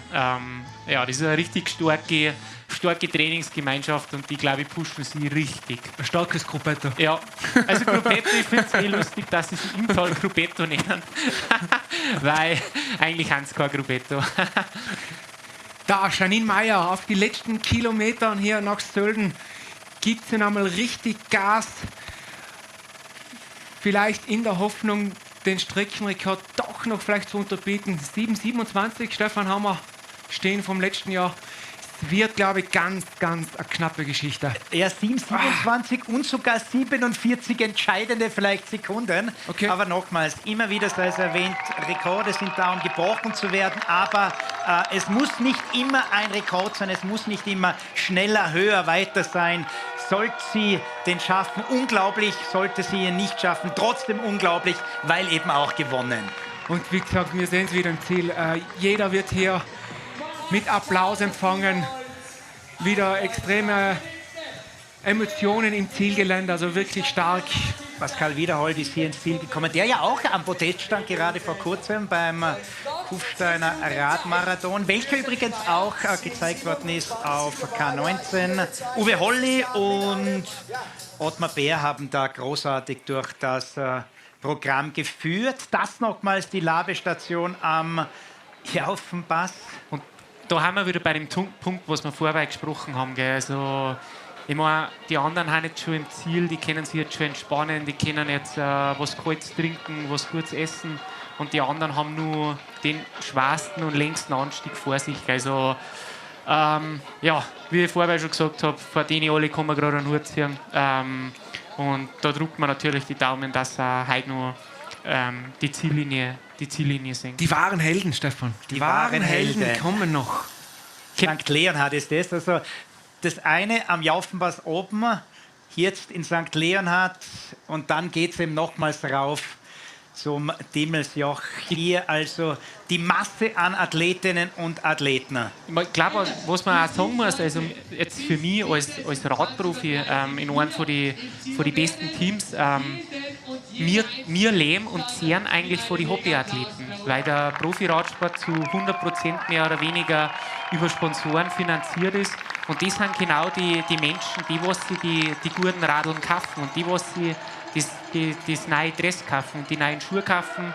Und die sind so wichtig für den Radsport, dass die dabei haben und die Leidenschaft bringen für den Sport. Und genau deshalb bist du auch so wichtig, Toni Balzer, weil du erkennst eben die Leistung all jener an, du erwähnst sie und dadurch bringst du sie auch vor den Vorhang. Bleib so, weil das kommt dir, glaube ich, auch zugute aufgrund der Sympathie und das kommt und ist für den ganzen internationalen Profi-Radsport immens wichtig, was hier Toni Balzer erwähnt und angesprochen hat. Also das sieht er total authentisch. Die nächsten Finisher sind hier im Ziel, so zum Beispiel die Startnummer 112 wird bei uns momentan hier nicht angezeigt, aber Namen werden natürlich immer wieder nachgetragen und nachgeholt. Jetzt kommt sie herein, die Masse, und in Kürze werden wir dann wieder blicken. Wo ist Janine Meyer?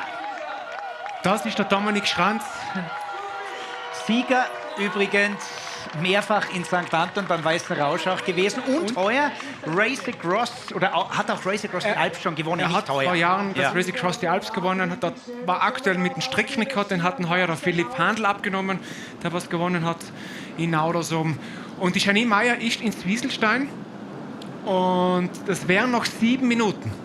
7 Minuten bis ins Ziel. Also jetzt kommt es, glaube ich, ein bisschen drauf an, was die zwei Herren bei ihr machen. Ob die vielleicht mit die Führungsposition gehen und sie ein bisschen aus dem Wind auszuhalten. Ob die Ja gut, aber die Janine ist, konnte ich mir vielleicht sogar vorstellen, die stärkste bei den 3. Also ja, es wird mega spannend. 7 Minuten, gut, wir haben davon geredet mit dem Gegenanstieg, ungefähr 2,5 Minuten, dann nochmal 1,5 Minuten Abfahrt und dann wirklich nochmal die letzten... Wird spannend. Übrigens an der zweiten Stelle Ilse van der Moen, wieder einmal Topper, Roberta Busoni auf 3 momentan und die Holländerin Yves van der Schot auf 4. Eva Schien wird hier an der 5. Stelle geführt und Sonja Basutti auf Rang Nummer 6. Anna Schäffer haben als 8. Nadia Brieling wieder eine Top-10-Platzierung auf 9. Monika Dirtelstark auf 10. Lisa Forster und Fenja Garbot auf 11 und 12. Jawohl, jetzt wird es nochmal richtig spannend mit Janine Meyer. Auf den letzten Kilometern jetzt hier zu uns nach Sölden. Jetzt ist sie im Gegenanstieg.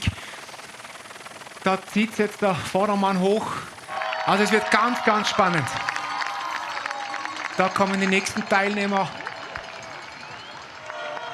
zu uns hier ins Ziel. Markus Hertlein, den kennen wir ja heute auch, war lange Zeit Zweiter im Rennen. Riccardo Zacchi ist im Ziel. Der Italiener von Rovalesca. Und alles super Zeiten, gell? 7 Stunden 20. Also wirklich von jedem Teilnehmer, der was bis jetzt ins Ziel gekommen ist, hervorragende Leistungen, was da vollbracht worden haben. Das sind mit Johnny Hogeland jetzt 27, weil der wird bei uns hier nicht geführt, ist aber, glaube ich, schon im Ziel. Also 27 Herren im Ziel und umso bemerkenswerter und sensationeller, dass in Kürze dann also auch Janine Meyer kommt. Michi Nussbaumer verneint gerade, das heißt, Johnny Hogeland ist da etwas passiert, weil der war oben noch am Diemelsjoch auf 8 geführt. Hoffentlich ist da alles glatt gelaufen bei Johnny Hogeland. Werden wir probieren zu recherchieren. Jetzt aber dann der Fokus. 7 Stunden und 23 Minuten für den nächsten Finisher. Das ist wer? Der Lenz Andreas von Team Forchheim, der gerade ins Ziel gekommen ist, aus Deutschland. Und ich würde jetzt fast sagen, dass für die Janine der Streckenrekord wirklich nur drinnen ist. Rein vor der Zeit. Nochmals, der Rekord, immer wieder zur Erinnerung, 7:27:47, wird das eine Sekunden, vielleicht sogar eine Hundertstelentscheidung, wenn es um den ganz persönlich eigenen Streckenrekord von Janine Meyer geht. Die weltbeste Radmarathon Sportlerin, die hat wieder gezeigt, dass der Sieg nur über sie, nur über eine führt, und zwar eben über die Dame aus Good Old Germany.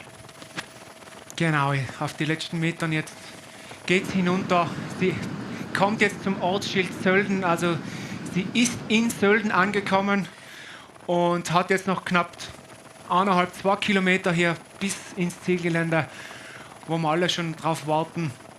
Und ja, man hat gesehen, leichte Tropfen auf der Kamera des Motorrads. Also hoffen wir, dass es doch trocken bleibt. Letzte Kurve oder vorletzte Kurve, ein bisschen aufpassen. Und dann werden wir gleich Janine Meyer hier bei uns im Ziel begrüßen können. Da vorne geht's rauf zu Element, zum James Bond Museum. Absolut sehenswert, muss man unbedingt mal rauffahren. Der Toni hat es erzählt, hat schon gemacht. Und Weltklasse-Leistung wieder einmal von Janine Meyer. Absolute Weltklasse. 3 Minuten hat sie noch Zeit. Man muss natürlich auch sagen, für die Janine ist die Situation des Renners irgendwie taktisch zum OG viel schwerer jetzt wie für die besten Männer. Weil die Janine kommt halt ums Ohrschlecken mit die besten Männer übers Kühlteil drüber, wo es dann die perfekte Gruppe hat bis Sterzing. Also es kommt immer voll drauf an, was für Gruppe das hat. Und ja, von dem her eine super gute Leistung. Genau, letzten Meter für die Janine Meyer ist jetzt ja auf die letzten 500–600 Meter. Sie ist in Sölden schon angekommen. Und ja, und schreibt sich damit in die Geschichtsbücher ein. Back-to-back-Sieg ist noch nicht allzu vielen gelungen, aber sie hat die Klasse. Sie hat die Qualität, sie hat diese Weltklasse, die mehrfach schon zitiert worden ist. Und in Kürze plaudern wir dann übrigens hier bei uns im Studio mit Hans-Jörg Leopold. Aber das ist jetzt ganz alleine und einzig der Moment für und von Jeanine Meyer. Und Stefan, es wird der Rekord fallen. Ja, Toni Balzer hat wie so oft recht behalten. Nochmals im letzten Jahr 7:27:47. Momentan noch knapp 2 Minuten bis zu dieser Marke. Und auch das nochmals erwähnenswert. Weltklasse, Jeanine Meyer. Gratulation. Toni und Patrick, zu euch. Unglaublich. Also von meiner Seite unglaublich. Wahnsinnsleistung. Einen eigenen Rekord, Nummer brechen, Nummer schneller fahren, die Motivation aufbringen, wirklich bis zur Maut pushen. Ja. Damen vor den Vorhang. Und dazu passt diese Zeit. Nur eine Minute schneller wie letztes Jahr. Über eine Minute. 20 knapp. Also Hut ab. Und der Jack übergibt einen Kranz. Das sind sie, die beiden Sieger. Siegerin Jeanine Meyer, Siegerherrn Jack Burke. Gratulation gibt es hier auch von Toni Balzer, Patrick Grüner und dem gesamten Team hier in der Regie. Wow. Unglaublich. Sensationell. Gratulation an die Jeanine Meyer. Die Zeit, die uns hier gezeigt wird, 7:26:26,8. Unglaublich. Wahnsinn. Letztes Jahr 7:27:47, heuer 7:26:26,8. Und in der Gesamtwertung mit allen Männern und Frauen Platz 40. Bei knapp 4.500 Teilnehmern. Feste Top 50. Das ist schon extrem, Toni, was da bei den Damen in diesen Jahren weitergegangen ist. Ja. Wo ist da die Fahnenstange in Zukunft? Das ist eine gute Frage. Ich meine, es ist nicht bloß im Radsport, dass die Leistungen sowohl bei den Frauen als auch bei den Männern einfach wieder momentan explodieren. In jeder Sportart, aber es ist halt einfach auch der Grund, glaube ich, weil alle Sportarten so unglaublich professionell werden. Und natürlich das Material spielt auch eine Rolle. Vorher haben wir darüber geredet, über die speziellen Lager, was da verbaut sind. Das sind wirklich die kleinen Details, die was ausmachen und die was die Prozent bringen und warum die Rennen so schnell werden. Und weißt du was? Ich glaube, sie ist schon bereit für das Interview. Und damit schalten wir zur großartigen Back-to-Back-Siegerin Jeanine Meyer. Back-to-back, zweites Jahr in Folge, zweimal Sieg, zweimal Streckenrekord, Jeanine Meyer! Okay. Also Streckenrekord wusste ich jetzt nicht. Wir haben es gehört, die Zeitnehmung liegt bei 07:26:26. Das heißt, du hast einen ganz eigenen Streckenrekord noch einmal um über 1 Minute unterboten. Jeanine Meyer, was ist das für eine Größe? Was ist das für eine Weltklasse-Sportlerin? Was geht dir jetzt durch den Kopf? Ich bin überwältigt, also damit habe ich nicht gerechnet. Ich habe jetzt nicht auf die Zeit geguckt gehabt. Deswegen bin ich jetzt etwas überrascht. Jeanine, wir haben dich von in der Früh weg beobachtet. Du bist mitgegangen mit dieser großen Gruppe. Du hast da mitgehalten mit den Weltklasse-Marathon-Radsportlern bei den Herren. Du bist overall 40. in der Ranking. Wie schafft man das? Also ich habe mir das ganz gut eingeteilt und ich muss sagen, die Gemeinschaft mit den Männern, das ist Wahnsinn. Die haben einen wahnsinnigen Respekt vor mir und das freut mich immer sehr. Am Ziel deiner Träume, stimmt es zu? Ja.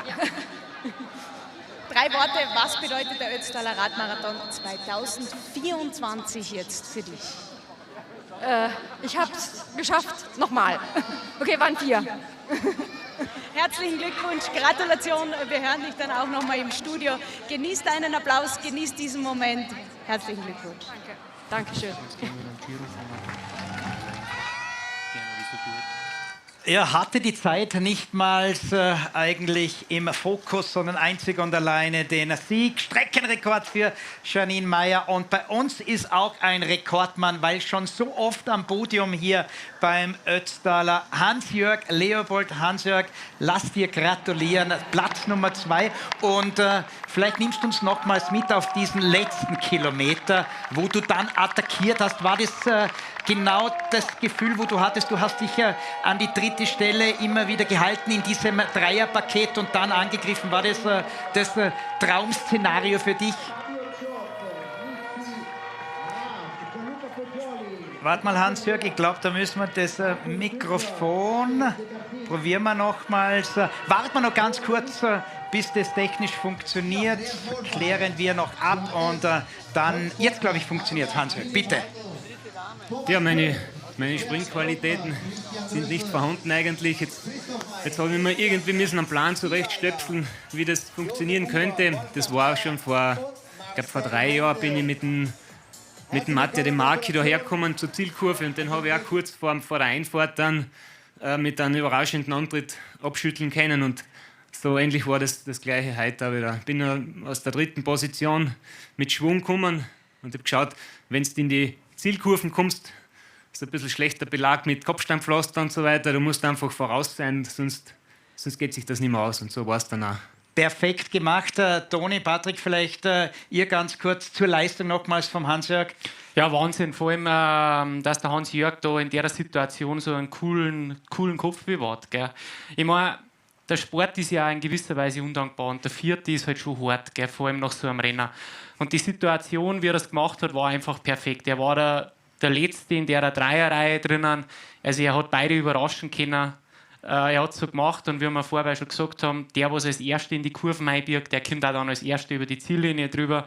Also das war eigentlich so, wie man es vom Bilderbuch aus kennt. Gell? Also es war, ich glaube, besser kannst du es nicht machen und von dem her souverän und verdienter 2. Platz heuer. Hans-Jörg, was sagst du selber, wenn du diese Bilder siehst von deinem Antritt? Das ist ja die höchste Kunst des Sprints, was wir da gesehen haben. Jetzt sehe ich es erst, dass eigentlich nicht wirklich eine Gegenwehr gekommen ist. Ich habe mich nie umgedreht im Rennen und ja, würde ich wieder so machen.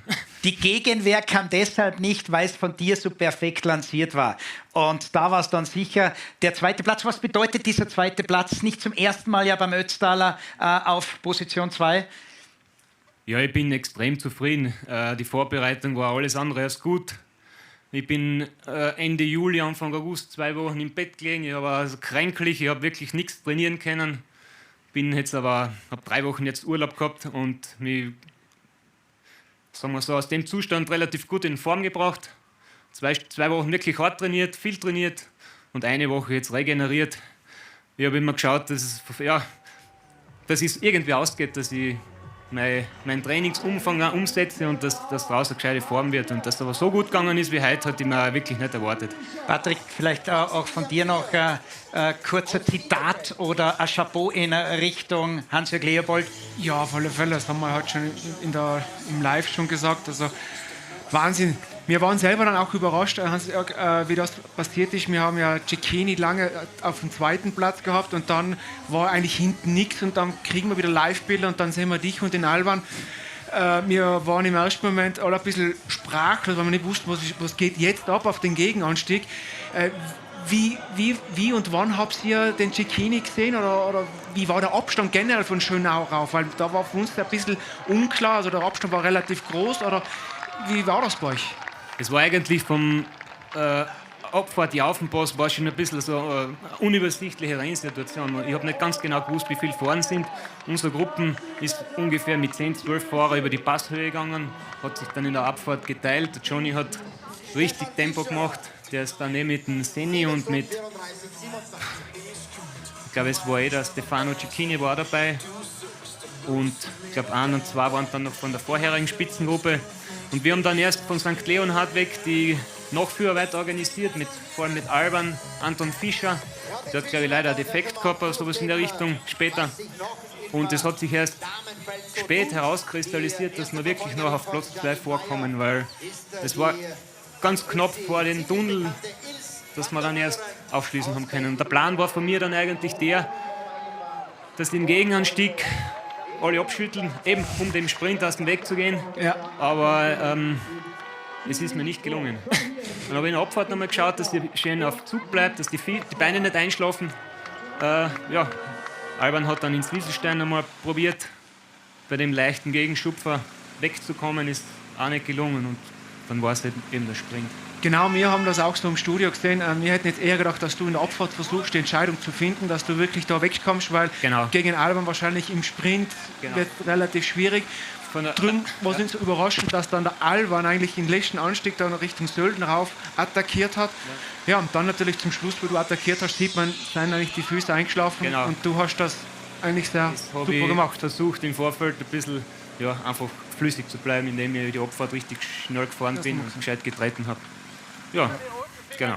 War perfekt. Super. Gut gelaunt hier die Christine Heigl. Du hast Johnny Hogeland ganz kurz erwähnt. Hast du mitbekommen, was mit ihm war? Es war in Moos, da habe ich ihn das letzte Mal gesehen. Was danach war, weiß ich nicht. Im Ziel nicht auch gesehen? Nicht, okay, also müssen wir noch weiter recherchieren.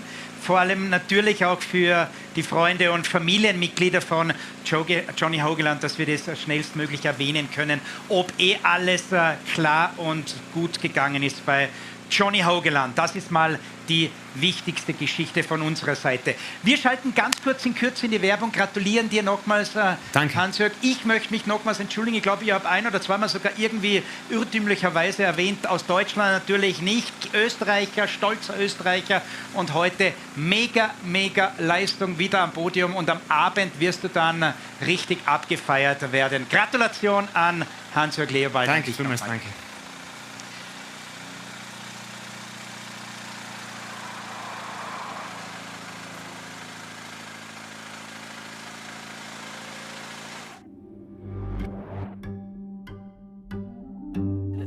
Wir sind uns eigentlich alle ziemlich ähnlich.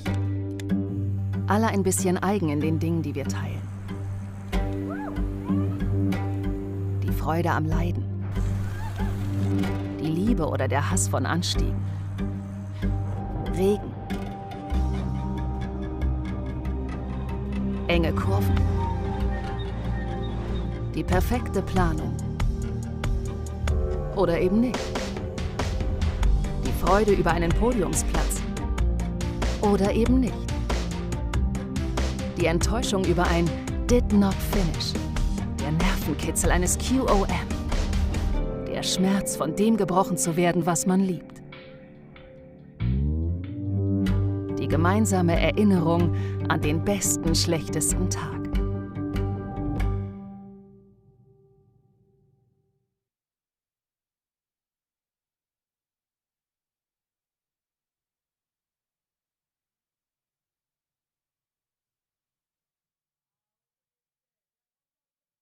Ah ja.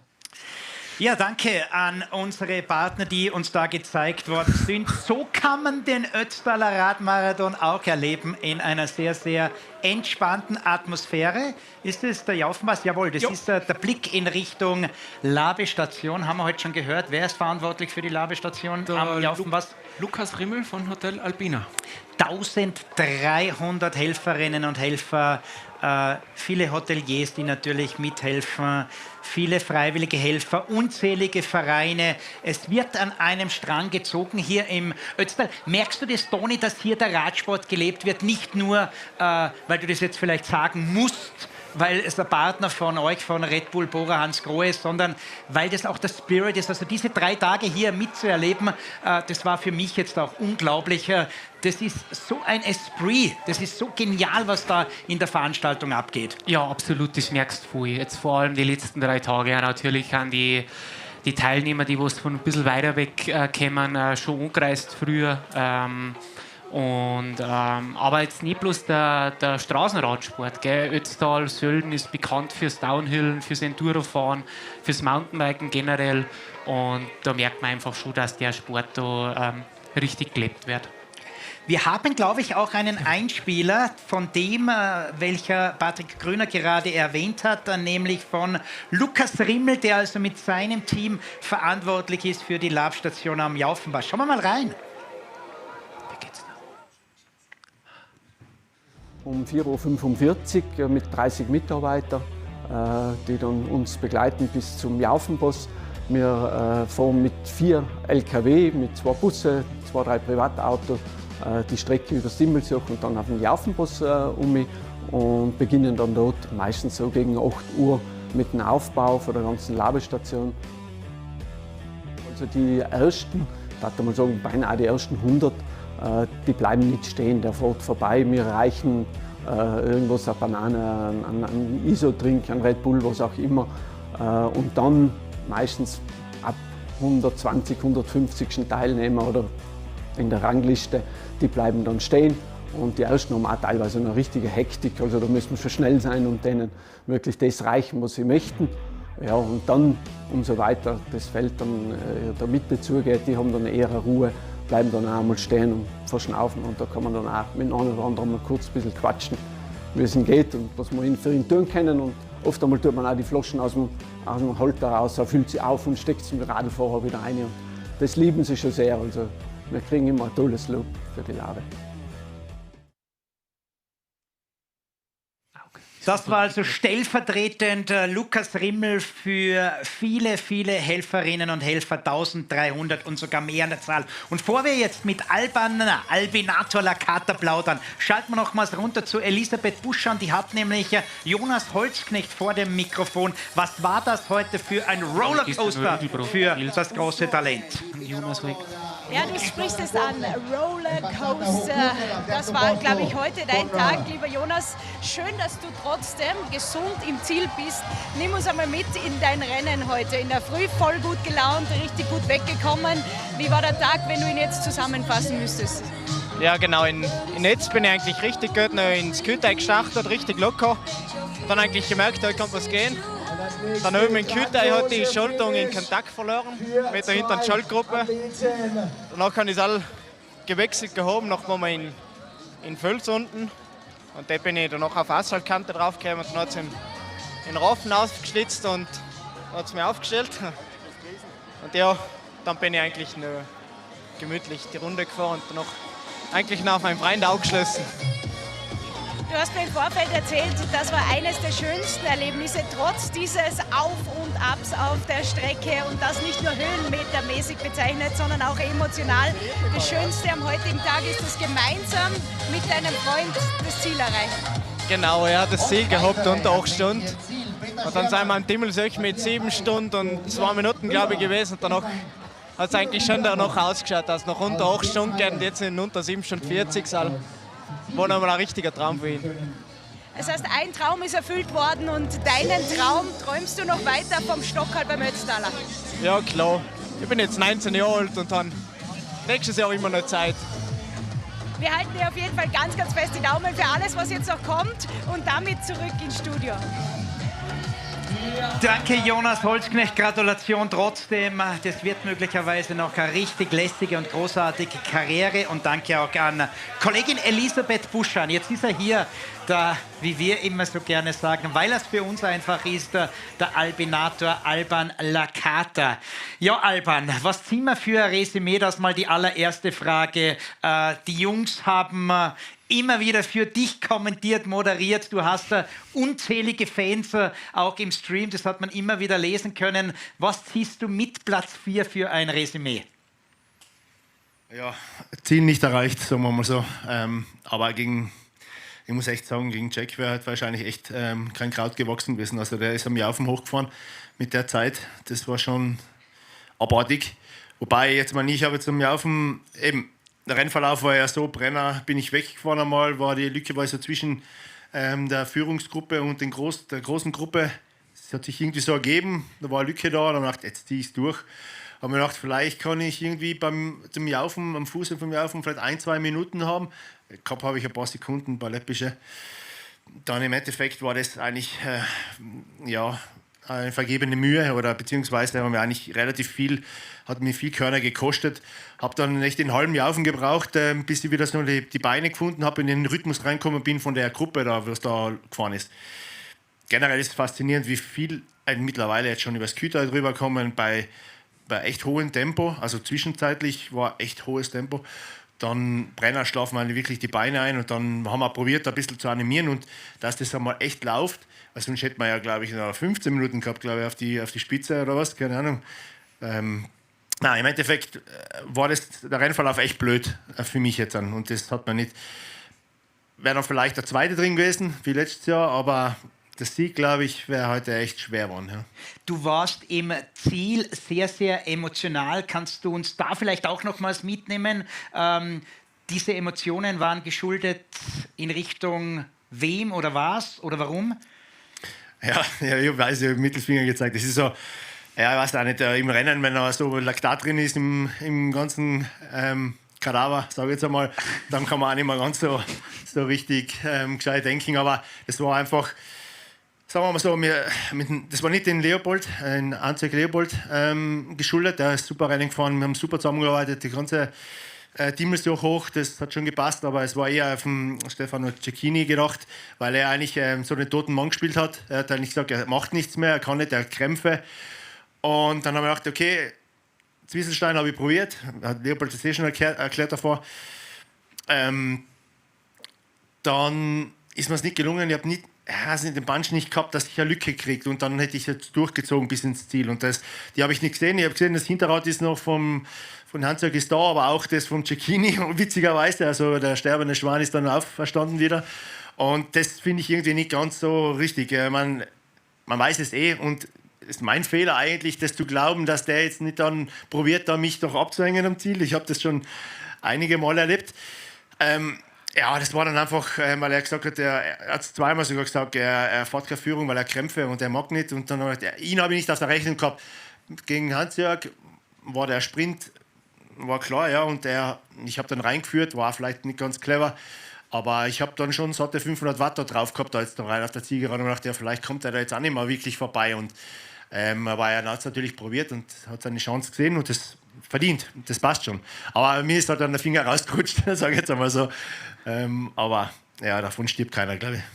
Alban, weil du jetzt das gesagt hast, du hast diese ungünstige Position gehabt. Das war genau das, was ihr auch gleich erwähnt habt, dass der Alban da bei der Abfahrt hinein ins Ortszentrum die blödeste Position inne hatte, die man eben in Richtung des Ziels nur haben kann. Gut, man muss, glaube ich, aber schon auch sagen, man ist ja selber nicht in der Situation drin und ich meine, ich habe es vorher schon gesagt, der Alban, das zeichnet dir auch aus, warum du der Alban Lakata bist und warum ich auch ein T-Shirt und eine Kappe von dir daheim habe, was du für Ansprüche an dich selber hast. Aber du hast ja über Jahrzehnte bewiesen, dass du die besten Radlfahrer der Welt gehörst. Und ich habe mich ein bisschen gewundert, warum du vorn gefahren bist, weil man denkt, okay, der Alban, ich kann mich damals noch erinnern, wo du den Singen Weltmeister geworden bist, hast einen Sprint gewonnen und das war so gegen die zwei, habe ich mir gedacht, okay, da ist kein Kraut gewachsen. Aber na klar, man weiß nicht, der andere sagt, was man dann ist ja voll interessant, so ein Gespräch. Der Stefano sagt, er kann nicht mehr, er ist der sterbende Schwan, was ja einfach gelogen war. Beziehungsweise, man darf ja an Stefano gar keine Vorwürfe machen. Das ist ja, taktisch. Ja. Gell? Das ist taktisch.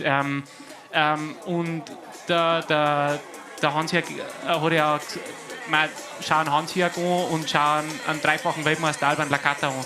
Also der wird sich wahrscheinlich denkt haben, okay, ich kann da nichts ausrichten. Und dann kommen Situationen dann doch vielleicht anders da. Und irgendeiner muss führen. Das geht ja nicht, sonst war ja Stillstand im Rennen. Gell? Und dann weißt du ja nicht, ich habe gerade vorher mit dem Alban geredet, hinter bei der Seni war ja nicht weit weg. Dann kommt der Seni noch und dann zack, kannst du 4 auf der Ziellinie und dann sprinten 4 um den zweiten Platz. Also Entscheidungen werden getroffen und nichtsdestotrotz, allein schon die Tatsache, dass man die Riesenlücke am Timmelsjoch wieder schließen kann, zeigt auch von dem wahnsinnigen Leistungsvermögen, was der Alban heute schon wieder gezeigt hat, muss man sagen. Alban, bleib uns bitte noch ganz kurz da und auch du, Toni, weil du wirst da mal ganz kurz entlassen, weil du hast einen richtigen Hunger und das hast du auch verdient. Wir schalten nur ganz kurz raus, weil wisst ihr, wer ins Ziel gekommen ist? Der mehrfache WM-Medaillen- und Olympiamedaillengewinner und dreifache Skiweltcup-Sieger Manni Mölk ist schon im Ziel. Wow! Ja, der Slalom-Weltcup-Sieger Manni Mölk. Wir haben heute Morgen kurz gesprochen, vorher sozusagen, da hast du gesagt, ich bin ziemlich nervös.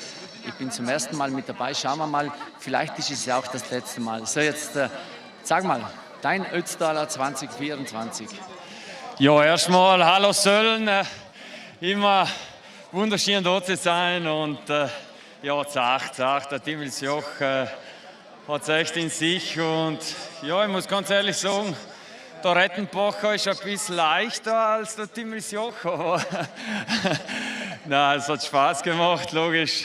Ein Kampf, aber ich bin sehr happy, dass ich jetzt in Ziel bin. Der Schmerz vergeht, der Stolz bleibt, sagt man. Mit morgen beginnen die Vorbereitungen für den Ötztaler 2025. Ja, das hat der Werner, der Schwagerheim, gesagt, aber schauen, was er jetzt sagt, wenn er noch im Ziel ist. Aber ja, ein Highlight und ja, jetzt haben wir es geschafft und ich bin sehr happy darüber. Super, Gratulation. Jetzt warten wir auf den Werner. Wir warten auf den Werner Hehl und geben in der Zwischenzeit zu euch zurück ins Studio. Danke, Günther Leitgeb. Ja, du, der hat 57 Minuten auf die Bestzeit von Tim Burke verloren. Da lassen wir den Patrick Grüner rechnen, was dann nach Adam Riese für eine Gesamtzeit rauskommt. Alban, nochmals zu dir. Zweiter, Dritter, mehrfach Vierter. Es war der Angriff natürlich von deiner Seite auf den Sieg. Logisch, du hast es gesagt, von der Papierform, aber auf der anderen Seite, und das ist auch das Schöne im Sport, oder? Man kann nichts planen. Man weiß einfach in der Früh nicht, was am Ende eines Sportevents rauskommt. Und trotzdem haben das die zwei und tausende Kommentare für dich auf YouTube immer wieder Alban. Du hast so viele Fans und hast schon heute wieder abgeliefert. Ja, ist cool zu hören. Also auf der Strecke draußen war immer wieder mein Name zu hören. Das gibt schon Gänsehaut und das motiviert, ja. Und deswegen auch irgendwie die Reaktion im Ziel, weil einfach die für mich jetzt ein bisschen so Enttäuschung auch da war. Aber es bedeutet mir einfach viel, das Rennen. Und deswegen, ja, wäre schon echt einmal cool, wenn ich das gewinnen würde. Habe auch echt einen super Tag erwischt, vielleicht nicht die Bestform, war schon mal besser drauf, würde ich sagen, aber dafür waren die Beine richtig gut heute. Vielleicht habe ich ein bisschen verzockt eben, wie gesagt, am Brenner, ein bisschen zu viel Körner gelassen, aber ja, Mann, ich bin jetzt 45, ein paar Jahre fahre ich schon noch und ich probiere es weiterhin. Das kann ich jetzt so nicht stehen lassen und ich werde schon probieren, das nochmal zu gewinnen, aber da muss einfach alles zusammenpassen, auch der Rennverlauf und letztes Jahr habe ich ein bisschen Pech gehabt mit dem Schleicher da runter vom Jaufen und da war ich vielleicht ein Zacken besser drauf, würde ich nur sagen, aber dafür, ja, ich weiß, jedes Jahr kommt so ein Puzzleteil dazu, wo ich denke, ja, jetzt werde ich es wohl endlich einmal schaffen. Aber wie gesagt, das muss schon auf den Tag hinauslaufen. Der Jack Burke hat es jetzt schon zweimal geschafft. Ja, und heute er hat ein Ziel gesagt, er war abartig stark heute, also Personal Best, so überhaupt mit den Werten und so. Deswegen kann man das schon so stehen lassen. Also 10 Minuten oder was das waren, das ist schon recht viel, das ist schon eine Hausnummer. Aber wie gesagt, wenn man da vielleicht mitfährt, ist das auch nochmal was anderes. Derweil ins Ziel gekommen, die zweitschnellste Dame müsste in dem Fall Ilse van der Moren sein, die hier nur geschlagen worden ist von Janine Meyer. Van der Moren also wieder mit einer unpackbaren Leistung. Alban, nochmals sei von uns gesagt, Gratulation, Chapeau, auch, dass du das jetzt so ehrlich beantwortet hast, weil da einige Fragen hereingekommen sind, dass wir auch da aufgeklärt sind. Und ich sage jetzt auch etwas, der Sport, wir alle sagen immer, es braucht Typen und der Sport braucht natürlich auch Emotion und ganz, ganz wichtig ist, die Emotion dann rauszunehmen und das Wissen, was da eigentlich auch genauer vorgefallen ist. Also ich mag da jetzt auch nochmal mein Statement zu dem Thema mit der Reaktion im Ziel. Also wenn einer selber im Profisport ist, weiß, was da abgeht und ich kann das gerade von mir sagen, was in so einem Peloton, was ich da schon familiär beschimpft worden bin. Also von Leuten, die ich gar nicht kenne, wo ich ihren Vornamen nicht einmal weiß. Das ist gang und gäbe und aber danach gibt man sich die Hand und dann ist das vergessen. Also wie gesagt, das sind die Emotionen, von denen der Sport lebt und da kann man eigentlich gerade drüber lachen und wie gesagt, da steckt wahnsinnig viel Energie und Aufwand dahinter zu solchen Rennen und gewisse Situationen kann man nicht beeinflussen und so Reaktionen haben zu 100% menschlich und ist voll okay. Alban, letzte Frage noch, ganz kurz, und zwar nächste Woche, nächste Event, oder? Red Bull Dolomitenmann steht am Programm für dich auch wieder. Absolut, ja. Mein Home-Event, ja. Ja, ich bin schon fest beim Carboloading. Ich suche schon alles, was Zucker hat. Irgendwie. Ist schon wichtig, dass wir jetzt gleich anfangen und auffüllen.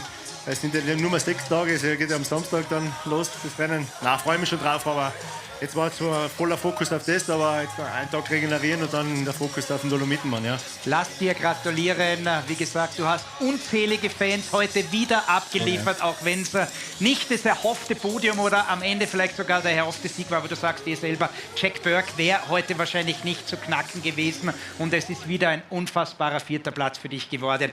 Gratulation, danke fürs Vorbeischauen. Ich glaube, der Toni, der geht jetzt auch was schnabulieren, was essen. Hast du dir verdient, komm dann später wieder vorbei. Patti, wir zwei haben auch schon einen Hungerast, werden auch irgendwann mal was essen. Und wo schalten wir jetzt hin? Wir schauen uns ein paar Highlights an der letzten Stunde. Alban, schau dir das vielleicht auch nochmals an. Also die Highlights der letzten Stunde vom Ötztaler.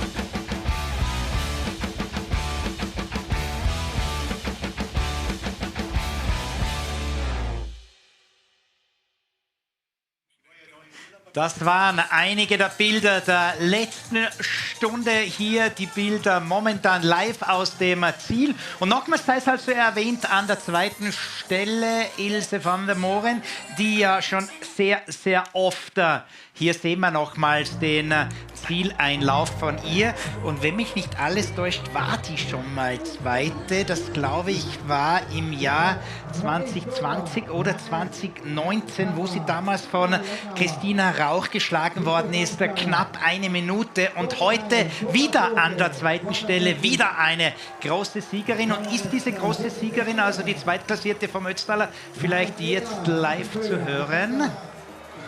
Ich glaube, ja. Ja, das ist sie, lieber Stefan, die Zweitplatzierte, die strahlende Nacht. Du hast es gesagt, 2019 schon einmal auf dem 2. Platz.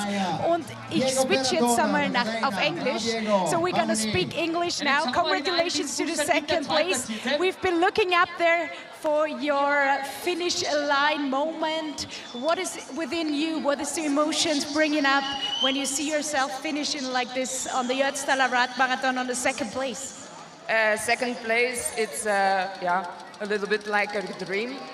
For me, the Ötztaler is the most tough and the most beautiful race I can do it every year. And it's always, to aim to be on the big podium, the first 3 of the women. Yeah, the first is always the best, but the other women are so strong here. And this year there were many women. Even on the first climbs, we were in groups of women and it was super.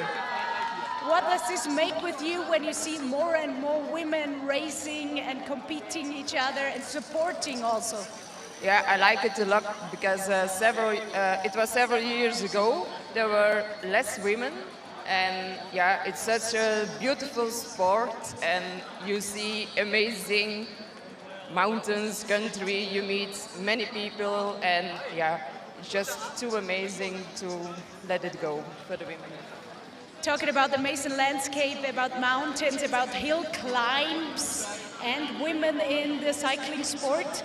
I'll see at the finisher list, you've been here many, many times. Is this a big love story, Ötztaler Radmarathon and Ilse van der Moeren? It's a big love story, yes, indeed. So I'll see you back here next year. Yeah, next year I will be back. Congratulations one more time. Enjoy your finish. Enjoy anything which comes up now. Thank you. It's a love story. So also Ilse van der Moeren in Richtung Elisabeth Buschan beziehungsweise in Richtung unserer aller. Das ist wieder der Anstieg Jaufenpass von vielen Teilnehmerinnen und Teilnehmern und immer wieder kam die Frage auf, wo ist Thomas Dresen? Da gab es mal früher die Geschichte von dem bekannten deutschen Reporter, der geschrien hat, wo ist Jochen Behle? Er wurde dann irgendwann gefunden. Wir haben Dresen jetzt schon. Tom Dresen, der Weltcup-Sieger von der Streif von Kitzbühel, steht jetzt beim mehrfachen Weltcupsieger und WM- und Olympiamedaillengewinner im Biathlon beim Sumi. Da in die Labestation. Er hat noch ein Stück vor sich. Thomas, wie schaut's aus? Ja, super, gewaltig.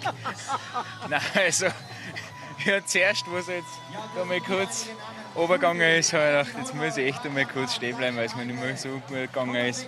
Und beim Ansteigen hat es mir einen Krampf im rechten Beuger angezogen, dass ich gemeint habe, ich kann jetzt auf einem Haxen da auch hatschen. Aber nein, jetzt geht es schon wieder. Und ja, ein bisschen was mit Zucker schauen, einbringen, was halt irgendwo reingeht und durchbeißen. Du bist bis jetzt ja tadellos gefahren. Ich habe dich mehrmals beobachtet, am Brenner gesehen. Du bist gefahren wie Schmitz Katze. Der Jaufen, wie war der Jaufen? Ja, der Jaufen war zacher wie letzte Woche. Aber letzte Woche bin ich ja beim Brenner gestartet. Also von dem her, ich habe den Jaufen ein bisschen schöne Erinnerung. Jetzt muss ich sagen, der Jaufen ist ein bisschen eine Sau, aber auf halber Strecke habe ich mir schon gedacht, puh, jetzt ist schon ganz zach. Und das Tümmelsjoch kommt erst noch. Also von dem her, ja, bis jetzt, aber es ist trotzdem bis jetzt eine unglaubliche Erfahrung und richtig geil. Und muss ich sagen, taugt mir echt, also so zach wie es ist. Und ich freue mich jetzt schon, wenn es nachher durch Sölden geht. Da will ich genießen, da will ich nicht mehr auf Zeit schauen. Ja, vor allem, jetzt hast du ja nur mehr einen kleinen Stiegel auf bis aufs Joch. Das ist ja ein kurzer Brenner, kein Problem für die. Du bist eine Gazelle mittlerweile. Und ich wollte nur sagen, liebe Grüße, ich habe nämlich gerade mitgehört, Mani Mölk ist im Ziel. Ja, davon bin ich ausgegangen, dass der Wahnsinnige schon im Ziel ist. Gratuliere, Mani. Unter 8 Stunden, das ist, dürfte das Slalomfahrer gewesen sein. Ja, glaube ich auch. Weißt du, der kennt sich mit die tanze leichter durch die Serpentinen durch. Bei mir vom Kirtai anwärts geht es gut, aber ich habe zweimal Pech gehabt. Weil vom Kirtai anwärts beim ersten Weiderost habe ich eine Flaschen verloren. Die ist gleich dahin gewesen, da habe ich nicht stehen bleiben können, weil hinter mir alle dahergeschossen sind. Und dann ist noch einmal ein Weiderost gekommen und die zweite Flasche war dahin. Dann habe ich stehen bleiben müssen. Das habe ich aufpassen müssen. Aber ja, ein Brenner mit einer Flasche ist halt auch nicht optimal. Gell? Das ist nicht optimal, aber das sind so Anfängerfälle. Das kann passieren, das ist Bad Luck. Wir wünschen dir alles Gute. Danke. Und jetzt nochmal durchbeißen, dann die volle Frau runter vom Timmersjoch und dann rein ins Ziel und dann hast du ein Bier verdient. Ja, mindestens was. Gut drauf ist der Tom Dresen da, also beim Interview, beim Christoph Sumann, ja, das sind die Sachen, die man lernt, oder? Übers Weiderost drüber, Flasche 1 weg, übers Weiderost drüber, Flasche 2 weg. Ja, ich sag, das kann jedem passieren. Das passiert in die Topfahrer, passiert in die normalen Hobbyfahrer. Also kleiner Tipp vielleicht an Thomas Dresen, er soll sich einen gescheiten Flaschenhalter kaufen, die also richtig gut halten. Dann passiert es nicht mehr. Aber natürlich, es kann jedem passieren und natürlich, dass es gleich zweimal passiert ist, doppeltes Pech. So, inzwischen, oder derweil ist auch schon die drittbeste Dame ins Ziel gekommen, und zwar Roberta Busoni. Und Martin Böckle, unser Regisseur, hat mir gerade ins Ohr geflüstert, via Lautsprecher und Mikrofon, die Roberta steht bei Günther Leitgeb. Roberta Busoni da Pinerolo Torino sul podio dell'Ötztaler. Ti avessimo innanzitutto complimenti, congratulazioni, ti avessimo detto stamattina oggi per te sarà podio, avresti firmato subito. Sì, ovviamente sì, sono partita senza aspettative. È la mia prima volta, quindi è stato un esperimento. Com'è stato? Spiegaci, soprattutto se ci sei stato per la prima volta, hai detto che la discesa non è il tuo, salite lunghe, 5.000 metri di serie. Com'è stata l'Ötztaler per te? Allora, molto veloce nella parte iniziale, sono sincera, quando sono arrivata al Brennero ho avuto veramente timore di non arrivare neanche nelle prime 10, perché comunque facevo fatica a stare in gruppo e per quanto quest'anno ho fatto tantissime gran fondo, non mi è mai capitato di fare una gran fondo con così tanto dislivello, ma allo stesso tempo così veloce. E quindi nella prima parte ho perso tantissimo, soprattutto dalla partenza fino a Oez. Poi ho recuperato sulla prima salita, sul Giovo ero seconda allo scollino e poi sono stata superata in discesa e sul rombo ho fatto quello che mi restava. Complimenti, sappiamo già l'obiettivo per i prossimi anni, ce n'è anche l'1 e il 2.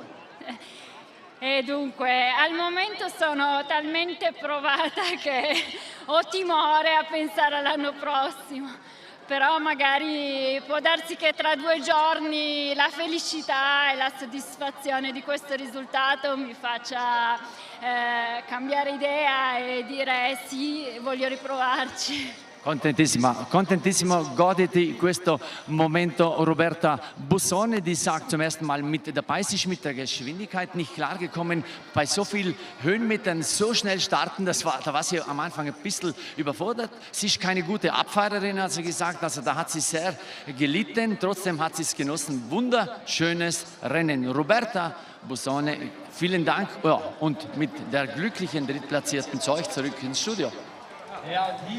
Congratulazioni per le ottime prestazioni in Richtung, also nochmals der Drittklassierten, derweil übrigens im Ziel Martin Raffiner vom Medkids Plus in St. Johann bzw. Kitzbühel und Brixen. Da grüßen wir auch Dr. Peter Haslacher, der möglicherweise jetzt sich das angesehen hat. Großartige Leistung von Martin Raffiner vom Doktor, der wieder begonnen hat mit dem Radsport, in Jugendjahren gefahren ist, dann ein paar Jahre Pause gemacht hat, eben aufgrund der gesamten Ausbildung und der Neuorientierung, aber Hut ab. Hut ab, also wirklich starke Vorstellung von Martin.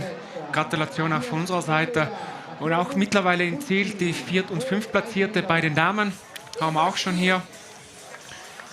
Die Yvonne van der Schott und die Eva Schien sind beide schon im Ziel.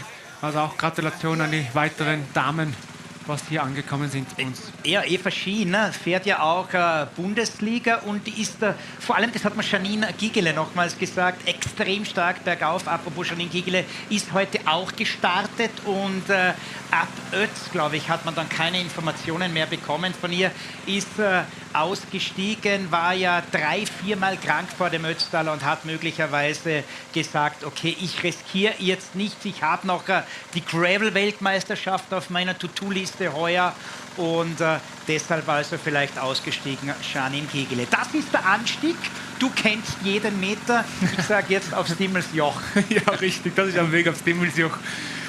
Ja, jeden Meter kenne ich auch nicht, aber den meisten ja schon öfters raufgefahren. Da sehen wir die Teilnehmerinnen und Teilnehmer alle noch ein bisschen ein Lächeln drauf. Also wirklich noch voll motiviert. Und ja, es ist noch doch ein bisschen ein weiter Weg, Stefan, bis hier nach Sölden zu uns.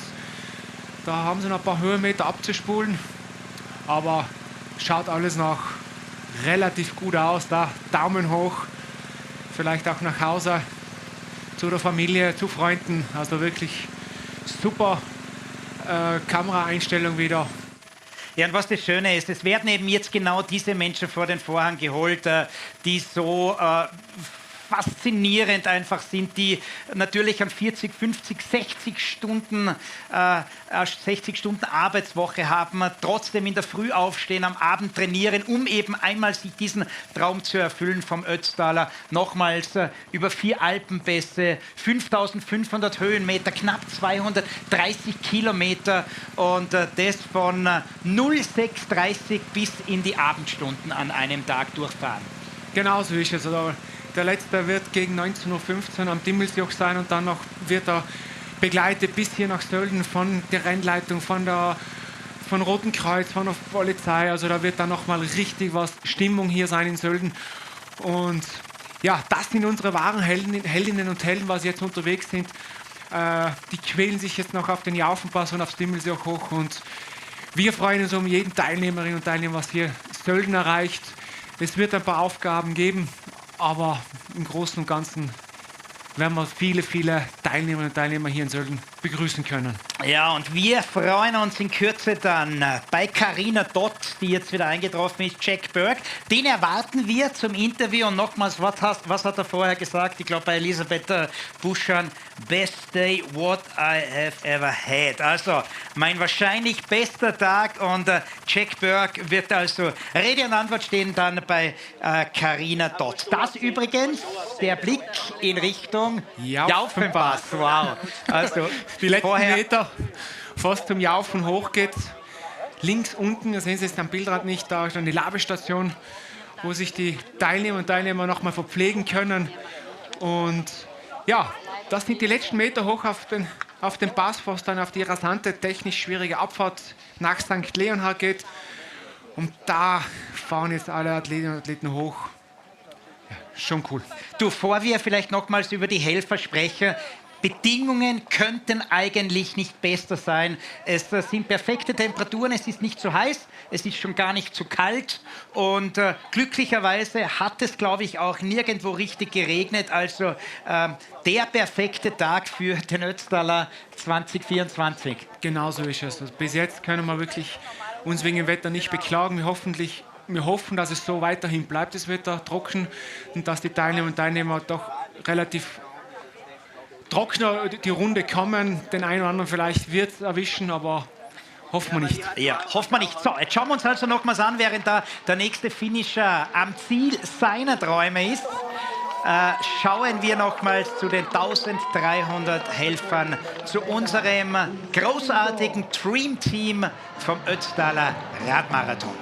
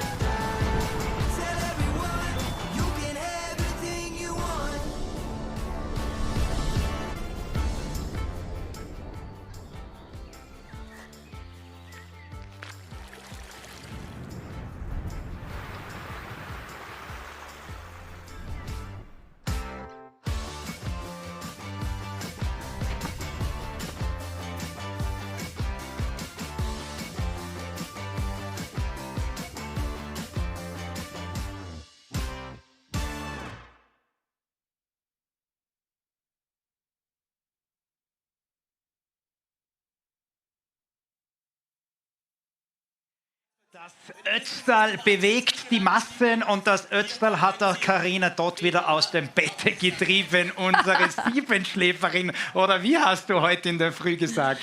Ich wollte ja unbedingt schlafen in der Pause, lieber Stefan, aber ich konnte nicht, weil es war einfach so spannend. Deswegen habe ich mal die ganze Zeit euren Livestream angeschaut. Großes Kompliment. Ja, wie war es ohne mich?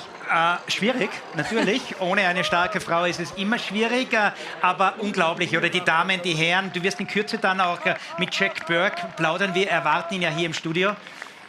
Ja, da freue ich mich schon ganz besonders. Ich war ja auch vor 2 Jahren, beziehungsweise waren wir beide mit dabei, als er das erste Mal gewonnen hat. Wir haben jetzt schon ein bisschen mit ihm geplaudert und er hat nochmal gesagt, das war der beste Tag, den er jemals hatte auf dem Rad. Also der wird uns sicher einiges erzählen von diesen, ja, nicht ganz 7 Stunden am Rad. Kurz noch zu Janine Meyer und zu allen Damen, die uns heute gezeigt werden. Ich weiß, du bist eine starke Frau, du setzt dich vor allem auch für die Frauen auf dieser Welt ein und die haben abgeliefert und liefern immer noch ab. Ja, so ist es. Ich freue mich dann auch, wenn wir einige der Damen dann auch im Studio haben. Es gibt da ganz, ganz viel zu besprechen und das freut uns natürlich, dass fast 10% der Teilnehmer Frauen sind und dass die auch so stark abliefern. Ja. Wir gehen jetzt was essen. Patrick Grüner, der sitzt nämlich schon seit 6 Uhr in der Früh hier oder seit 06:15. Carina, viel Spaß und feier sie ab, die Janine Meyer, den Jack Burke und wie sie alle heißen. Das werde ich machen. Stefan, vergiss deine Lesebrille nicht. Dann siehst du nichts. Viel Spaß in der Pause an euch beide. In Kürze dann auch Michael Nussbaumer dann hier bei mir und der wird mich dann tatkräftig unterstützen. Jetzt schauen wir in der Zwischenzeit noch ein bisschen auf das Rennen.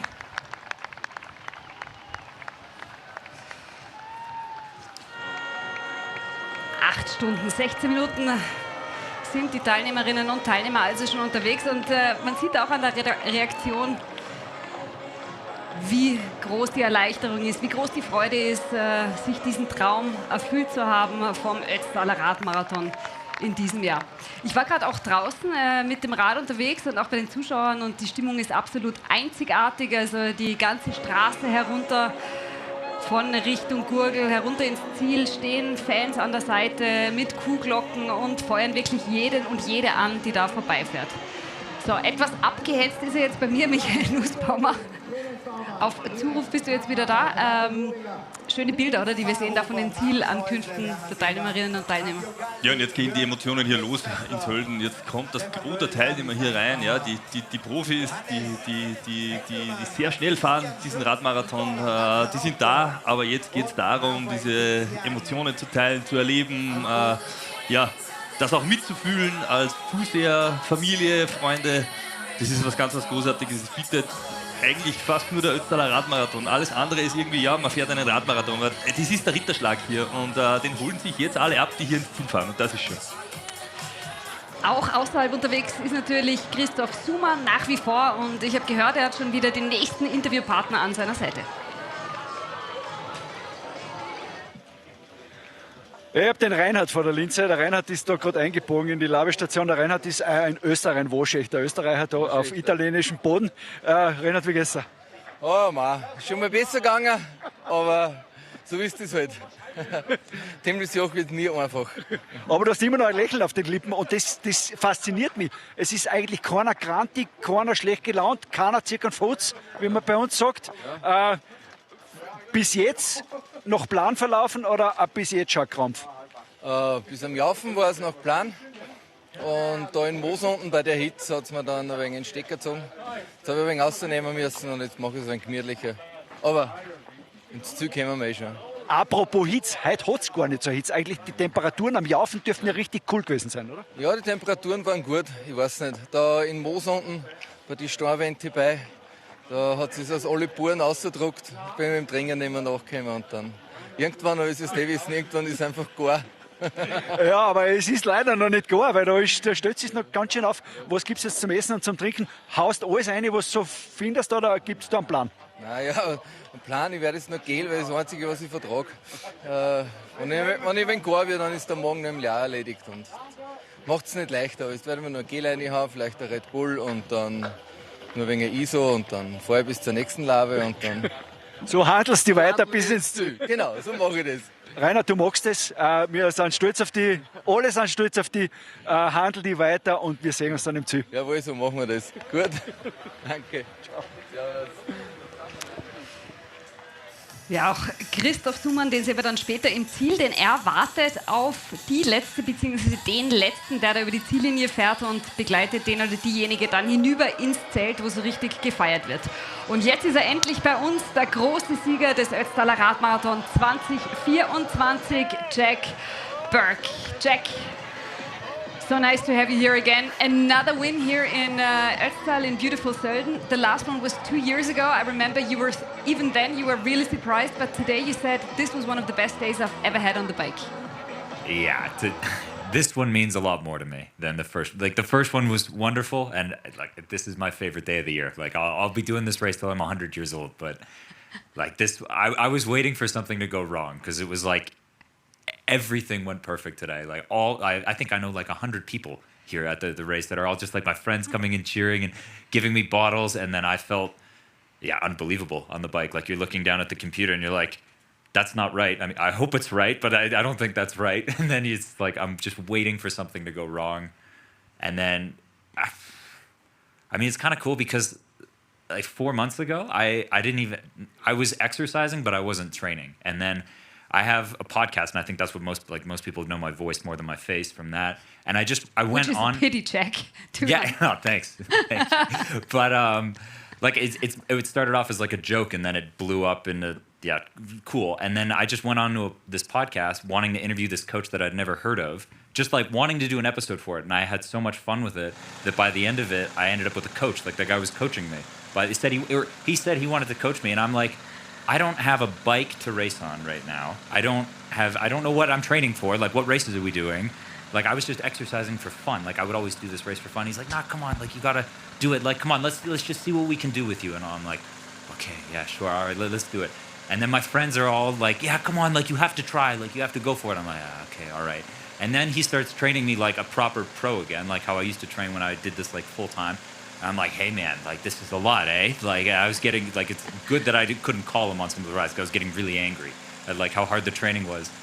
And then 2 weeks ago, so like not this last Monday, the Monday before, I was in a bad mood, and so I just wanted to go ride and clear my head, and I smashed it. And I was like, that looks like the old Jack. Like I haven't felt like that in years. Like that's the old Jack, like this. And then I got really excited. And then for the last 2 weeks, I've been like, okay, man, like your one job is like, Steve, your one job is like keep the missiles from flying until race day.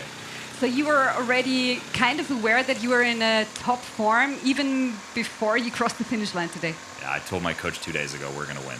Like I knew we were. That's gonna amazing. Win. I was like, so how many months ago was this when you started training full time? 4 months ago. So like if anyone wants to listen to the podcast, like if you just search for the episode with Steve Neal. So this was what was so crazy is he's been a coach. He's a Canadian coach. He's been a coach in Canada for 30 years. I'd never heard of this guy before. I heard of him through a mentor of mine. I'm like, how do I not know who this guy is? And I'm like, okay, like I'll try to like, let's see, like maybe I learned something from it. And I was so impressed by this guy that I was like, I'd love this guy to coach. And so the podcast episode, it's like 2 hours long. And then we talked for another 2 hours after that. So we talked for 4 hours. It's the first time we'd ever talked. And by the end of it, he's like, yeah, let's start training. And I'm like, training for what? Like for biking or skiing? Like I thought I'm getting ready for skiing season. And then I don't even have a bike to race on yet. And then I think my friends have more belief in my ability than my talent sometimes. And I'm just like, okay, I'll try. But it seems like all the pieces fell into place, and obviously you're in great shape. We're watching you today, and it seemed like throughout the whole race you were always kind of in control, even though, especially when you were in the bulk and there was a few people going ahead of you and you were always pushing the other ones, come on, let's go, because you knew you had a lot in you that day. Yeah, I actually thought the race was over at Brenner, and I was getting really angry because I'm like, guys, it's like 20 minutes up the road. Like, we're walking here. Like, can we start riding at some point? I was getting really mad, and then maybe that helped me a little bit in the beginning, but then it was never my plan to go. My plan was to go solo from the last half of Timmelsjoch, and so I just wanted to push a bit on Jalfenpass, and then, I started pushing a bit, and I was like, I feel amazing. Like, this is great. Like, I'm just doing tempo here, but this is like, I'm going real well. And then I wanted some people to come with me, but because I didn't want to go by myself for the whole time. And then nobody came with me. And then by the top, I was expecting it, like, I'll slow down a little bit. And then yeah, normally I look prettier than that. That was the decision when you overtook Loic Ruffo on on Yaufen. And when was the point of realization, okay, I'm actually going to win this and there's no chance that anyone's coming close again? I was pretty confident on Yaufen Pass because like how easy it felt. Like I was like, no problem. Like this is really easy going up Yaufen Pass. I mean, look at those emotions now. I mean, all of those people cheering for you. How did that feel? I can see a little smile on your face already. Yeah, I can't believe this because it like really like already if nothing went right today, this is already like the coolest day of the year for me. And then it's like all my friends are here. My friends are cheering at the finish line. Like they're the ones that got me doing it.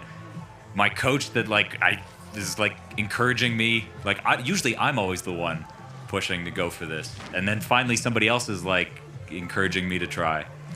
I was like, okay, this like everything just went right. I was waiting all day for like something to go wrong. I'm like the tire's gonna go bad because I had so much bad luck yesterday. Like my tire blew off the rim walking into the hotel, and then my shifter stopped working. I'm like, I've never had a problem with this bike. It's been perfect for how many months, and then everything starts breaking yesterday. I'm like, okay, bad things come in threes, and I've just had two. Like, when's the third one coming? And it's not coming today, Jack, that's for sure. And let's maybe talk about this pose a little bit. It felt a lot like Olympic gold from Remco Evenepoel. Was that the thing you were thinking about, or did you just think, I'm the best, I'm so cool, I'm going to do it? I've been practicing that for 3 months because I know you Austrians, you don't forget nothing. And then the last time, I'm like, I hear about this in the grocery store still. I'm like, I'm going to make sure this is perfect. Like, they're going to remember whatever I do. So maybe just to clarify for people watching who weren't there for 2 years ago when you won, let's take them through this moment once again. What happened? You love reminding people about this. Every year I meet you, I remind you again. I know. Sorry. Nope. Well, last year when I won it, I put my arms up in the air and I just leaned back on my saddle, and the saddle clamp broke. So it's like if you've ever been to like, I don't know if you guys do this in Europe, when you go to a carnival and it's like you throw a ball at the target, and then when you hit the target, somebody drops into the dunk tank.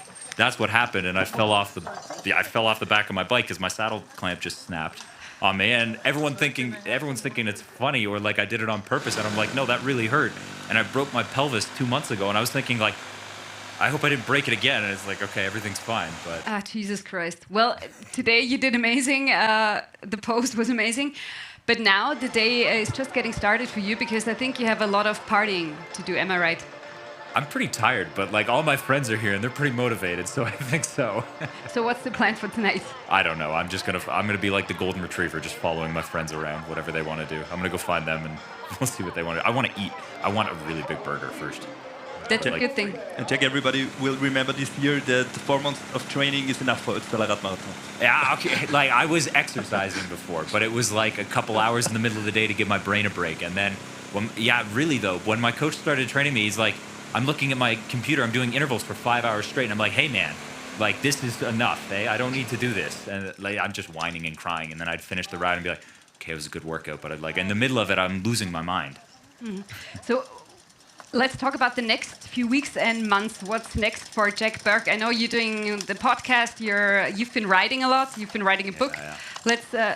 Let us take part in that as well. Yeah, so I wrote a book. I published a book last year that I just wanted to put all the training advice, all the advice I'd give 15-year-old me into a book, and I called it How to Become a Pro Cyclist. And I just wanted to write it because I'd been writing it for like 5 years, and I was like, okay, I'll write this. And then that blew up in more than I ever could have dreamed. And so that's like now my full-time job, basically, that's come off of all the other stuff that's come off of that. And then back in during COVID, I started a podcast as a joke just to give my friends something to listen to when they were out training. And then that started going really well, and then that basically picks up where the book left off. And so I think the podcast is the thing that like I put the least amount of effort into that has done the best out of anything I've ever done in my life. And so it's just fun for me. Like I don't make any money from it. I don't do anything. Like there's no ads. There's nothing. So I mean, if people want to find it, it's How to Become a Pro Cyclist with Jack Burke on Spotify. And like if you're a cycling fan, you'd know all the guests. They're all just like pro riders and coaches. So it's the shtick for it is like I don't make any money off it, but it's fun for me because I get to ask the questions that I want to know from my own career from the best riders and coaches in the world. So it's just free information for everybody else.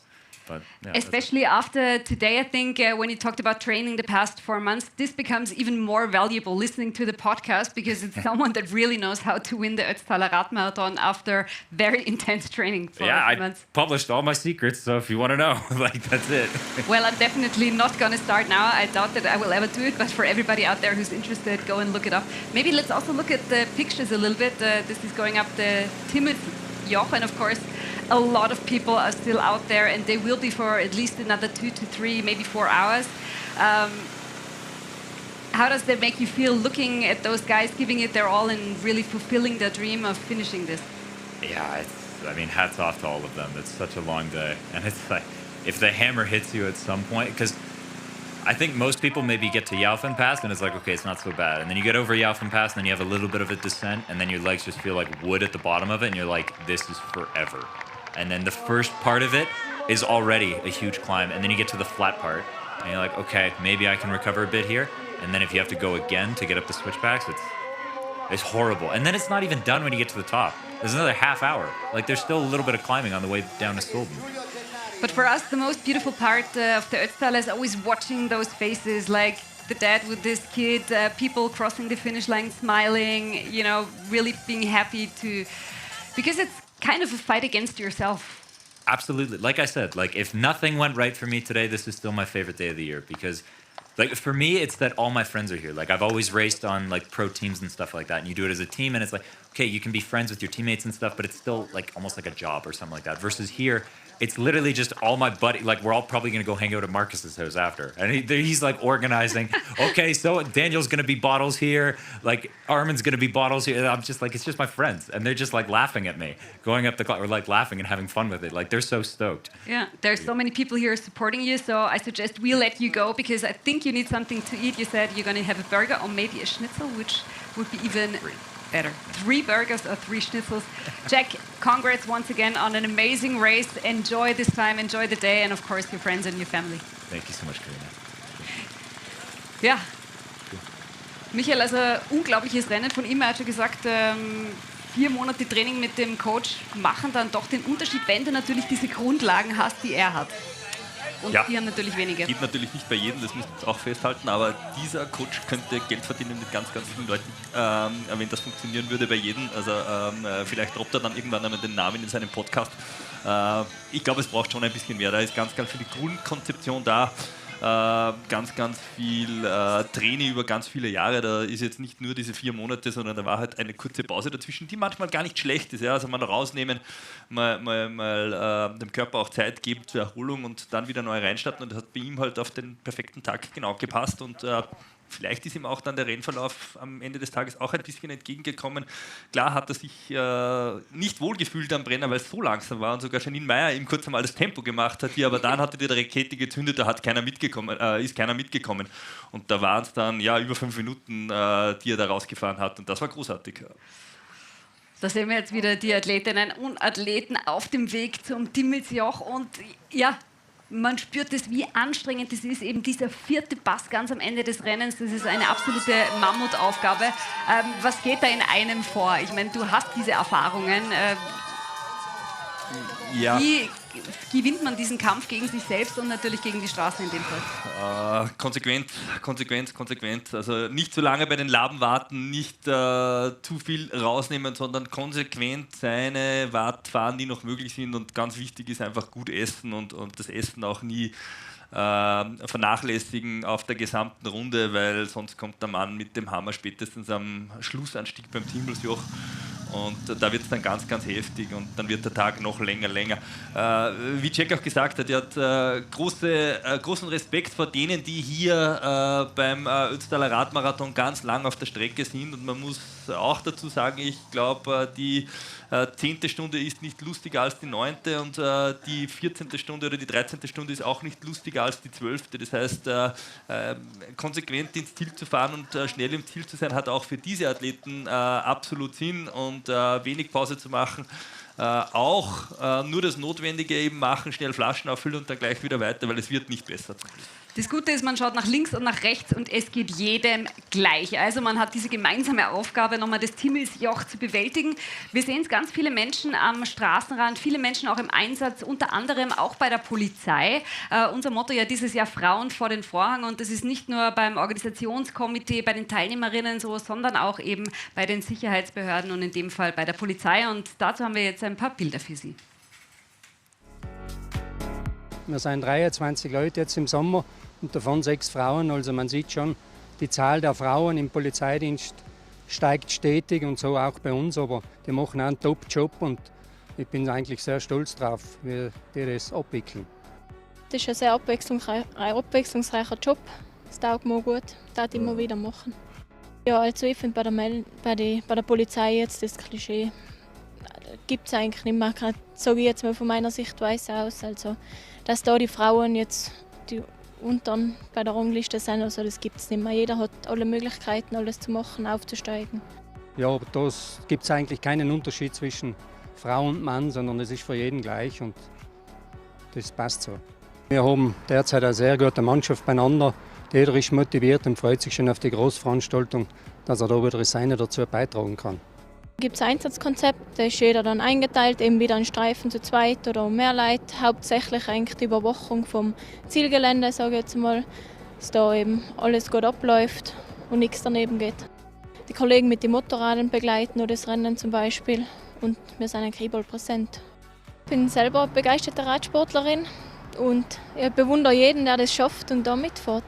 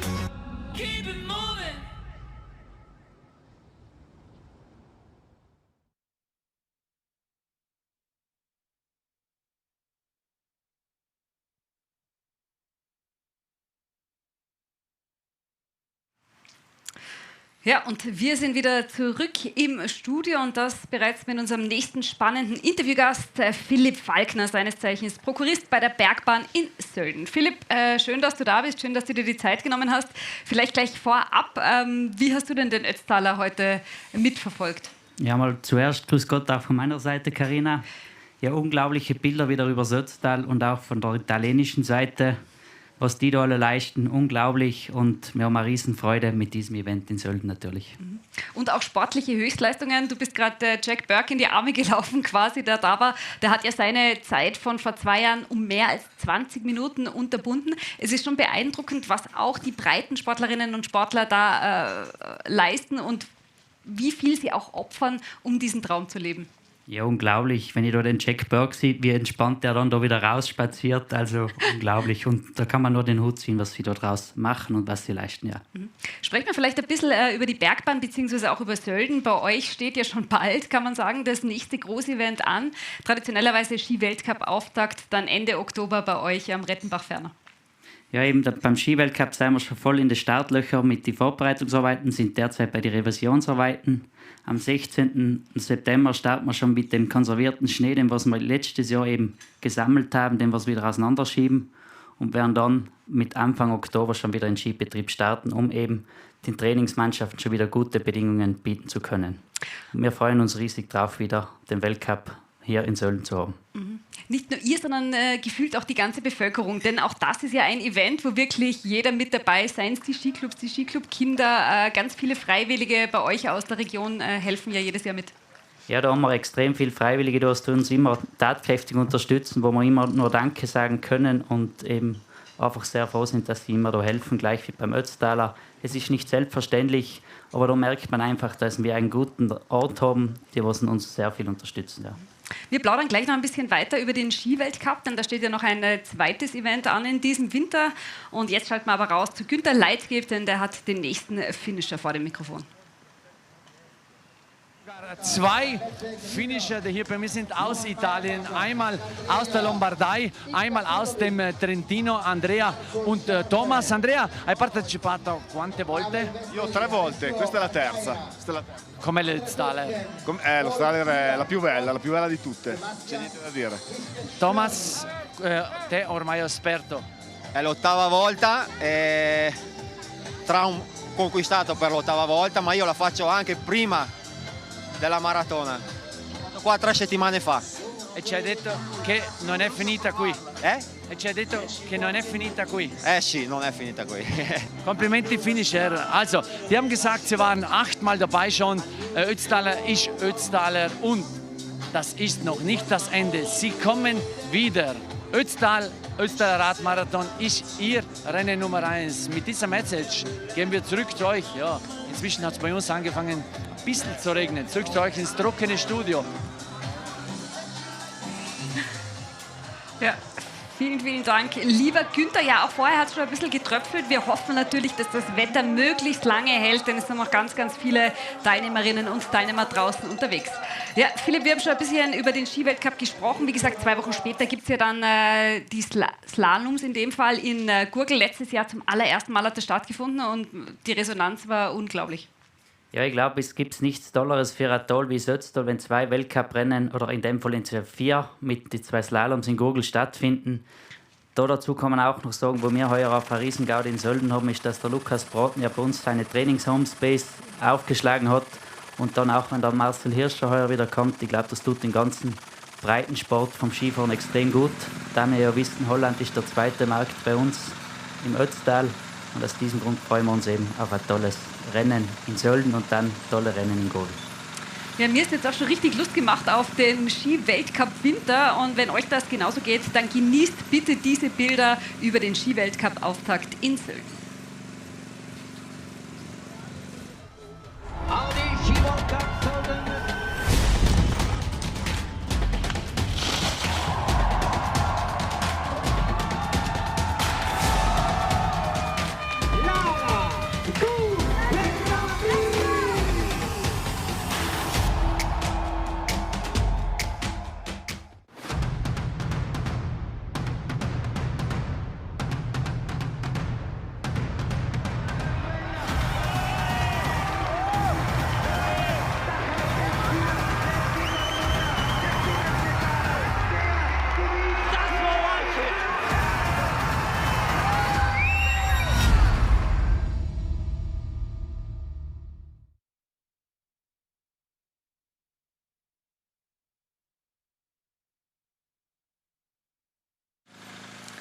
Ich habe es schon erwähnt, letztes Jahr war der Skiweltcup zum ersten Mal in Gurgl zu Gast, österreichischer Dreifachsieg. Wir hoffen natürlich, das geht ähnlich weiter. Michael, schauen wir trotzdem noch mal auf die Bilder, denn da geht es immer noch steil bergauf und man sieht, wie groß die Anstrengung ist und wie groß aber der Wille ist, das Rennen unbedingt fertig zu fahren.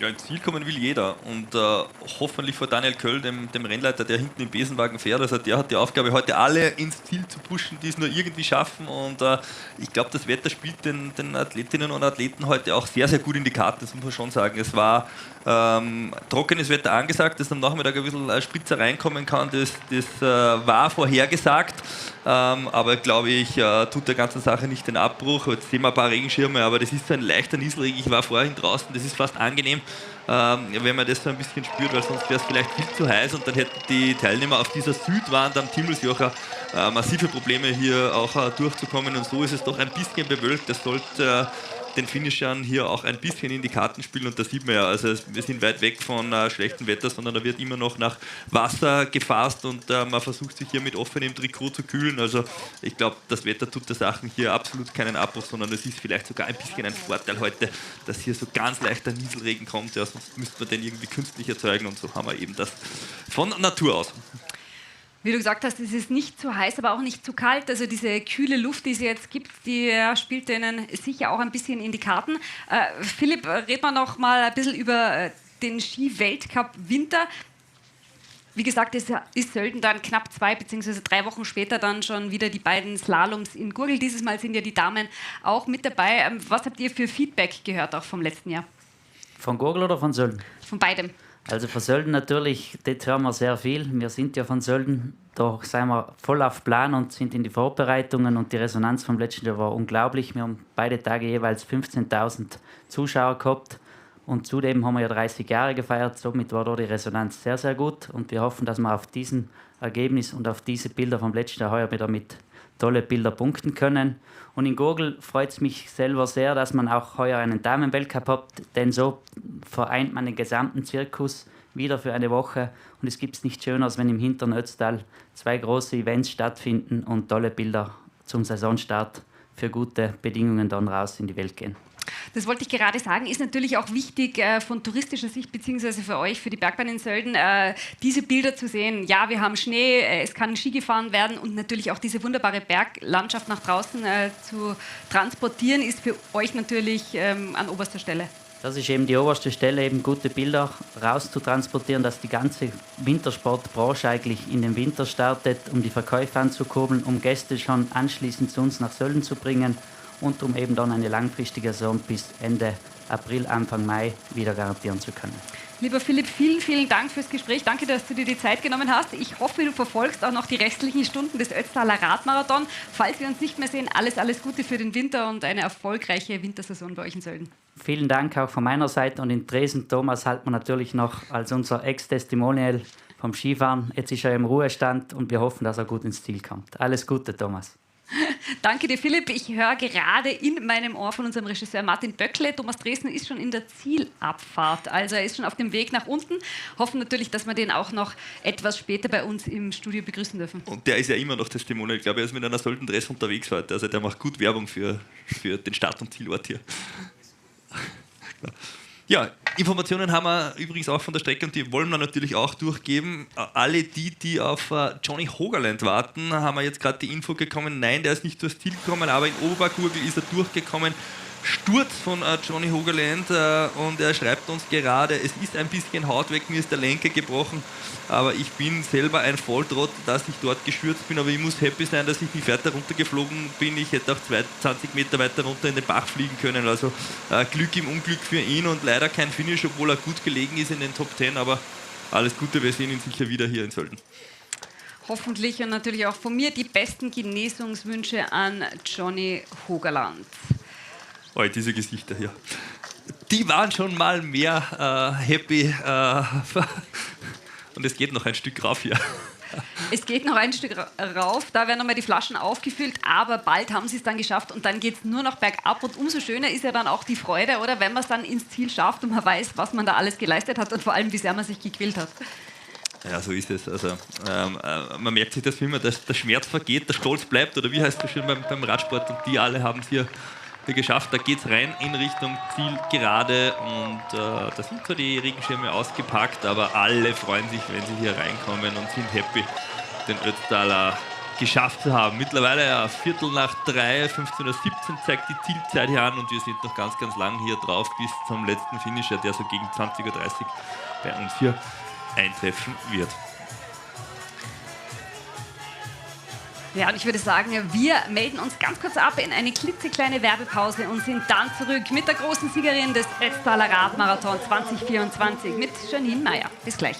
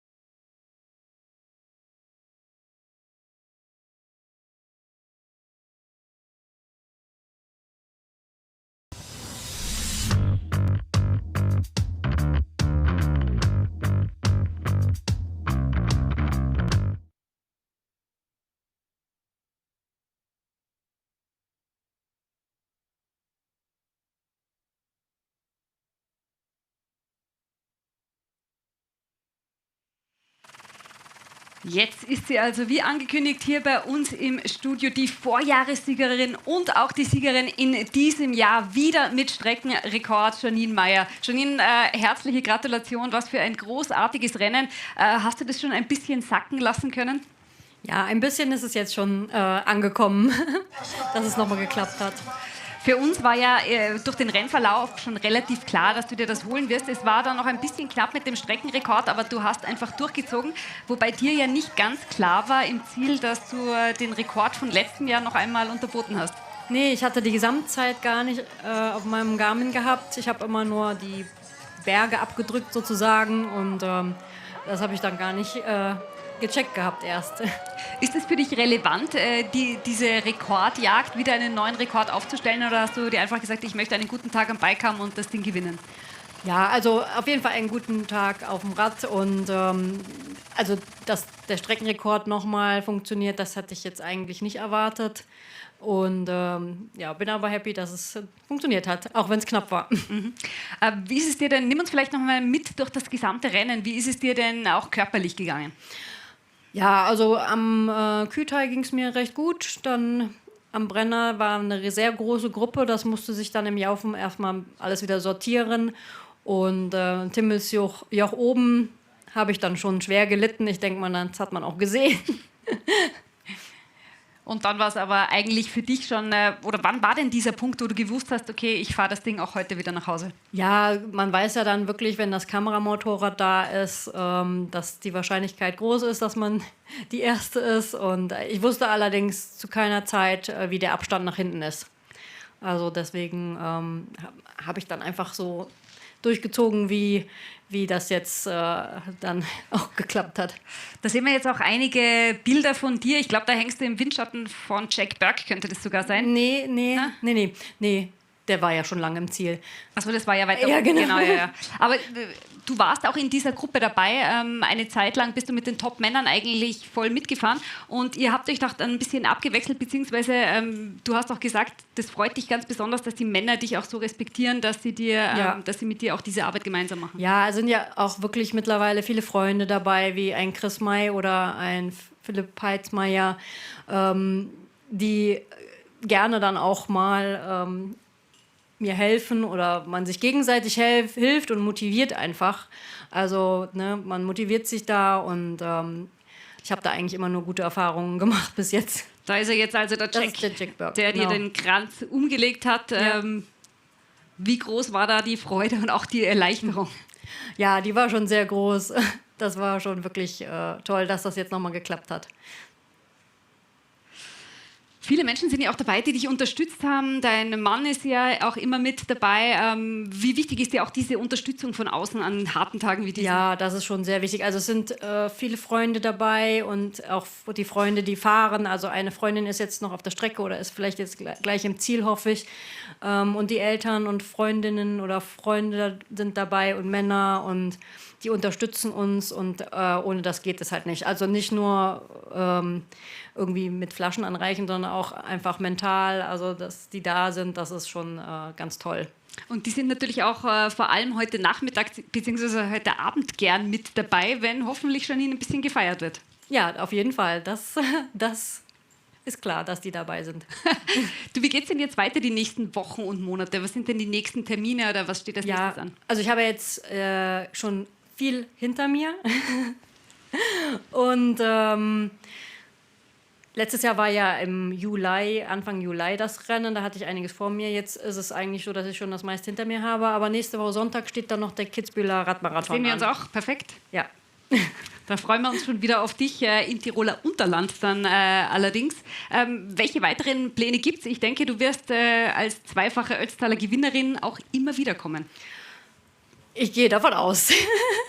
Das ist ja doch ein fesselndes und spannendes Erlebnis immer und auch das Drumherum ist halt wirklich toll. Michael, du hast das ganze Rennen von der Janine miterlebt. Wie beurteilst du das? Also sie war ja wirklich ganz lange auch bei den Männern vorne mit dabei. Unglaubliche starke Leistung. Ja, das war eigentlich auch meine Frage an dich. Brennerpass, diese Situation, du rollst auf, kommst eineinhalb auf dieses große Feld der Männer auf, fährst durch dieses Feld durch und setzt dich dann an die Spitze. Jack Welch war mit dem überhaupt nicht einverstanden, hat mit den Armen gestikuliert und hat gesagt, es geht gar nicht, dass wir eine Frau das Tempo macht für 200 Männer. Und hat sich dann ein bisschen gesagt. Aber alleine dieses Selbstvertrauen deinerseits? Ja, also dadurch, dass es eine sehr große Gruppe war, fühle ich mich dann meist in der Gruppe vorne etwas wohler. Deswegen bin ich dann auch nach vorne gefahren. Und ja, es muss sich dann auch alles irgendwo mal sortieren irgendwie. Und ja, war auf jeden Fall schon toll, mit diesen Spitzenleuten Seite an Seite zu fahren. Aber dann schon von dieser Situation womöglich auch profitiert, weil am Brenner, das haben wir gesehen, ziemlich Gegenwind war.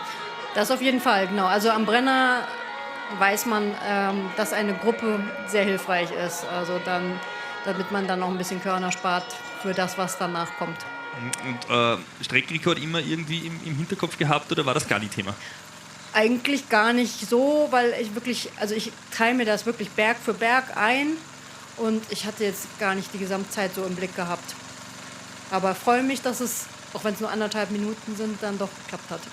Ja, 1,5 Minuten sind 1,5 Minuten und die Strecke ist ja auch nicht kürzer geworden in der letzten Zeit, muss man auch dazu sagen. Also großartige Leistung. Dankeschön. Dann würde ich sagen, wir lassen dich gehen. Deine Familie, deine Freunde, die warten wahrscheinlich schon auf dich und wollen natürlich mit dir feiern. Was hast du geplant? Essen gehen wird wahrscheinlich das Erste sein. Eigentlich noch gar nichts geplant. Also erstmal jetzt gucken, dass die Freunde ins Ziel kommen. Das sind noch 2 auf der Strecke, also oder vielleicht jetzt schon im Ziel. Und da noch ein bisschen mitfiebern und ja. Es gibt so viele Leute, die man hier kennt. Das ist schön. Wir wünschen dir einen ganz, ganz schönen Nachmittag bzw. Abend. Noch einmal herzliche Gratulation. Wir sehen uns nächste Woche, aber wir hoffen natürlich, wir sehen dich dann auch bei der 44. Ausgabe des Ötztaler wieder. Danke dir, Janine. Dankeschön. Ja, für die Siegerin und den Sieger geht's los zu den Freunden, zur Familie. Die werden jetzt ordentlich feiern. Und Michael, wir schauen mal auf den Bildschirm und sehen, da geht's immer noch bergauf bei ganz vielen Teilnehmerinnen und Teilnehmern. Und was unglaublich ist, die geben immer noch alles. Ja, wie lange hat man Zeit? 13, 14 Stunden, glaube ich. Also 8:30 sollte der letzte da sein. Und wenn man sich das so in einer Kurve ausrechnet, dann ist ja jetzt eigentlich die Zeit, wo am meisten irgendwie ins Ziel kommen, wo am meisten Teilnehmer auch im Timmelsjoch unterwegs sind, wo sich das Ganze in der Mitte zusammenschiebt. Ja. Wir haben natürlich ganz wenige gute, ganz wenige, die in der Karenzzeit ins Ziel kommen, aber alle, die so, sagen wir mal, um 10, 11, 12 Stunden ins Ziel kommen. Und da ist jetzt massig Betrieb am Timmelsjoch, auf der Timmelsjoch-Hochalpenstraße. Da gibt es ganz, ganz viele Bilder, die man hier einfangen können und braucht man hier nur schauen. Also das ist ein Radwandertag hier rauf. Jeder versucht das Letzte aus sich rauszuholen und das ist großartig, wie die Athleten hier mit sich selbst kämpfen und aber Mitstreiter haben und genau wissen, ich bin nicht alleine und will das hier heute ins Ziel bringen. Das Wetter schaut perfekt aus, also zumindest das spielt allen in die Karten, auch wenn manche schon ein bisschen rasten müssen, ein bisschen rausnehmen müssen. Die Szenen werden wir natürlich dann später sicherlich auch von Christoph Summer noch eingefangen bekommen, wenn da der eine oder andere raufschieben muss, aber derzeit wird noch fleißig geradelt. Ja, und auch ganz viele Frauen sind ja dieses Jahr beim Ötztaler Radmarathon wieder mit dabei. Wie gesagt, unser Motto dieses Jahr: Frauen vor den Vorhang. Und wir haben mit einigen der Damen rund um den Ötztaler Radmarathon im Vorfeld schon gesprochen und diese Bilder, die zeigen wir Ihnen jetzt. Ich bin die Laura Schlömmer, auch Content Creatorin Alltime Laura. Ich bin zum Fahrradfahren gekommen vor circa 4 Jahren. Mein Freund hat mich ein bisschen durch die Beziehung zum Fahrradfahren gebracht. Ich mache eigentlich primär Bergsport. Die Beine geht's nur gut, die Nervosität steigt. Ja, mir geht's gut, ich freue mich eigentlich schon voll. Keine Wiederholungstäterin, ich bin zum ersten Mal dabei und ja, ich habe auch ein bisschen Bammel, wenn ich ehrlich bin, aber schauen wir mal. Ich freue mich voll, die Motivation ist da und ja, ich hoffe, dass alles gut geht. Ein bisschen Nervosität ist natürlich dabei, aber am wichtigsten ist mir, dass das Wetter gut ausschaut. Also prinzipiell will ich überleben, dementsprechend einfach ins Ziel kommen und schauen, was die Beine machen, was die Hitze vor allem auch macht und dann einfach schauen, was geht.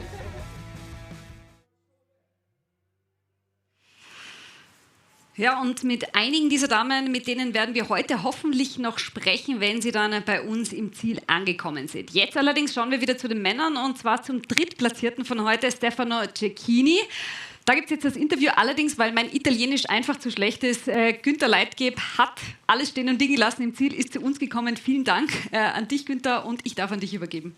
Ja, ich werde mein Bestes geben, Stefano Cecchini. Wir haben ja schon im Ziel kurz miteinander gesprochen. Abbiamo già parlato un attimino anche al traguardo. Innanzitutto ancora complimenti. Ötztaler, per te è una storia, diciamo, di successo. Tutte le tue partenze erano nei top 10. Sì, diciamo che è 10 anni che vengo qua a Solden e sono sempre arrivato nei primi 10. Nel 2017 ho coronato il sogno che l'ho vinta, ma forse oggi diciamo che è la giornata più bella, più di quando l'ho vinta, perché arrivare terzo, adesso comincio ad avere i miei anni, è stata proprio una bella emozione. Er sagt, 10-mal war er jetzt mit dabei, immer in den Top 10, praktisch immer dabei gewesen. Einmal er schon gewonnen im Jahr 2017. Heute, sagt Stefan, es ist sein schönster Tag gewesen. Das war schöner als an dem Tag, als er gewonnen hat. Er ist nicht jünger geworden, das haben wir heute ja schon ein paar Mal gehört. 46 Jahre, posso dirlo, 46 anni, mi ha detto Travado, 46 Jahre. Und den Tag heute hat er am meisten genossen. Man hat es im Ziel gesehen, er war extrem aufgelöst, er war extrem emotional. Ist eine Geschichte vielleicht dazu, da fragen wir jetzt gleich. Er hatte heute einen schweren Unfall. Hai avuto un incidente quest'anno, ti sei ripreso? Sì, 3 mesi fa ho avuto un brutto incidente in bicicletta, mi è venuta addosso una macchina sempre in gara e mi sono ripreso bene. Non sono uno che si piange addosso, ecco, diciamo questo. Ecco le immagini. Ja, wir sehen ihn auch jetzt hier im Rennen tatsächlich angefahren worden, schwerer Unfall. Und heute, vielleicht fragen wir auch kurz zum Rennen selbst. Carina? Günther, ihr könnt gleich noch ein bisschen weiter plaudern. Stefano bleibt hier bei uns. Wir schalten jetzt mal runter zur großartigen Liz Buschan, denn ich glaube, die hat einen ehemaligen Skirennläufer vom Mikro, und zwar Werner Hehl. Ganz genau, liebe Carina. Wir sind im Ziel. Der Werner ist gefahren und ich habe auf ihn gewartet. Und da waren schon ganz viele berühmte Gratulanten hier. Ötztaler bezwungen. Werner, wie ist der gegangen da draußen? Ja, das kannst du wirklich laut sagen. Effektiv bezwungen. Ich glaube einmal und nie wieder. Das haben wir schon einmal und schon öfter gehört und immer wieder kommen sie zurück an diese Startlinie 6:30 Uhr an einem wunderschönen Sonntag. Nimm uns ein bisschen mit, wie war die Startphase und du hast mir gerade vorher schon gesagt, was war denn die beste Zeit, die wir herauslesen werden von dieser Strecke? Ja, natürlich die Startphase war sehr intensiv, also es geht brutal schnell da aus nach Ötz. Es ist ja, eher gefährlich, wie siehst du irgendetwas? Man muss brutal konzentriert sein, aufpassen, dass man nicht sich gegenseitig in die Reifen fährt. Aber nichtsdestotrotz bin ich gut rausgekommen. Ich bin eigentlich dann über den Kütai gut rübergekommen und auch Innsbruck. Ich glaube, ich bin 110 Sachen gefahren vom Kütai. Bist du wahnsinnig? Ich glaube, es sind schon ein paar schneller gewesen, aber 110 bin ich noch nie gefahren mit dem Radl. Deswegen voll happy. Dann haben wir eine gute Gruppe gehabt, auch bis zum Brenner. Waren sicher so um die 100 Leute. Und dann auf meiner Hausstrecke, glaube ich, habe ich ein bisschen überbauert. Aber auf das, was ich stolz bin, ist, dass ich eine gute Zeit habe vom Jaufenpass bis St. Leonhard. Und dann bin ich explodiert. Explodiert im positiven, Schrägstrich schmerztechnischen Sinn. Ja, Wahnsinn. Krämpfe und alle Zustände. Also so etwas habe ich noch nie erlebt. Aber bitte, schauen wir, wie das weitergeht. Jetzt gehe ich mal duschen. Danke für alles. Der Traumziel Ötztaler. Hast du das Traum erfüllt? Bitte jetzt noch. Hast du deinen Traum erfüllt? Natürlich, das Ziel, wo wir rumkommen, unter 10 Stunden bleiben, das habe ich geschafft und passt. Nicht? Alles perfekt. Dann viel Spaß unter der Dusche. Okay, danke, danke. Und alle nochmal Gratulation, die was rumkommen sind. Vor allem Heil. Danke dir. Und somit zurück ins Studio zur großartigen Carina Todt. Ja, natürlich. Da sehen wir es.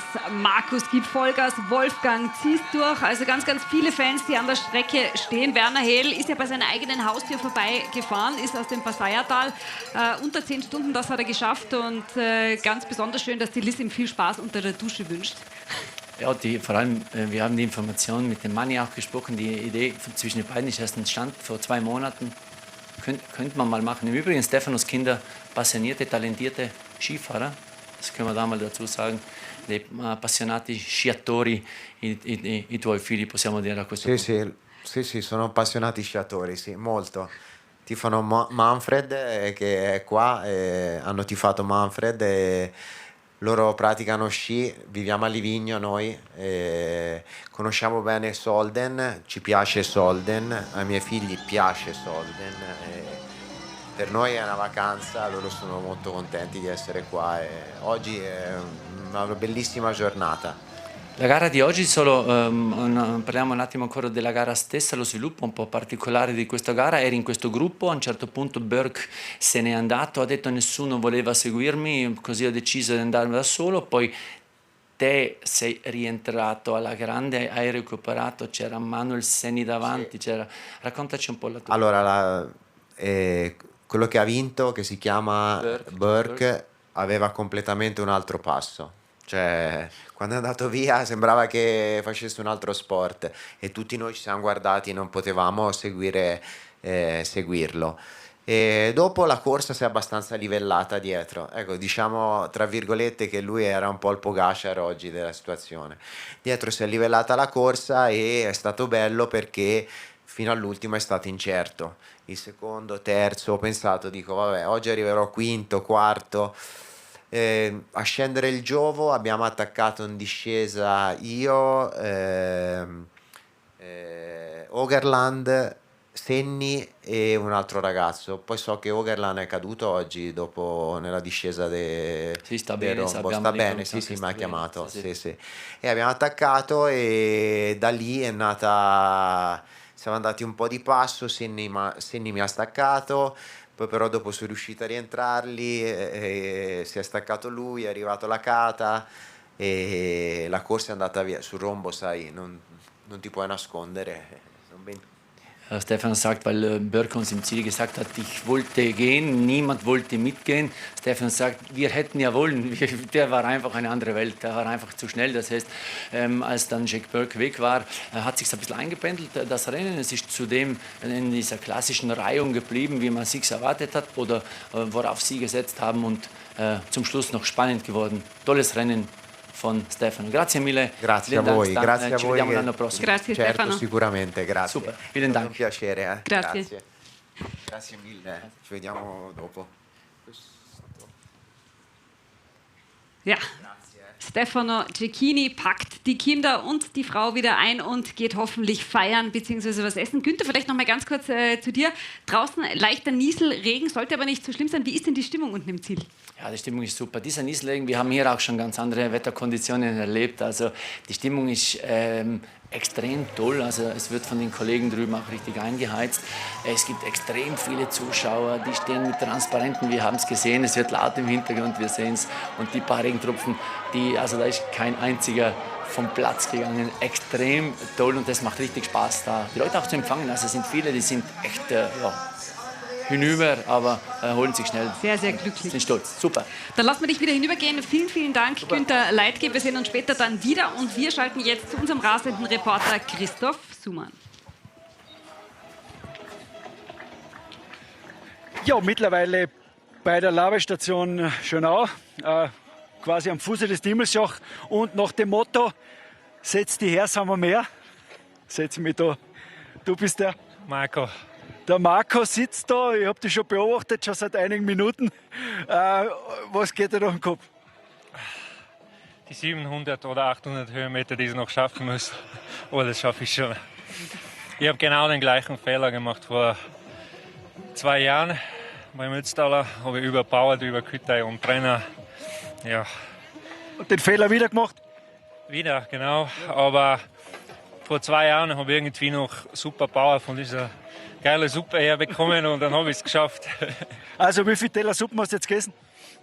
Also das ist das erste, aber 2 haue ich mir noch rein und dann geht wohl weiter. Aber wie gesagt, es ist ja nicht mehr so weit. Es ist nicht mehr, immerhin nicht mehr so weit, wie es schon mal gewesen ist und du wirst es packen. Gell? Ja. Die Suppen bringt dich ins Ziel. Wohl. Und die Kern machen das auch im Kopf ein bisschen kürzer. Wohl. Schaffen wir so. Du, und schreist, ich bin immer dumm, wenn du da Hilfe brauchst beim Aufstehen, dann sagst du Bescheid, gell? Ja, reiß mir die auf, gell? Alles Gute. Danke. Ja, Das braucht man, wenn man völlig fertig neben einem kleinen VW-Bus sitzt, dass der Sumi dann kommt und Tipps gibt. Vielen Dank an euch beide. Wir hoffen natürlich, es geht in Kürze weiter für den Kollegen, der sich da an der Suppe labt. Und da sieht man auch, Michael, wie wichtig das ist, diese Verpflegstationen zu haben. Ja, es geht nicht ohne. Also was oben nicht reingeht, geht unten nicht raus. In doppelter Hinsicht. Am besten in Kraft in den Beinen. Und es ist ganz wichtig. Und da hat man gesehen, wie man die Fehler machen kann. Und die Schönauer, das ist schon eine tolle Labe, die ganz, ganz wichtig ist bei vielen Athleten, ehe sie sich wieder hier in diese Karawane einreihen können und dann schön langsam sich wieder auf den Weg machen können, darauf diese berühmten Kehren rauf aufs Himmelsjoch. Und dann wartet eigentlich nur mehr ein kleiner Anstieg und das ist rauf zum Auto und dann haben sie es auch geschafft. Und es ist hart, keine Frage. Also es ist weit, es ist hart, es ist lang und auch Jack Burke hat gesagt, ich bin 6 Stunden irgendwas unterwegs, 6 Stunden 48, 6 Stunden 50. Die fahren hier 12 Stunden. Die haben um ein Drittel eine längere Belastung heute den ganzen Tag und das macht auch den Ötztaler im Gros der Teilnehmer aus, dass das etwas ganz was anderes ist von der Belastung her. Die sind zwar nicht so schnell, aber die haben den ganzen Tag zu tun, um diese 225 Kilometer hier zu schaffen.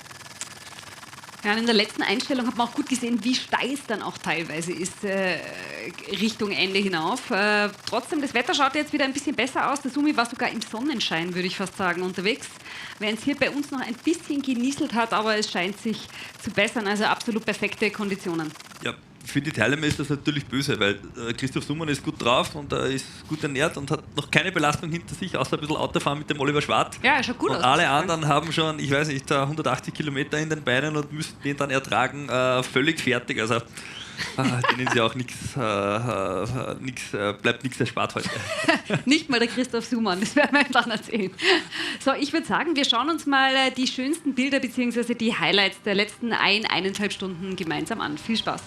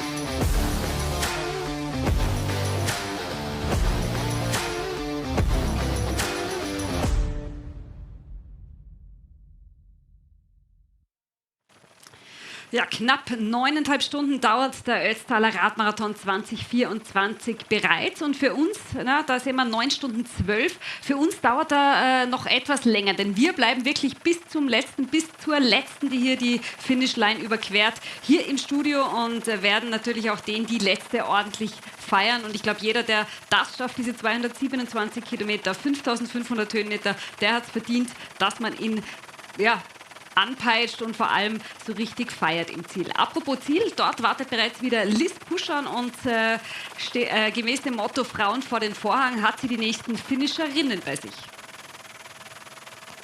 Carina, bei mir sind 2 starke Frauen mit einem Gentleman in der Mitte. Und zwar ist das die Claudia. Die Claudia ist bereits zum 7. Mal beim Ötztaler Radmarathon dabei. Warum immer wieder? Es ist einfach ein Highlight hier. Die Stimmung am Kühlteil zum Beispiel, das ist so genial. Ja. Und Himmelsjoch zum Schluss, Aussicht ist einfach top. Du kommst hier rein, der Himmel weint ein bisschen, aber dein Strahlen macht alles trocken. Ja, ich bin schon ein paar Minuten im Ziel, habe mich ein bisschen erholen können. Vorher habe ich auch ein bisschen geweint, ja. So soll es sein. Der Carlos hat euch raufgezogen? Ja, bei beide. Ich habe den Carlos raufgezogen und er mich. Sehr gut. Und wir kommen jetzt zu jemandem, der das erste Mal dabei war. Liebe Bruna, was hat dich motiviert, dabei zu sein? Und was würdest du anderen Mädels empfehlen? Muss man da mal dabei sein? Also generell fände ich es wirklich super, wenn noch mehr Mädels aufs Rad steigen würden. Es gibt so viele starke Frauen da draußen. Aber ich glaube, Freunde, Fahrrad, also vom Fahrradfahren und mein Papa, der ist jetzt vor Jahren mal mitgefahren und da dachte ich, da muss ich das doch auch mal probieren. Der hat mich so ein bisschen ans Velofahren gebracht, ja. Jetzt steht da draußen, du bist am Ziel deiner Träume. Was war denn dein Traum für den heutigen Tag? Ich habe gehofft, dass ich unter 9,5 Stunden bleibe und das hat geklappt. Herzlichen Glückwunsch. Der Carlos war nicht ganz unbeteiligt dabei, dass du überhaupt dabei bist, oder? Nee, der kam, glaube ich, mit der Idee immer um die Ecke. Oder du meintest auf jeden Fall, du meldest dich an und dann muss ich da mal mitziehen. Ja, also wir haben da im Freundeskreis immer mal drüber gesprochen, was für Events wir dieses Jahr machen wollen. Und der Ötztaler stand da ganz oben auf der Liste. Ich hatte Glück, bei der ersten Runde gleich ein Ticket zu bekommen. Mona ja erst in der Nachauslosung. Aber am Ende haben wir es jetzt geschafft und war ein richtig toller Tag. Hat sehr viel Spaß gemacht. Gehen wir mal ganz kurz, Mona, du bist erst in der zweiten Auslosung drangekommen sozusagen. Aber wie macht man das mental? Das war jetzt vor ein paar Monaten, dass man weiß, es ist fix. Du darfst am 1. September an der Startlinie stehen. Aber du trainierst ja trotzdem schon viel vorher auf zum Ötztaler hin. Ich glaube, ich sitze einfach gerne auf dem Fahrrad und das heißt, ich habe gar nicht wirklich trainiert irgendwie, aber immer wenn ich Zeit hatte, versuche ich auf dem Rad zu sitzen, wenn es sich ausgeht und so ist das halt das Maximale, was man machen kann und dann ging es sich aus am Ende. Vielen lieben Dank, genießt jetzt einmal diese Vibes hier im Ziel, geht's euch gut verpflegen und genießt die Party danach. Schön, dass ihr mit dabei seid, viel Spaß und zurück ins Studio. Vielen Dank, liebe Liz.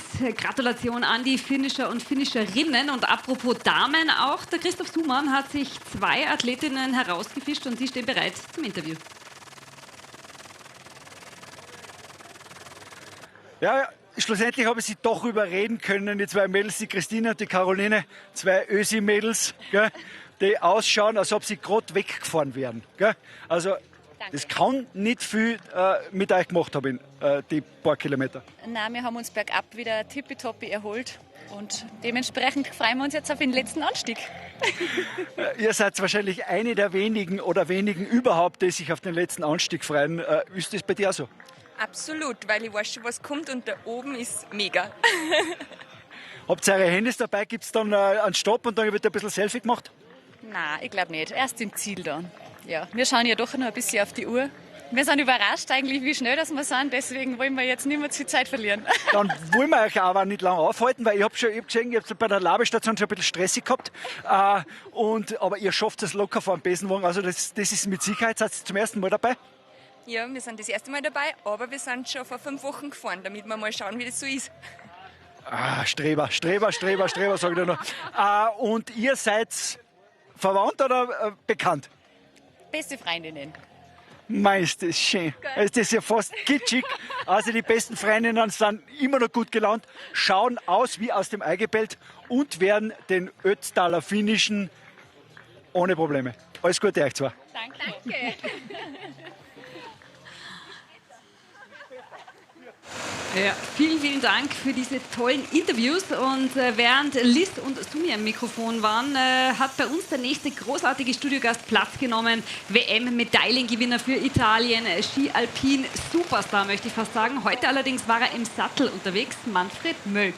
Manni, schön, dass du da bist bei uns. Wir freuen uns wahnsinnig. Erzähl mal, wie war es heute? Ja, hallo, grüß dich. Ja, wie war's? Es war spannend, es war, es war schwierig, es war zart, richtiger Challenge. Ja, ich muss sagen, der Rettenbach, habe ich schon gesagt davor, ist ein bisschen leichter als, als der Timmelsjoch. Aber nein, jetzt logischerweise nach einer Stunde geht es in die Beine schon etwas besser. Und ja, richtig, das erste Mal, jetzt kann ich sagen, jetzt habe ich nicht so toll geschafft. Ich wollte gerade sagen, du schaust relativ frisch aus, muss ich sagen, für das, dass du gerade 227 Kilometer gefahren bist. Wir haben gerade mit deinem Schwager im Ziel ein bisschen geplaudert, der ist ja gerade angekommen vor wenigen Minuten. Der war beeindruckt mit deiner Leistung. Ja, es war ein gutes Training. Es hat ganz gut gepasst, muss ich sagen. Viele Gels gegessen. Viele Gels gestern von den Profis ein paar Tipps geholt. Ne? Und es fand ich auf und weg ganz gut gegangen. Brenner, das haben wir ein bisschen langsamer werden, glaube ich, aber ist gut. Und nach der Teamsjoch muss ich sagen, die letzten 5 Kilometer, wie viele, glaube ich, bin ich komplett eingegangen. Und, aber ja, ich bin mega happy. Es war für das erste Mal eine Top-Zeit und wie ich wieder vorher gesagt habe, kann ich sagen, in Timmelsjoch in Ötztaler geschafft und ich muss ganz ehrlich sagen, was mich brutal beeindruckt hat, ist die Stimmung gewesen, Gänsehaut. Das habe ich alle Komplimente gemacht, ins Zuschauer wirklich ein Danke, weil Kütai, hier ins Ziel, überall St. Leonhard, einfach sensationell die Stimmung, wie sie das gelebt haben. Du hast gerade gesagt, jetzt kannst du sagen, ja, ich habe den Ötztaler geschafft. Was hat denn im Vorfeld für dich diese Faszination oder diesen Mythos ausgemacht, dass du gesagt hast, ich will unbedingt auch mal mit dabei sein? Ja, es hat sich eigentlich nie ergeben. Ich bin viel Radl gefahren, immer. Sonst trainiert. Ich war immer in Argentinien und Neuseeland, deshalb heuer hat sich das dann im Juli herausgestellt, dass ich da bin. Und ich Werner gesagt, machen wir den Ötztaler, da angerufen, haben sie es herzlich angenommen und viele Kollegen sind immer mitgefahren und dann wollte ich auch das einmal schaffen und deshalb, jetzt haben wir es geschafft. Die Kollegen waren heute auf der Strecke, viele und es ist einfach lässig zu sehen, wie auch die Zuschauer das miterleben und die stehen da alle unter dem Regen im Ziel und das ist ein Wahnsinn.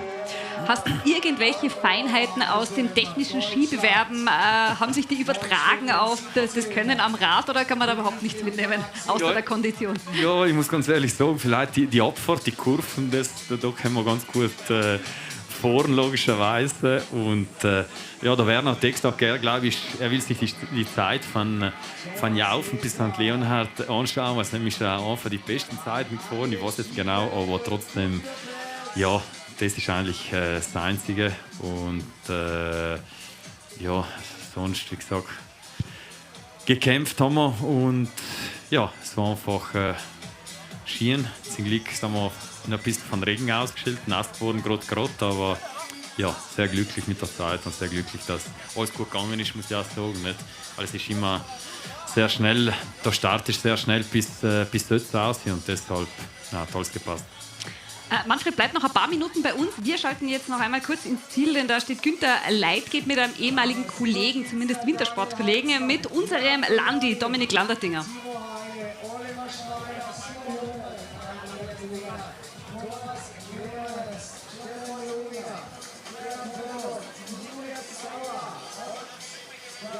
Zum ersten Mal beim ersten Mal wusstest du ja noch nicht, auf was du dich einlässt.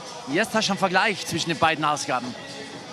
Ja, war beinhart. Das erste Mal ist fast leichter gegangen. Also heute hat es mich Timmelsjoch gescheit gefressen. Aber Gott sei Dank gut ins Ziel gekommen. Wo ist der Mann mit dem Hammer gekommen? Ja, am Ende vom Jaufen schon. Und Timmelsjoch war dann beinhart. Aller guten Dinge sind 3, war schön. Also. Ja, das musst du mich morgen fragen. Super. Ab unter die Dusche, Dominik Landertinger. Ja, Manfred, wir haben es gerade gehört. Hast du genau zugehört, was Dominik Landertinger gesagt hat? Beim ersten Mal ist mir eigentlich besser gegangen. Ja, ich hoffe, dass das nicht auch bei mir der Fall ist.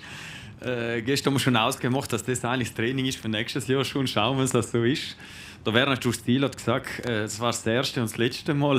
Wirklich? Aber ich glaube, das sagen viele, wenn man durchs Ziel fährt und dann vergeht ein bisschen eine Zeit, vergeht vielleicht eine Stunde und dann ist man happy und denkt schon vielleicht auf nächstes Jahr. Ja, aber wie war das bei dir, wie du ins Ziel gefahren bist? Weil du wirst ja gewusst haben, ich bin eigentlich eine relativ gute Zeit gefahren. Ja, ich habe die Zeit nicht genau gewusst. Der Kollege hat das ein bisschen vor der Zeit gesagt, aber mit der Krise habe ich ein bisschen gedacht, aber trotzdem, ich habe nicht viele Krämpfe gehabt und das war schon happy, wo das ist. Und nein. Nicht viele Krämpfe ist ja schon mal positiv. Ja, es hat schon ein bisschen gezogen, da, überhaupt im letzten Anstieg auf der Gurgelauchen da. Und nein, ich glaube, es hat gepasst durchs Ziel. Und da haben wir gedacht, boah, das ist eine lange Strecke, aber richtig ein cooles Rennen.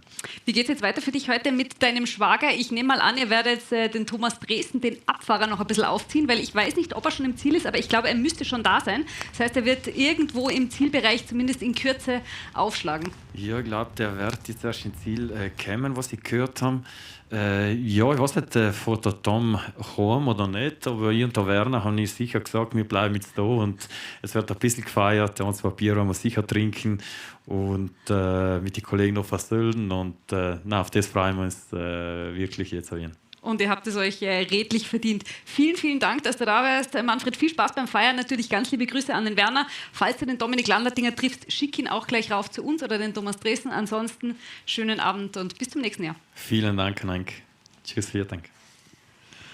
Also Michael, du hast das gehört, er hat gesagt, nächstes Jahr ist er wieder dabei, fix 100%, hat er eigentlich schon unterschrieben. Es war ja nur eine Streckenbesichtigung, oder? Und das wirkliche Rennen kommt dann erst danach. Also das ist ja beim Skifahren nichts anderes und das sind die Herren ja gewohnt. Also schauen wir mal. Also, Sie haben den Ötztaler Radmarathon auf alle Fälle sehr, sehr bereichert und nicht da wird gerastet. Ja.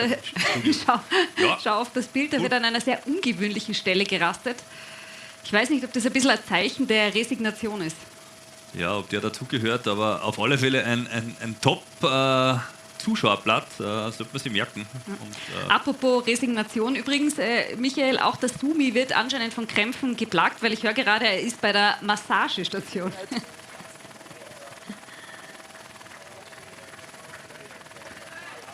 Ja, der Sumi ist gerade bei der Massagestation mit dem Christian Fuchs. Der Christian ist aus Wien.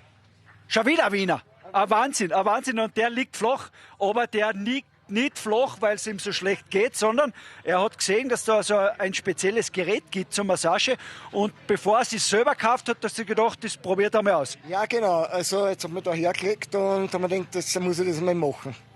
Ausprobieren. Ja, und was sagst du, hilft's? Ja, super ist das, ja, ein Wahnsinn, angenehm, ja. Sag, hast du die Zeit überhaupt da niederzulegen? Nein, eigentlich wollte ich mich nicht hergehen, aber ja, es geht sich aus. Unter 10 geht es also nicht mehr aus, also warum? Ich habe keinen Stress nicht. Aber gut gehen tut's da? Ja, sehr gut, ja, super. Wie viele Höhenmeter hast du trainiert in der Vorbereitung in der Wiener Gegend? Höhenmeter weniger in der Wiener Gegend, gell, bringt man nicht viel zusammen, da bin ich schon in Kärnten gewesen, gell, dafür. Aber ja, bei uns ist es halt eher flach, gell. Wienerwald-Gegend, das geht dann schon. Ne? Aber du schaust immer noch knackig aus. Wenn du das nicht einmal nötig hast und einfach die Zeit hast, dass du das genießen kannst, dann Hut ab. Ja. Jetzt, bis jetzt war nicht viel los dabei, gell? Bis jetzt ist noch nicht viel los gewesen, genau. Im Gegensatz zum letzten Jahr. Woran liegt es? Glaubst du, liegt es daran, dass die Athleten und Athletinnen so gut benannt sind und so gut trainiert sind? Oder ist es vielleicht auch ein bisschen das Thema Temperatur? Mehrere Faktoren. Die Temperatur sicherlich, die Zeit auch. Dieses Jahr wieder später als wir letztes Jahr. Und natürlich auch die gestern schon bei uns gelegen sind, auf der Liege, die sind heute natürlich nicht da. Die sind schon drüber. Hey, dann hoffentlich haben die Burschen da nicht viel zu tun und die fahren alle durch. Und dir, Christian, alles Gute und dass mit dem neuen gewonnenen Massagegerät gut ins Ziel kommst. Euch auch alles Gute, gell? Super. Dankeschön. Ja, danke an dich, Sumi, und allen natürlich, die jetzt noch unterwegs sind. Alles Gute. Der Regen ist ein bisschen stärker geworden bei uns herunten. Das soll der guten Laune aber gar keinen Abbruch tun. Da sehen wir, da ist es noch relativ trocken. Natürlich auch ganz liebe Grüße an die gesamte Ötztaler Community, alle, die dabei sind, im Netz, in den Streams, auf Eurosport und wo nicht sonst überall. Freut uns, dass ihr alle zuschaut, und wenn es Fragen geben sollte, dann bitte einfach in die Kommentare schreiben, und wir werden im Laufe der Sendung natürlich versuchen, so viele wie möglich zu beantworten. Eine Frage geht, da geht es um die Startnummern. Wenn man seinen Freund, die Freundin, den Verwandten suchen will, dann ladet euch die App runter, Ötztaler Radmarathon 2024, und dort kann man dann im Suchfeld auch nach den Startnummern suchen. Ja, Der Ötztaler Radmarathon ist ja nicht nur erst einen Tag alt, sondern bereits 3 Tage alt. Denn am Freitag hat es auch dieses Jahr den Bike for Help Prolog gegeben. Die Erlöse kommen bedürftigen Familien aus der Region zugute. Gewonnen hat das Ganze Jonas Holzknecht, genau. Und zwar mit einem neuen Streckenrekord. Und Michael, ich würde sagen, wir schauen uns die schönsten Bilder noch einmal an.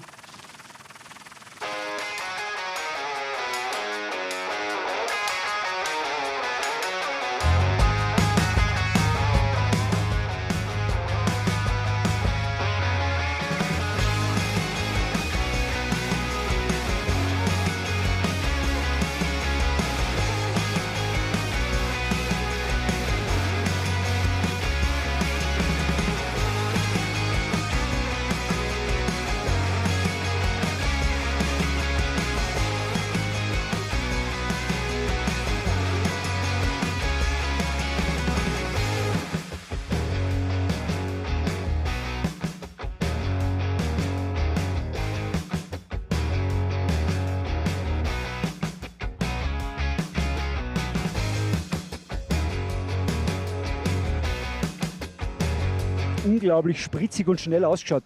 Hat es nur so ausgeschaut oder hat es sich so angefühlt? Am Anfang ging es, aber hinten raus tat es dann doch weh. Wo ist die Ziellinie wirklich? Ich bin viel schnell gegangen. Aber mei, Sonntagzeit. Bist du mit der Zeit zufrieden? Nein. Eigentlich wollte ich langsam anfangen, aber durch die ganzen Stimmung am Start ist es noch ein bisschen schneller geworden.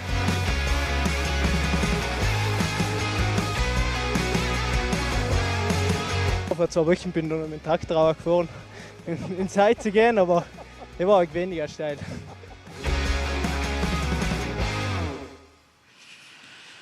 Ja, das also die besten Bilder vom Prolog, Bike for Help Prolog vom Freitag. Wir haben heute schon ein bisschen drüber gesprochen.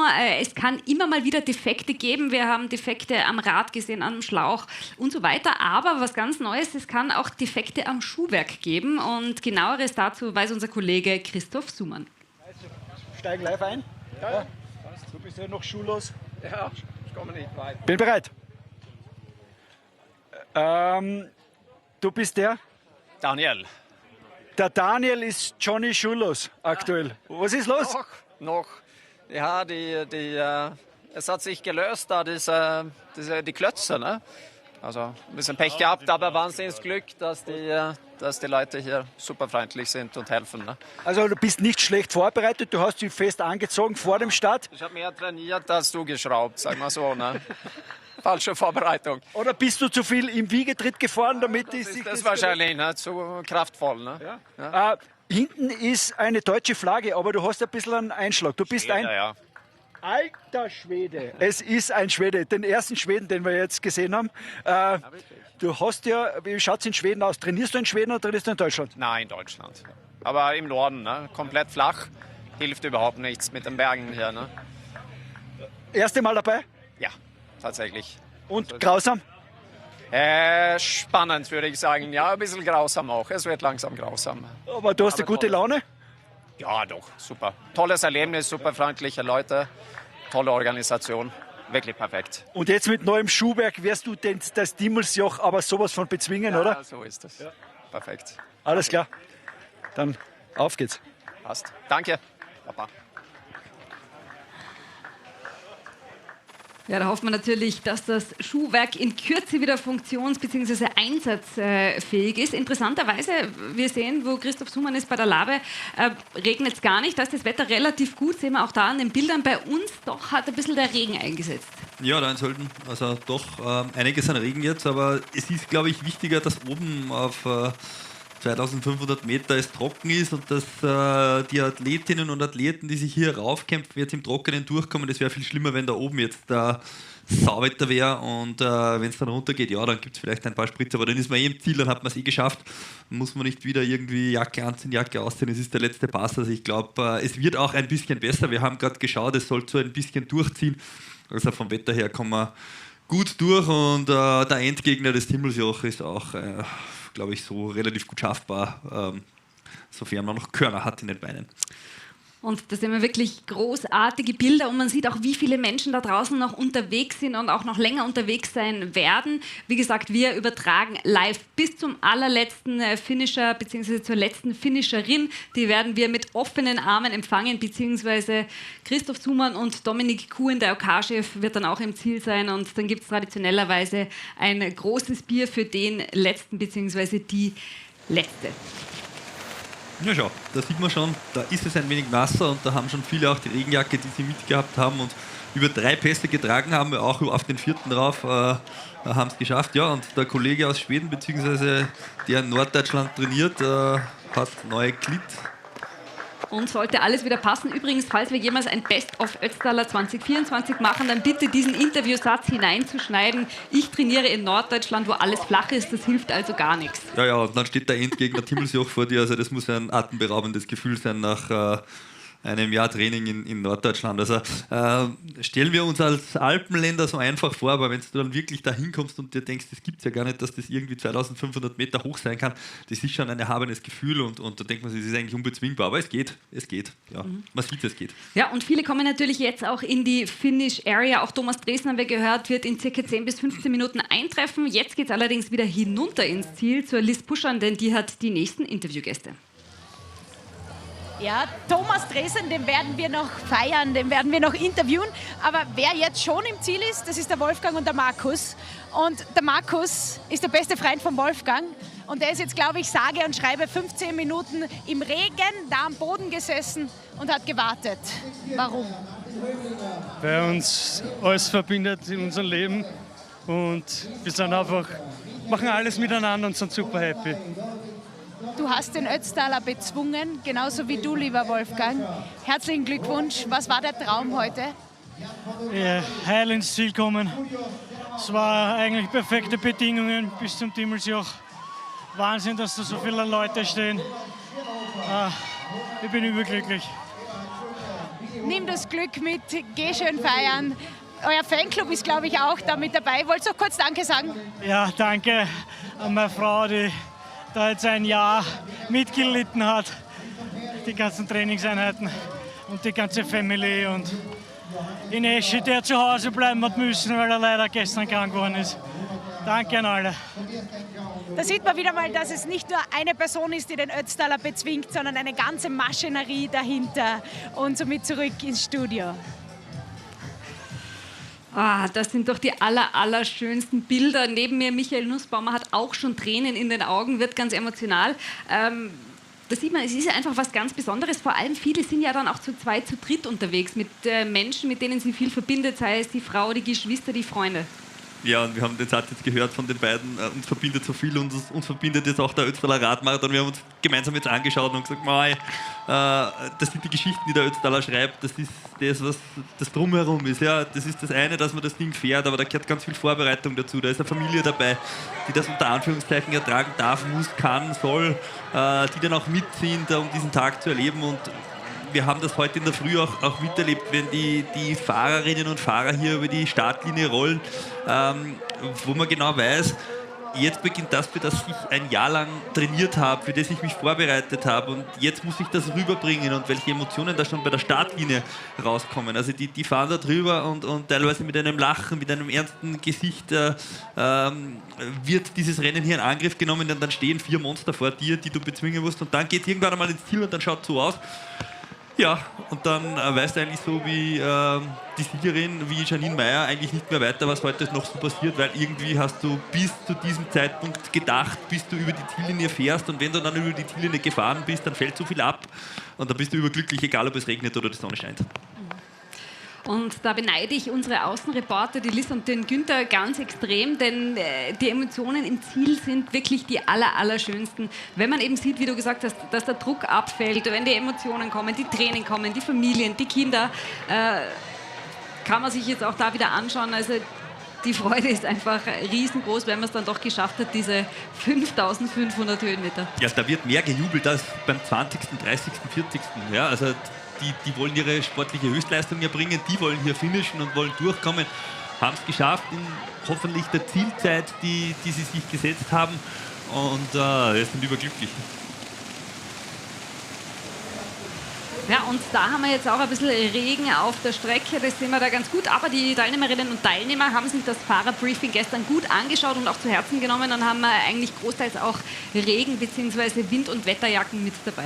Ja, und es ist, so ehrlich muss man sein, es ist der Regen ein bisschen früher gekommen. Wir haben irgendwie gerechnet so, ja, 4, 5, 6, jetzt ist schon 4 am Nachmittag, aber das ist so üblich in den Alpenregionen, dass hier das Gewitter mal reinziehen kann. Das sind so lokale Gewitter, die du nicht vorhersehen kannst, aber so lokal entstehen, und das ist heute doch ein wenig früher gekommen als vorhergesagt, und da hat es jetzt doch einige erwischt, denn es hat ja schon bei den ersten 20 ein wenig zu tröpfeln begonnen, und jetzt wird das halt ein wenig wärmer. Aber das Schöne ist, am Timmelsjoch ist es trocken, und wie es aussieht, wird das auch vorbeiziehen, und die nächsten Finisher werden hier wieder trocken reinkommen, und dann werden die Gesichter auch wieder lachen und die Mundwinkel nach oben gehen.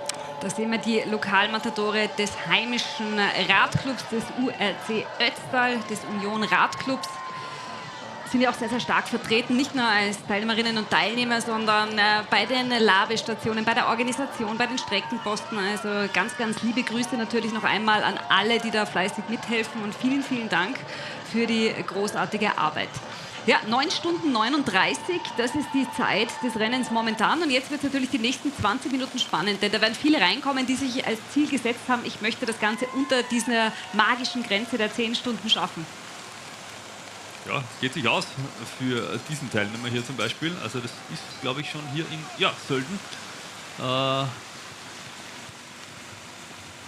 Und zwar deutlich geht sich das aus. Also wir sind ja jetzt 16:09 Uhr, wir sind um 6:30 in der Früh hier ins Rennen gestartet. Ja, genau da war der Start. Vor der Geislach-Kugelbahn ist es losgegangen, bei der berühmten Tankstelle. Das sieht man am Gesichtsausdruck, die Freude ist jetzt schon riesengroß. Ja, da kann es regnen, was es will, völlig egal.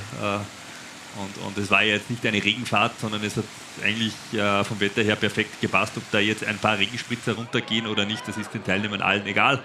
Natürlich ist es schön, wenn es dann auch wieder aufhört, aber so schlimm ist das nicht. Und das Gute ist, ich bin heute beim Start gestanden, und da haben wir noch gewitzelt und haben gesagt, naja, es könnte auch 2 Grad haben und regnen. In der Früh hat 17, 18 Grad gehabt, und das um 6:30 in der Früh. Daher sind wir alle sehr, sehr gut durchgekommen, und jetzt ist es ja auch warm draußen. Also wenn es jetzt 15 Grad hat, ist das zum Radfahren absolut erträglich. Da frieren einem nicht die Finger ein auf dieser Abfahrt runter vom Timmelsjoch. Also das passt, und wenn man ein bisschen vorsichtig fährt, dann hat man auch kein Sturzrisiko oder Sturzproblem. Also die machen das schon alle, die hier jetzt runterkommen. Da sehen wir noch einmal den Teilnehmer mit dem größten Lächeln im Gesicht, und ein großes Lächeln im Gesicht hat wahrscheinlich auch der nächste Interviewpartner von Liz. Das ist die Isabel vom URC Ötztal. Genau, wenn ihr von URC Ötztal sprecht, dann hole ich mir gleich einmal die nächste Finisherin in den Farben vom Ötztal aus Längenfeld zu Hause. Heimrennen Ötztaler Radmarathon. Genau, es gibt nichts Schöneres. Mehr habe ich dazu nicht zu sagen eigentlich. Du warst zum 11. Mal mit dabei und hast 11 Mal das Ziel gesehen. Genau, ich war 11 Mal am Start und heute das 11. Mal im Ziel, also echt mega. Ohne Defekt, ohne Sturz, also schöne Bilanz, würde ich sagen. Ziel erreicht? Mehr wie erreicht, ja. Bestzeit heute gefahren, also passt auf jeden Fall. Wahnsinn, ihr seid mehr wie 30 Personen am Start gewesen in den wunderschönen Farben vom URC Ötztal. Was bedeutet das, wenn das Team dabei ist? Ja, ist schon ganz toll. Vor allem, wir fallen natürlich auch unter der ganzen Masse, oder? Und es reden schon viele Teilnehmer darüber, dass wir ein super Team haben. Und möchte ich heute noch hervorheben, wir haben ein Wahnsinns-Damen-Team, keine Ahnung, die nächsten kämen jetzt gleich, also waren echt tolle Wahnsinnszeiten. Also ja, sehr hohes Niveau bei uns im Verein. Ja, dann blicken wir wieder hinaus und schauen, wo die nächsten kommen, die feuern wir dann wieder richtig an. Ja, die kommen gleich. Super. Danke dir. Viel Spaß bei der Zeit danach und zurück ins Studio. Ja, vielen Dank, Liz. Und falls du uns noch hören kannst, dann schnapp dir doch den Teilnehmer, der gerade ins Ziel gekommen ist mit der hellbraunen, langen Regenjacke. Denn der ist relativ lang vom Kameramotorrad begleitet worden und hat die letzten Kilometer einen Dauergrinser gehabt. Und ich glaube, das wäre ein sehr, sehr guter Interviewpartner für dich, liebe Liz. Da sehen wir noch einmal die Fans, die auch dem Regen trotzen, das ein oder andere Hopfen-Malzgetränk bereits in der Hand haben und sich natürlich mit jedem freuen, der da noch über die Ziellinie kommt. Ja, Ötztaler Rocks. Also auch bei den Zusehern, die sich das nicht entgehen lassen, hier an der Strecke im Ziel zu stehen und alle hier rein winken. Ja, da quietschen die Scheibenbremsen ein wenig natürlich. Die werden jetzt ein wenig nass und Bei der letzten Kurve wird dann noch das eine oder andere Rad ein wenig swingen, aber das macht auch nichts. Das haben wir auch geschafft und nach der Reihe kommen sie rein, einer nach dem anderen. Ja, 16:15 Uhr, wir haben ja noch bis 20 Uhr. Wir haben noch Zeit. Und die Liz ist heute unser Most Valuable Player, denn die hat genau das gemacht und sich den lieben Maximilian geschnappt, der sehr lange Zeit von der Kamera verfolgt worden ist. Ja, euer Wunsch ist mir Befehl. Neben mir der Maximilian. Er hat gerade gesagt, was muss ich tun? Da habe ich gesagt, grinsen. Einfach nur gefallen. Ja. Du, man hat dir zugeschaut, man hat dich mit der Kamera begleitet. Ziemlich lang begleitet. Ich habe nicht gewusst, was ich machen soll. Mal einen Daumen gezeigt, aber ja. Weil sie sind nicht weitergefahren. Ja, war eine komische Situation für mich. Ja, wie die Profis. Du musst dich daran gewöhnen. Ja, absolut. Ja. Du hast auf jeden Fall den schönsten Grinser gehabt und deshalb habe ich dich jetzt stoppen müssen. Sag uns, was macht so viel Spaß am Ötztaler Radmarathon? Ja, alles Spaß gemacht tatsächlich. Ein kleines Loch habe ich gehabt im Sterzing, aber sonst also überragend veranstaltet. Also die Leute waren auch richtig top. Also rundum Circles-Paket war das, von vorne bis hinten. Du bist auch richtig, richtig top. Gratulation zum Finish und bitte behält dir das Lächeln bei und geh dich verpflegen. Alles klar, merci. Ciao. Ja, großartiger Finisher, der liebe Maximilian. Herzliche Gratulation. Und da sehen wir auch Daumen nach oben und die erleichterten Gesichtsausdrücke jedes Einzelnen, der da über die Ziellinie kommt. Ja, alle Regenjacken mit dabei. Also ich bin beeindruckt, weil heute in der Früh hätte ich zu vielen gesagt, oh, die könnt ihr daheim lassen. Aber die haben alle Regen, zumindest Jacken mit dabei gehabt und jetzt auch ausgepackt oben am Timmelsjoch für die Abfahrt hier.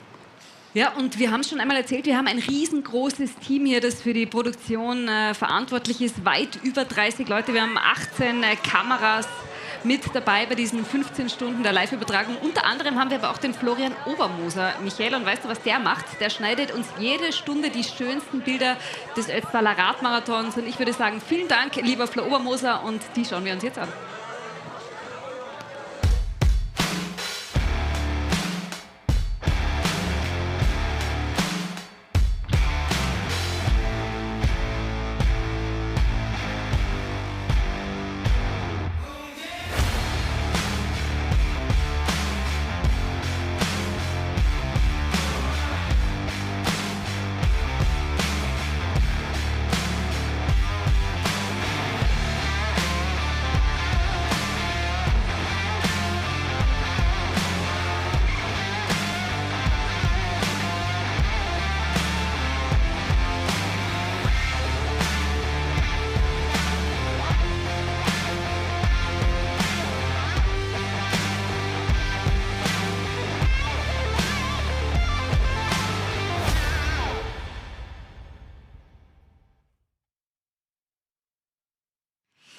Ja, noch einmal vielen Dank für diese schönen Bilder. Und wir sind wieder zurück bei der Live-Übertragung des Ötztaler Radmarathons. Und da geht es immer noch bergauf.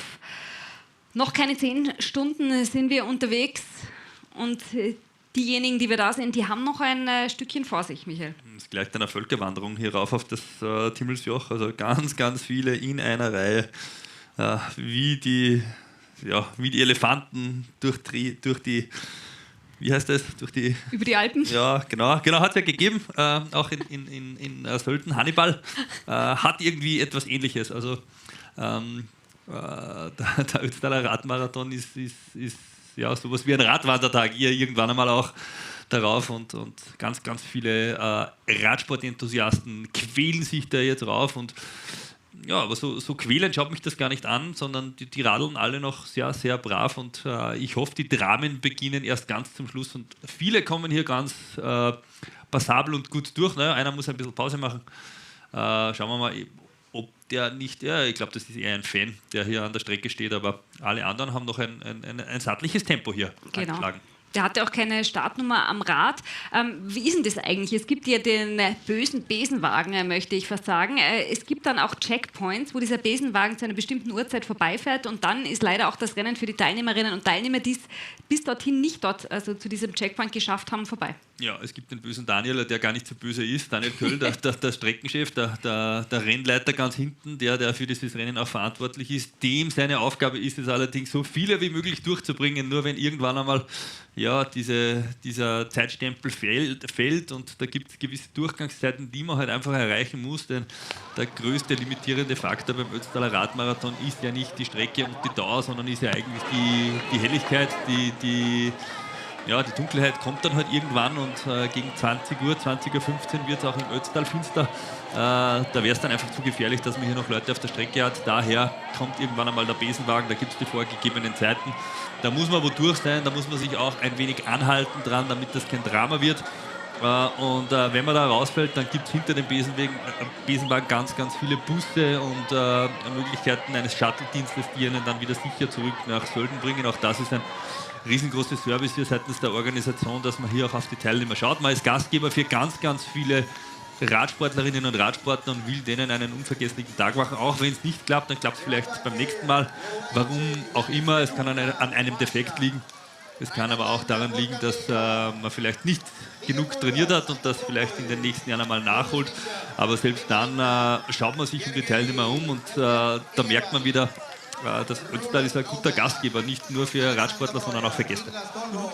Da sehen wir jetzt wieder wunderbare Bilder aus dem Zielbereich und ich höre gerade, Thomas Dresden ist da. Ich bin mir jetzt nicht hundertprozentig sicher, ob er derjenige ist, der schon beim Interview steht. Falls ja, gebe ich gleich ab zu unserem Günther Leitgeb. Er ist derjenige. Er ist der Thomas Dresden, mit dem wir heute Morgen schon gesprochen haben, vor seinem ersten Radrennen. Jetzt sind wir am Ende dieses. Ja, wie war's? Brutal. Also es war, ich habe so viele Sachen dort erlebt, unglaublich. Und auch mich selber kennengelernt und auf halber Strecken vom Jaufenpass habe ich mir gedacht, ja, wie soll ich eigentlich das Timmelsjochen raufkommen, weil irgendwie ist halt recht zart gegangen. Ich habe gemerkt, am Anfang habe ich recht, die Füße waren nicht so locker. Mein Puls beim Start war schon, was ich normalerweise in der Ebene, wenn ich gemütlich der Hinradl habe. Also ich war schon ein bisschen angespannt. Aber und auf halber Strecke am Timmelsjoch habe ich dann noch mal kurz stehen bleiben müssen, weil ich bei der Lavestation vom Radlclub an der Stelle riesen Dankeschön, dass die mich da versorgt haben. Und beim Absteigen hat es mir einen Krampf aufgezogen. Ich habe mir gedacht, ja, wie soll ich jetzt eigentlich nur weiter radeln? Aber ja, geschafft, Ziel erreicht, unter 10 Stunden bleiben. Aber ich muss an der Stelle sagen, ich finde, jeder, der da heute ins Ziel kommt, vor allem die Frauen, also Hut ab und jeder ist ein Held oder Heldin nachher. Und mit diesem Statement, Thomas, übrigens im Shirt von Ötztal Sölden, mit diesem Statement gehen wir zurück zu euch ins Studio. Vielleicht haben wir heute den Beginn einer zweiten Wettkampfkarriere erlebt. Schauen wir mal, wer weiß, zurück zu euch ins Studio. Vielen Dank, Günther und Thomas Dresden. Ja, vielleicht sehen wir ihn dann später noch bei uns im Studio. Er hat auch ein gutes Stichwort gegeben. Er hat gesagt, jeder, der da ins Ziel kommt, ist ein Held bzw. eine Heldin. Eine Heldin, die haben wir ein bisschen begleitet im Vorfeld, denn sie ist mit dem sehr, sehr wichtigen Rettungsdienst unterwegs im Rahmen des Ötztaler Radmarathons. Und ich würde sagen, das schauen wir uns jetzt mal gemeinsam an. Kriegen wir eigentlich wieder Geld? Ich bin mit 14 Jahren zur Jugendgruppe gegangen an der Ortsstelle Nasserreit und ja, bin da irgendwie dann hängen geblieben. Ich habe dann 1999 mein Sani gemacht und 2001 dann den Notfall-Sani und 2003 bin ich dann schon angestellt geworden.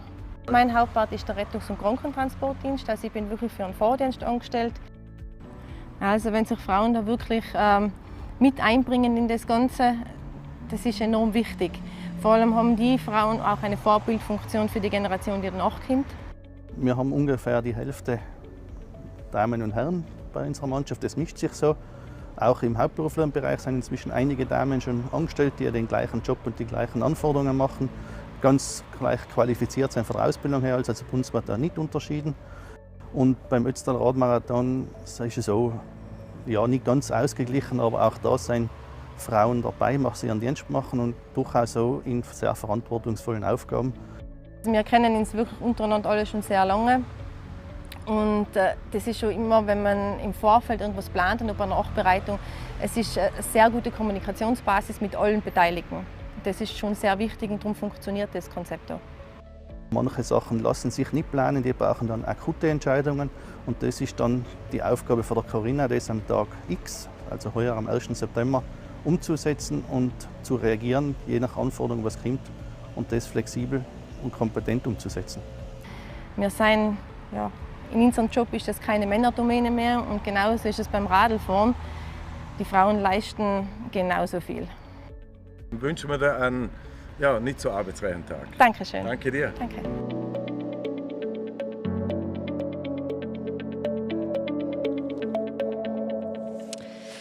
Ja, auch von uns ein Riesenkompliment und ein großes Dankeschön an alle, die hier beim Ötztaler im Einsatz sind. Irrsinnig wichtig und Corinna hat auch ein gutes Stichwort gegeben. Frauen leisten mindestens genauso gute Arbeit. Ja, auch im Studio. Also ich nehme mich da gern zurück. Corinna, machst du gut. Frauen vor den Vorhang.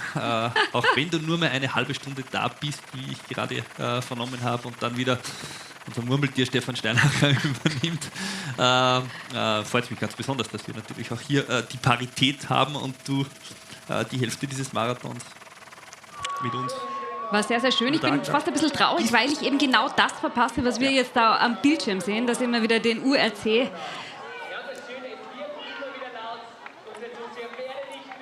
Ja, genau, das ist eine der Träumerinnen, die wir auch schon im Vorfeld vorgestellt haben. Wird dann auch bei uns im Studio sein, ist mit ihrer besten Freundin unterwegs. Die haben ganz viel zusammen trainiert. Und da kannst du irgendwann sagen, in 30 Jahren, ich habe den Ötztaler auch gefinisht. Also das die sind nicht zum ersten Mal dabei. Das ist, glaube ich, Daniela Holzknecht. Die werden beide dann sicher bei uns im Studio sein und waren im Vorfeld schon total emotional, weil das ihre gemeinsame Geschichte ist. Und das haben wir ja vorher schon angesprochen. Sowas gemeinsam zu machen, sich gemeinsam darauf vorzubereiten und dann zu finishen, ist was ganz Besonderes. Und das wird die Mama sein. Ja, genau. Ist das die Mama? Die Liz erkundigt sich auch nochmal, genau. Ja, Liz, wenn wir dich schon sehen, dann würde ich sagen, ab zu dir. Kannst du schon was sagen? Ja, ich bin überwältigt. Also Freude, Freude, Freude. Herzlichen Glückwunsch von dem ganzen Team, das dich beobachtet hat, das dich begleitet hat, das dir die Daumen gedrückt hat. Du bist der Wahnsinn. Danke, danke. Traum erfüllt. Jetzt reicht's. Na, das glaube ich nicht. Naja, wollen wir noch weit schon. Sollen wir noch mal die Mama fragen, wie es ihr so geht? Mama, wie geht's dir denn, wenn die Daniela da ins Ziel kommt? Gut, super, danke. Wie war der Tag? Sehr nervös. Sehr nervös. Wie hast du sie verfolgt? Am Handy, auf der App oder im Livestream? Im Livestream. Aha, zuerst war mein Kühlteil auch. Labestation. Also an der Strecke und online mitgefiebert. Ich glaube, die Daniela macht sich schon auf den Weg zu euch hinauf und wird dann nochmal die ganze Strecke mit euch Revue passieren lassen. Und wir freuen uns auf die beiden. Daniela Holzknecht, die haben wir gerade gesehen, und Lisa Falkner wird auch mit dabei sein. Die beiden bereits zum 3. Mal übrigens beim Ötztaler, waren immer gemeinsam. Sie haben gesagt, der erste Ötztaler war eigentlich der schönste. Da haben sie schon sehr viel geweint. Beim 2. Mal haben sie dann wieder ganz viel geweint. Und auch heute wird wieder geweint. Wird wieder geweint, weil diese Erleichterung und doch so groß war und auch sie sich diesen Traum wieder gemeinsam erfüllt haben. Ja. Jetzt schauen wir wieder ein bisschen auf die Strecke, lieber Michael. Was geht da in den Oberschenkeln vor nach 9 Stunden und knapp 57 Minuten? Ja, in den Oberschenkeln werden gerade die Freudentränen produziert, die dann im Ziel rauskommen. Also das ist, glaube ich, das, was da jetzt irgendwie gerade so von sich geht. Und ich glaube auch, das Wetter hat da doch Erbarmen mit den Teilnehmerinnen und Teilnehmern, weil es regnet zwar ein wenig, in Sölden wird es jetzt schon wieder besser, da wird es schon wieder heller, aber das ist alles fahrbar, ja, und es könnte so ein schlechtes Wetter haben bei diesem Rennen. Ja, wir sind im hochalpinen Gelände unterwegs, da könnte es regnen und 5, 4, 3 Grad haben. Nein, hat es nicht. es ist der letzte Pass, der ein wenig feucht ist und das ist machbar. Also vor allem jene, die jetzt dann kommen, wo sich dann hoffentlich keine Dramen abspielen, aber Christoph Summann wird uns dann das natürlich auch liefern, was da hier dann ganz hinten abgeht. Die sollten wieder gut durchkommen und es ist schon eine atemberaubende Szenerie hier, wenn da der Nebel durchzieht und das Ganze auch ein bisschen mystisch macht. Das macht den Ötztaler auch aus, weil wenn man da unten die Bilder sieht, da ist es noch sehr, sehr trocken und wenn man oben dann raufkommt, dann soll man schon ein bisschen spüren, dass man auf 2500 Meter ist und dass die jetzt auch geschafft hat. Ja, mit Dominik Kuhn, mit dem OK-Chef, haben wir schon öfter geplaudert, auch gestern schon beim Fahrradbriefing. Aber es gibt auch eine OK-Chefin, das ist die Heike Klotz und die ist jetzt unten zum Interview bei Liz Puscher. Frauen vor dem Vorhang. Und ganz große Frauen sind auch hier beteiligt in der Organisation und an der Spitze von der Organisation von diesem großartigen Rennen, für das wir tätig sein dürfen. Liebe Heike, ich habe dich jetzt beobachtet. Du bist, glaube ich, schon ein paar Stunden immer wieder hier im Ziel. Was geht da so durch den Kopf, wenn du so viele glückliche Gesichter siehst? Ja, na, das ist Wahnsinn. Da fiebert man selber mit und ich bin froh, wenn die alle wieder da im Ziel sind, dass wir sie begrüßen können. Für mich selber unbeschreiblich. Die Spannung ist nach wie vor gleich wie beim ersten da und die wird bleiben bis zum letzten Teilnehmer. Ihr habt ja natürlich Spannung schon die Wochen davor, wo ihr alles vorbereitet. Es geht auch schon in die Planung 2025, aber heute ist Tag X. Wie steht man da auf? Mit was für ein Gefühl wirst du heute Morgen munter geworden sein? Ich habe mich eigentlich voll gefreut in der Früh, wie das Wetter gesehen habe. Das kann nicht passen. Um 4 Uhr aufgestanden, gleich in die Halle, hat die letzten Teilnehmer die Startnummern gegeben und dann ist es schon losgegangen. Um 6:30 haben wir die alle auf die Reise geschickt und jetzt kommen sie alle wieder. Da werden wir gemeinsam jetzt hier im Ziel noch richtig feiern. Ja, wenn alle da sind, dann freuen wir uns wirklich. Dann feiern wir ja. Alles Gute jetzt noch für die nächsten Stunden und vielen, vielen Dank für deine Arbeit, für dieses großartige Event und für diese Emotionen, die du lebst, gemeinsam mit den Teilnehmerinnen und Teilnehmern. Vielen Dank natürlich auch von uns und wir sehen es 16:29 und 42 Sekunden. Das heißt, die letzten Sekunden laufen und dann schafft man es, den Ötztaler Radmarathon unter diesen magischen 10 Stunden zu absolvieren. Ja, da gibt es jetzt viele, die da auch noch ein bisschen drüber kommen dürfen, denn es gibt ja die Brutto-Netto-Zeitnehmung und es sind ja nicht alle um 6:30 Uhr gestartet, also jetzt genau vor 10 Stunden, sondern da gibt es welche, die ein bisschen später gestartet sind. Da gibt es 6:33, 6:34, 6:35, je nachdem, wenn man in diesem endlosen Startfeld dann auch über die Startlinie gefahren ist. Das heißt, manche haben da jetzt noch ein wenig Zeit und dann steht da halt ein 9:59, 59 davor und das ist schon auch was, wo man dann sagen kann, schau, ich habe genau unter 10 Stunden geschafft. Also die dürfen alle jetzt grinsen. Ja, und das sehen wir auch in den Gesichtern der Teilnehmerinnen und Teilnehmer. Wir sind natürlich gleich wieder zurück mit den Emotionen aus dem Zielbereich. Jetzt geht es in eine ganz, ganz kurze Werbepause. Bis gleich.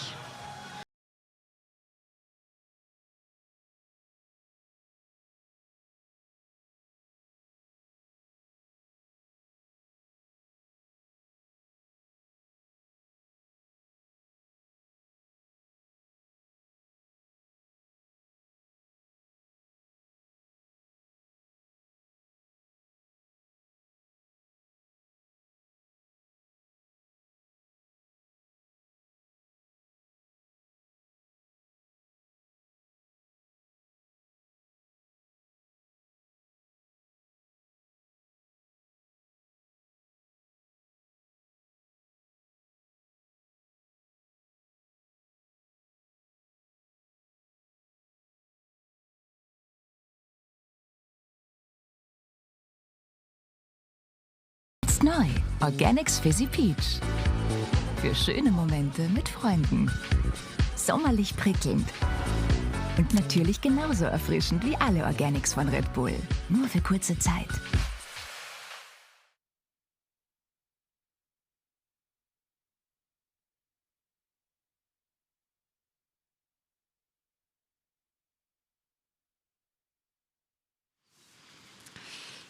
Ja, und weil wir es gerade gesehen haben, natürlich nochmal ein riesengroßes Dankeschön an alle Partner und Sponsoren des Ötztaler Radmarathons, ohne die natürlich eine Veranstaltung wie diese gar nicht möglich wäre. Wir sind unendlich dankbar und ich glaube, den Athletinnen und Athleten geht es ebenso. Michael, wir schon wieder zurück auf die Strecke.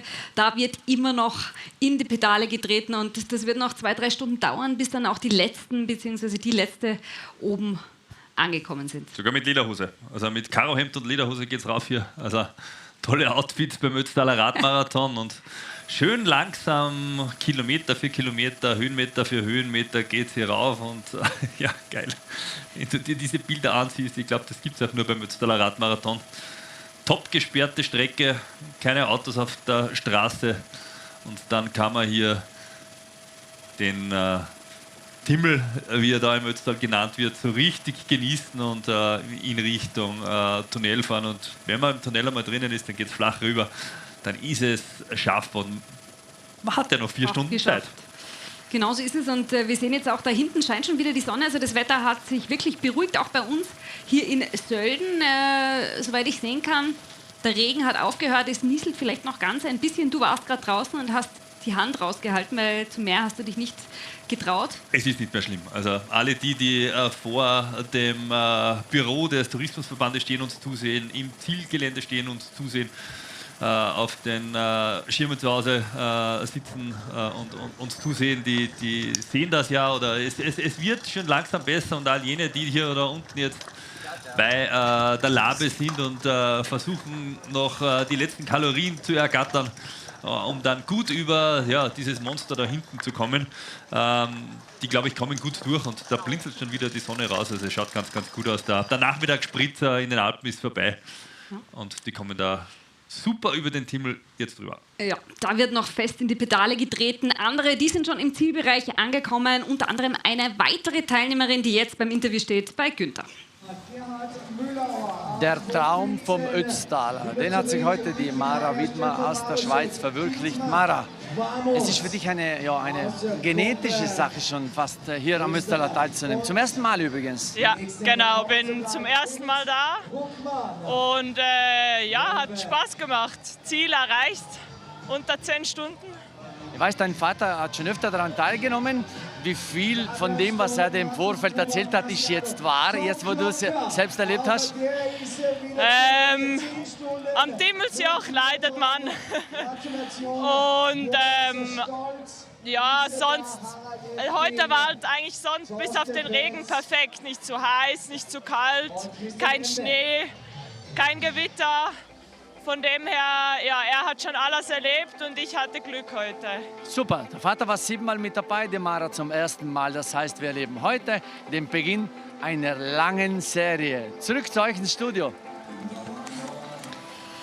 Ja, herzliche Gratulation auch von uns an alle, die gerade dem Günther Leitgeb und der Liz Puschan in die Arme fallen vor lauter Glück. Andere, die haben das Ganze noch vor sich. 10 Stunden 05, das ist die offizielle Zeit. Allerdings, wie du schon gesagt hast, viele fahren ja erst 10, 15 Minuten später über die Startlinie, weil sie warten müssen. Bei 4000 Teilnehmerinnen und Teilnehmern dauert das ein wenig. Und die haben jetzt noch Zeit, vielleicht eben diese magische Grenze von 10 Stunden zu unterbieten. Oh. Christoph Sumann, da brauchen wir die Massage. Das schaut nicht mehr gut aus. Da ist Radfahren besser gegangen als Gehen und das wird noch ein langer Ritt heute. Also jetzt geht schon langsam los mit diesen Geschichten, die der Ötztaler auf der härteren Seite schreibt. Das wird noch spannend heute. Ja, apropos Sumi, den haben wir ja seit längerem nicht mehr gesehen. Ich habe die starke Vermutung, dass der Sumi sich bereits auf der Massage-Liege es sich gemütlich gemacht hat und vielleicht auch den einen oder anderen Kuchen isst. Ja, es ist ihm zuzutrauen. Wir haben gestern noch ein wenig Ötztal hier erkundet mit dem Fahrrad. Wir waren mit dem Christoph Sumann gute 4 Stunden Radfahren, waren am Rettenbach-Gletscher und haben Fendt unsicher gemacht. Christoph Sumann war noch nie in Fendt und hat gesagt, dass ich da mal herkomme. Da rollen sich übrigens am Samstag rund 800 Teilnehmerinnen und Teilnehmer des Ötztaler Radmarathons warm und das ist eigentlich wie Mallorca, sage ich immer, was da los ist und war ganz großartig und der wird das von gestern auch noch ein wenig spüren und vielleicht da schöner irgendwo liegen. Vielleicht hört er mich und wird sich dann wieder mal melden, Christoph.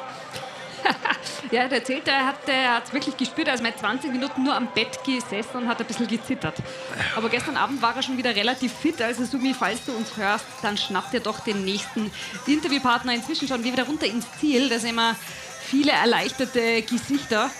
Und alles fühlt sich. Also das Ziel wird voller Da kommen sie jetzt im fast Sekundentakt hier rein ins Zielgelände.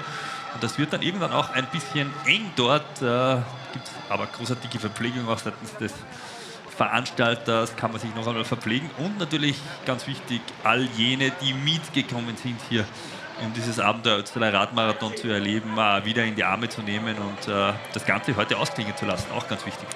Ja, in der Früh habe ich, glaube ich, diese Geschichte schon einmal erzählt. Ich erzähle sie gerne nochmal. Vor einigen Jahren war ich der Zielreporter und habe die Interviews geführt und relativ spät, also nach ungefähr 12 Stunden, und das war dieses Jahr, wo es so kalt war, am Timmelsjoch ist der Schneepflug gefahren und wir haben die Leute in diese Rettungsdecken eingewickelt, weil sie so gezittert haben.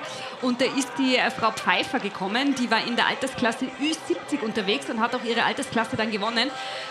Und ich habe mir schon ein bisschen Sorgen um sie gemacht, weil sie auch so gezittert hat wie alle anderen und hat sie gefragt, ja, ist alles in Ordnung, wie geht es Ihnen denn? Und sie hat nur gesagt, das war das Geilste, was ich jemals gemacht habe in meinem Leben. Und das war mir so eindrücklich und ist so lange in Erinnerung geblieben, weil es einfach absolut großartig war. Und ich hoffe, der Liz Buschan, der geht es ähnlich und sie hat den nächsten Finisher bzw. die nächste Finisherin vom Mikro.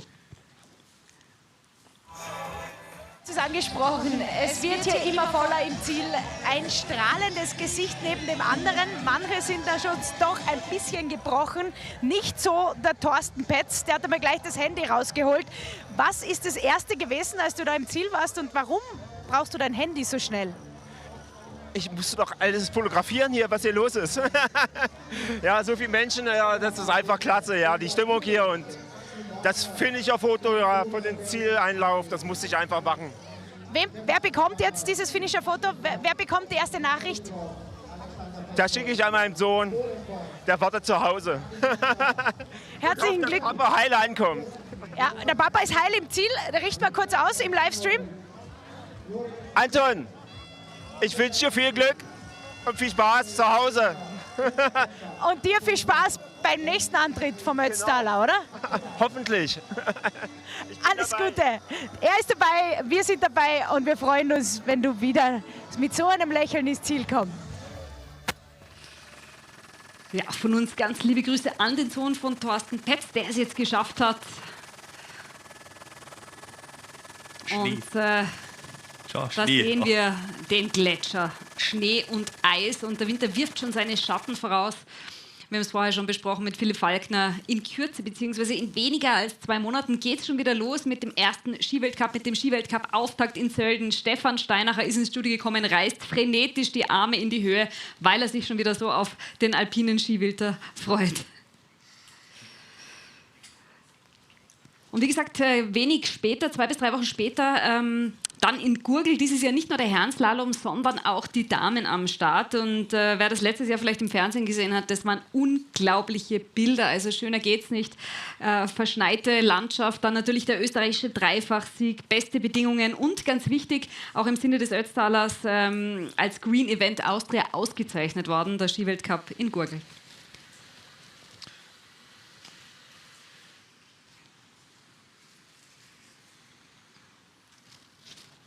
Ja, der Tritt ist noch sehr gut bei vielen, die hier den Timmel hier rauftreten, rauffahren.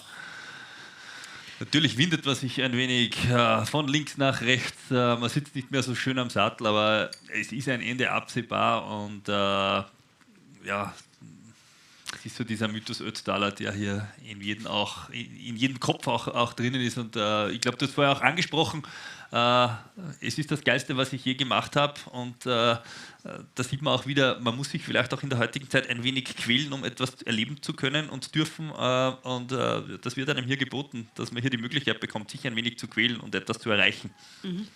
Ja, und weil wir gerade diese schönen Bilder gesehen haben vom Schnee und vom Eis und ein bisschen über den Ski-Weltcup-Auftakt gesprochen haben.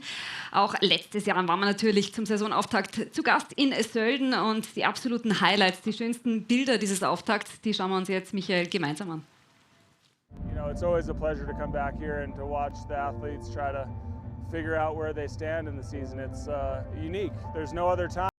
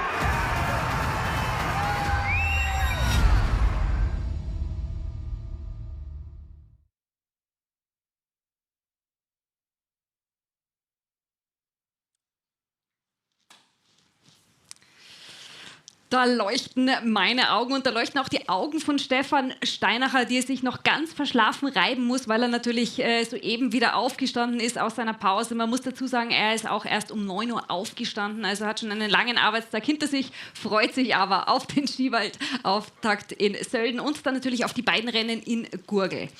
Ja, wir schauen wieder ein bisschen aufs Live-Bild, Michael. Es geht immer noch bergauf. Die Elefantenkarawane haben wir vorher gewitzelt. Hannibal überquert die Alpen über das Timmelsjoch. Also so schaut es ungefähr aus, wenn ganz, ganz viele sich auf den Weg machen und über das Timmelsjoch in Richtung Sölden sich bewegen, die schon 3 Pässe hinter sich haben und jetzt den Endgegner vor sich haben und sich darauf quälen. Noch rollen sie alle sehr, sehr gut, haben wir festgestellt vorhin. Die Regenjacke ist noch eingepackt. Die kann jetzt, glaube ich, auch drinnen bleiben, denn in Sölden klart es wieder auf. Es wird heller. Die Schleierwolken verziehen sich und es dürfte, glaube ich, ein trockener Abend werden und das wird all jene, die hier noch am Rad sind, freuen. Und cool. Also wir bringen die alle rein, würde ich sagen. Ja, in Kürze dann hier bei uns zu Gast die Drittplatzierte des heutigen Rennens aus Italien, Roberta Bussone. Vorher allerdings schalten wir noch einmal runter ins Ziel zu unserem Kollegen Günther Leitgeb. Über 4000 Helden und Heldinnen, die wir heute starten haben sehen und der ist auch im Ziel. Einen besonderen Held, würde ich sagen, habe ich jetzt bei mir. Das ist der Rolf aus Baden-Württemberg, aus Deutschland. Der ist nämlich, vielleicht wollen wir es kurz zeigen, mit einem Fatbike den Ötztaler gefahren. Lieber Rolf, wie um Himmels Willen kommt man auf den... Also das ist aus einer verlorenen Wette raus, oder? Das war die meistgestellte Frage heute, aber es war tatsächlich nicht so. Es war einfach nur eine Idee. Ich habe das Fatbike und ich wollte einmal mitfahren. Du bist ja schon mit dem Rennrad gefahren, heute mit dem Fatbike. Ja, vergleichst mal ein bisschen. Ja, das war heute also echt eine Aufgabe. Mit dem Rennrad bin ich schon 3-mal mitgefahren. Und die Vorbereitung war dieses Jahr nicht so, wie es hätte sein sollen. Und auf Zeit wollte ich da nicht fahren, das wäre so, hätte nicht funktioniert. Da dachte ich mir, mache ich Abenteuer draus und probiere es mit dem Fatbike, ob ich ankomme. Das Abenteuer ist gelungen, der Traum ist realisiert.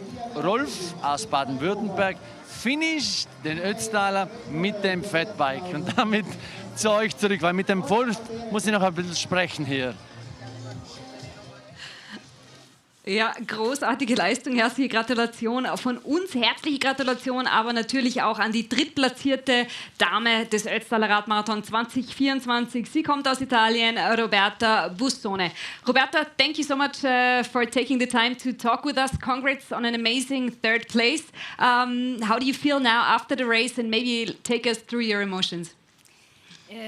I feel a little tired because it is the most long race I ever done, and but at the same moment I'm very happy to for the results, and it's the first time for me here in Sölden, and also in Ötztaler Marathon. And so I'm very happy today. It's a special day. Yeah.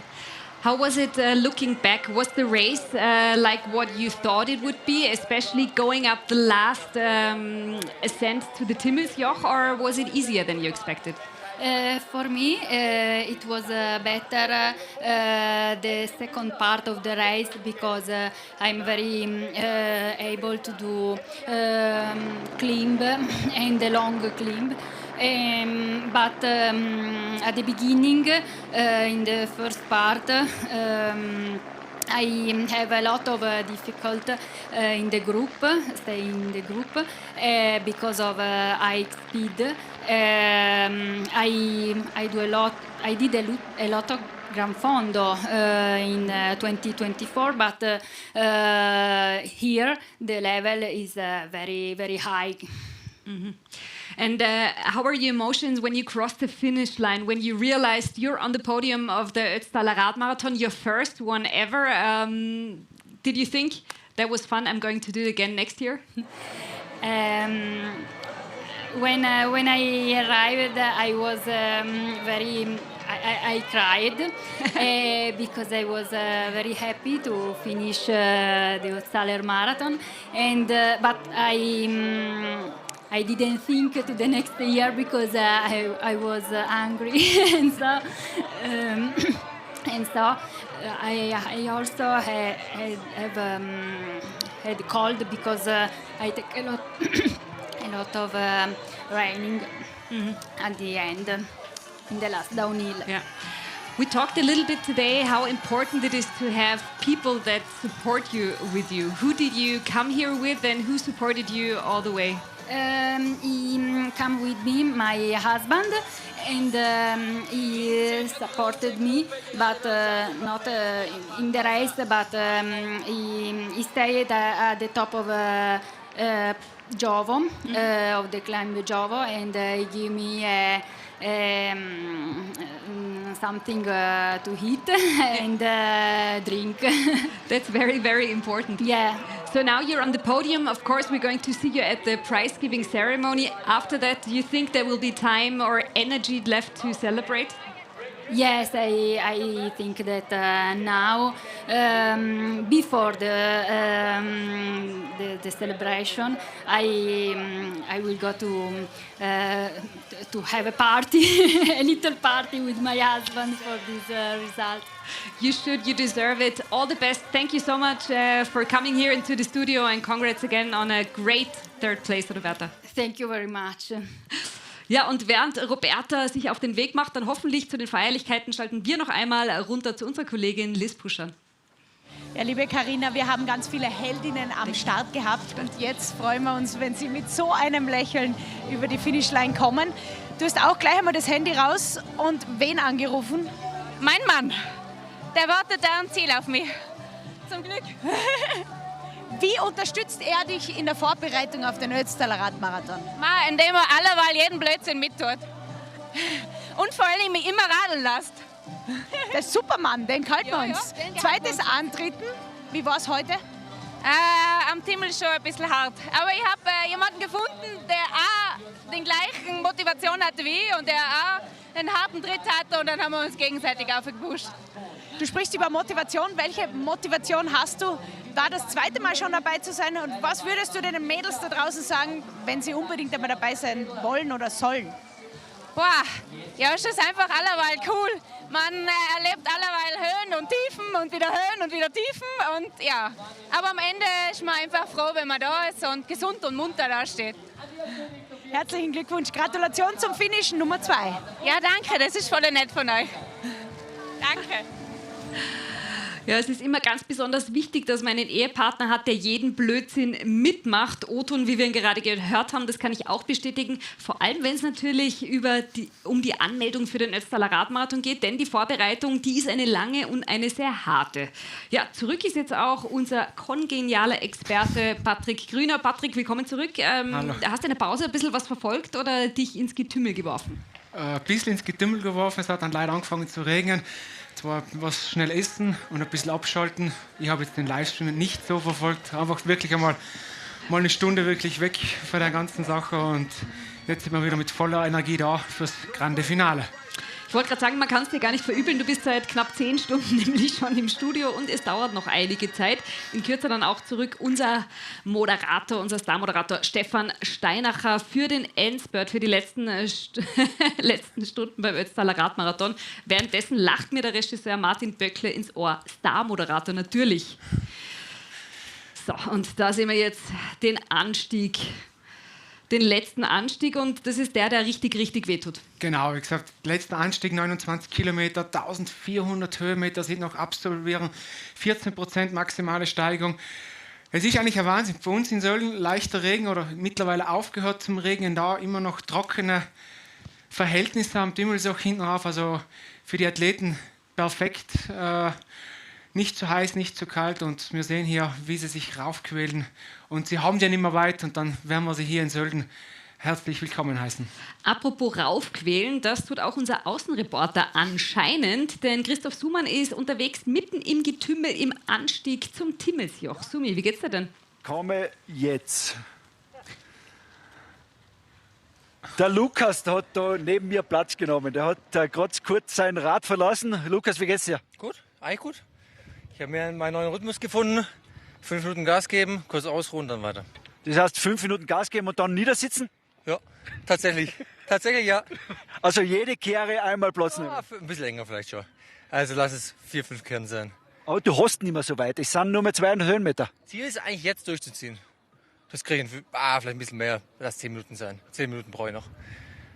Also du gemütlich absitzen und dann geht's weiter. Genau. Und dann mit Gas weiter. Und tatsächlich bin ich schneller als die meisten. Hier hoch. Du bist ein Held. Alle sind Helden. Und deswegen wollen wir dich nicht lange aufhalten, Lukas. Gib Gas, zieh durch und dann hast du dir das Bier verdient im Ziel. Das mache ich. Danke.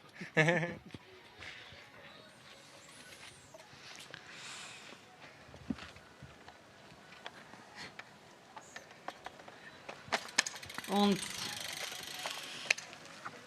da geht es schon wieder weiter im Sattel. Das ist also Sumi von der Strecke und wir schalten wieder runter ins Ziel, denn Günther steht bei der lieben Antonia aus Tirol. Die Antonia aus Tirol ist mit einem breiten Lächeln ins Ziel gekommen und dieses breite Lächeln lässt sie gar nicht mehr los. Antonia, Gratulation, Finisherin, der Traum verwirklicht, der Traum vom Ötztaler. Genau so ist es. Ich habe mir das heuer in den Kopf gesetzt mit meinem Freund gemeinsam.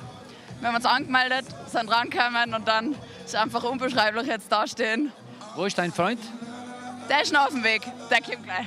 Dein Freund, also umso breiter das Lächeln. Also Ich freue mich nachher, wenn wir beide im Ziel sind. Super, und jetzt lassen wir dich ab zum heißen Getränk, ab unter die Dusche oder warten wir noch auf den Freund. Antonia, Gratulation, eine von übrigens über 400 Träumerinnen, die heute sich auf den Weg gemacht haben, den Traum zu verwirklichen. Damit zurück zu euch ins Studio. Danke. Ja, vielen, vielen Dank für diese tollen Emotionen und ja, wir haben wieder Plätze getauscht, denn ich habe es schon angekündigt, Stefan Steinacher ist zurück, war nur ganz, ganz kurz in der Pause, Stefan, und du hast Kraft geschöpft für die letzten Stunden, denn es dauert ja noch einige Zeit, bis dann wirklich der Letzte bzw. die Letzte im Ziel sein wird. Ja, ein bisschen haben wir was gegessen, der Patrick und meine Wenigkeit. Wir haben beide beim Moderieren einen Hungerass bekommen. Da kommt der Mann mit dem Hammer aber anders als auf der Strecke. Ja. Es ist sonst schon schwierig, gerade Sätze zu sprechen und dann ist es nicht mehr möglich. Übrigens, Carina, ich habe da gerade eine Frage hereinbekommen. Wann kommt der älteste Teilnehmer ins Ziel, der Martin Strobel, der ja 79 Jahre und in dem Fall sage ich wirklich bewusst jung ist. Da schauen wir, ob wir noch Informationen bekommen, werden wir sicherlich recherchieren. Und wir werden unter anderem auch mit Michi Ecker plaudern. Das ist der schnellste Journalist des heutigen Tages. Der ist eine Zeit gefahren. Was schätzt du? Ganz schwer einzuschätzen. Ich würde sagen 8:37. Eine Stunde schneller. Eine Stunde schneller. Wow. Letztes Jahr schon extrem stark gefahren und der wird also in Kürze zu uns ins Ziel kommen. Leider musst du gehen, weil der Job in Wien auf dich wartet. Aufpassen beim Fahren, gute Anreise. Was ziehst du für ein Resümee von dieser 43. Auflage? Es war wieder unglaublich, oder? Ich muss ehrlich sagen, dass ich jetzt fast ein bisschen wehmütig bin, weil die letzten Jahre war ich immer bis zum Ende dabei und das sind ja die schönsten Stunden, wenn man dann noch die Letzten sieht, wie sie ins Ziel kommen, dann wird gefeiert. Das wird mir jetzt ein bisschen abgehen, aber ja, wieder eine absolut großartige Auflage. Danke auch an euch, danke an das gesamte Team natürlich vom Ötztaler Radmarathon. Viel Erfolg weiterhin und wir hoffen natürlich, dass alle wirklich gesund und munter dann über die Finishline kommen. Und wir freuen uns, wenn wir ORF einschalten, aufschalten und dich dann beim Sport um unter anderem 20 Uhr sehen werden und bei allen Highlights Carina Dott. Dankeschön und wie gesagt, pass auf beim Fahren. Danke euch und viel Spaß. Patti, und wir bleiben jetzt drauf auf der Strecke, bevor dann Michi Ecker zu uns kommen wird. Das ist Startnummer 1062. Werden wir dann recherchieren, wer es ist, oder weißt du schon? Nein, aber du hast mich zuerst gefragt um den ältesten Teilnehmer, Martin Strobel. War zuletzt in der Schönau. In Schönau, okay. Jawohl. War auch schon des Öfteren dabei beim Ötztaler Radmarathon. Ist ja ein gebürtiger Tiroler, der in Graz lebt, der, glaube ich, immer noch mit seinem Sohn im Architekturbüro arbeitet und ein extremer Beißer ist. aber das muss man auch sein, wenn man beim Ötztaler dabei ist. Ich war übrigens vorher im Ziel und es ist gigantisch, was hier abgeht. Ein Kollege von mir, den ich schon mehrfach erwähnen durfte, Gerhard Müllauer, hat es übrigens auch ins Ziel geschafft. Gesamte Familie, Freunde, Roman Haselsberger und wie sie alle heißen, sind hier in Sölden vor Ort. Und genau das sind die Endorphine, die dann wirken, wenn man das Ziel sieht. Oder eben auch gesichtsmäßig etwas anders, wobei auch er sofort strahlt. Ja, heuer sieht man ganz, ganz viele Teilnehmer und Teilnehmer mit einem Lächeln im Gesicht. Also es macht richtig Spaß. Auch jetzt hier wieder im Zielgeländer sind wieder mehr Leute rausgekommen. Es hat aufgehört zu regnen. Und ja, sie warten alle auf ihre Liebsten, bis sie ins Ziel kommen. Und aktuell haben wir ja 1732 Athletinnen und Athleten im Ziel. Wir haben jetzt erst auch ganz kurz ein SMS gekriegt. St. Leonhard geschlossen. Das heißt, alle sind durch in St. Leonhard. 1900 sind jetzt gerade noch zwischen St. Leonhard und dem Ziel unterwegs. Also da bewegt sich schon noch einiges auf der Strecke. Ja, Leonhard ist geschlossen. 3913 haben passiert diese Stelle. Schönau übrigens momentan passiert 3252. Und jetzt kommt das Dimmelsjoch. Was glaubst du, wie viele sind beim Checkpoint Dimmelsjoch durch? Ich sage jetzt mal 2000 und ein paar zerquetschte. Wow. Da kennt sich einer aus. Es sind nämlich genau 2010, die also bei der Stelle Dimmelsjoch durch sind. Wie viele im Ziel sind, kannst du derweil recherchieren, weil wir haben nämlich gestern mit Martin Strobel, mit dem ältesten Teilnehmer, noch gesprochen, gedreht und das ist dabei rausgekommen.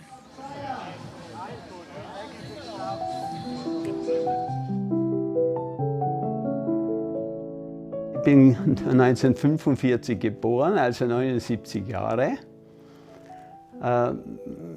Fit halten muss man sich schon, wenn man das Unternehmen ins Auge fasst. Ich fahre in der Woche so circa 10 bis 20 Stunden sitze ich am Rad. Prinzipiell habe ich in meiner Jugend bin ich leidenschaftlich Skirennen gefahren und da habe ich im Sommer mit dem Rad trainiert. Dann habe ich Probleme mit meinen Hüften bekommen und habe wirklich konsequent meine Übungen gemacht und mit dem Radfahren begonnen. Und 90 bin ich dann das erste Mal in Mutters gestartet. Habe mir irrsinnig getaugt. Ein bisschen schnell angefangen habe ich, aber ich habe es gut über die Bühne gebracht. Damals noch mit Trainingskilometer 4000. Jetzt fahre ich 14.000 im Jahr. Heuer fahre ich den 34. Ötztaler Radmarathon. Ein besonderes Erlebnis war, wie meine Familie mich empfangen hat zum 30er. Ja, meine Frau war eigentlich immer dabei, bei allen Marathons. Speziell beim Ötztaler hat sie mich im Ziel empfangen. Körperliches Problem habe ich 2020 bekommen, wo ich meiner Körperabwehr zuliebe das Pensum zurückschrauben musste. Jetzt hat sich das wieder stabilisiert. Ich habe einmal meine Kategorie gewonnen, das war 96. Die letzte 10er Zeit bin ich 2017 gefahren und heuer möchte ich noch einmal eine 10er Zeit erreichen.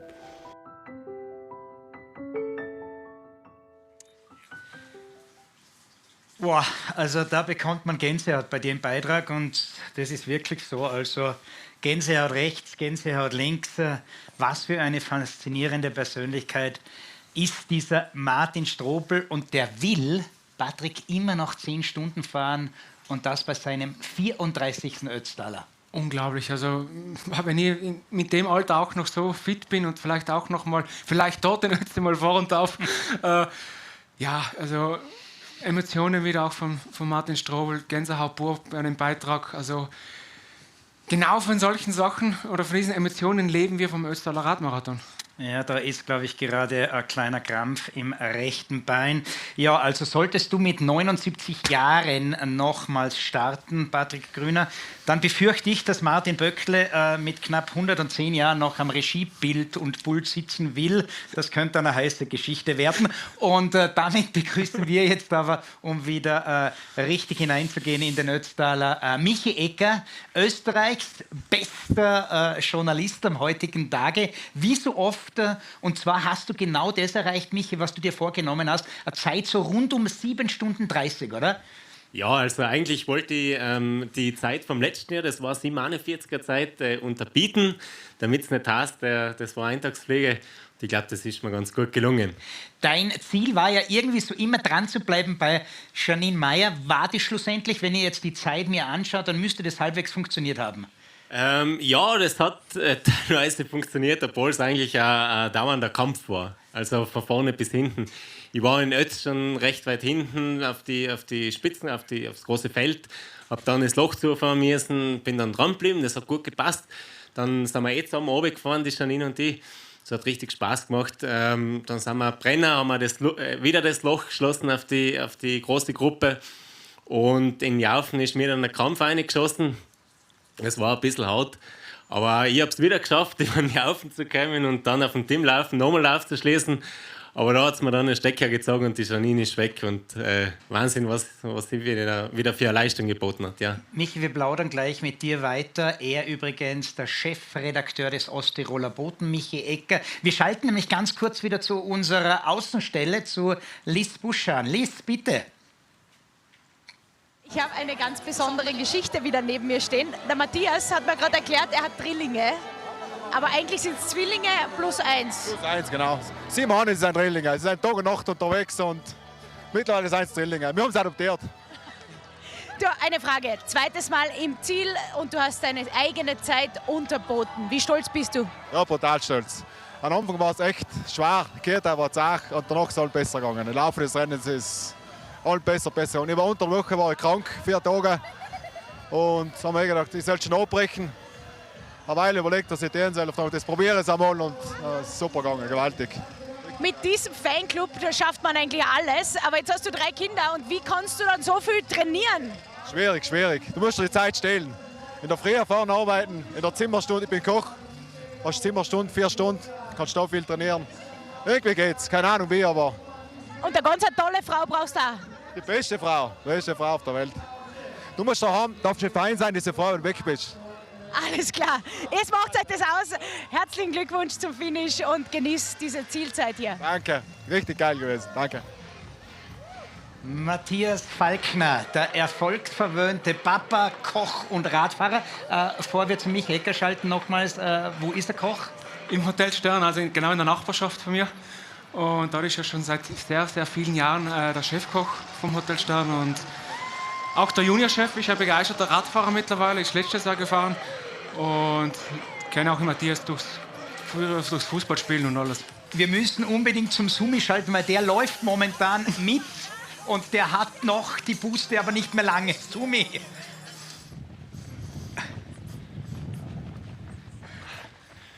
Unglaublich. Die Antonia Stadler, die fährt ein unglaubliches Tempo und hat immer noch ein Smile im Gesicht. Wie geht's dir? Ja, ich freue mich sehr, wenn ich am Timmelsee auch oben bin. Aber zum Glück ist mein Freund das gute Supporter dabei. Der Freund, ein Wahnsinn. Ha? Das wird vielleicht irgendwann einmal der Ehemann sein, ja. Wenn er die so... bis jetzt gut gegangen? Ja, bis jetzt gut gegangen. Leider Krämpfe abbrenner. Aber dann habe ich sehr nette Hilfe von Rettungswagen und anderen Mitfahrern gekriegt. Und deshalb passt es jetzt wieder. Der Besenwagen ist noch weit weg. Ihr schafft es locker, es sind noch 200 Höhenmeter. Okay. Geschmeidig? Geschmeidig, ja, da freue ich mich, wenn es vorbei ist. Alles Gute euch zwei. Danke. Sumi, lauf weiter bitte. Also du kannst ruhig weiterlaufen. Bist du drauf, Sumi? Ja, ich glaube, jetzt ist er weg. Ich bin drauf. Na, also lauf bitte weiter. Wir wollen das noch ein bisschen mitverfolgen. Bis zu dem Auto rauf. Ja. Okay. Da ist er. Kommentier ein bisschen, Sumi. Wir hatten einen Bergläufer. Ich hätte eine nette Gesprächspartnerin. Ja, plauder weiter. Plauder bis zum Pass rauf. Der Stefan Steinacher, unser Star-Moderator, hat gesagt, ich soll dich bis zum Pass auf begleiten. Aber leider bist du zu fit für mich. Wie geht's dir? Es geht, ja. Jetzt bin ich froh, wenn ich da oben bin. Aber es passt. Bist du zum ersten Mal dabei? Das 3. Mal. Also du weißt, wie weit es noch geht? Genau. Keine Krämpfe? Ein bisschen, aber es geht wieder, ja. Aber du schaust noch brutal gut aus. Ach, super. Danke. Hey, alles Gute. Danke. Bist eine Heldin. Mach's gut. Das ist übrigens Lisa Maria Falkner, die wir ja auch in der Vorgeschichte schon gesehen haben. Übrigens, einige Personen sind im Stream übrigens drin, und zwar im Standstream vom Ziel. Also es gibt einen Stream, wo man nur das Ziel sieht, und es gibt einen Stream, wo man eben die ganze Übertragung sieht. Das also der Ruf in Richtung YouTube, weil da einige fragen, man sieht Sumi nicht. Also ihr müsst bitte den anderen Stream anklicken, dann bekommt ihr sämtliche Bilder von der Strecke, vom Sumi oder eben auch von Michi Ecker, der immer noch bei uns ist. Also Michi, es war eine Punktlandung von deiner Seite. Du bist Chefredakteur beim Osttiroler Boten, das heißt keine allzu große Redaktion, und gleichzeitig wird es wohl heißen, nicht allzu viel Zeit. Wie ist dann so eine Zeit möglich? Naja, es gibt im Grunde zwei Möglichkeiten. Entweder man steht früh auf oder geht Sport schlafen, oder man nutzt die Mittagspause. In allen 3 Optionen ist eins wichtig, man braucht verständnisvolle Mitarbeiter. Und die habe ich auf alle Fälle, und dank denen sind sich heuer 16.000 Kilometer ausgegangen, also ganz ein feines Trainingspensum, ja. Patrick, wie viel bist du hergefahren? Nein, ich darf nicht jammern, ich bin auch auf 15.000 gefahren. Da sehen wir mal, schau, Dehnungsübungen. Ist es Martin Böckle? Nein. Das ist ja live von der Strecke, weil Ähnliches haben wir vorher von Böckle im Regiewagen gesehen, wie er sich gedehnt hat. Jetzt ruft er hinein ins Ohr. Das ist also die Szenerie. Und was man aber jetzt auch gesehen hat bei diesem Heer, es gibt kein Aufgeben. Nein, also ich bin fast in der gleichen Situation gewesen als wie der Herr da. Also ich habe mir dann auch abgeholfen in Sterzing schon mit ein bisschen massieren und ein bisschen Isos da draufschütten, und dann ist es wieder gegangen. Also ich glaube, der Ötztaler ist für jeden ein Kampf, und für den Letzten und für den Sieger. Michi Ecker, einer der ganz großartigen journalistischen Radfahrer und Sportler im Allgemeinen. Und du möchtest nächste Woche beim Dolomitenmann dabei sein, hast aber noch kein Team. Also müssen wir gleich einen Ruf hinausgeben. Glaubst du, gibt es noch eine Chance, dass du irgendwo hineinkommst in ein Team? Ja, ich denke schon, dass sich noch was ergibt. Und, also ich bin optimistisch, und wenn sich nichts ergibt, dann fahre ich vielleicht nach Kitzbühel. Mal schauen. Aber lieber wäre natürlich beim Heimspiel in Lienz. Genau, Kitzbühel Radmarathon ist am Sonntag, und am Samstag also der Red Bull Dolomitenmann. Michi, dann sage ich danke. Wirst du auch einen Bericht schreiben über dich bzw. über diesen Ötztaler Radmarathon? Naja, den Bericht wird der Kollege von der Sportredaktion schreiben, weil ich bin ja befangen in dem Sinn. Ja, aber du kannst ja über das Erlebnis, über das gesamte Erlebnis. Ich denke mal, er wird mich interviewen dazu. Und den Alban natürlich auch als unseren Osttiroler Hero. Was sagt der Alban? Hast du mit ihm geplaudert? Ich habe ihn noch nicht getroffen, aber er ist wieder ganz stark gefahren. Schade, dass es nicht gereicht hat. Ich hätte mir es für ihn schon gewünscht, aber Jack ist natürlich auch sympathischer und richtig cooler Sieger, ja. Und das hat er heute gesagt, der Alban, als er bei uns hier im Studio war, Patrick. Auch wenn er den besten Alban abrufen hätte können, wäre es heute wahrscheinlich ganz schwer gewesen und geworden, Jack Burke zu schlagen. Genau so ist es. Jack Burke war heute einfach, das muss man fairerweise sagen, einfach eine Liga für alle Teilnehmer und Teilnehmer zu stark. Er hat es einfach gezeigt, was am Dimmelsjoch alles noch machbar ist.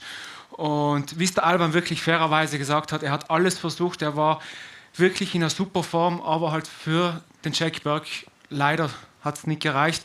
Aber trotzdem, wir haben einen sympathischen Sieger, wir haben generell ein cooles Podium wieder hingekriegt. Ein spannendes Finale um Platz 2. Also da hat uns der Alban wirklich auf Trab gehalten, den Toni Balzer und den Stefan und mich da.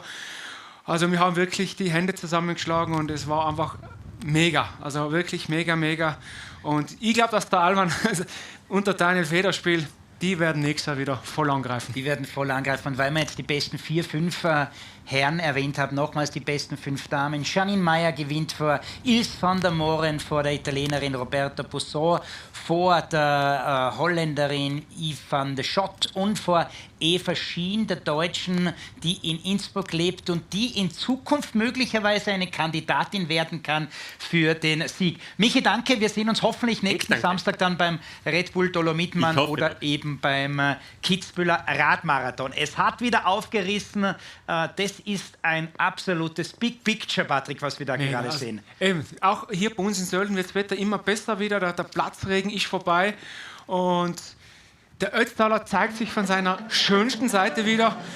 Und man sehen es auch jetzt im Ziel, kommen jede Menge Teilnehmer und Teilnehmer ins Ziel, auch wieder mehr Leute im Zielbereich, der Regen ist weg, da wird gejubelt. Lachende Gesichter, alle happy, also ja, was wollen wir mehr? Weißt du, wer bei uns jetzt dann eintreffen wird? Wie der Toni Balzer. Der hat sich ja stärken müssen, hat uns heute noch erzählt, dass er am Sturz, das ist nicht zum Lachen, aber wie er das gesagt hat, hat er gesagt, ein Quadratkilometer oder ein Quadratmeter Haut verloren hat. Quadratmeter Haut verloren hat und da muss er natürlich viel essen, dass das alles wieder nachwächst. Toni Balzer, die Ikone des Radsports, des Skibergsteigens und einfach der coolen Sprüche. Ja, Toni kann man nur lieben und der Toni ist einfach wirklich ein sehr sympathischer Athlet und Typ. Und ja, er ist ja schon jetzt sehr viele Wochen da. Vielleicht wird er noch einheimisch nach den 6 Wochen Trainingslager hier im Ötztal. Und na, ist wirklich super. Und da sehen wir wieder die coolen Bilder, was hier aufgezeichnet werden. Sonnenschein. Perfekt. Ja, und wir haben eine Träumerin bei Günther Leukeb, bei unserem Antholzer, beim Südtiroler, bei The Voice of Südtirol, nämlich Verena Forcher, mit der wir vor 2 Tagen noch geplaudert haben. Jetzt bin ich gespannt, was die Verona zu sagen hat. Verena. Eine der Träumerinnen hier bei mir, die holt sich gerade noch die ganzen Bussis ab. Der Hund ist sogar noch herangereicht worden, um die Verena hier im Ziel zu begrüßen. Ihr Mann, der Robert, ist sowieso mit dabei. Und jetzt haben wir sie hier, eine der Träumerinnen, die wir heuer begleiten durften, auf ihrem Weg zu ihrem 5. Ötztaler. Verena, Traum realisiert. Ja, ich bin im Ziel und gesund. Und dank meinem Schatzi habe ich es auch geschafft und ja, ich bin total happy und wir sind echt super rumgekommen. Es war zwar schon ein bisschen zach am Jaufen und am Timmel, aber das ist halt der Ötztaler, ja. Zwischendurch habe ich mir gedacht, warum tut man sich das an? Ja, du hast uns gesagt, auch im Vorfeld, ja, viele Männer nehmen es allzu ernst, die sind so verbissen, die sind so wettbewerbsbezogen sozusagen. Wie hast du es heute erlebt? Naja, beim Losfahren war es schon so wieder so. Hat einer hinter mir geschrien, Madel, Madel auf die Seite! Und weg war er. Ja, nein, es war halt total, die Männer waren alle, ich habe halt eigentlich nicht so extremes Konkurrenzdenken empfunden. Also es war echt, es ist super gewesen. Nein, es war echt ein genialer Tag, wirklich. Ja, und dabei ist, Träume kann man auch wiederholen, gell? Ja, schauen wir mal. Nach dem Ötztaler ist vor dem Ötztaler, oder? So ist es. Und wir wissen, dass die Verena auch gerne mal ein Glas trinkt, hat sie gesagt, weil leben muss man auch. Und zu dem Glas lassen wir sie jetzt gehen. Die Verena genießt ihre Zielankunft und wir geben die Linie zurück zu euch ins Studio. Gratulation, Verena Forcher. Der Robert, der Ehegatte, stand da also direkt daneben. Robert Moser, der ja auch sehr oft schon beim Ötztal Radmarathon dabei war. Und wir schalten nochmals zu Christoph Sumann. Bitte, Christoph. Und mit 70, dass ich da, also doch, ich weiß nicht, wo ich jetzt umgehe, aber scheinbar hat einer gesagt... So, liebe Zuschauer und Zuschauerinnen, ich habe einen absoluten Helden bei mir, das ist der Peter. Der Peter hat mir gerade erzählt, das wird wahrscheinlich sein letzter Ötztaler Radmarathon werden heuer, weil er hat ja erst... Wie viele Teilnahmen? 25 Stück, also beim Ötze, also so sensationellen Ötz-Radmarathon und ja, jeder, der was einmal ein Interesse daran hat, an dem teilzunehmen, soll sich bitte an den Start stellen. Du bist 25 Mal am Start gestanden und hast mir gerade gesagt, du bist 70 Jahre alt, du bist ein Held. Nein, Held bin ich also in dem Sinn also nicht, weil es gibt schon noch welche. Ja, ich weiß nicht, ob jetzt heute noch ältere, es ist glaube ich einer mit 79 Jahren am Start und ich bin gespannt, also wie es dem geht. Also wie der mit 79 Jahren, so, wenn der so annähernd, also mit 79 Jahren, also das Kütei und dann noch Brenner. Er muss nicht einmal durchkommen. Jetzt, aber das ist absoluter Wahnsinn. Du bist der Wahnsinn. Du bist 70, bist ein 25 Mal gefahren. Manche, der Großteil der Menschheit schafft das nicht einmal einmal. Viele schaffen das, einige schaffen das ein paar Mal. Du bist ein 25 Mal gefahren. Also diese Leistung ist ja, ich weiß ja gar nicht, was ich sagen soll. Also wenn ich mit 70 so benannt bin wie du, dann kann ich mir alle 10 Finger abschlecken. Also, und du bist gut drauf, du lachst, du denkst zurück und freust dich, dass du mit den ganzen jungen Hupfer da auffahren kannst. Ich bin ja deshalb stehen geblieben, ich habe ja echt gar nicht gesehen da, oder? Dass ihr da, also ich wollte jetzt nur runterschauen und schauen, also wie viele da unten, eigentlich, das ist ein Wahnsinn, oder? Und da ist man schon, also irgendwo, ja, da ist man sprachlos, eigentlich. Man ist verwöhnt. Man ist verwöhnt, also dann nicht.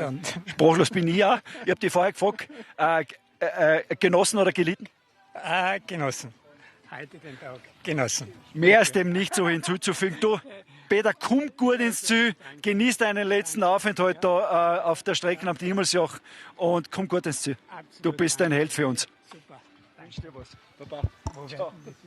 Ja, da hören wir noch rein. Wunderschön. Wünsch dir was, da schließen wir uns an. 70 Jahre zum 25. Mal nimmt der also teil. Und ja, gefühlt, Patrick, genießt er das sogar? Ja, der genießt das. Ich glaube, der hat da wirklich diesen Plan mit sich abgeschlossen, dass das heuer wirklich sein letzter Ötztaler sein wird. 70 Jahre alt, unglaubliche.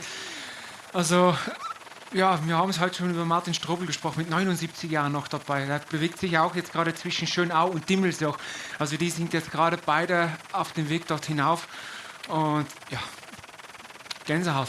Wir haben einen neuen Gast bei uns hier im Studio, nämlich die großartige zweitklassierte Ilse van der Moren, die ja schon des Öfteren beim Ötztaler ganz vorne dabei gewesen ist.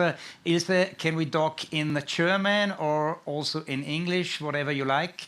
Maybe in English is the most easy way. Okay, we try. First of all, big hand to you. Congratulations after an hour rest.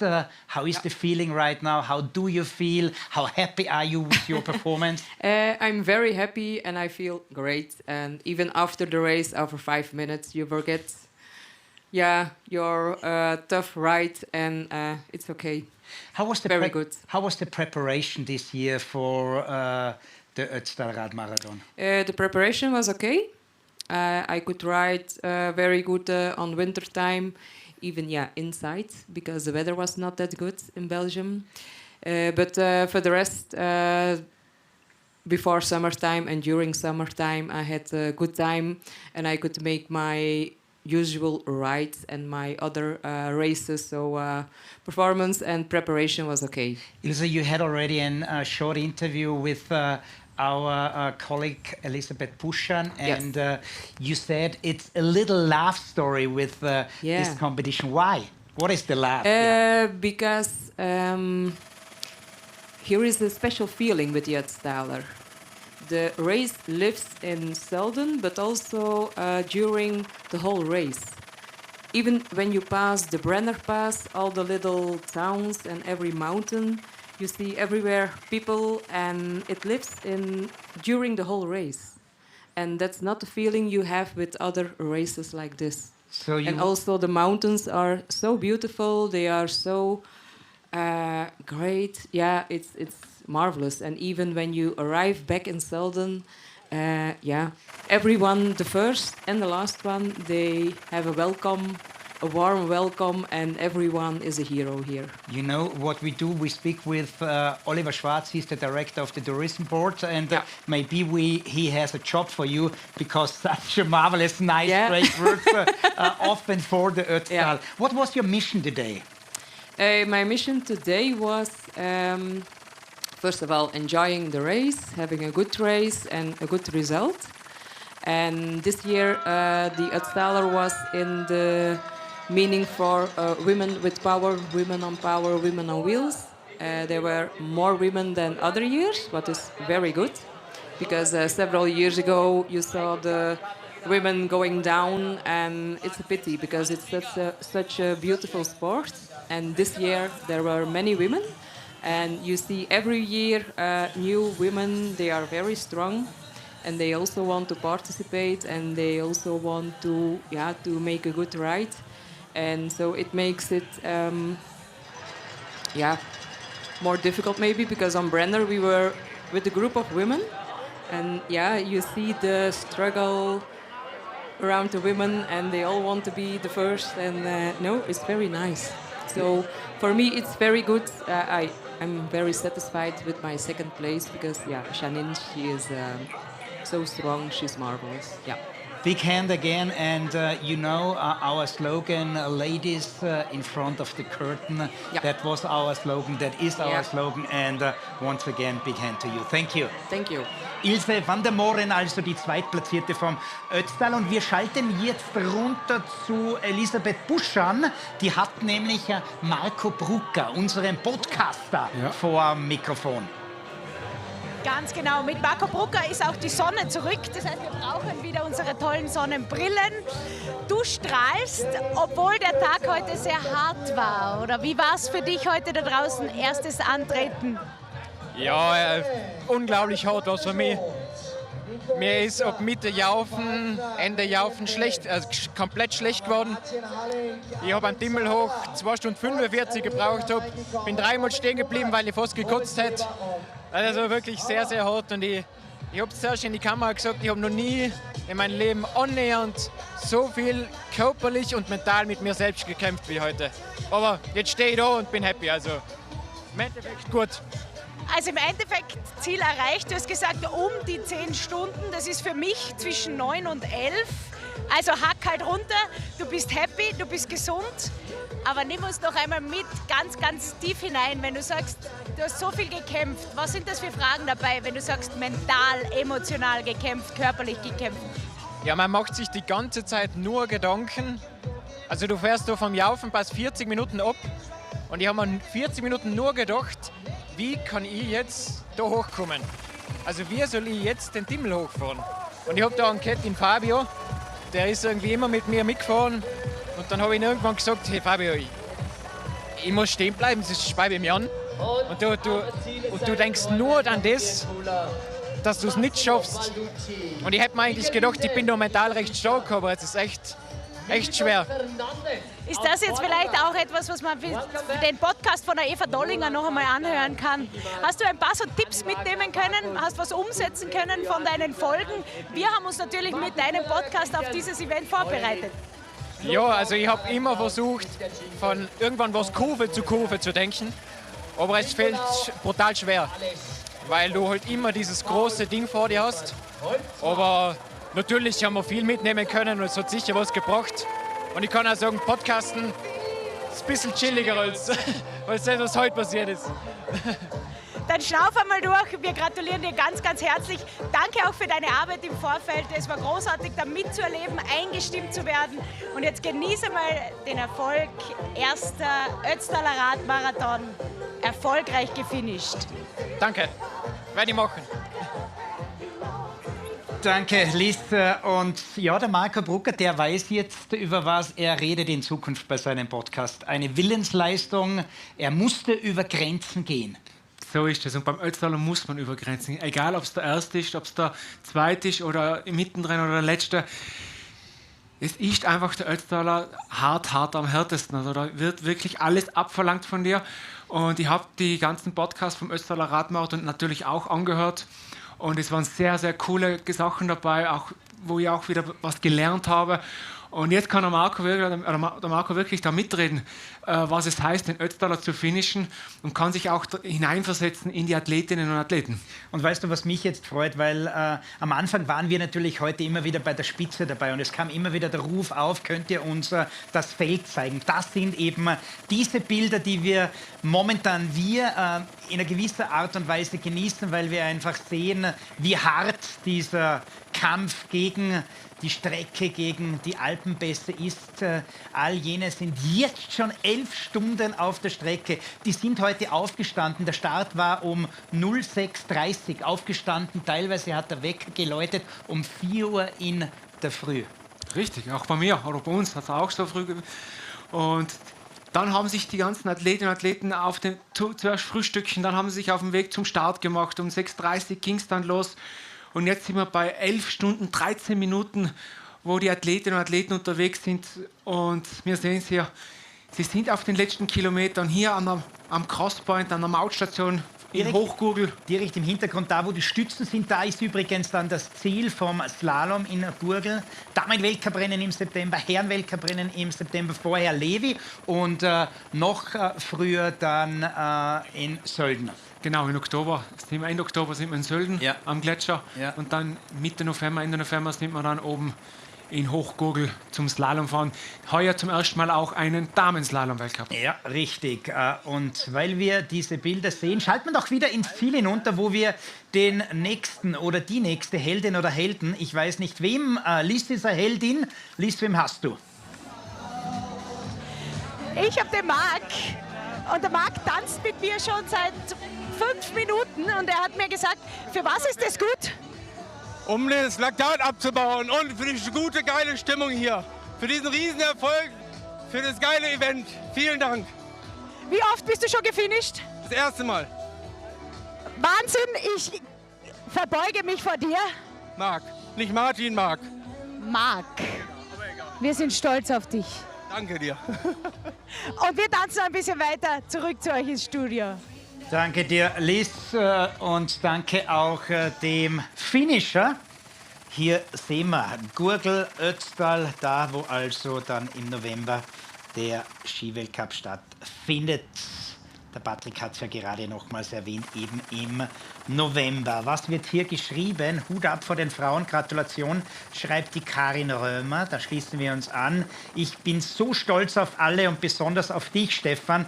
Deine Mama, schreibt hier Elisabeth Fortmüller. Dann Michael.com, höchster Respekt vor den gewaltigen Leistungen der Teilnehmenden. Frank, zieh. Wir sind heute eh schon vorbeigefahren am Berg Isel bei der Schanze. Da passt dieses zieh auch. Und weil wir diese Bilder sehen, schauen wir einfach ganz kurz mal hin und schalten dann direkt in die Werbung.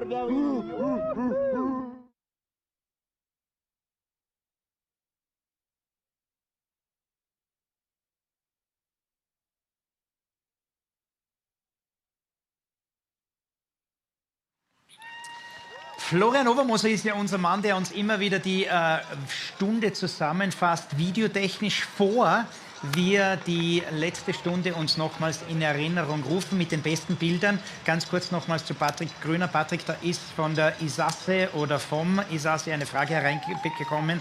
Bis wann müssen alle über dem Dimmelsjoch sein? 19:15 Uhr ist Deadline. Also dort oben wird dann der Besenwagen auf dich warten. Und wer es bis dorthin schafft, wird natürlich im Konvoi nach Sölden gebracht. Alle, die was dahinter sein, werden wahrscheinlich aufgelegt und müssen es für ein anderes Jahr wieder probieren. Okay, also damit hat man noch Zeit, 1 Stunde und 45 Minuten. Und wir werden dann nochmals recherchieren, wie viele noch auf der Straße momentan sind. Und damit jetzt zu den schon angesprochenen und versprochenen Bildern von Florian Obermoser, die Highlight-Bilder der letzten Stunde. Oh, ich bekomme gerade herein gesagt, noch nicht ready. Dann schalten wir einfach. Wir haben ja viele Außenstellen. Da ist einmal der Sumi, da ist auf der anderen Seite die Liz Buschert und natürlich auch mit dabei immer noch Günther Leitgeb. Ja, so, wir sind erst in die Labestation gegangen. Die hat sich ein bisschen gelichtet, weil inzwischen die Sonne rausgekommen ist. Wir sind bei der Ivana.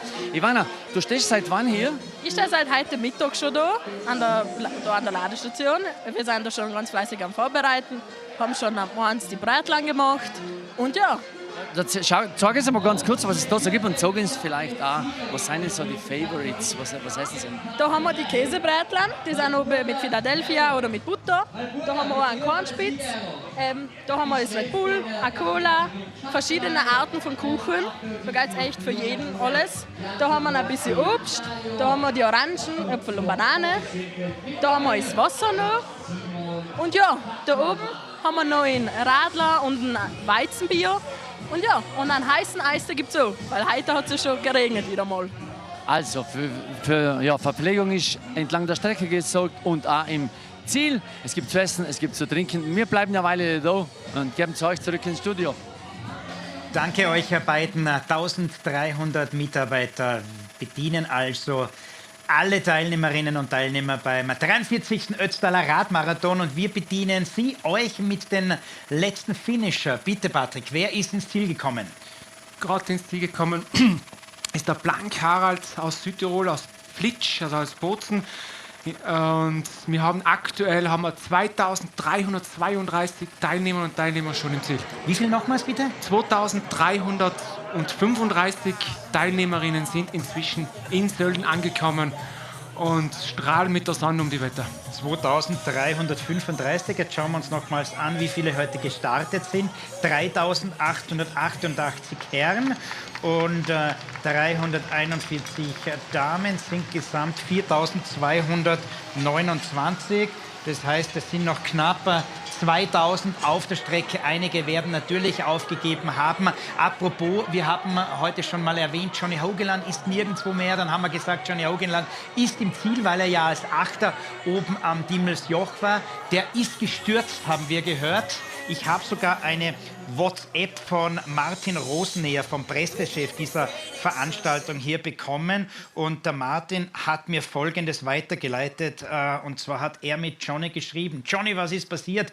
Schreibt Martin Rosenäher. Dann schreibt er, leider ziemlich brutal gestürzt. Wo? Dann wieder Johnny in Obergurgel. Und dann das Wichtigste, wie geht's dir? Bis auf Haut verloren. Ist alles halbwegs okay, fühle mich ein bisschen blöd, weil ich genau da gestürzt bin, braucht er sich nicht, hätte auch böser ausgehen können, schreibt er dann selber. Also alles in allem halbwegs gut ausgegangen. Wird halt auch einen Quadratmeter an Haut verloren haben, wie der Toni Palzer. Ja, aber wichtig ist, dass keine Knochenbrüche und so weiter, dass es ihm relativ gut geht. Und die Abschürfung natürlich, Schmerzen auch, aber wird in ein paar Tagen verheilt sein. Und so wie wir Johnny kennen, wird er gleich wieder mal in den nächsten Tagen am Rad wieder sitzen. Vielleicht kommt er ja heute noch zu uns rauf. Und damit jetzt die versprochenen Highlights der letzten Stunde.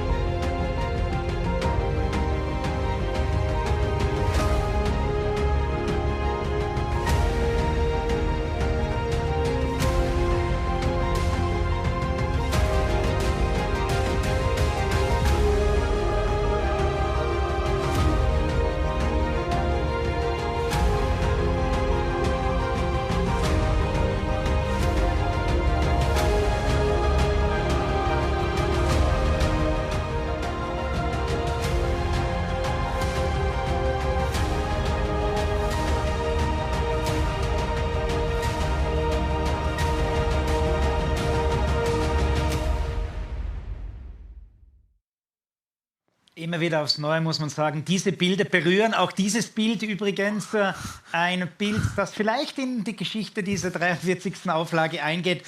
Und berührend und vor allem dankbar sind wir aufs gesamte Team, nicht nur auf die vielen freiwilligen Helfer, sondern auch auf sämtliche Kameraleute, auf das gesamte technische Team, auf jene, die die Drohnen steuern, die am Motorrad sitzen, die mit den Autos unterwegs sind. Also da sind so viele Menschen am Gelingen dieser Veranstaltung involviert, wo wir, die wir vielleicht ein bisschen im Vordergrund stehen und sitzen, auch echt mal Danke sagen wollen und in dem Fall sogar müssen. Ja, also wirklich danke auch. Mega Bilder auch, was wir wieder gekriegt haben. Wir haben es jetzt gerade in den Zusammenschnitt gesehen von der letzten Stunde. Einfach die ganzen Aufnahmen, wirklich sensationelle Aufnahmen. Das Wetter passt wieder, also mega. Also, ja, was willst du sagen? Ja. Bilder sagen mehr wie Wörter. Bilder sagen mehr wie Wörter und es ist eine wunderschöne Einstellung vom Crosspoint und, apropos Einstellung, eine wunderschöne, vor allem positive Einstellung zum Sport, zum Radsport, zum Leben im Allgemeinen hat unser Toni Balzer, der jetzt hierher gekommen ist. Toni, Frage, ich denke mir, du hast Vuelta geschaut, wie ist es ausgegangen? Welcome back. Welcome back. Ja. War mega spannend, tut mir leid, also, ich habe das Rennen noch schauen müssen. War ja, Pablo Castrillo, der vom Equipo Kern Pharma, der was schon Etappe gewonnen hat, hat wieder zugeschlagen, hat die zweite Etappe gewonnen. Alex Vlasov für unser Team ist Zweiter geworden. Und was glaube ich am wichtigsten ist, der Primož hat wieder Zeit gut gemacht auf dem Ben O'Connor. Er ist zeitgleich mit dem Hendrik Mas ins Ziel gekommen, ich glaube 4 und 5. Und auch der Flo Lipowitz, der was noch richtig hart Tempo gefahren ist, so zwischen Kilometer 3 und 2 vor Ziel, war dann auch noch echt noch in Reichweite zu den Fahrern und ich glaube, ein erfolgreicher Tag fürs Team. Felix Gall, aus österreichischer Sicht sehr interessant. Ich habe ein bisschen spät eingeschaltet. Ich habe dann, wie ich unten im Zielbereich war, habe ich ab und zu mal Pro Cycling Stats geschaut, so Live-Berichte. Dann habe ich bloß einmal gelesen, dass der Felix Gall Probleme hat, dass er das Feld halten kann. Ich habe dann 10 vor Ziel eingeschaltet zum Schauen. Da war er dann nicht mehr im Feld der Favoriten dabei. Ich weiß jetzt noch gar nicht, was er kassiert hat heute. Wir schauen wieder die Bilder uns an vom Ötztaler Radmarathon und ich kann mich erinnern, du hast heute, Toni, gesagt, der Radsport ist nicht unbedingt der Einzelsport, sondern es ist der Teamsport und der Felix hat in den letzten Tagen wirklich viel Körner verbrennen müssen für Ben O'Connor und wir schalten herunter zu einer Dame, die heute auch schon das eine oder andere Korn verbrannt hat, weil sie auch schon lange auf den Beinen ist, Elisabeth Buschan. Ja, Stefan, sehr, sehr gerne lasse ich dir Körner liegen, wenn ich so eine lustige Unterhaltung führen darf. Das ist der Erich, das ist der Silvan und ich bin dazugekommen, weil sie ganz miteinander diskutiert haben und ich habe gesagt, was gibt es denn im Ziel zu besprechen? Und deine Antwort war? Natürlich, wer die nächste Runde Bier holen geht. Also wir sind von der Labestation hier rausgekommen, der Günther hat gerade geschaut, was es gibt. Was gibt es denn am besten zum Regenerieren? Also bei uns in der Eifel gibt es am besten Bitburger. Hier nehmen wir natürlich euer Weizenbier aus der örtlichen Herstellung. Passt wunderbar. Sollen wir noch mal kurz übers Rennen sprechen? Wie war der Ötztaler heuer für dich? Super. Ich habe mir den zum 60. Geburtstag mehr oder weniger geschenkt. Und ja, 10 Jahre später als zum ersten Mal beim 50. Es ist schon anstrengend. Aber wenn du angekommen bist, ist einfach eine geile Tour und es macht tierisch Spaß. Das heißt, wir sehen dich jetzt in 10 Jahren wieder oder machst du es jetzt jährlich? Es könnte sein, wieder in 10 Jahren. Jährlich will ich es nicht machen. Wann ist dein nächstes Antreten? Nächstes Jahr, denke ich, mache ich eine Pause. In 2 Jahren wieder, denke ich. Ja. Alles Gute.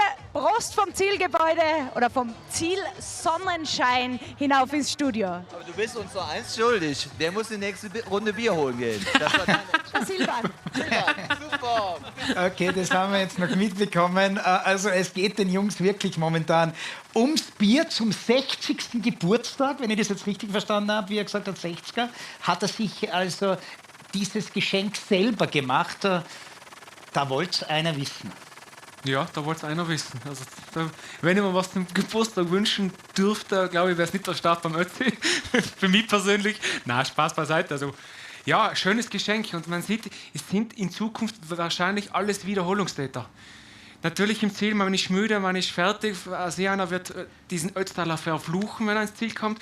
Aber dann an so einem Tag später, ich weiß das von mir selber früher, auch beim Racerrand Ausstand und so weiter, du bist fix und fertig, hast gewonnen und dann sagst du, na, nie mehr. Und dann einen Tag später beim Frühstück sagst du, wisst ihr was, ich glaube, ich starte nächstes Jahr wieder. Also es macht süchtig. Anatomisch kann uns das jetzt der Toni Balzer sehr, sehr gut erklären und wahrscheinlich auch mental. Was passiert da mit dem Körper, dass man wahrscheinlich stundenlang sich denkt, nie wieder, und ein paar Minuten, nachdem man das Ziel erreicht hat, stellt der Körper völlig auf ein anderes Thema um, das dann sagt, ich will da wieder dabei sein. Was passiert da im Körper? Also da hast du ja sämtliche Zustände, gell? Weil im Endeffekt ist es ja Überforderung an dich selbst, gell? Du tust dir selber Situationen ausstellen, wo du dich gerade momentan überhaupt nicht wohlfühlst. Und gerade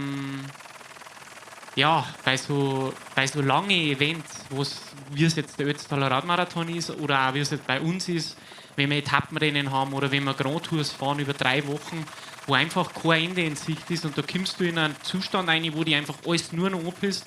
Und da haben wir auch bei den Punktnummern damals vorbei mit der Situation mit dem Alban und so, wo man oft einmal die Reaktion oder die Eigenbeherrschung verliert, was ganz voll menschlich ist und ganz normal ist. Und ich kann da eine lustige Geschichte erzählen vom Giro letzten Jahr. Ich war da mit Patrick Konrad zusammen im Zimmer beim Giro d'Italia und wir haben beide in der 2. Woche krank geworden.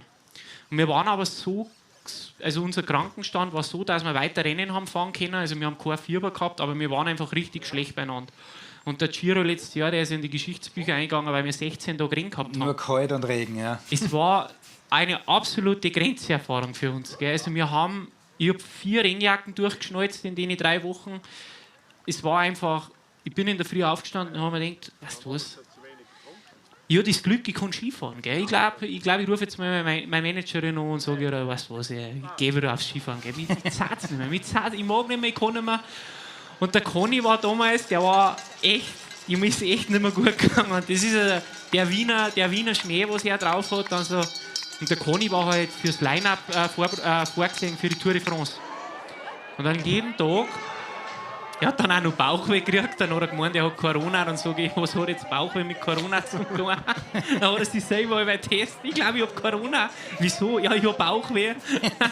Und dann hat er so gesagt, ich kann die Tour nicht fahren. Also ich kann nicht, wir müssen jetzt erst einmal ein Giro fertig fahren, weißt du? Und dann lass die Luft durch, das wird schon. Nein, es geht nicht, ich kann die Tour nicht fahren. Zack, letzte Etappe in Rom.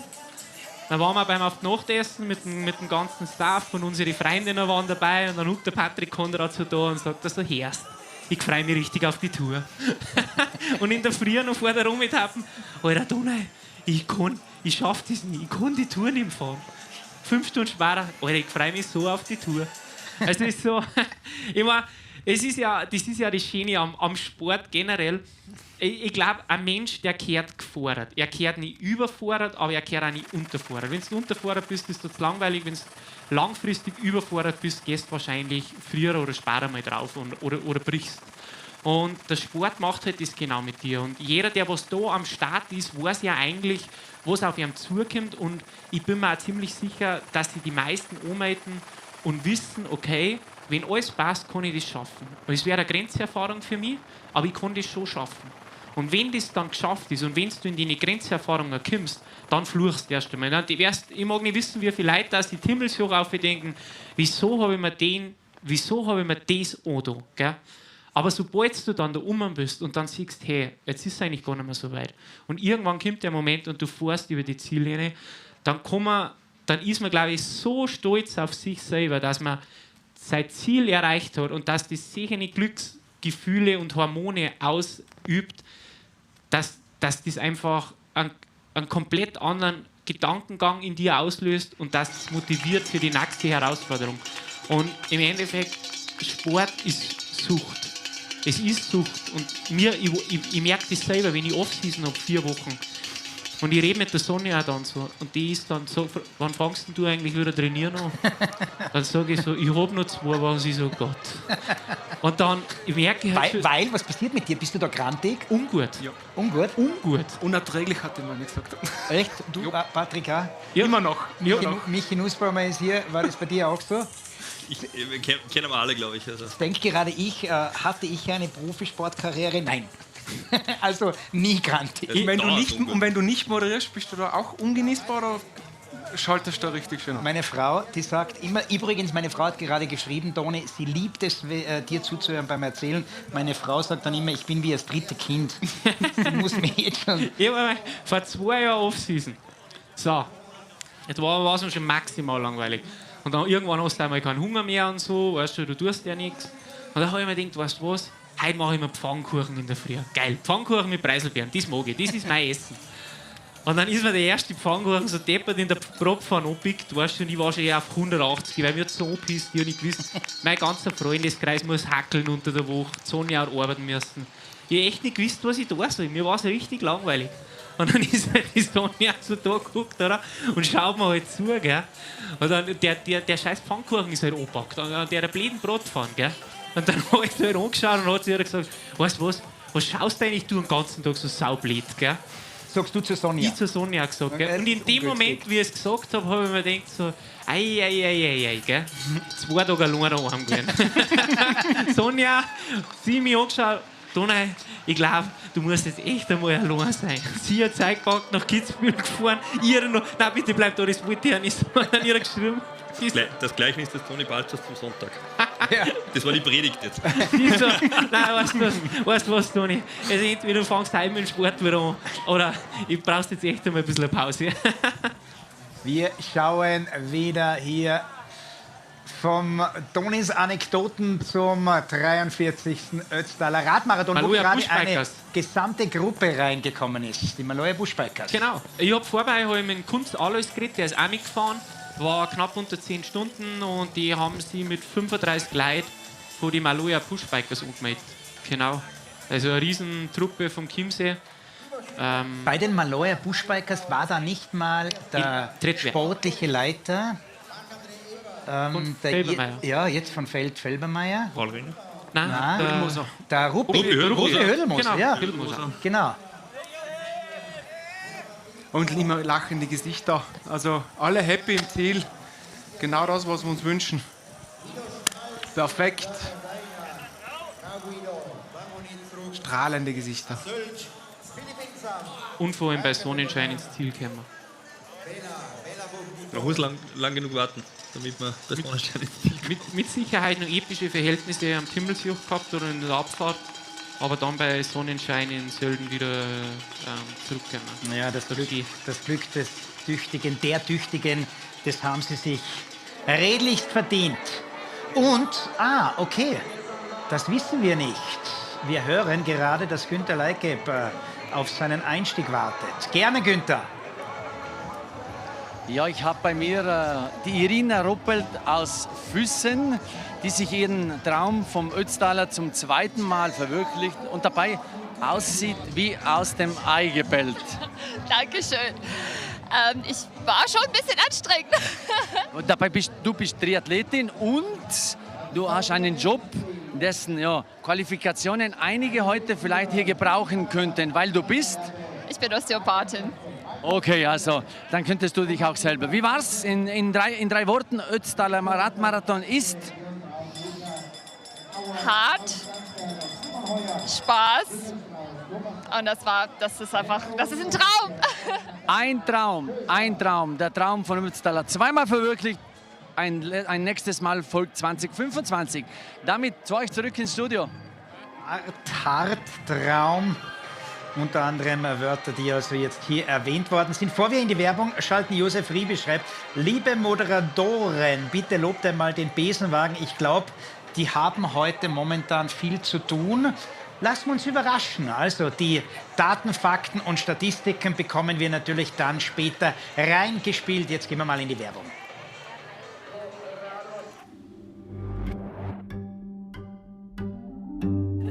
Wir sind uns eigentlich alle ziemlich ähnlich.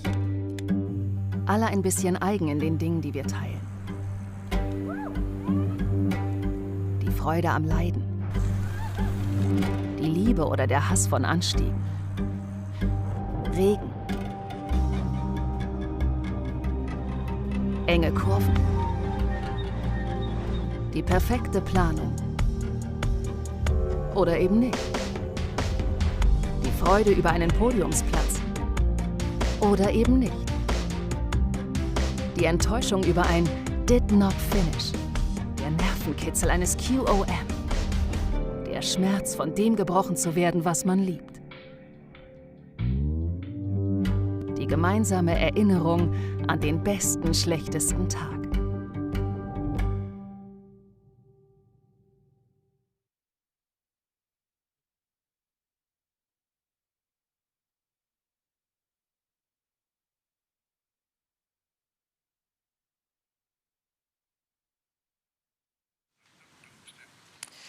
Damit sind wir zurück, beziehungsweise schauen wir wieder rauf in Richtung Dimmelsjoch, wo der Kampf nicht nur gegen den Körper momentan stattfindet, sondern vor allem gegen das Mindset. Ich will nicht mehr, ich kann nicht mehr, ich muss aber, ich habe mich so lange vorbereitet. Und lange auf den Ötztaler vorbereitet hat sich natürlich auch Christoph Sumann.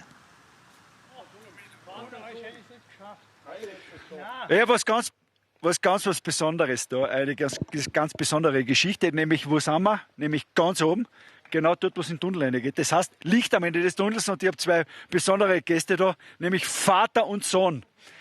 Der Sohn ist der Ben, hi. Und der Papa ist der Berti. Und wer war schneller herum? Ja, der Sohnemann. Ja. Seid ihr zum ersten Mal dabei? Na, ich zum ersten Mal und der Papa zum fünften Mal. Und ihr seid gemeinsam gefahren? Ja, bis zum Anstieg zum Timmel sind wir zusammengefahren und dann musste ich loslegen. Aber ich finde es großartig, wie du deinen Papa da angefeuert hast, die letzten Meter, und ihr euch dann umarmt habt. Also ist eine besondere Geschichte, wenn man das gemeinsam erleben kann, oder? Das war auch eine Challenge, weil letztes Jahr musste ich am Laufenpass aussteigen, wegen massiven Kreislaufproblemen. Er hat im Ziel gewartet und hat er gesagt, Alter, wenn du es alleine nicht mehr schaffst, dann müssen wir es im nächsten Jahr gemeinsam machen. Ne? Finde ich eine großartige Geschichte. Also ihr habt es ja eigentlich fast geschafft. Es geht nur mal kurz bergauf den Gegenanstieg, aber die größte Challenge habt ihr geschafft, gemeinsam, und ihr werdet gemeinsam im Ziel einfahren und dann gemeinsam ein Bierchen trinken, nehme ich an, oder? Vielleicht auch 2, 3. Großartige Geschichte, ihr seid Helden. Hey, macht es gut, passt auf beim Obifahren und ja, toi, toi, toi. Der Ben und der Berti, Vater und Sohnemann. Hinten hat man noch hören können, wie der Sumi nochmals gesagt hat, off-Record, einfach großartig. Bevor wir weiter plaudern mit Michi Nussbaumer, mit Toni Balzer, mit Patrick Grüner, nochmals hinunter zu Elisabeth Buschan und zum nächsten Interview live vom Ziel. Live vom Ziel, und weil der Sumi gerade darüber gesprochen hat, gemeinsam fighten, gemeinsam diese Emotion erleben, gemeinsam 5500 Höhenmeter hinter sich lassen. Dagmar und Wolfgang Finn-Rinn haben das geschafft. Dagmar, du hast aber müssen deinen Mann einmal stehen lassen heute. Das wollte er so haben. Er hat mich ja nur angemeckert, hau ab, ich habe hier einen Defekt und fahr einfach weiter. Okay, dann fahre ich halt, ne? Dann hast du ihn einfach seiner Situation überlassen. Wollte es so haben. Wie geht's dir damit? Mir geht's gut, mir geht's wirklich gut. Das war so abgesprochen, wenn irgendwas ist, fährt einer weiter und irgendwie kommen wir schon ins Ziel. Hat ja auch gepasst heuer dieses Jahr wieder. Alles tipptopp. Ihr seid zum 5. Mal beim Ötztaler Radmarathon. Ihr seid zum 5. Mal im Ziel. Ich habe Gänsehaut. Wie geht's euch damit? Also wir haben auch Gänsehaut. Es war ein besonderes Ereignis wieder. Und vor allem die Leute an der Strecke, die einen angefeuert hat, es war Wahnsinn. Gell? War mega. Hast du jetzt auf deinen Mann warten müssen im Ziel? Halbe Stunde, ja. Und beim Training wartest du auch immer auf ihn? Ja. Und es rennen 20 Kilogramm, das ist schon mal ein großer Unterschied. Ihr seid ein Traum und ich hoffe, der heutige Tag hat auch wieder einen Traum erfüllt. Wir melden uns wieder an, wir fahren wieder mit. Wenn es irgendwie geht, fahren wir wieder mit. Das letzte Wort für heute. Erstmal Beine hoch, duschen gehen, Bier trinken. Und somit zurück ins Studio. Und erst danach wird dann entschieden. Und das letzte Wort, glaube ich, hat in dieser Beziehung, passend zum Motto Frauen vor den Vorhang, die Lady, die hat nämlich das verneint, zumindest von der Gestik her. Dagmar und Wolfgang, glaube ich, hat der Gatte geheißen. Toni, Michi steigt ein, beziehungsweise ganz kurz mal zum Patrick, weil der Patrick hat wieder einige Namen, die gefinisht haben. Genau, so ist das. Wir haben jetzt im Ziel, hoppala, jetzt war die Zeitnehmer ein bisschen schneller wie ich, Herbert Karolin aus Deutschland. Wir haben jetzt ca. 2649 Teilnehmer und Teilnehmer im Ziel schon. 2649 sind im Ziel schon. Also ich glaube, die Rennleitung hat alles super unter Kontrolle. Der Besenwagen ist am Dimmelsjoch unterwegs und da kommt schon wieder der nächste Teilnehmer. Herzlich willkommen in Söldern. Ja, Gratulation. Und da schreibt die Van Sacco, Pablo, du bist mein Held. Das scheint nämlich der Papa zu sein. Toni, du hast es heute schon mal angesprochen. Ohne genau diese Teilnehmer und Teilnehmerinnen, die heute hier dabei sind, könntest du den Traum des Profisportlers nicht so leben, wie er eben gelebt wird? Absolut. Weil die größten Fahrradhersteller und Fahrradmarken einfach auch mitunter die größten Sponsoren in die World Tour und Pro Conti Teams sind, die die Teams finanzieren, und du brauchst ja Unmengen an Geld, dass du so ein Team überhaupt aufrechterhalten kannst. Also die Arbeit, was der Ralf Denk macht, ist ja gewaltig, weil der generiert so viel Geld, dass der 130 Menschen einen Arbeitsplatz geben kann. Und da redest du ja dann schon von Millionenbeträgen. Und die Leute, die da die Veranstaltungen teilnehmen und die Leidenschaft für den Radsport für sich selber haben, finanzieren uns im Endeffekt, weil die Produkte kaufen, weil die das Specialized S-Works kaufen, weil die Sportvollgewand kaufen und weil die Energieriegel und die Getränkepulver und die Helme und die Schuhe kaufen. Also ich glaube, ich darf man nicht vergessen. Und weil ein Radprofi kauft sich in der Regel nicht sein Radl selber. Gell? Also da haben wir relativ schlecht aufgestellt, dass wir uns jetzt gegenseitig irgendwie unterstützen, weil wir die Firmen unterstützen, indem dass wir was kaufen. Von dem her an das natürlich ganz, ganz wichtige Anker in dem System Radsport. Genau. Ich wollte schon fast sagen, du wirst eher das Rad verkaufen. Nee, weil es gehört mir nicht. Es gehört mir nicht. Aber ich habe ein Radl ausgekauft aus dem Team für die Sonja am Montag. Genau. Also die fährt jetzt das gleiche Radl wie ich. Er liebt sie einfach, die Sonja. Er liebt sie. Du, und ich wollte gerade vorher sagen, es ist ganz wichtig, dass der Ralf Denk viel Geld auftreibt für dich, für euch, weil so grantig wie du manchmal bist zu Hause, muss manchmal, glaube ich, ein schöner Urlaub herhalten. Wieso schaust du eigentlich immer so blöd? Das tut mal, wenn du lort. Das wird da bleiben. Mit Sicherheit. Ja. 18 Uhr ist es. Wie lange haben wir noch? Knapp 2,5 Stunden. Übrigens, weil ich da hinten jemanden gesehen habe, der ein bisschen an Andi Brommecker gleich schaut, der wäre ja eigentlich gestartet, wollte unbedingt mitfahren, ist aber kränklich geworden. Und weil es 18 Uhr ist, bekommen wir die Highlights scheinbar von der letzten Stunde. Vorher waren wir etwas später dran, jetzt sind wir wieder punktgenau um 18 Uhr. Die Highlights zwischen 17 und 18 Uhr von Flobe Florian Obermoser. Und weil wir den Namen so oft erwähnt haben, hat er gerade gesagt, er hat heute und arbeitet gratis für den Martin. Danke, Flo.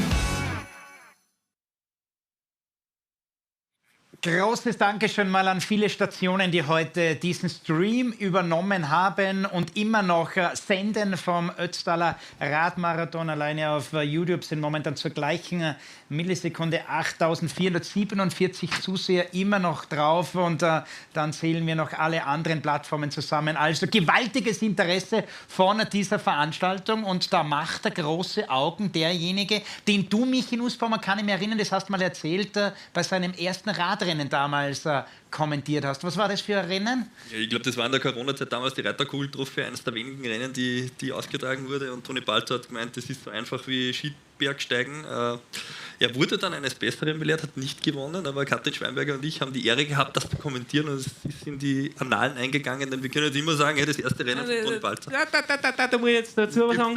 Da muss ich was dazu sagen. 2020 war ja so, also das hat ja noch keiner gewusst. Ich habe es meiner Freundin gesagt und meine Eltern gesagt, dass ich ein Angebot habe vom Ralf Denk. Du meinst der Sonny, oder? Genau. Ja, wir haben schon so lange. Die Sonja. Ja, schon so lange zusammen. Das, ja. Und damals hat mich der Helmut Dollinger trainiert und der Heli hat dann so gesagt, ja, es war ziemlich cool, wenn ich mehr Radrennen fahre. Ja, ich würde Sinn machen, wenn du Radprofi werden magst. Gell?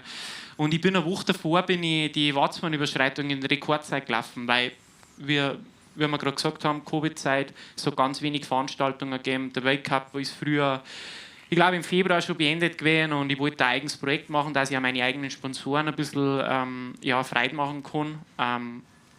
Und habe die Watzmann-Überschreitung damals gemacht, in einer wirklichen Höllenaktion. Und dann eine Woche, weiß ich nicht, 2 Tage später oder so, ruft mir der Heli und sagt, du, die machen ein Radlrennen, eine Reiterkugeltrophy, da fährst du mit. Sag ich, logisch fahre ich mit. Zu dem Zeitpunkt habe ich aber noch nie gehen können, weil ich so einen Muskelkater gehabt habe. Also Watzmann-Überschreitung haben 25 Kilometer, der 2000 Höhenmeter Anstieg, dann 3 Kilometer richtig technisch Klettergelände, dann 1200 Höhenmeter richtig steiler Downhill und dann noch mit 10 Kilometer leicht bergab raus. Und ich bin damals die letzten 10 Kilometer, glaube ich, nur in 31 Minuten gelaufen nach dem Teil. Und ich habe nicht mehr gehen können. Und dann bin ich das Radrennen gefahren und das war die Hölle. Übrigens, während du da diese Geschichte erzählt hast, habe ich gehört, dass die Charmaine uns zugeschaltet ist, die Entelsberger, die freut sich auf die Julia Legenstein. Wir freuen uns auch auf sie und wir freuen jetzt uns auf ein Statement vom ältesten Teilnehmer des heutigen Tages. Martin Strobl ist ins Ziel gekommen und das in einer großartigen Zeit. Bitte, wir freuen uns jetzt auf das Interview und der muss unbedingt zu uns rauf ins Studio dann kommen. Ja, wir haben ihn schon richtig gefeiert hier jetzt im Ziel. Der kommt mit einem Lächeln. Schaut euch das mal an, als wäre er gerade erst gestartet. Jahrgang 1945. Unglaublich, der 34. Ötztaler Radmarathon für dich. Unterwegs haben wir gesehen, hast noch mit dem Sumi gesprochen. Jetzt im Ziel, wie happy, wie glücklich bist du jedes Mal? Es ist jedes Mal ein Traum, dann durch Sölden ins Ziel zu fahren. Unglaublich und die Veranstaltung ist fantastisch. Und mit morgen fängt schon wieder die Vorbereitung für den nächsten an. Und man muss dazu sagen, deine Frau immer mit dabei. Ja, das ist toll, ja, sie begleitet mich immer, ja. Das Rezept, das wollen wir noch ganz kurz wissen, das Rezept für, mit fast 80 Jahren so fit zu sein? Naja, ich bin seit 40 Jahren fahre ich Rad. Das ganze Jahr zwischen 13.000 und 16.000 Kilometer. Ich habe in der Jugend sehr viel Sport gemacht und das scheint das Rezept zu sein. Das Rezept geht auf und da gibt es wahrscheinlich noch viele spannende Geschichten dazu. Wir freuen uns schon, dich jetzt gleich auch im Studio zu erleben. Der Kollege Stefan Steinacher wartet schon, weil diese Geschichten wollen wir uns anhören. Für dich Kurzerholung, dann ins Studio, zu euch zurück. Danke, Günther und Martin Strobl. Ja, einer von vielen Helden und zwar ein ganz, ganz besonderer. Ottmar Bär ist sicherlich auch beim Zuschauen, kennt auch viele Geschichten von Martin Strobel. Tom Dresen ist hier bei uns, der Hahnenkamm-Champion.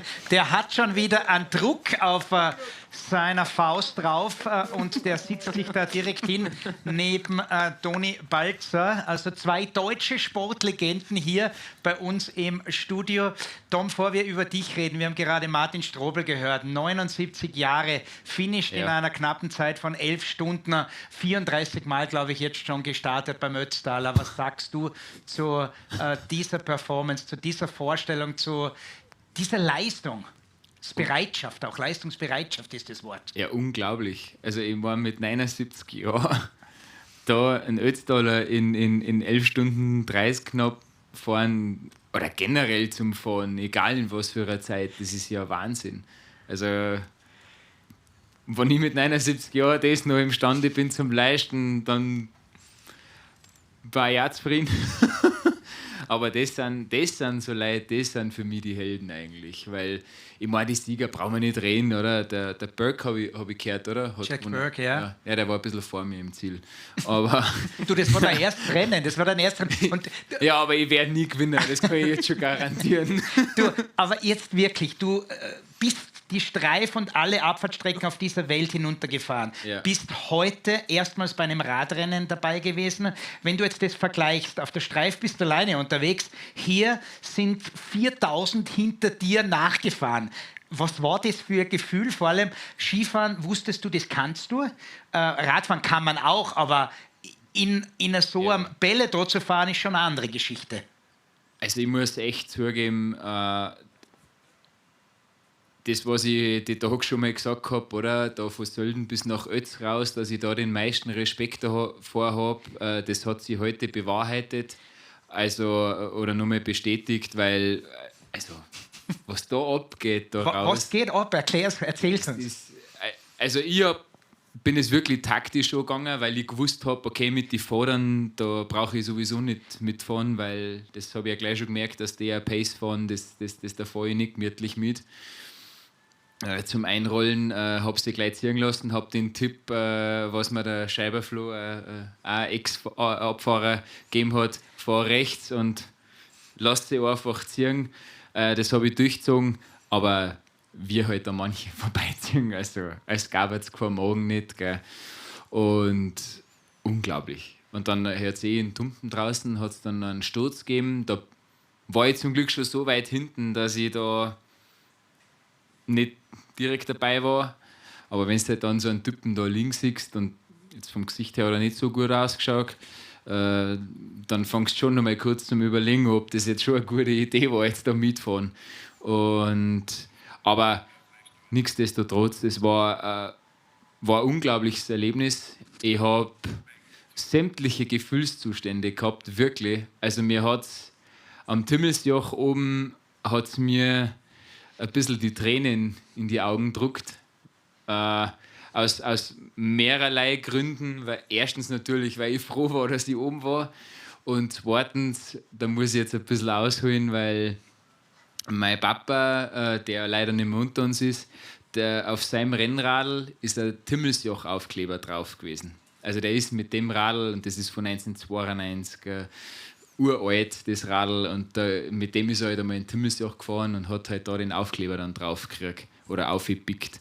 Und dann habe ich mir jetzt gedacht, okay, das finde ich eigentlich würdig ihm gegenüber, dass ich jetzt als Timmelsjoch auch gefahren bin, halt im Zuge vom Ötztaler, und habe auch einen Gedanken an ihn gehabt, und muss ich schon sagen, macht mich schon stolz, dass ich das jetzt geschafft habe heute.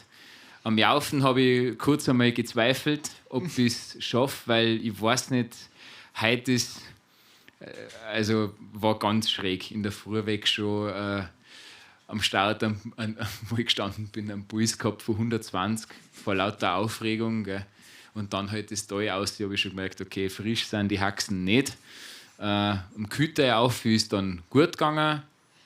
Da habe ich mir dann gedacht, okay, passt, also jetzt fühlst du dich gut. Und dann halt, ja, die Weiderost sind mir ein bisschen zum Verhängnis geworden. weil gleich einmal nach ein paar Kilometern habe ich gleich mal eine Flaschen verloren und dann die zweite. Und dann habe ich gedacht, okay, bei der zweiten eine breichert es schon. Aber ja, war brutal. Schöne Geschichte, und diese Geschichte hat übrigens jetzt auch der Christoph Sumann gehört, und der ist richtig stolz, und ich glaube, der Sumi möchte jetzt sowieso selber was sagen. Also schalten wir raus, Christoph Sumann zur Leistung von Tom Dresen, wo übrigens auch Kathleen Bagel schreibt: Tommy, wir sind sowas von stolz auf dich. Sumi, zu dir. Aber lieber Thomas, bevor ich zu dir komme, komme ich zum Björn. Und den Björn kennen wir schon, weil den hatten wir schon mal. Und der Björn ist jetzt, der sieht da Licht am Ende des Tunnels. Der Björn hat das unglaublich, ist fast nicht zu übersehen. Abgesehen davon, dass er der Größte ist wahrscheinlich im Feld, ist er auch der Auffälligste. Björn, on top. Super, hat Spaß gemacht. Es ist hart, muss ich sagen. Ab Schönau ist man über seinen Grenzen. Und man muss, also meine Taktik ist, alle 100 Höhenmeter anhalten, eine Dusche mit einer Trinkflasche und weiter geht's. Ja, aber man muss da durch. Ja, ja. Du bist ein Held und du hast es jetzt fast geschafft. Nur mal da, ein paar Höhenmeter hast du noch. Und du hast mir gerade gesagt, dein Radl ist fast so alt wie du. Dein Radl ist 10 Jahre jünger ist es, aber 44 Jahre ist es alt. Ja, also vielleicht hier spezielle Grüße nach Bulgarien. Dort wurde dieses Fahrrad entdeckt, wurde restauriert, mit neuen Teilen versehen. Das ist ein wunderbarer Stahlrahmen, 65 cm Rahmenhöhe. Ich bin begeistert. Hast du nie Angst in der Abfahrt, dass das einmal sich in sämtliche Einzelteile auflöst? Nein, im Gegenteil. Also sämtliche Alu- und Carbonrahmen sind mir gebrochen wegen meines Gewichtes. Ja? Also Stahl ist gut. Ja, also passt. Und stahlhart warst auch du. Ja, logisch. Deswegen schicken wir dich jetzt auf die letzte Reise. Hey, du bist ein Held. Und Thomas Dresen, du bist auch ein Held. Wir haben uns ja mehrmals gesehen, im Vorfeld schon, am Freitag schon, und unten noch bei der letzten Labe. Du hast immer noch ein Lächeln auf den Lippen gehabt, deswegen war ich mir sicher, du schaffst es locker, und genauso war es. Also ich ziehe meinen Hut vor dir, weil mit der Größe und mit der Oberschenkel so schnell fahren, das ist eine Kunst. Bravo. Christoph Sumann mit dem Chapeau in Richtung dir, Tom Dresen. Tom, ich durfte damals dabei sein, als du das Hahnenkamm-Rennen gewonnen hast. Ich habe damals sofort deinen Manager angerufen und habe gesagt, boah, er hat es jetzt geschafft, er hat es geschafft. Ich bin ausgeflippt beim Moderieren. Hans-Jörg Bosch, der ja auch hier aus dem Ötztal kommt, aus Sölden, der Prokurist damals von der Bergbahn. Du hast so unglaubliche Erlebnisse hier im Ötztal. Da war eben, du hast schon angesprochen, der Papa, der leider hier tödlich verunglückt ist. Du hast uns gerade jetzt diese Geschichte auch erzählt mit dem Dimmelsjoch. Sei einfach extrem stolz, Toni. Ich glaube, du, der 30, 40 Kilo leichter ist wie Tom Dresen, weißt vor allem, was der heute hier auch geleistet hat. Ja, Wahnsinn. Ich meine, der Tom ist ja das Aushängeschild im deutschen Skisport. Ja. Und es ist wahnsinnig cool, und wir kennen uns auch schon lange. Und wo ich das dann mal so mitgekriegt habe, hey, der Dresenfahrer in Ötztaler, da habe ich gedacht so, puh, der Hund tut sich was an. Aber der Tom ist ein Vollblutsportler. Und deswegen war er so erfolgreich in dem, was er da hat. Und als Sportler hat man einen Biss, da gibt man nicht auf. Und im Endeffekt hast du das, glaube ich, heute bewiesen, wenn man mag. Und das Schlimme ist beim Radlfahren halt wirklich, gell, also beim Skifahren ist, glaube ich, schon mehr Masse, mehr Klasse. Gell. Aber beim Radlfahren ist halt, ja. Und beim Radlfahren ist halt das ist halt echt ungut, wenn es bergauf geht. Aber völlig egal, mit purer Gewalt einfach gnadenlos durchgezogen. Und ja, ich finde es mega cool. Dass du das gemacht hast, und vor allem, dass du das so souverän durchgezogen hast. Ja, danke. Das ehrt mich sehr, wenn ich das vom Toni her und auch vom Sumi her die lobenden Worte, weil ich meine, speziell der Toni jetzt, ob das ja natürlich auch verfolgt, oder sein Umstieg da vom Skibergsteigen auf den Radlsport. Ich finde es auch cool, wie du da im Podcast darüber geredet hast, oder? Und ich habe meine Frau hat einmal kurz so zu mir gesagt, ja, aber Radlrennen, also Renner, so richtig, wirst du jetzt nicht anfangen. Also, habe ich so Spaß gesagt, na doch, warum? So, nein, Ich sage, ja, der Bolzer Toni hat es ja auch schon. Aber das ist natürlich eine andere Ausgangssituation gewesen. Gell? Nein, aber ich bewundere das und auch mit dem Giro bist du letztes Jahr gefahren. Ja, gell? genau. Also Hut ab, wirklich, weil jetzt bin ich heute einmal so für mich schon, wenn man so ich verfolge die Rundfahrt, nein, ich bin ja schon leidenschaftlicher Radl-Fan, muss ich ja zugeben, und verfolge die ganzen Rundfahrten immer. Und ja, jetzt haben wir heute, oder Ötztal ist ja im Prinzip so wie die Königsetappe immer bei den ganzen Geschichten. Wenn man aber dann weiß, dass die Typen nachher noch 20 andere Etappen auch noch fahren müssen bei solchen Geschichten. Gell. Ja, unglaublich. Und halt auch mit was für Leistungen die da unterwegs sind. Das ist schon Hut ab. Also wirklich. Weil ich bin einmal jetzt vorher 200 Kilometer gefahren daheim, aber da waren es halt nur 2800 Höhenmeter. Also das ist ja gar nichts im Vergleich zu heute gewesen. Und am Laufen habe ich schon gemerkt, so, habe ich noch nie gehabt, gell? Auf einen Schlag, Muskulatur im Rücken, weg. Nichts mehr da, kein Schmalz mehr gehabt im Kreuz. Und dann habe ich mir gedacht, das gibt es ja nicht. Jetzt, wieso ist denn jetzt eigentlich das Tümmelsuch noch aufgekommen? Wenn du nur aus die Haxen treten musst. Und die fühlen sich schon nicht mehr so frisch an. Aber nein, es war richtig cool heute. Muss zugeben, ein bisschen zacher, wie ich es mir vorgestellt habe. Also ich hätte es mir ein bisschen leichter vorgestellt, aber also für mich ist da jeder, und das Witzige ist ja auch, unterm Fahren kommst du halt mit Leuten, wenn es da halt gerade kurz geht, zum Reden, was du halt sonst nicht zusammenkommst, gell? Und was man halt da so ratscht und so, das ist schon cool. Und für mich ist da jeder, der da halt fährt und das Ganze schafft, ein Held, also wirklich, weil manche, die sind ja da voll in ihrem Job drin, gell? Müssen da die Zeit dann opfern, dass sie sich da auf das Ganze vorbereiten.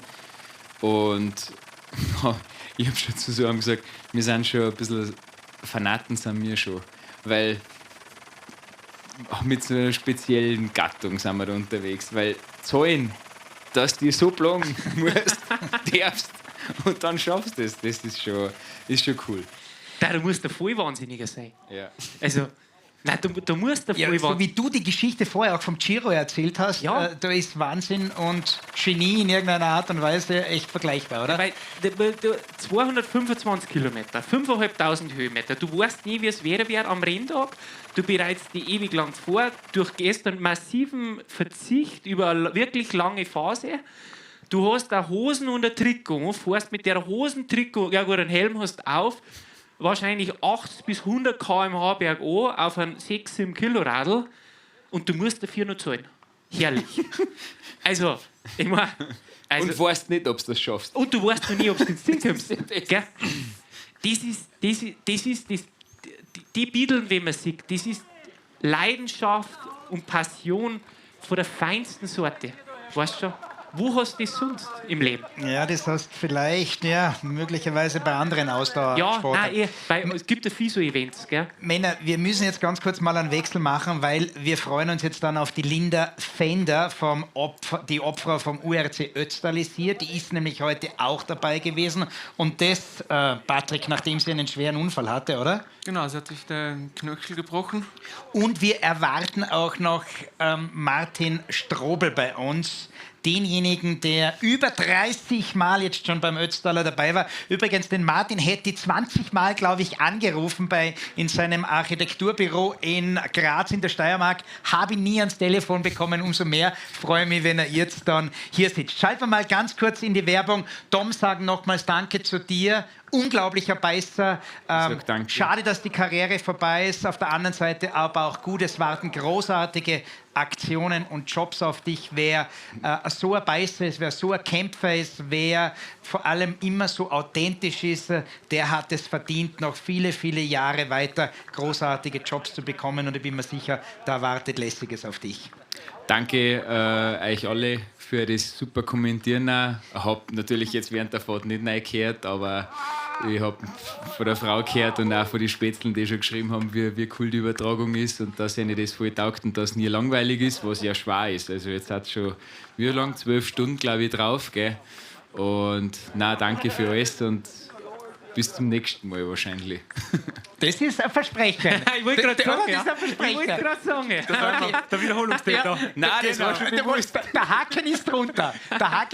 Tom, wir freuen uns dann bei der Schnapszahl. 44. Auflage im kommenden Jahr werden wir dann recherchieren, wann es stattfindet. Und damit jetzt, wie versprochen, in die Werbung.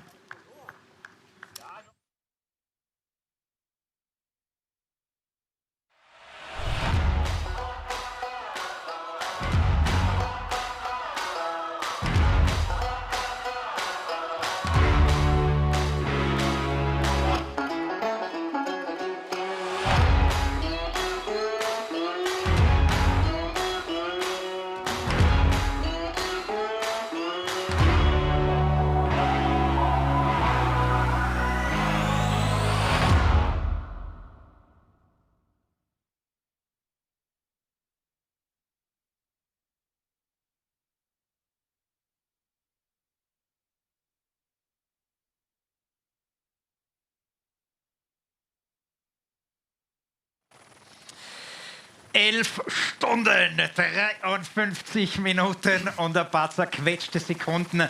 Ist nicht dieser Tag alt, dieser 1. September 2024, sondern eben der Ötztaler Radmarathon. Und der ist noch lange, lange, lange nicht vorbei. Und das ist gut so, weil wir wollen möglichst viele Teilnehmerinnen und Teilnehmer hier im Ziel sehen. Das war nämlich der Traum von allen, die heute in der Früh um 06:30 gestartet sind. So war es auch der Traum von Linda Fender und von Martin Strobel. Die beiden sind jetzt bei uns, Patrick Grüner und Martin. Ich würde sagen, Ladies first.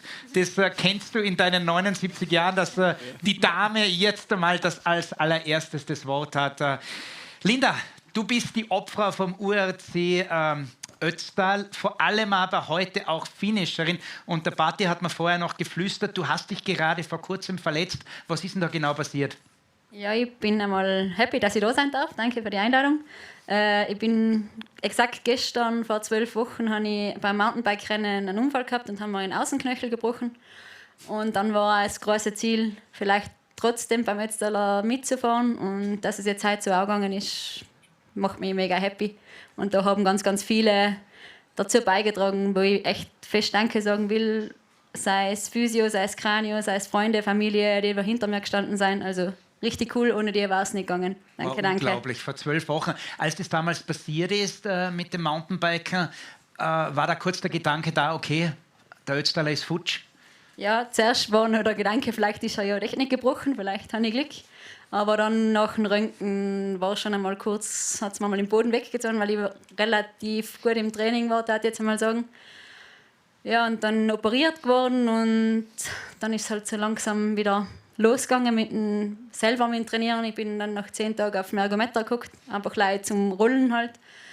Und Ötztaler in 2 Tagen, wo wir mit dem OK-Team gefahren sind, da bin ich kleine Teilabschnitte Mitte Juli noch mit dem E-Bike mitgefahren und habe dann so circa, ich glaube, am 20. Juli dann wieder langsam im Training angefangen. Und jetzt gerade die letzten 3 Wochen waren ziemlich intensiv. Also. Und dazwischen waren aber die Olympischen Spiele, weil ich weiß, ja, genau, dass du in Paris warst. Das Gesicht kenne ich nämlich und ich kenne vor allem auch das Shirt. Genau. Das war auch, glaube ich, ein Riesenerlebnis, oder? Bei Paris, richtig, in Paris, bei Laura Sticker. Du bist natürlich da auch an vorderster Front vom Fanclub. Ganz genau, ja. Also Paris war sicher einzigartig für uns alle. Wir waren ein riesen Fanclub, haben eine richtige Gaude gehabt, haben eine super Stimmung gemacht, glaube ich, und sind auf jeden Fall zufrieden, so wie es gegangen ist in Paris. Es sind ja viele Ötztaler dabei. Wie schaut es mit dem Nachwuchs aus bei euch? Nachwuchs ist bei uns ein ganz großes Thema. Also wir haben gut 170 Kinder im Radclub auf die Lines, also beim Downhill, beim Cross-Country-Fahren und seit 3 Jahren beim Rennradlfahren. Da haben wir mittlerweile 15 Rennradl-Kids, die da natürlich jetzt gerade mit dem Ötztaler richtig motiviert sein und der ein oder andere wird hoffentlich einmal am Start stehen. Vor der Patrick und der Martin über dich sprechen, schauen wir uns jetzt noch einen Beitrag von dir über dich, über den URC Ötztal an.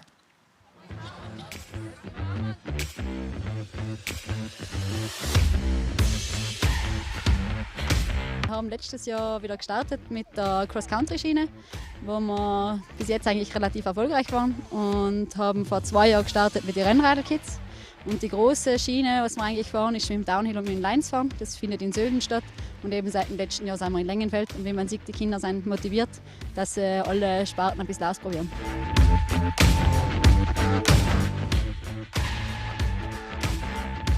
170 Kinder mittlerweile im Verein in die 3 Sparten und sind top zufrieden.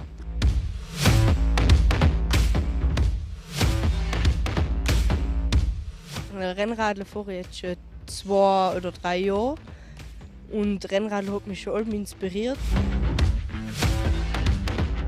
Seit ich 6 bin dabei und ich fahre Mountainbike. Lines bin ich auch einmal gefahren zu Sölden. Mir gefällt es, dass ich so viele Vereine gefunden habe, auch aus Lengenfeld oder so. Viele für die Kinder haben wir gesagt, sie wollen sich auch aufwärts wieder ein bisschen quälen, wieder ein bisschen Gas geben. Und ich glaube, für das Rennradeln ist einfach der Ötztaler ein riesengroßes Standbein. Die Kinder sehen das bei den Eltern, sehen das in der Familie, sehen das bei den Trainern, wollen es ausprobieren und sind top motiviert. Ja. Wir haben die Kinder, die von klein auf fahren und wenn es halt dann der Step in die Elite, in den Profisport, da scheitert es ein bisschen, da müssen wir schauen, dass wir da ein bisschen zulegen können. Aber eben mit den Vorbildern natürlich haben wir Motivation und hoffen, dass wir bald einmal wieder was nachkriegen. Sehr bin ich zufrieden mit den Trainerinnen. Sie sind auch lustig und machen auch viele Spiele mit uns. Mehr geht immer, aber wir haben im Wald, wir haben das Radl, mehr brauchen wir eigentlich nicht.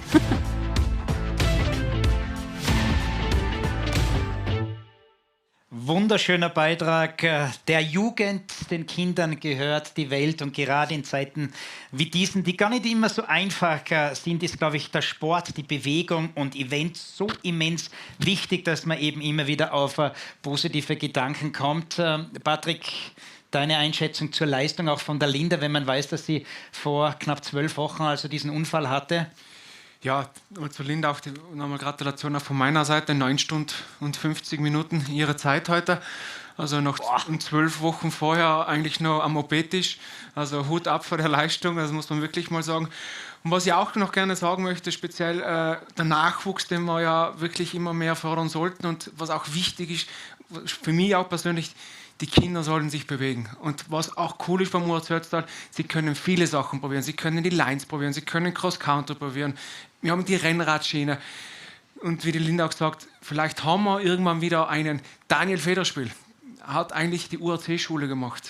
Simon Scheiber, das sind alles Cross-Country-Fahrer. Also die sind ja wirklich auch aus dem UAC Ötztal rausgekommen, auch meine Wenigkeit. Und der Scheiber Ruppert war dazu mein Trainer. Also ich durfte natürlich auch die UAC-Schule genießen und habe auch sehr, sehr viel gelernt und bin auch diesem Verein sehr, sehr dankbar. Und weißt du, was man merkt, wenn du all diese Namen jetzt erwähnt hast, und das ist jetzt keine Schleimerei, aber all diese Namen, das sind nette Persönlichkeiten, das sind besondere Persönlichkeiten und auch die Laura Sticker, das hat man bei euch bei den Olympischen Spielen gesehen, die hat sich so gefreut, dass ihr alle mit dabei wart.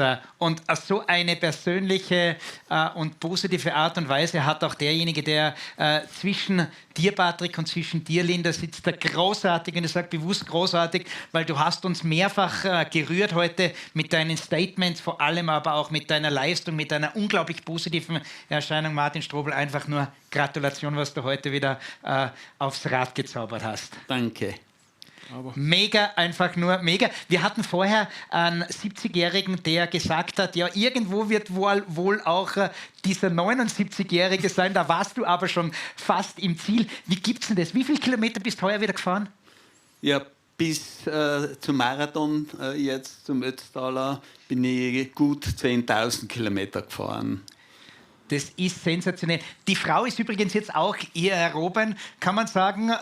Ohne Frau wird es definitiv nicht gehen. Das heißt nämlich, wäre das nicht möglich. Wäre das nicht möglich, ja. Ich ist ja früher auch Marathons gefahren, nicht den Ötztaler, aber sehr viele, Dolomiten und so weiter.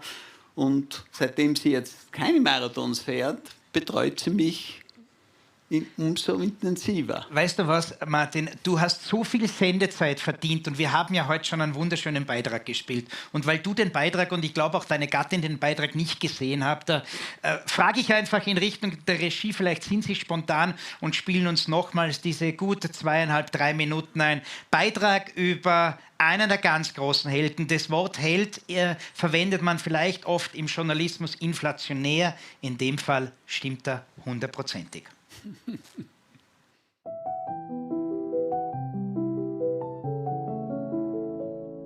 Ich bin 1945 geboren, also 79 Jahre.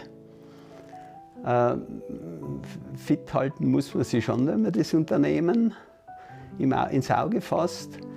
Ich fahre in der Woche so circa 10 bis 20 Stunden sitze ich am Rad.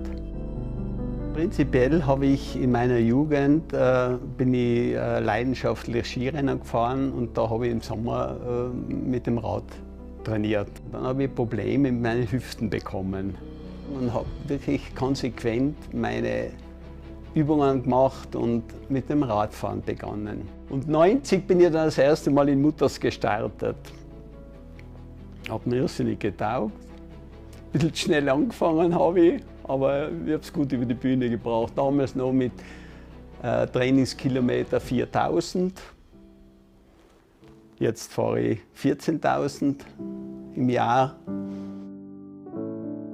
Heuer fahre ich den 34. Ötztaler Radmarathon. Ein besonderes Erlebnis war, wie meine Familie mich empfangen hat zum 30er. Ja, meine Frau war eigentlich immer dabei, bei allen Marathons. Speziell beim Ötztaler hat sie mich immer im Ziel empfangen.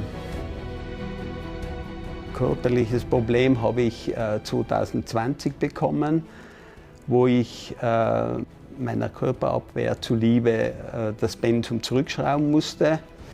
Jetzt hat sich das wieder stabilisiert. Ich habe einmal meine Kategorie gewonnen, das war 96. Die letzte 10er Zeit bin ich 2017 gefahren und heuer möchte ich noch einmal eine 10er Zeit erreichen.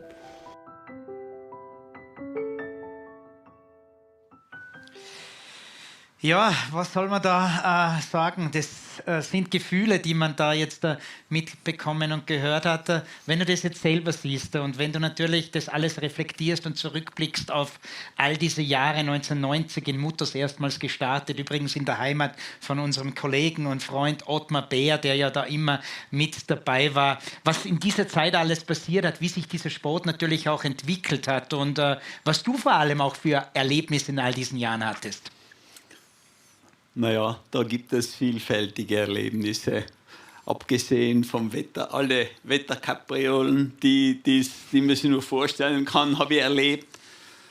Dann hat es natürlich auch von den Startorten Mutters, 3-mal Innsbruck, dann 3-mal Stein nach Ötztal abgewechselt und seit 2000, glaube ich, immer in Sölden durchgeführt.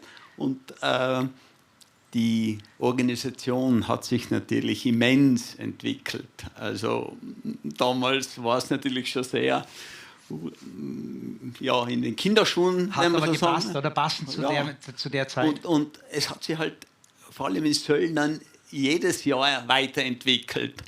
Und warum ich so gern fahre, den Ötztaler eigentlich nie ausgelassen habe seit 90, war einfach einmal der Bezug zur Heimat und andererseits auch die tolle Organisation, schätze ich, und alle sehr. Martin, dein größter Fan sitzt ja momentan auch hier, nämlich die Ilsbeth, deine Frau. Und ich glaube, wir haben mit der Kamera einfangen können, wie deine Gattin heute im Ziel zu dir gelaufen ist. Schau, da ist es jetzt. Zufälligerweise oder war das geplant? Unsere Kameras waren drauf und es ist so schön, das ist so lässig, das ist so besonders und danke. Das nächste Mal, dass hier der Patrick und meine Wenigkeit sitzen mit Gänsehaut. Danke Ilsbeth, danke Martin. Das Wichtigste, bleibt gesund, wenn es geht. Sei nächstes Jahr wieder dabei, seid wieder dabei. Das wäre ein wunderschöner Wunsch. Wenn es sich sportlich vielleicht nicht ausgeht, weil mal irgendwas dazwischen kommt, dann schau auf alle Fälle vorbei. Bleib noch ganz kurz hier, genauso wie die Linda, weil wir schalten nämlich jetzt vom, und das ist nicht despektierlich gemeint, vom ältesten Teilnehmer, das bist aber auf das ganz stolz sein, zum jüngsten Teilnehmer. Der steht nämlich bei Günther Leitgeb. Wir könnten dem Martin noch ewig zuhören. Wir haben ja in Forschung schon gehört und jetzt auch gespannt zugehört. Und wir kommen jetzt zur jüngsten Teilnehmerin. Es ist ein Mädel, es ist eine Südtirolerin. Das freut mich natürlich umso mehr. Die Emma Ecker aus Eppan, die heute den Ötztaler gefinisht hat. Gratulation. Emma, wie kommst du dazu, in Ötztaler Radmarathon zu fahren mit 17 Jahren? Also danke erstmal. Und ich habe letztes Jahr meinen Tata übers Dimmelsjoch begleitet von St. Leonhard weg. Und das hat mir voll gut gefallen. Also es war voll bergig. Und dann habe ich mich gleich informiert, wie alt man sein muss, um da teilnehmen zu dürfen. Und nachher habe ich mich gleich im Januar angemeldet. Ein Traum realisiert, einen Traum erfüllt. Ja, auf jeden Fall. Und das nächste Jahr wieder? Ja. Also, David wird das nächste Jahr wieder mit dabei sein. Ja, wir quatschen ein bisschen mit ihr hier und geben zurück zu euch ins Studio und hören vielleicht ja dem Martin noch ein bisschen zu. Danke und Gratulation. Und was hat sie gesagt? Der Tata ist letztes Jahr mitgefahren. In dem Fall ist der Papa das große Vorbild und die Tochter hat nachgemacht. Linda, wie geht's dir, wenn du da die Geschichten von Martin hörst? Ich glaube, dann weißt du, dass du aufs richtige Pferd setzt, nämlich Obfrau zu sein und zu fungieren als Trainerin, als Mediator bzw. Mentorin für den Nachwuchs. Ja, mal herzliche Gratulation, Wahnsinnsleistung, allergrößter Respekt. Danke dir. Ja, also der Beitrag für die Kinder, glaube ich, hat relativ viel ausgesehen. Da geht ans Herz auch, wenn man sieht, was da dahinter steckt, wie motiviert die sind, was die für eine Gaude haben. Und ich glaube, wir sind auf dem richtigen Weg auf jeden Fall. Und wenn ich noch ganz kurz erwähnen möchte, heute, weil wir ja bei den Mädels im Vordergrund haben, wir haben heute, was ich kurz gesehen habe, glaube ich, vom Verein 5 Damen, die unter 10 Stunden gefahren sind und 2 Damen, die unter 9 Stunden gefahren sind. Also natürlich auch die Männer, extra Respekt, aber die Damen haben schon richtig Gas gegeben. Und beim Radltraining, gerade beim Rennrad und Cross Country, haben wir überwiegend Mädels dabei. Also ich glaube, es kommt was noch. Du kannst schon über die Damen sprechen. Das ist auch deine Aufgabe. Super, Linda. Martin, weil eben die Damen vor den Vorhang geholt werden sollen und worden sind.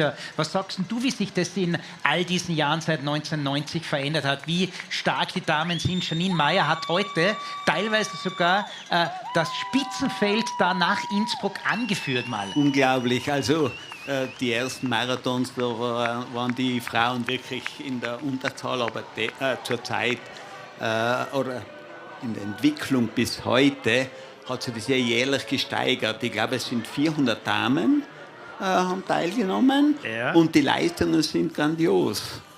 Also Hut ab. Unter deiner Ägide wird was heranwachsen. Hoffen Sie mal, ja. Gratuliere, das ist großartig. Der Martin, der also so oft teilgenommen hat, adelt hier die Damen. Und ich glaube, das ist ein schönes Schlusswort für euch beide. Linda, danke auch für deinen Job im Nachwuchs. Wir sehen uns hoffentlich nächstes Jahr wieder. Das ist übrigens der Blick auf die Freizeitarena, wo das Ziel sich befindet, wo auch unser Studio hier ist, wo ich nochmals und auch mal Bernhard Gaber erwähnen möchte, der mit seinem Team auch für uns einen super Job macht. Und danke euch beiden. Patrick, Schlusswort in Richtung der beiden hast jetzt du, weil du so viele Jahre auch dem Radsport gewidmet hast und genau solche Vorbilder braucht der Radsport. Genau, solche Vorbilder braucht Radsport, speziell auch hier beim Ötztaler Radmarathon, auch Vorbilder zu sein. Ich glaube, der Martin beweist es auch im hohen Alter, wenn man so sagen darf, kann man Leistung wirklich auch beim Ötztaler bringen. In einer Wahnsinnszeit bei 11 Stunden 30 waren wir, glaube ich. Und so viele Teilnahmen, also die werde ich wahrscheinlich in meinem Leben nicht schaffen. Du auch nicht. Du darfst es nicht, weil du hast zum Kommentieren. Richtig. Und wie gesagt, nochmal zu der Linda. Chapeau, was sie jetzt da in den letzten Jahren auch aufgebracht hat mit ihrem Team. Die Linda selber. Und mich freut selber, dass der Verein wieder in Erwachen kommt, kommt mehr Nachwuchsbereich nach und das macht schon Freude. Und wie die Linda sagt, hoffentlich haben wir mal wieder einen in der World Tour, vielleicht auch im Cross-Country-Weltcup nach der Laura Sticker, weil auch die Laura wird ein bisschen älter, aber hat noch einige Jahre vor sich. Und die Laura ist auch ein wichtiger Baustein für den UAC Ötztal, für den Nachwuchs zu motivieren. Heute bei der Weltmeisterschaft 6. oder 7. geworden. Mona Mitterwallner auf Rang Nummer 12. Also bei uns zu Gast waren hier die Linda und der Martin. Danke euch. Wir schalten kurz in die Werbung und sind dann mittendrin im Finale des heutigen Ötztaler Radmarathons.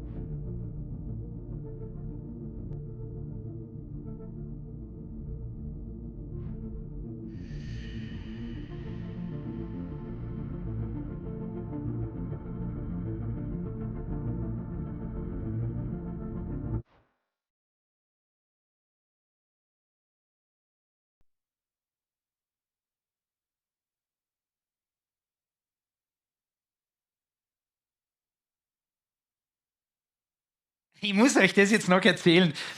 Als sich Martin Strobel verabschiedet hat, habe ich ihm nochmals nachgerufen. Ich hätte dich wirklich einige Male probiert anzurufen. Dann hat er gesagt, er war im Urlaub, er musste trainieren. 79 Jahre, ist immer noch tätig als Architekt. Also der ist unverwüstlich. Ja, und ich habe auch zu ihm gesagt, gratuliere nochmals und vielleicht nächstes Jahr zum 80er, zum Runden, kommst du wieder zum Ötztaler. Und er hat dann nur gelacht, ja, schauen wir mal, was sich bis in einem Jahr ergibt. Und wichtig ist viel Gesundheit, weil Gesundheit haben wir nur eine und ich bin relativ guter Dinge, dass mal Martin nächstes Jahr vielleicht wieder am Start sind. Genau, das Wichtigste ist, dass er und die Gattin gesund bleiben und dann sehen wir, was nächstes Jahr hier los sein wird. Wäre schön, wenn die beiden dann wieder in einer Hauptfigur beim Ötztaler Radmarathon dabei sind. Immer wieder diese wunderschönen Drohnenaufnahmen, die uns da gerade hier gesendet werden. Wir fliegen, da ist genau das Tourismuszentrum, eine der vielen Videoleinwände, die übrigens aufgebaut worden sind, extra für diesen Ötztaler. Und da waren heute tausende Personen und ich glaube, es wird jetzt sogar versucht, die Drohne zu uns herein zu pilotieren oder zumindest in die Nähe. Das wäre jetzt ein Ding. Dahinter sehen wir ein Swimmingpool-Party, wo wir heute noch reinspringen, die Berge. Ja. Parkhotel Sölden. Dahinter übrigens, glaube ich, das Sozialzentrum, Altenwohnheim, was wunderschön ist. Ganz modern. Und da haben wir wieder Live-Bilder vom Dimmelsjoch auf den letzten Kilometern hoch. Und ja, man merkt so langsam auch am Bild, es dämmert leicht. Wir sind jetzt schon 12,5 Stunden schon erst einmal live auf Sendung, aber auch 12,5 Stunden schon im Renngeschehen. Ungefähr Deadline am Dimmelsjoch in einer halben Stunde. 19:15 Uhr müssten sie dann die Letzten oben sein am Dimmelsjoch. Also für die wird es jetzt nochmal richtig eine Challenge, ein Kampf gegen den Besenwagen, gegen Daniel Köll. Unser Dani wird da jetzt natürlich sein Bestes versuchen, die noch raufzupeitschen. Und wird jetzt auch spannend, wer dann zum Schluss hier der Letzte nach Sölden kommt. Ja, die Labstationen sind immens wichtig, immer noch. Und da nochmals ein Dank in Richtung allen Hoteliers, Damen, Herren, an alle Mitarbeiter. Lukas Rimmel haben wir ja erwähnt, Hotel Bergland, Easy Grüner und einige mehr, die also da dabei waren. Du hast gezeigt auf ein ganz besonderes Gebäude. Welches Gebäude? Ich sage nur 007 James Bond. Richtig, die Geisach-Kogelbahn mit James Bond Museum kann man nur empfehlen für jeden, mal raufzufahren und sich das anzuschauen. Also richtig mega vom Videodreh, vom Filmdreh hier in Sölden. Und das ist jetzt ganz knapp vor der Mautstation, aber am Crosspoint sind das die Athleten, was gerade hochfahren. Und die haben es jetzt wirklich gleich geschafft. Dann geht es wirklich nur noch runter zu uns hier nach Sölden. Und ja. Ja, die sind da bei 2105 Meter. Und nochmals, das Dach des Ötztalers befindet sich auf 2474, hat der Dominik ganz genau gesagt. Weil die 2500 irgendwas, das wäre der Wanderweg, hat er uns dann genau, erzählt, oder? Genau. Und wir schicken sie ja nicht über den Wanderweg, sondern über die normale Straße. Und Martin Böckle und sein Team haben über 100 Beiträge produziert. Im gesamten Jahr waren sie unterwegs für diese heutige Übertragung. Und da hat natürlich auch die Verpflegung eine ganz wichtige Rolle gespielt. Und da schauen wir nochmals rein.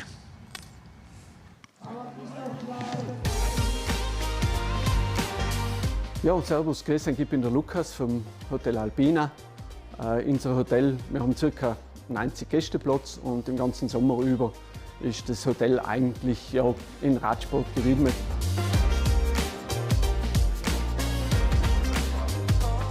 Wir haben die Ötztaler Radsportcamps schon seit vielen Jahren, gerade momentan Wolfgang Fasching da, und die Radsportler wird das was sagen, mehrfacher Gewinner vom Race Across America, und der fährt mit unseren Gästen und macht noch letzte Vorbereitungen für den Marathon. Man braucht auch während dem Sommer über immer sehr, sehr viel Obst, Bananen, Müsli, Sportlermüsli, das geht sehr, sehr gut, Vollkornbrot. Da wird schon sehr, sehr Acht drauf geben. Und jetzt gerade momentan am Abend, beim Abendessen im Restaurant, bieten wir halt vermehrt Nudeln an, Risotto, kohlenhydratreiche Kost, und das wird auch sehr geschätzt für die Teilnehmer. Das wäre jetzt eigentlich auch etwas für uns, Patrick. Vielleicht ist ja Toni Balzer zum Kochen gegangen, weil wir ihn ganz kurz mal verabschiedet haben. Ganz wichtig wäre, dass er gut gelaunt ist beim Kochen, weil dann wird's was, dann brennt's nicht an. Vielleicht werden es ein paar Pfannkuchen. Ja. Ich brauche jetzt was Saures, nicht Süßes, sondern was Saures. Und vor uns der Toni dann sagen kann, ob er auch was gekocht hat, schalten wir runter zu Liz Busch an. Liz. Also ich glaube, was Saures, das bekommst du bei uns. Zuerst einmal, wer bist du? Ich bin der Fabio. Dominik. Sebastian. Patrick. Thomas. Was hat es mit diesem pinken Shirt auf sich und wer hat es verbrochen, dass ihr heute alle da seid? Ja, das ist meine Bäckerei, die Brotpuristen. Ich habe das verbrochen, ich bin sozusagen der Teammanager. Und ich habe den Jungs aber gesagt, wenn sie in dem Trikot fahren, dann müssen sie auch eine gute Leistung absolvieren. Aber ich bin zufrieden, haben sie gut gemacht. Wie hast du dich als Teammanager qualifiziert? Naja, ich bin immer derjenige, der ein bisschen Stimmung macht. Ich bin derjenige, der guckt, dass es allen gut geht, dass wir noch am Vorabend ein schönes Gläschen Rotwein trinken. Das ist dann meine Aufgabe. Er ist der Leistungsstärkste. Okay. Oh, sorry. Aber jetzt, ich frage mal das Team, wie sie zufrieden sind mit dem Teammanager. Sehr. Ausnahmslos. Wie war der Ötzi? Anstrengend, aber gut. Zufrieden? Ja. Wie war dein persönliches Rennen heute? So lala. Ich dachte, ich bin ein bisschen schneller, aber ich habe den Magen kämpfen müssen. Aber insgesamt betrachtet, zufrieden trotzdem. Fürs erste Mal zufrieden. Fürs erste Mal, das heißt, es gibt ein zweites Mal. So wie ich die Jungs kennen, leider ja. Aber jetzt einmal runterkommen, Laktat ausradeln. Wann geht es das nächste Mal aufs Rad? Boah, wir fahren erst am Montag heim, also morgen. Vielleicht am Mittwoch vielleicht. Gemütlich. Also flach und gemütlich. Also der Ötzi hat euch nicht in die Knie gezwungen, es geht weiter. Es geht weiter, definitiv. Ihr habt euch einen Traum erfüllt. Herzlichen Glückwunsch, Gratulation. Und ich hätte gern ein Foto vom nächsten Jahr dann, in dem Trikotauflage 2025. 2025 mal dabei. Was war die? Entschuldigung, hab ich nicht verstanden. Was? Die Kollektion von 2025 bin ich dann gespannt. Ja, dann lassen wir uns was einfallen, ist ja klar. Also die Burschen sind in Feierlaune und wir genauso. Auf geht's ins Finale beim Ötztaler Radmarathon. Die Brotpuristen. Kommt bei dir in der Früh, Toni, ein Weißbrot aufs Teller oder doch eher Vollkornbrot oder ein Müsli? Was isst du normalerweise, wenn du frei hast? Eigentlich ist es immer das Gleiche. Das sind Haferflocken, die ich aufkoche. Da kommt es darauf an, ob ich trainiere oder nicht trainiere. Also wenn ich trainiere, dann mache ich es mit Reismilch, wegen die Kohlenhydrate noch zusätzlich. Und da ist Banane drinnen, Honig und genau. Das ist eigentlich so mein klassisches Essen. Und ja, wie ich da vorher schon mal, glaube ich, gesagt habe, der moderne Radsport, da ist alles durchdacht und da haben jede einzelne Trainingseinheit ist durchdacht. Wir arbeiten mit einer Software, die was uns genau berechnet, unseren Kalorienverbrauch über den Tag, was wir verbrennen und wie viel Kohlenhydrate, Eiweiß und Fett, das wir aufnehmen sollen über den Tag, wie viel Kohlenhydrate, dass wir im Training pro Stunde essen und ja, aber ja. Du hast einen beinharten Sport ausgesucht. Ich muss dazu sagen, wo ich angefangen habe, war es noch nicht so. Also die letzten 2 Jahre ist, hat sich das nochmals verändert? Ist einfach nur viel professioneller geworden. Und ich habe mit ganz, ganz viel Leid geredet, da auch beim Prolog und so. Und ich habe halt gesagt, hey, ich hoffe, dass ihr alle gut vorbereitet seid, dass maximal viel am Radl gesessen seid. Und das könnt ihr nicht mehr beeinflussen am Freitag. Aber was beeinflussen könnt, ist die Ernährungsstrategie während dem Rennen. Und unsere Belastungen, die haben einfach so hoch mit den Etappenrennen. Und wenn man über Woche oder über 3 Wochen Rennen fährt, da ist das Füllen vom Körper einfach das A und O. Jetzt muss ich dich unterbrechen, weil wir da diese Nummer sehen. Ja, ich hab's geschafft. I did it my way. Die 4496. Vielleicht können wir da den Namen irgendwie herausfinden. Der hat sich verdient.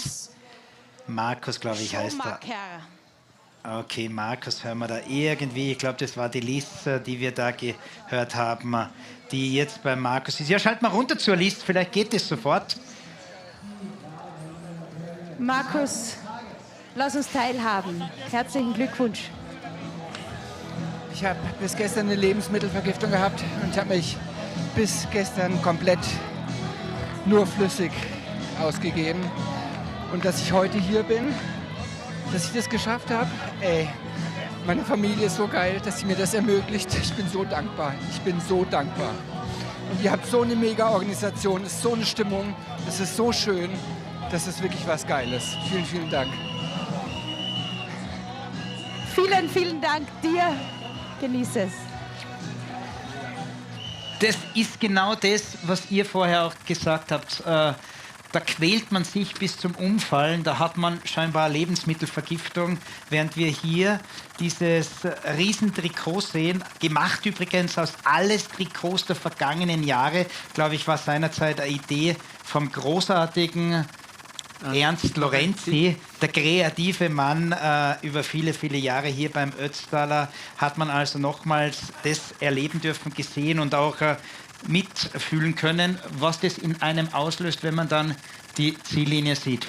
Genau, und genau deswegen, der Ötztaler schreibt diese eigenen oder anderen Geschichten wie ein anderer Marathon von den Emotionen her.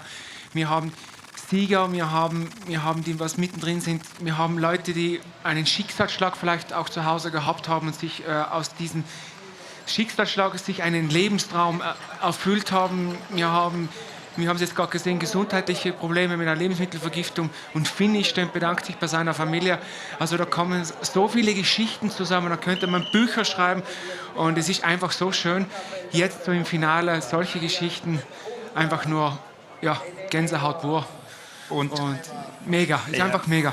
Und weil du, Toni, vorher gesprochen hast über diese Professionalisierung im Radsport, habe ich gerade an Julian Scheib gedacht vom ABC in Salzburg, beziehungsweise jetzt in Amerika, in Los Angeles. Du trainierst ja sehr, sehr viel im Athletic Performance Center in Salzburg. Was wird da genau gemacht? Und nochmals ein Shoutout zum Jules, zum Julian. Ja, Julian, ich hoffe, dir geht's gut.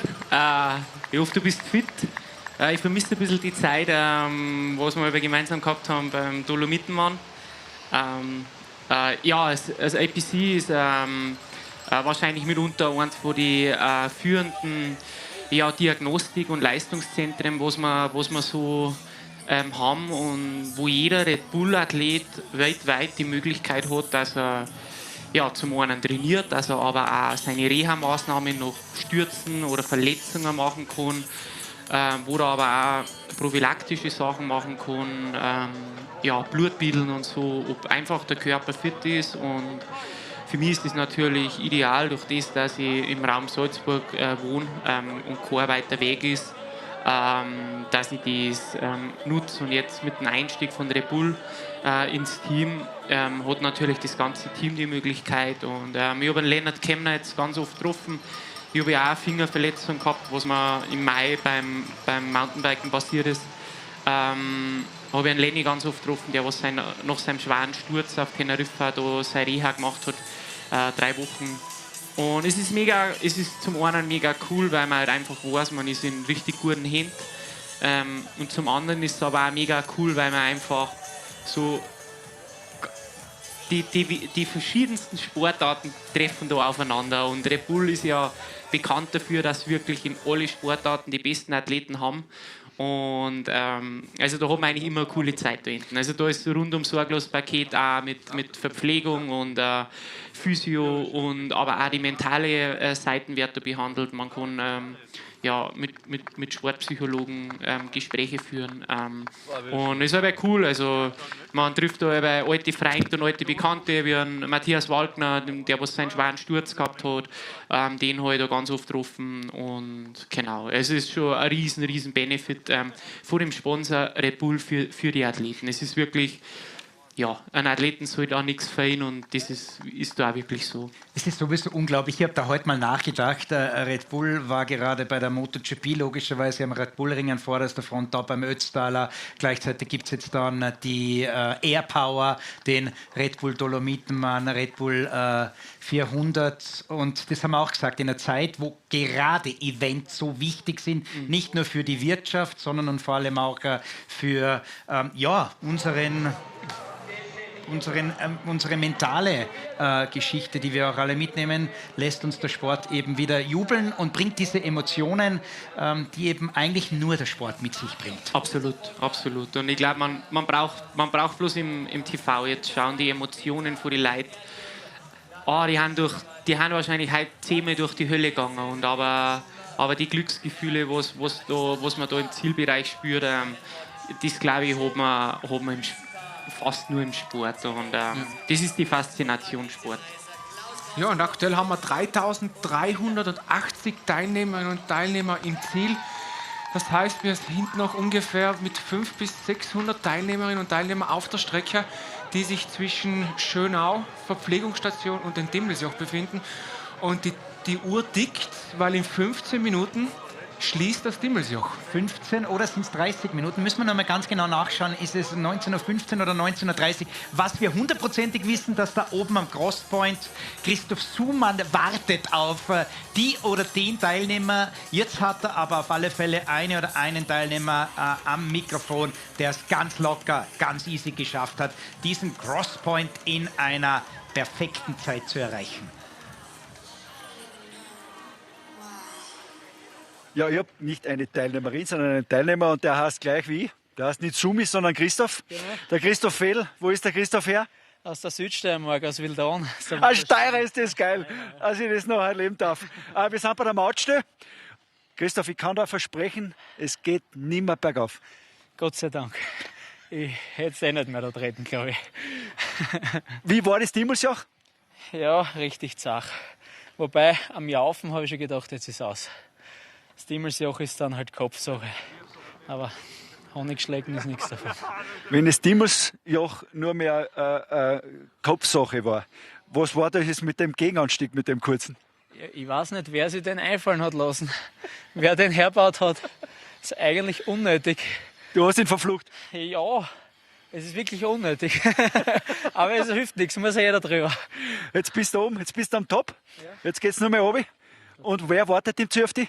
Ein Freund von mir, der hat mich begleitet, Family und einige Freunde schauen von daheim zu. Okay.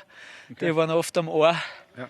Der Freund erwartet mich und dem habe ich mitgefiebert. Und du kannst stolz sein? Ja, ich bin stolz. War das erste Mal? Erste Mal, ja.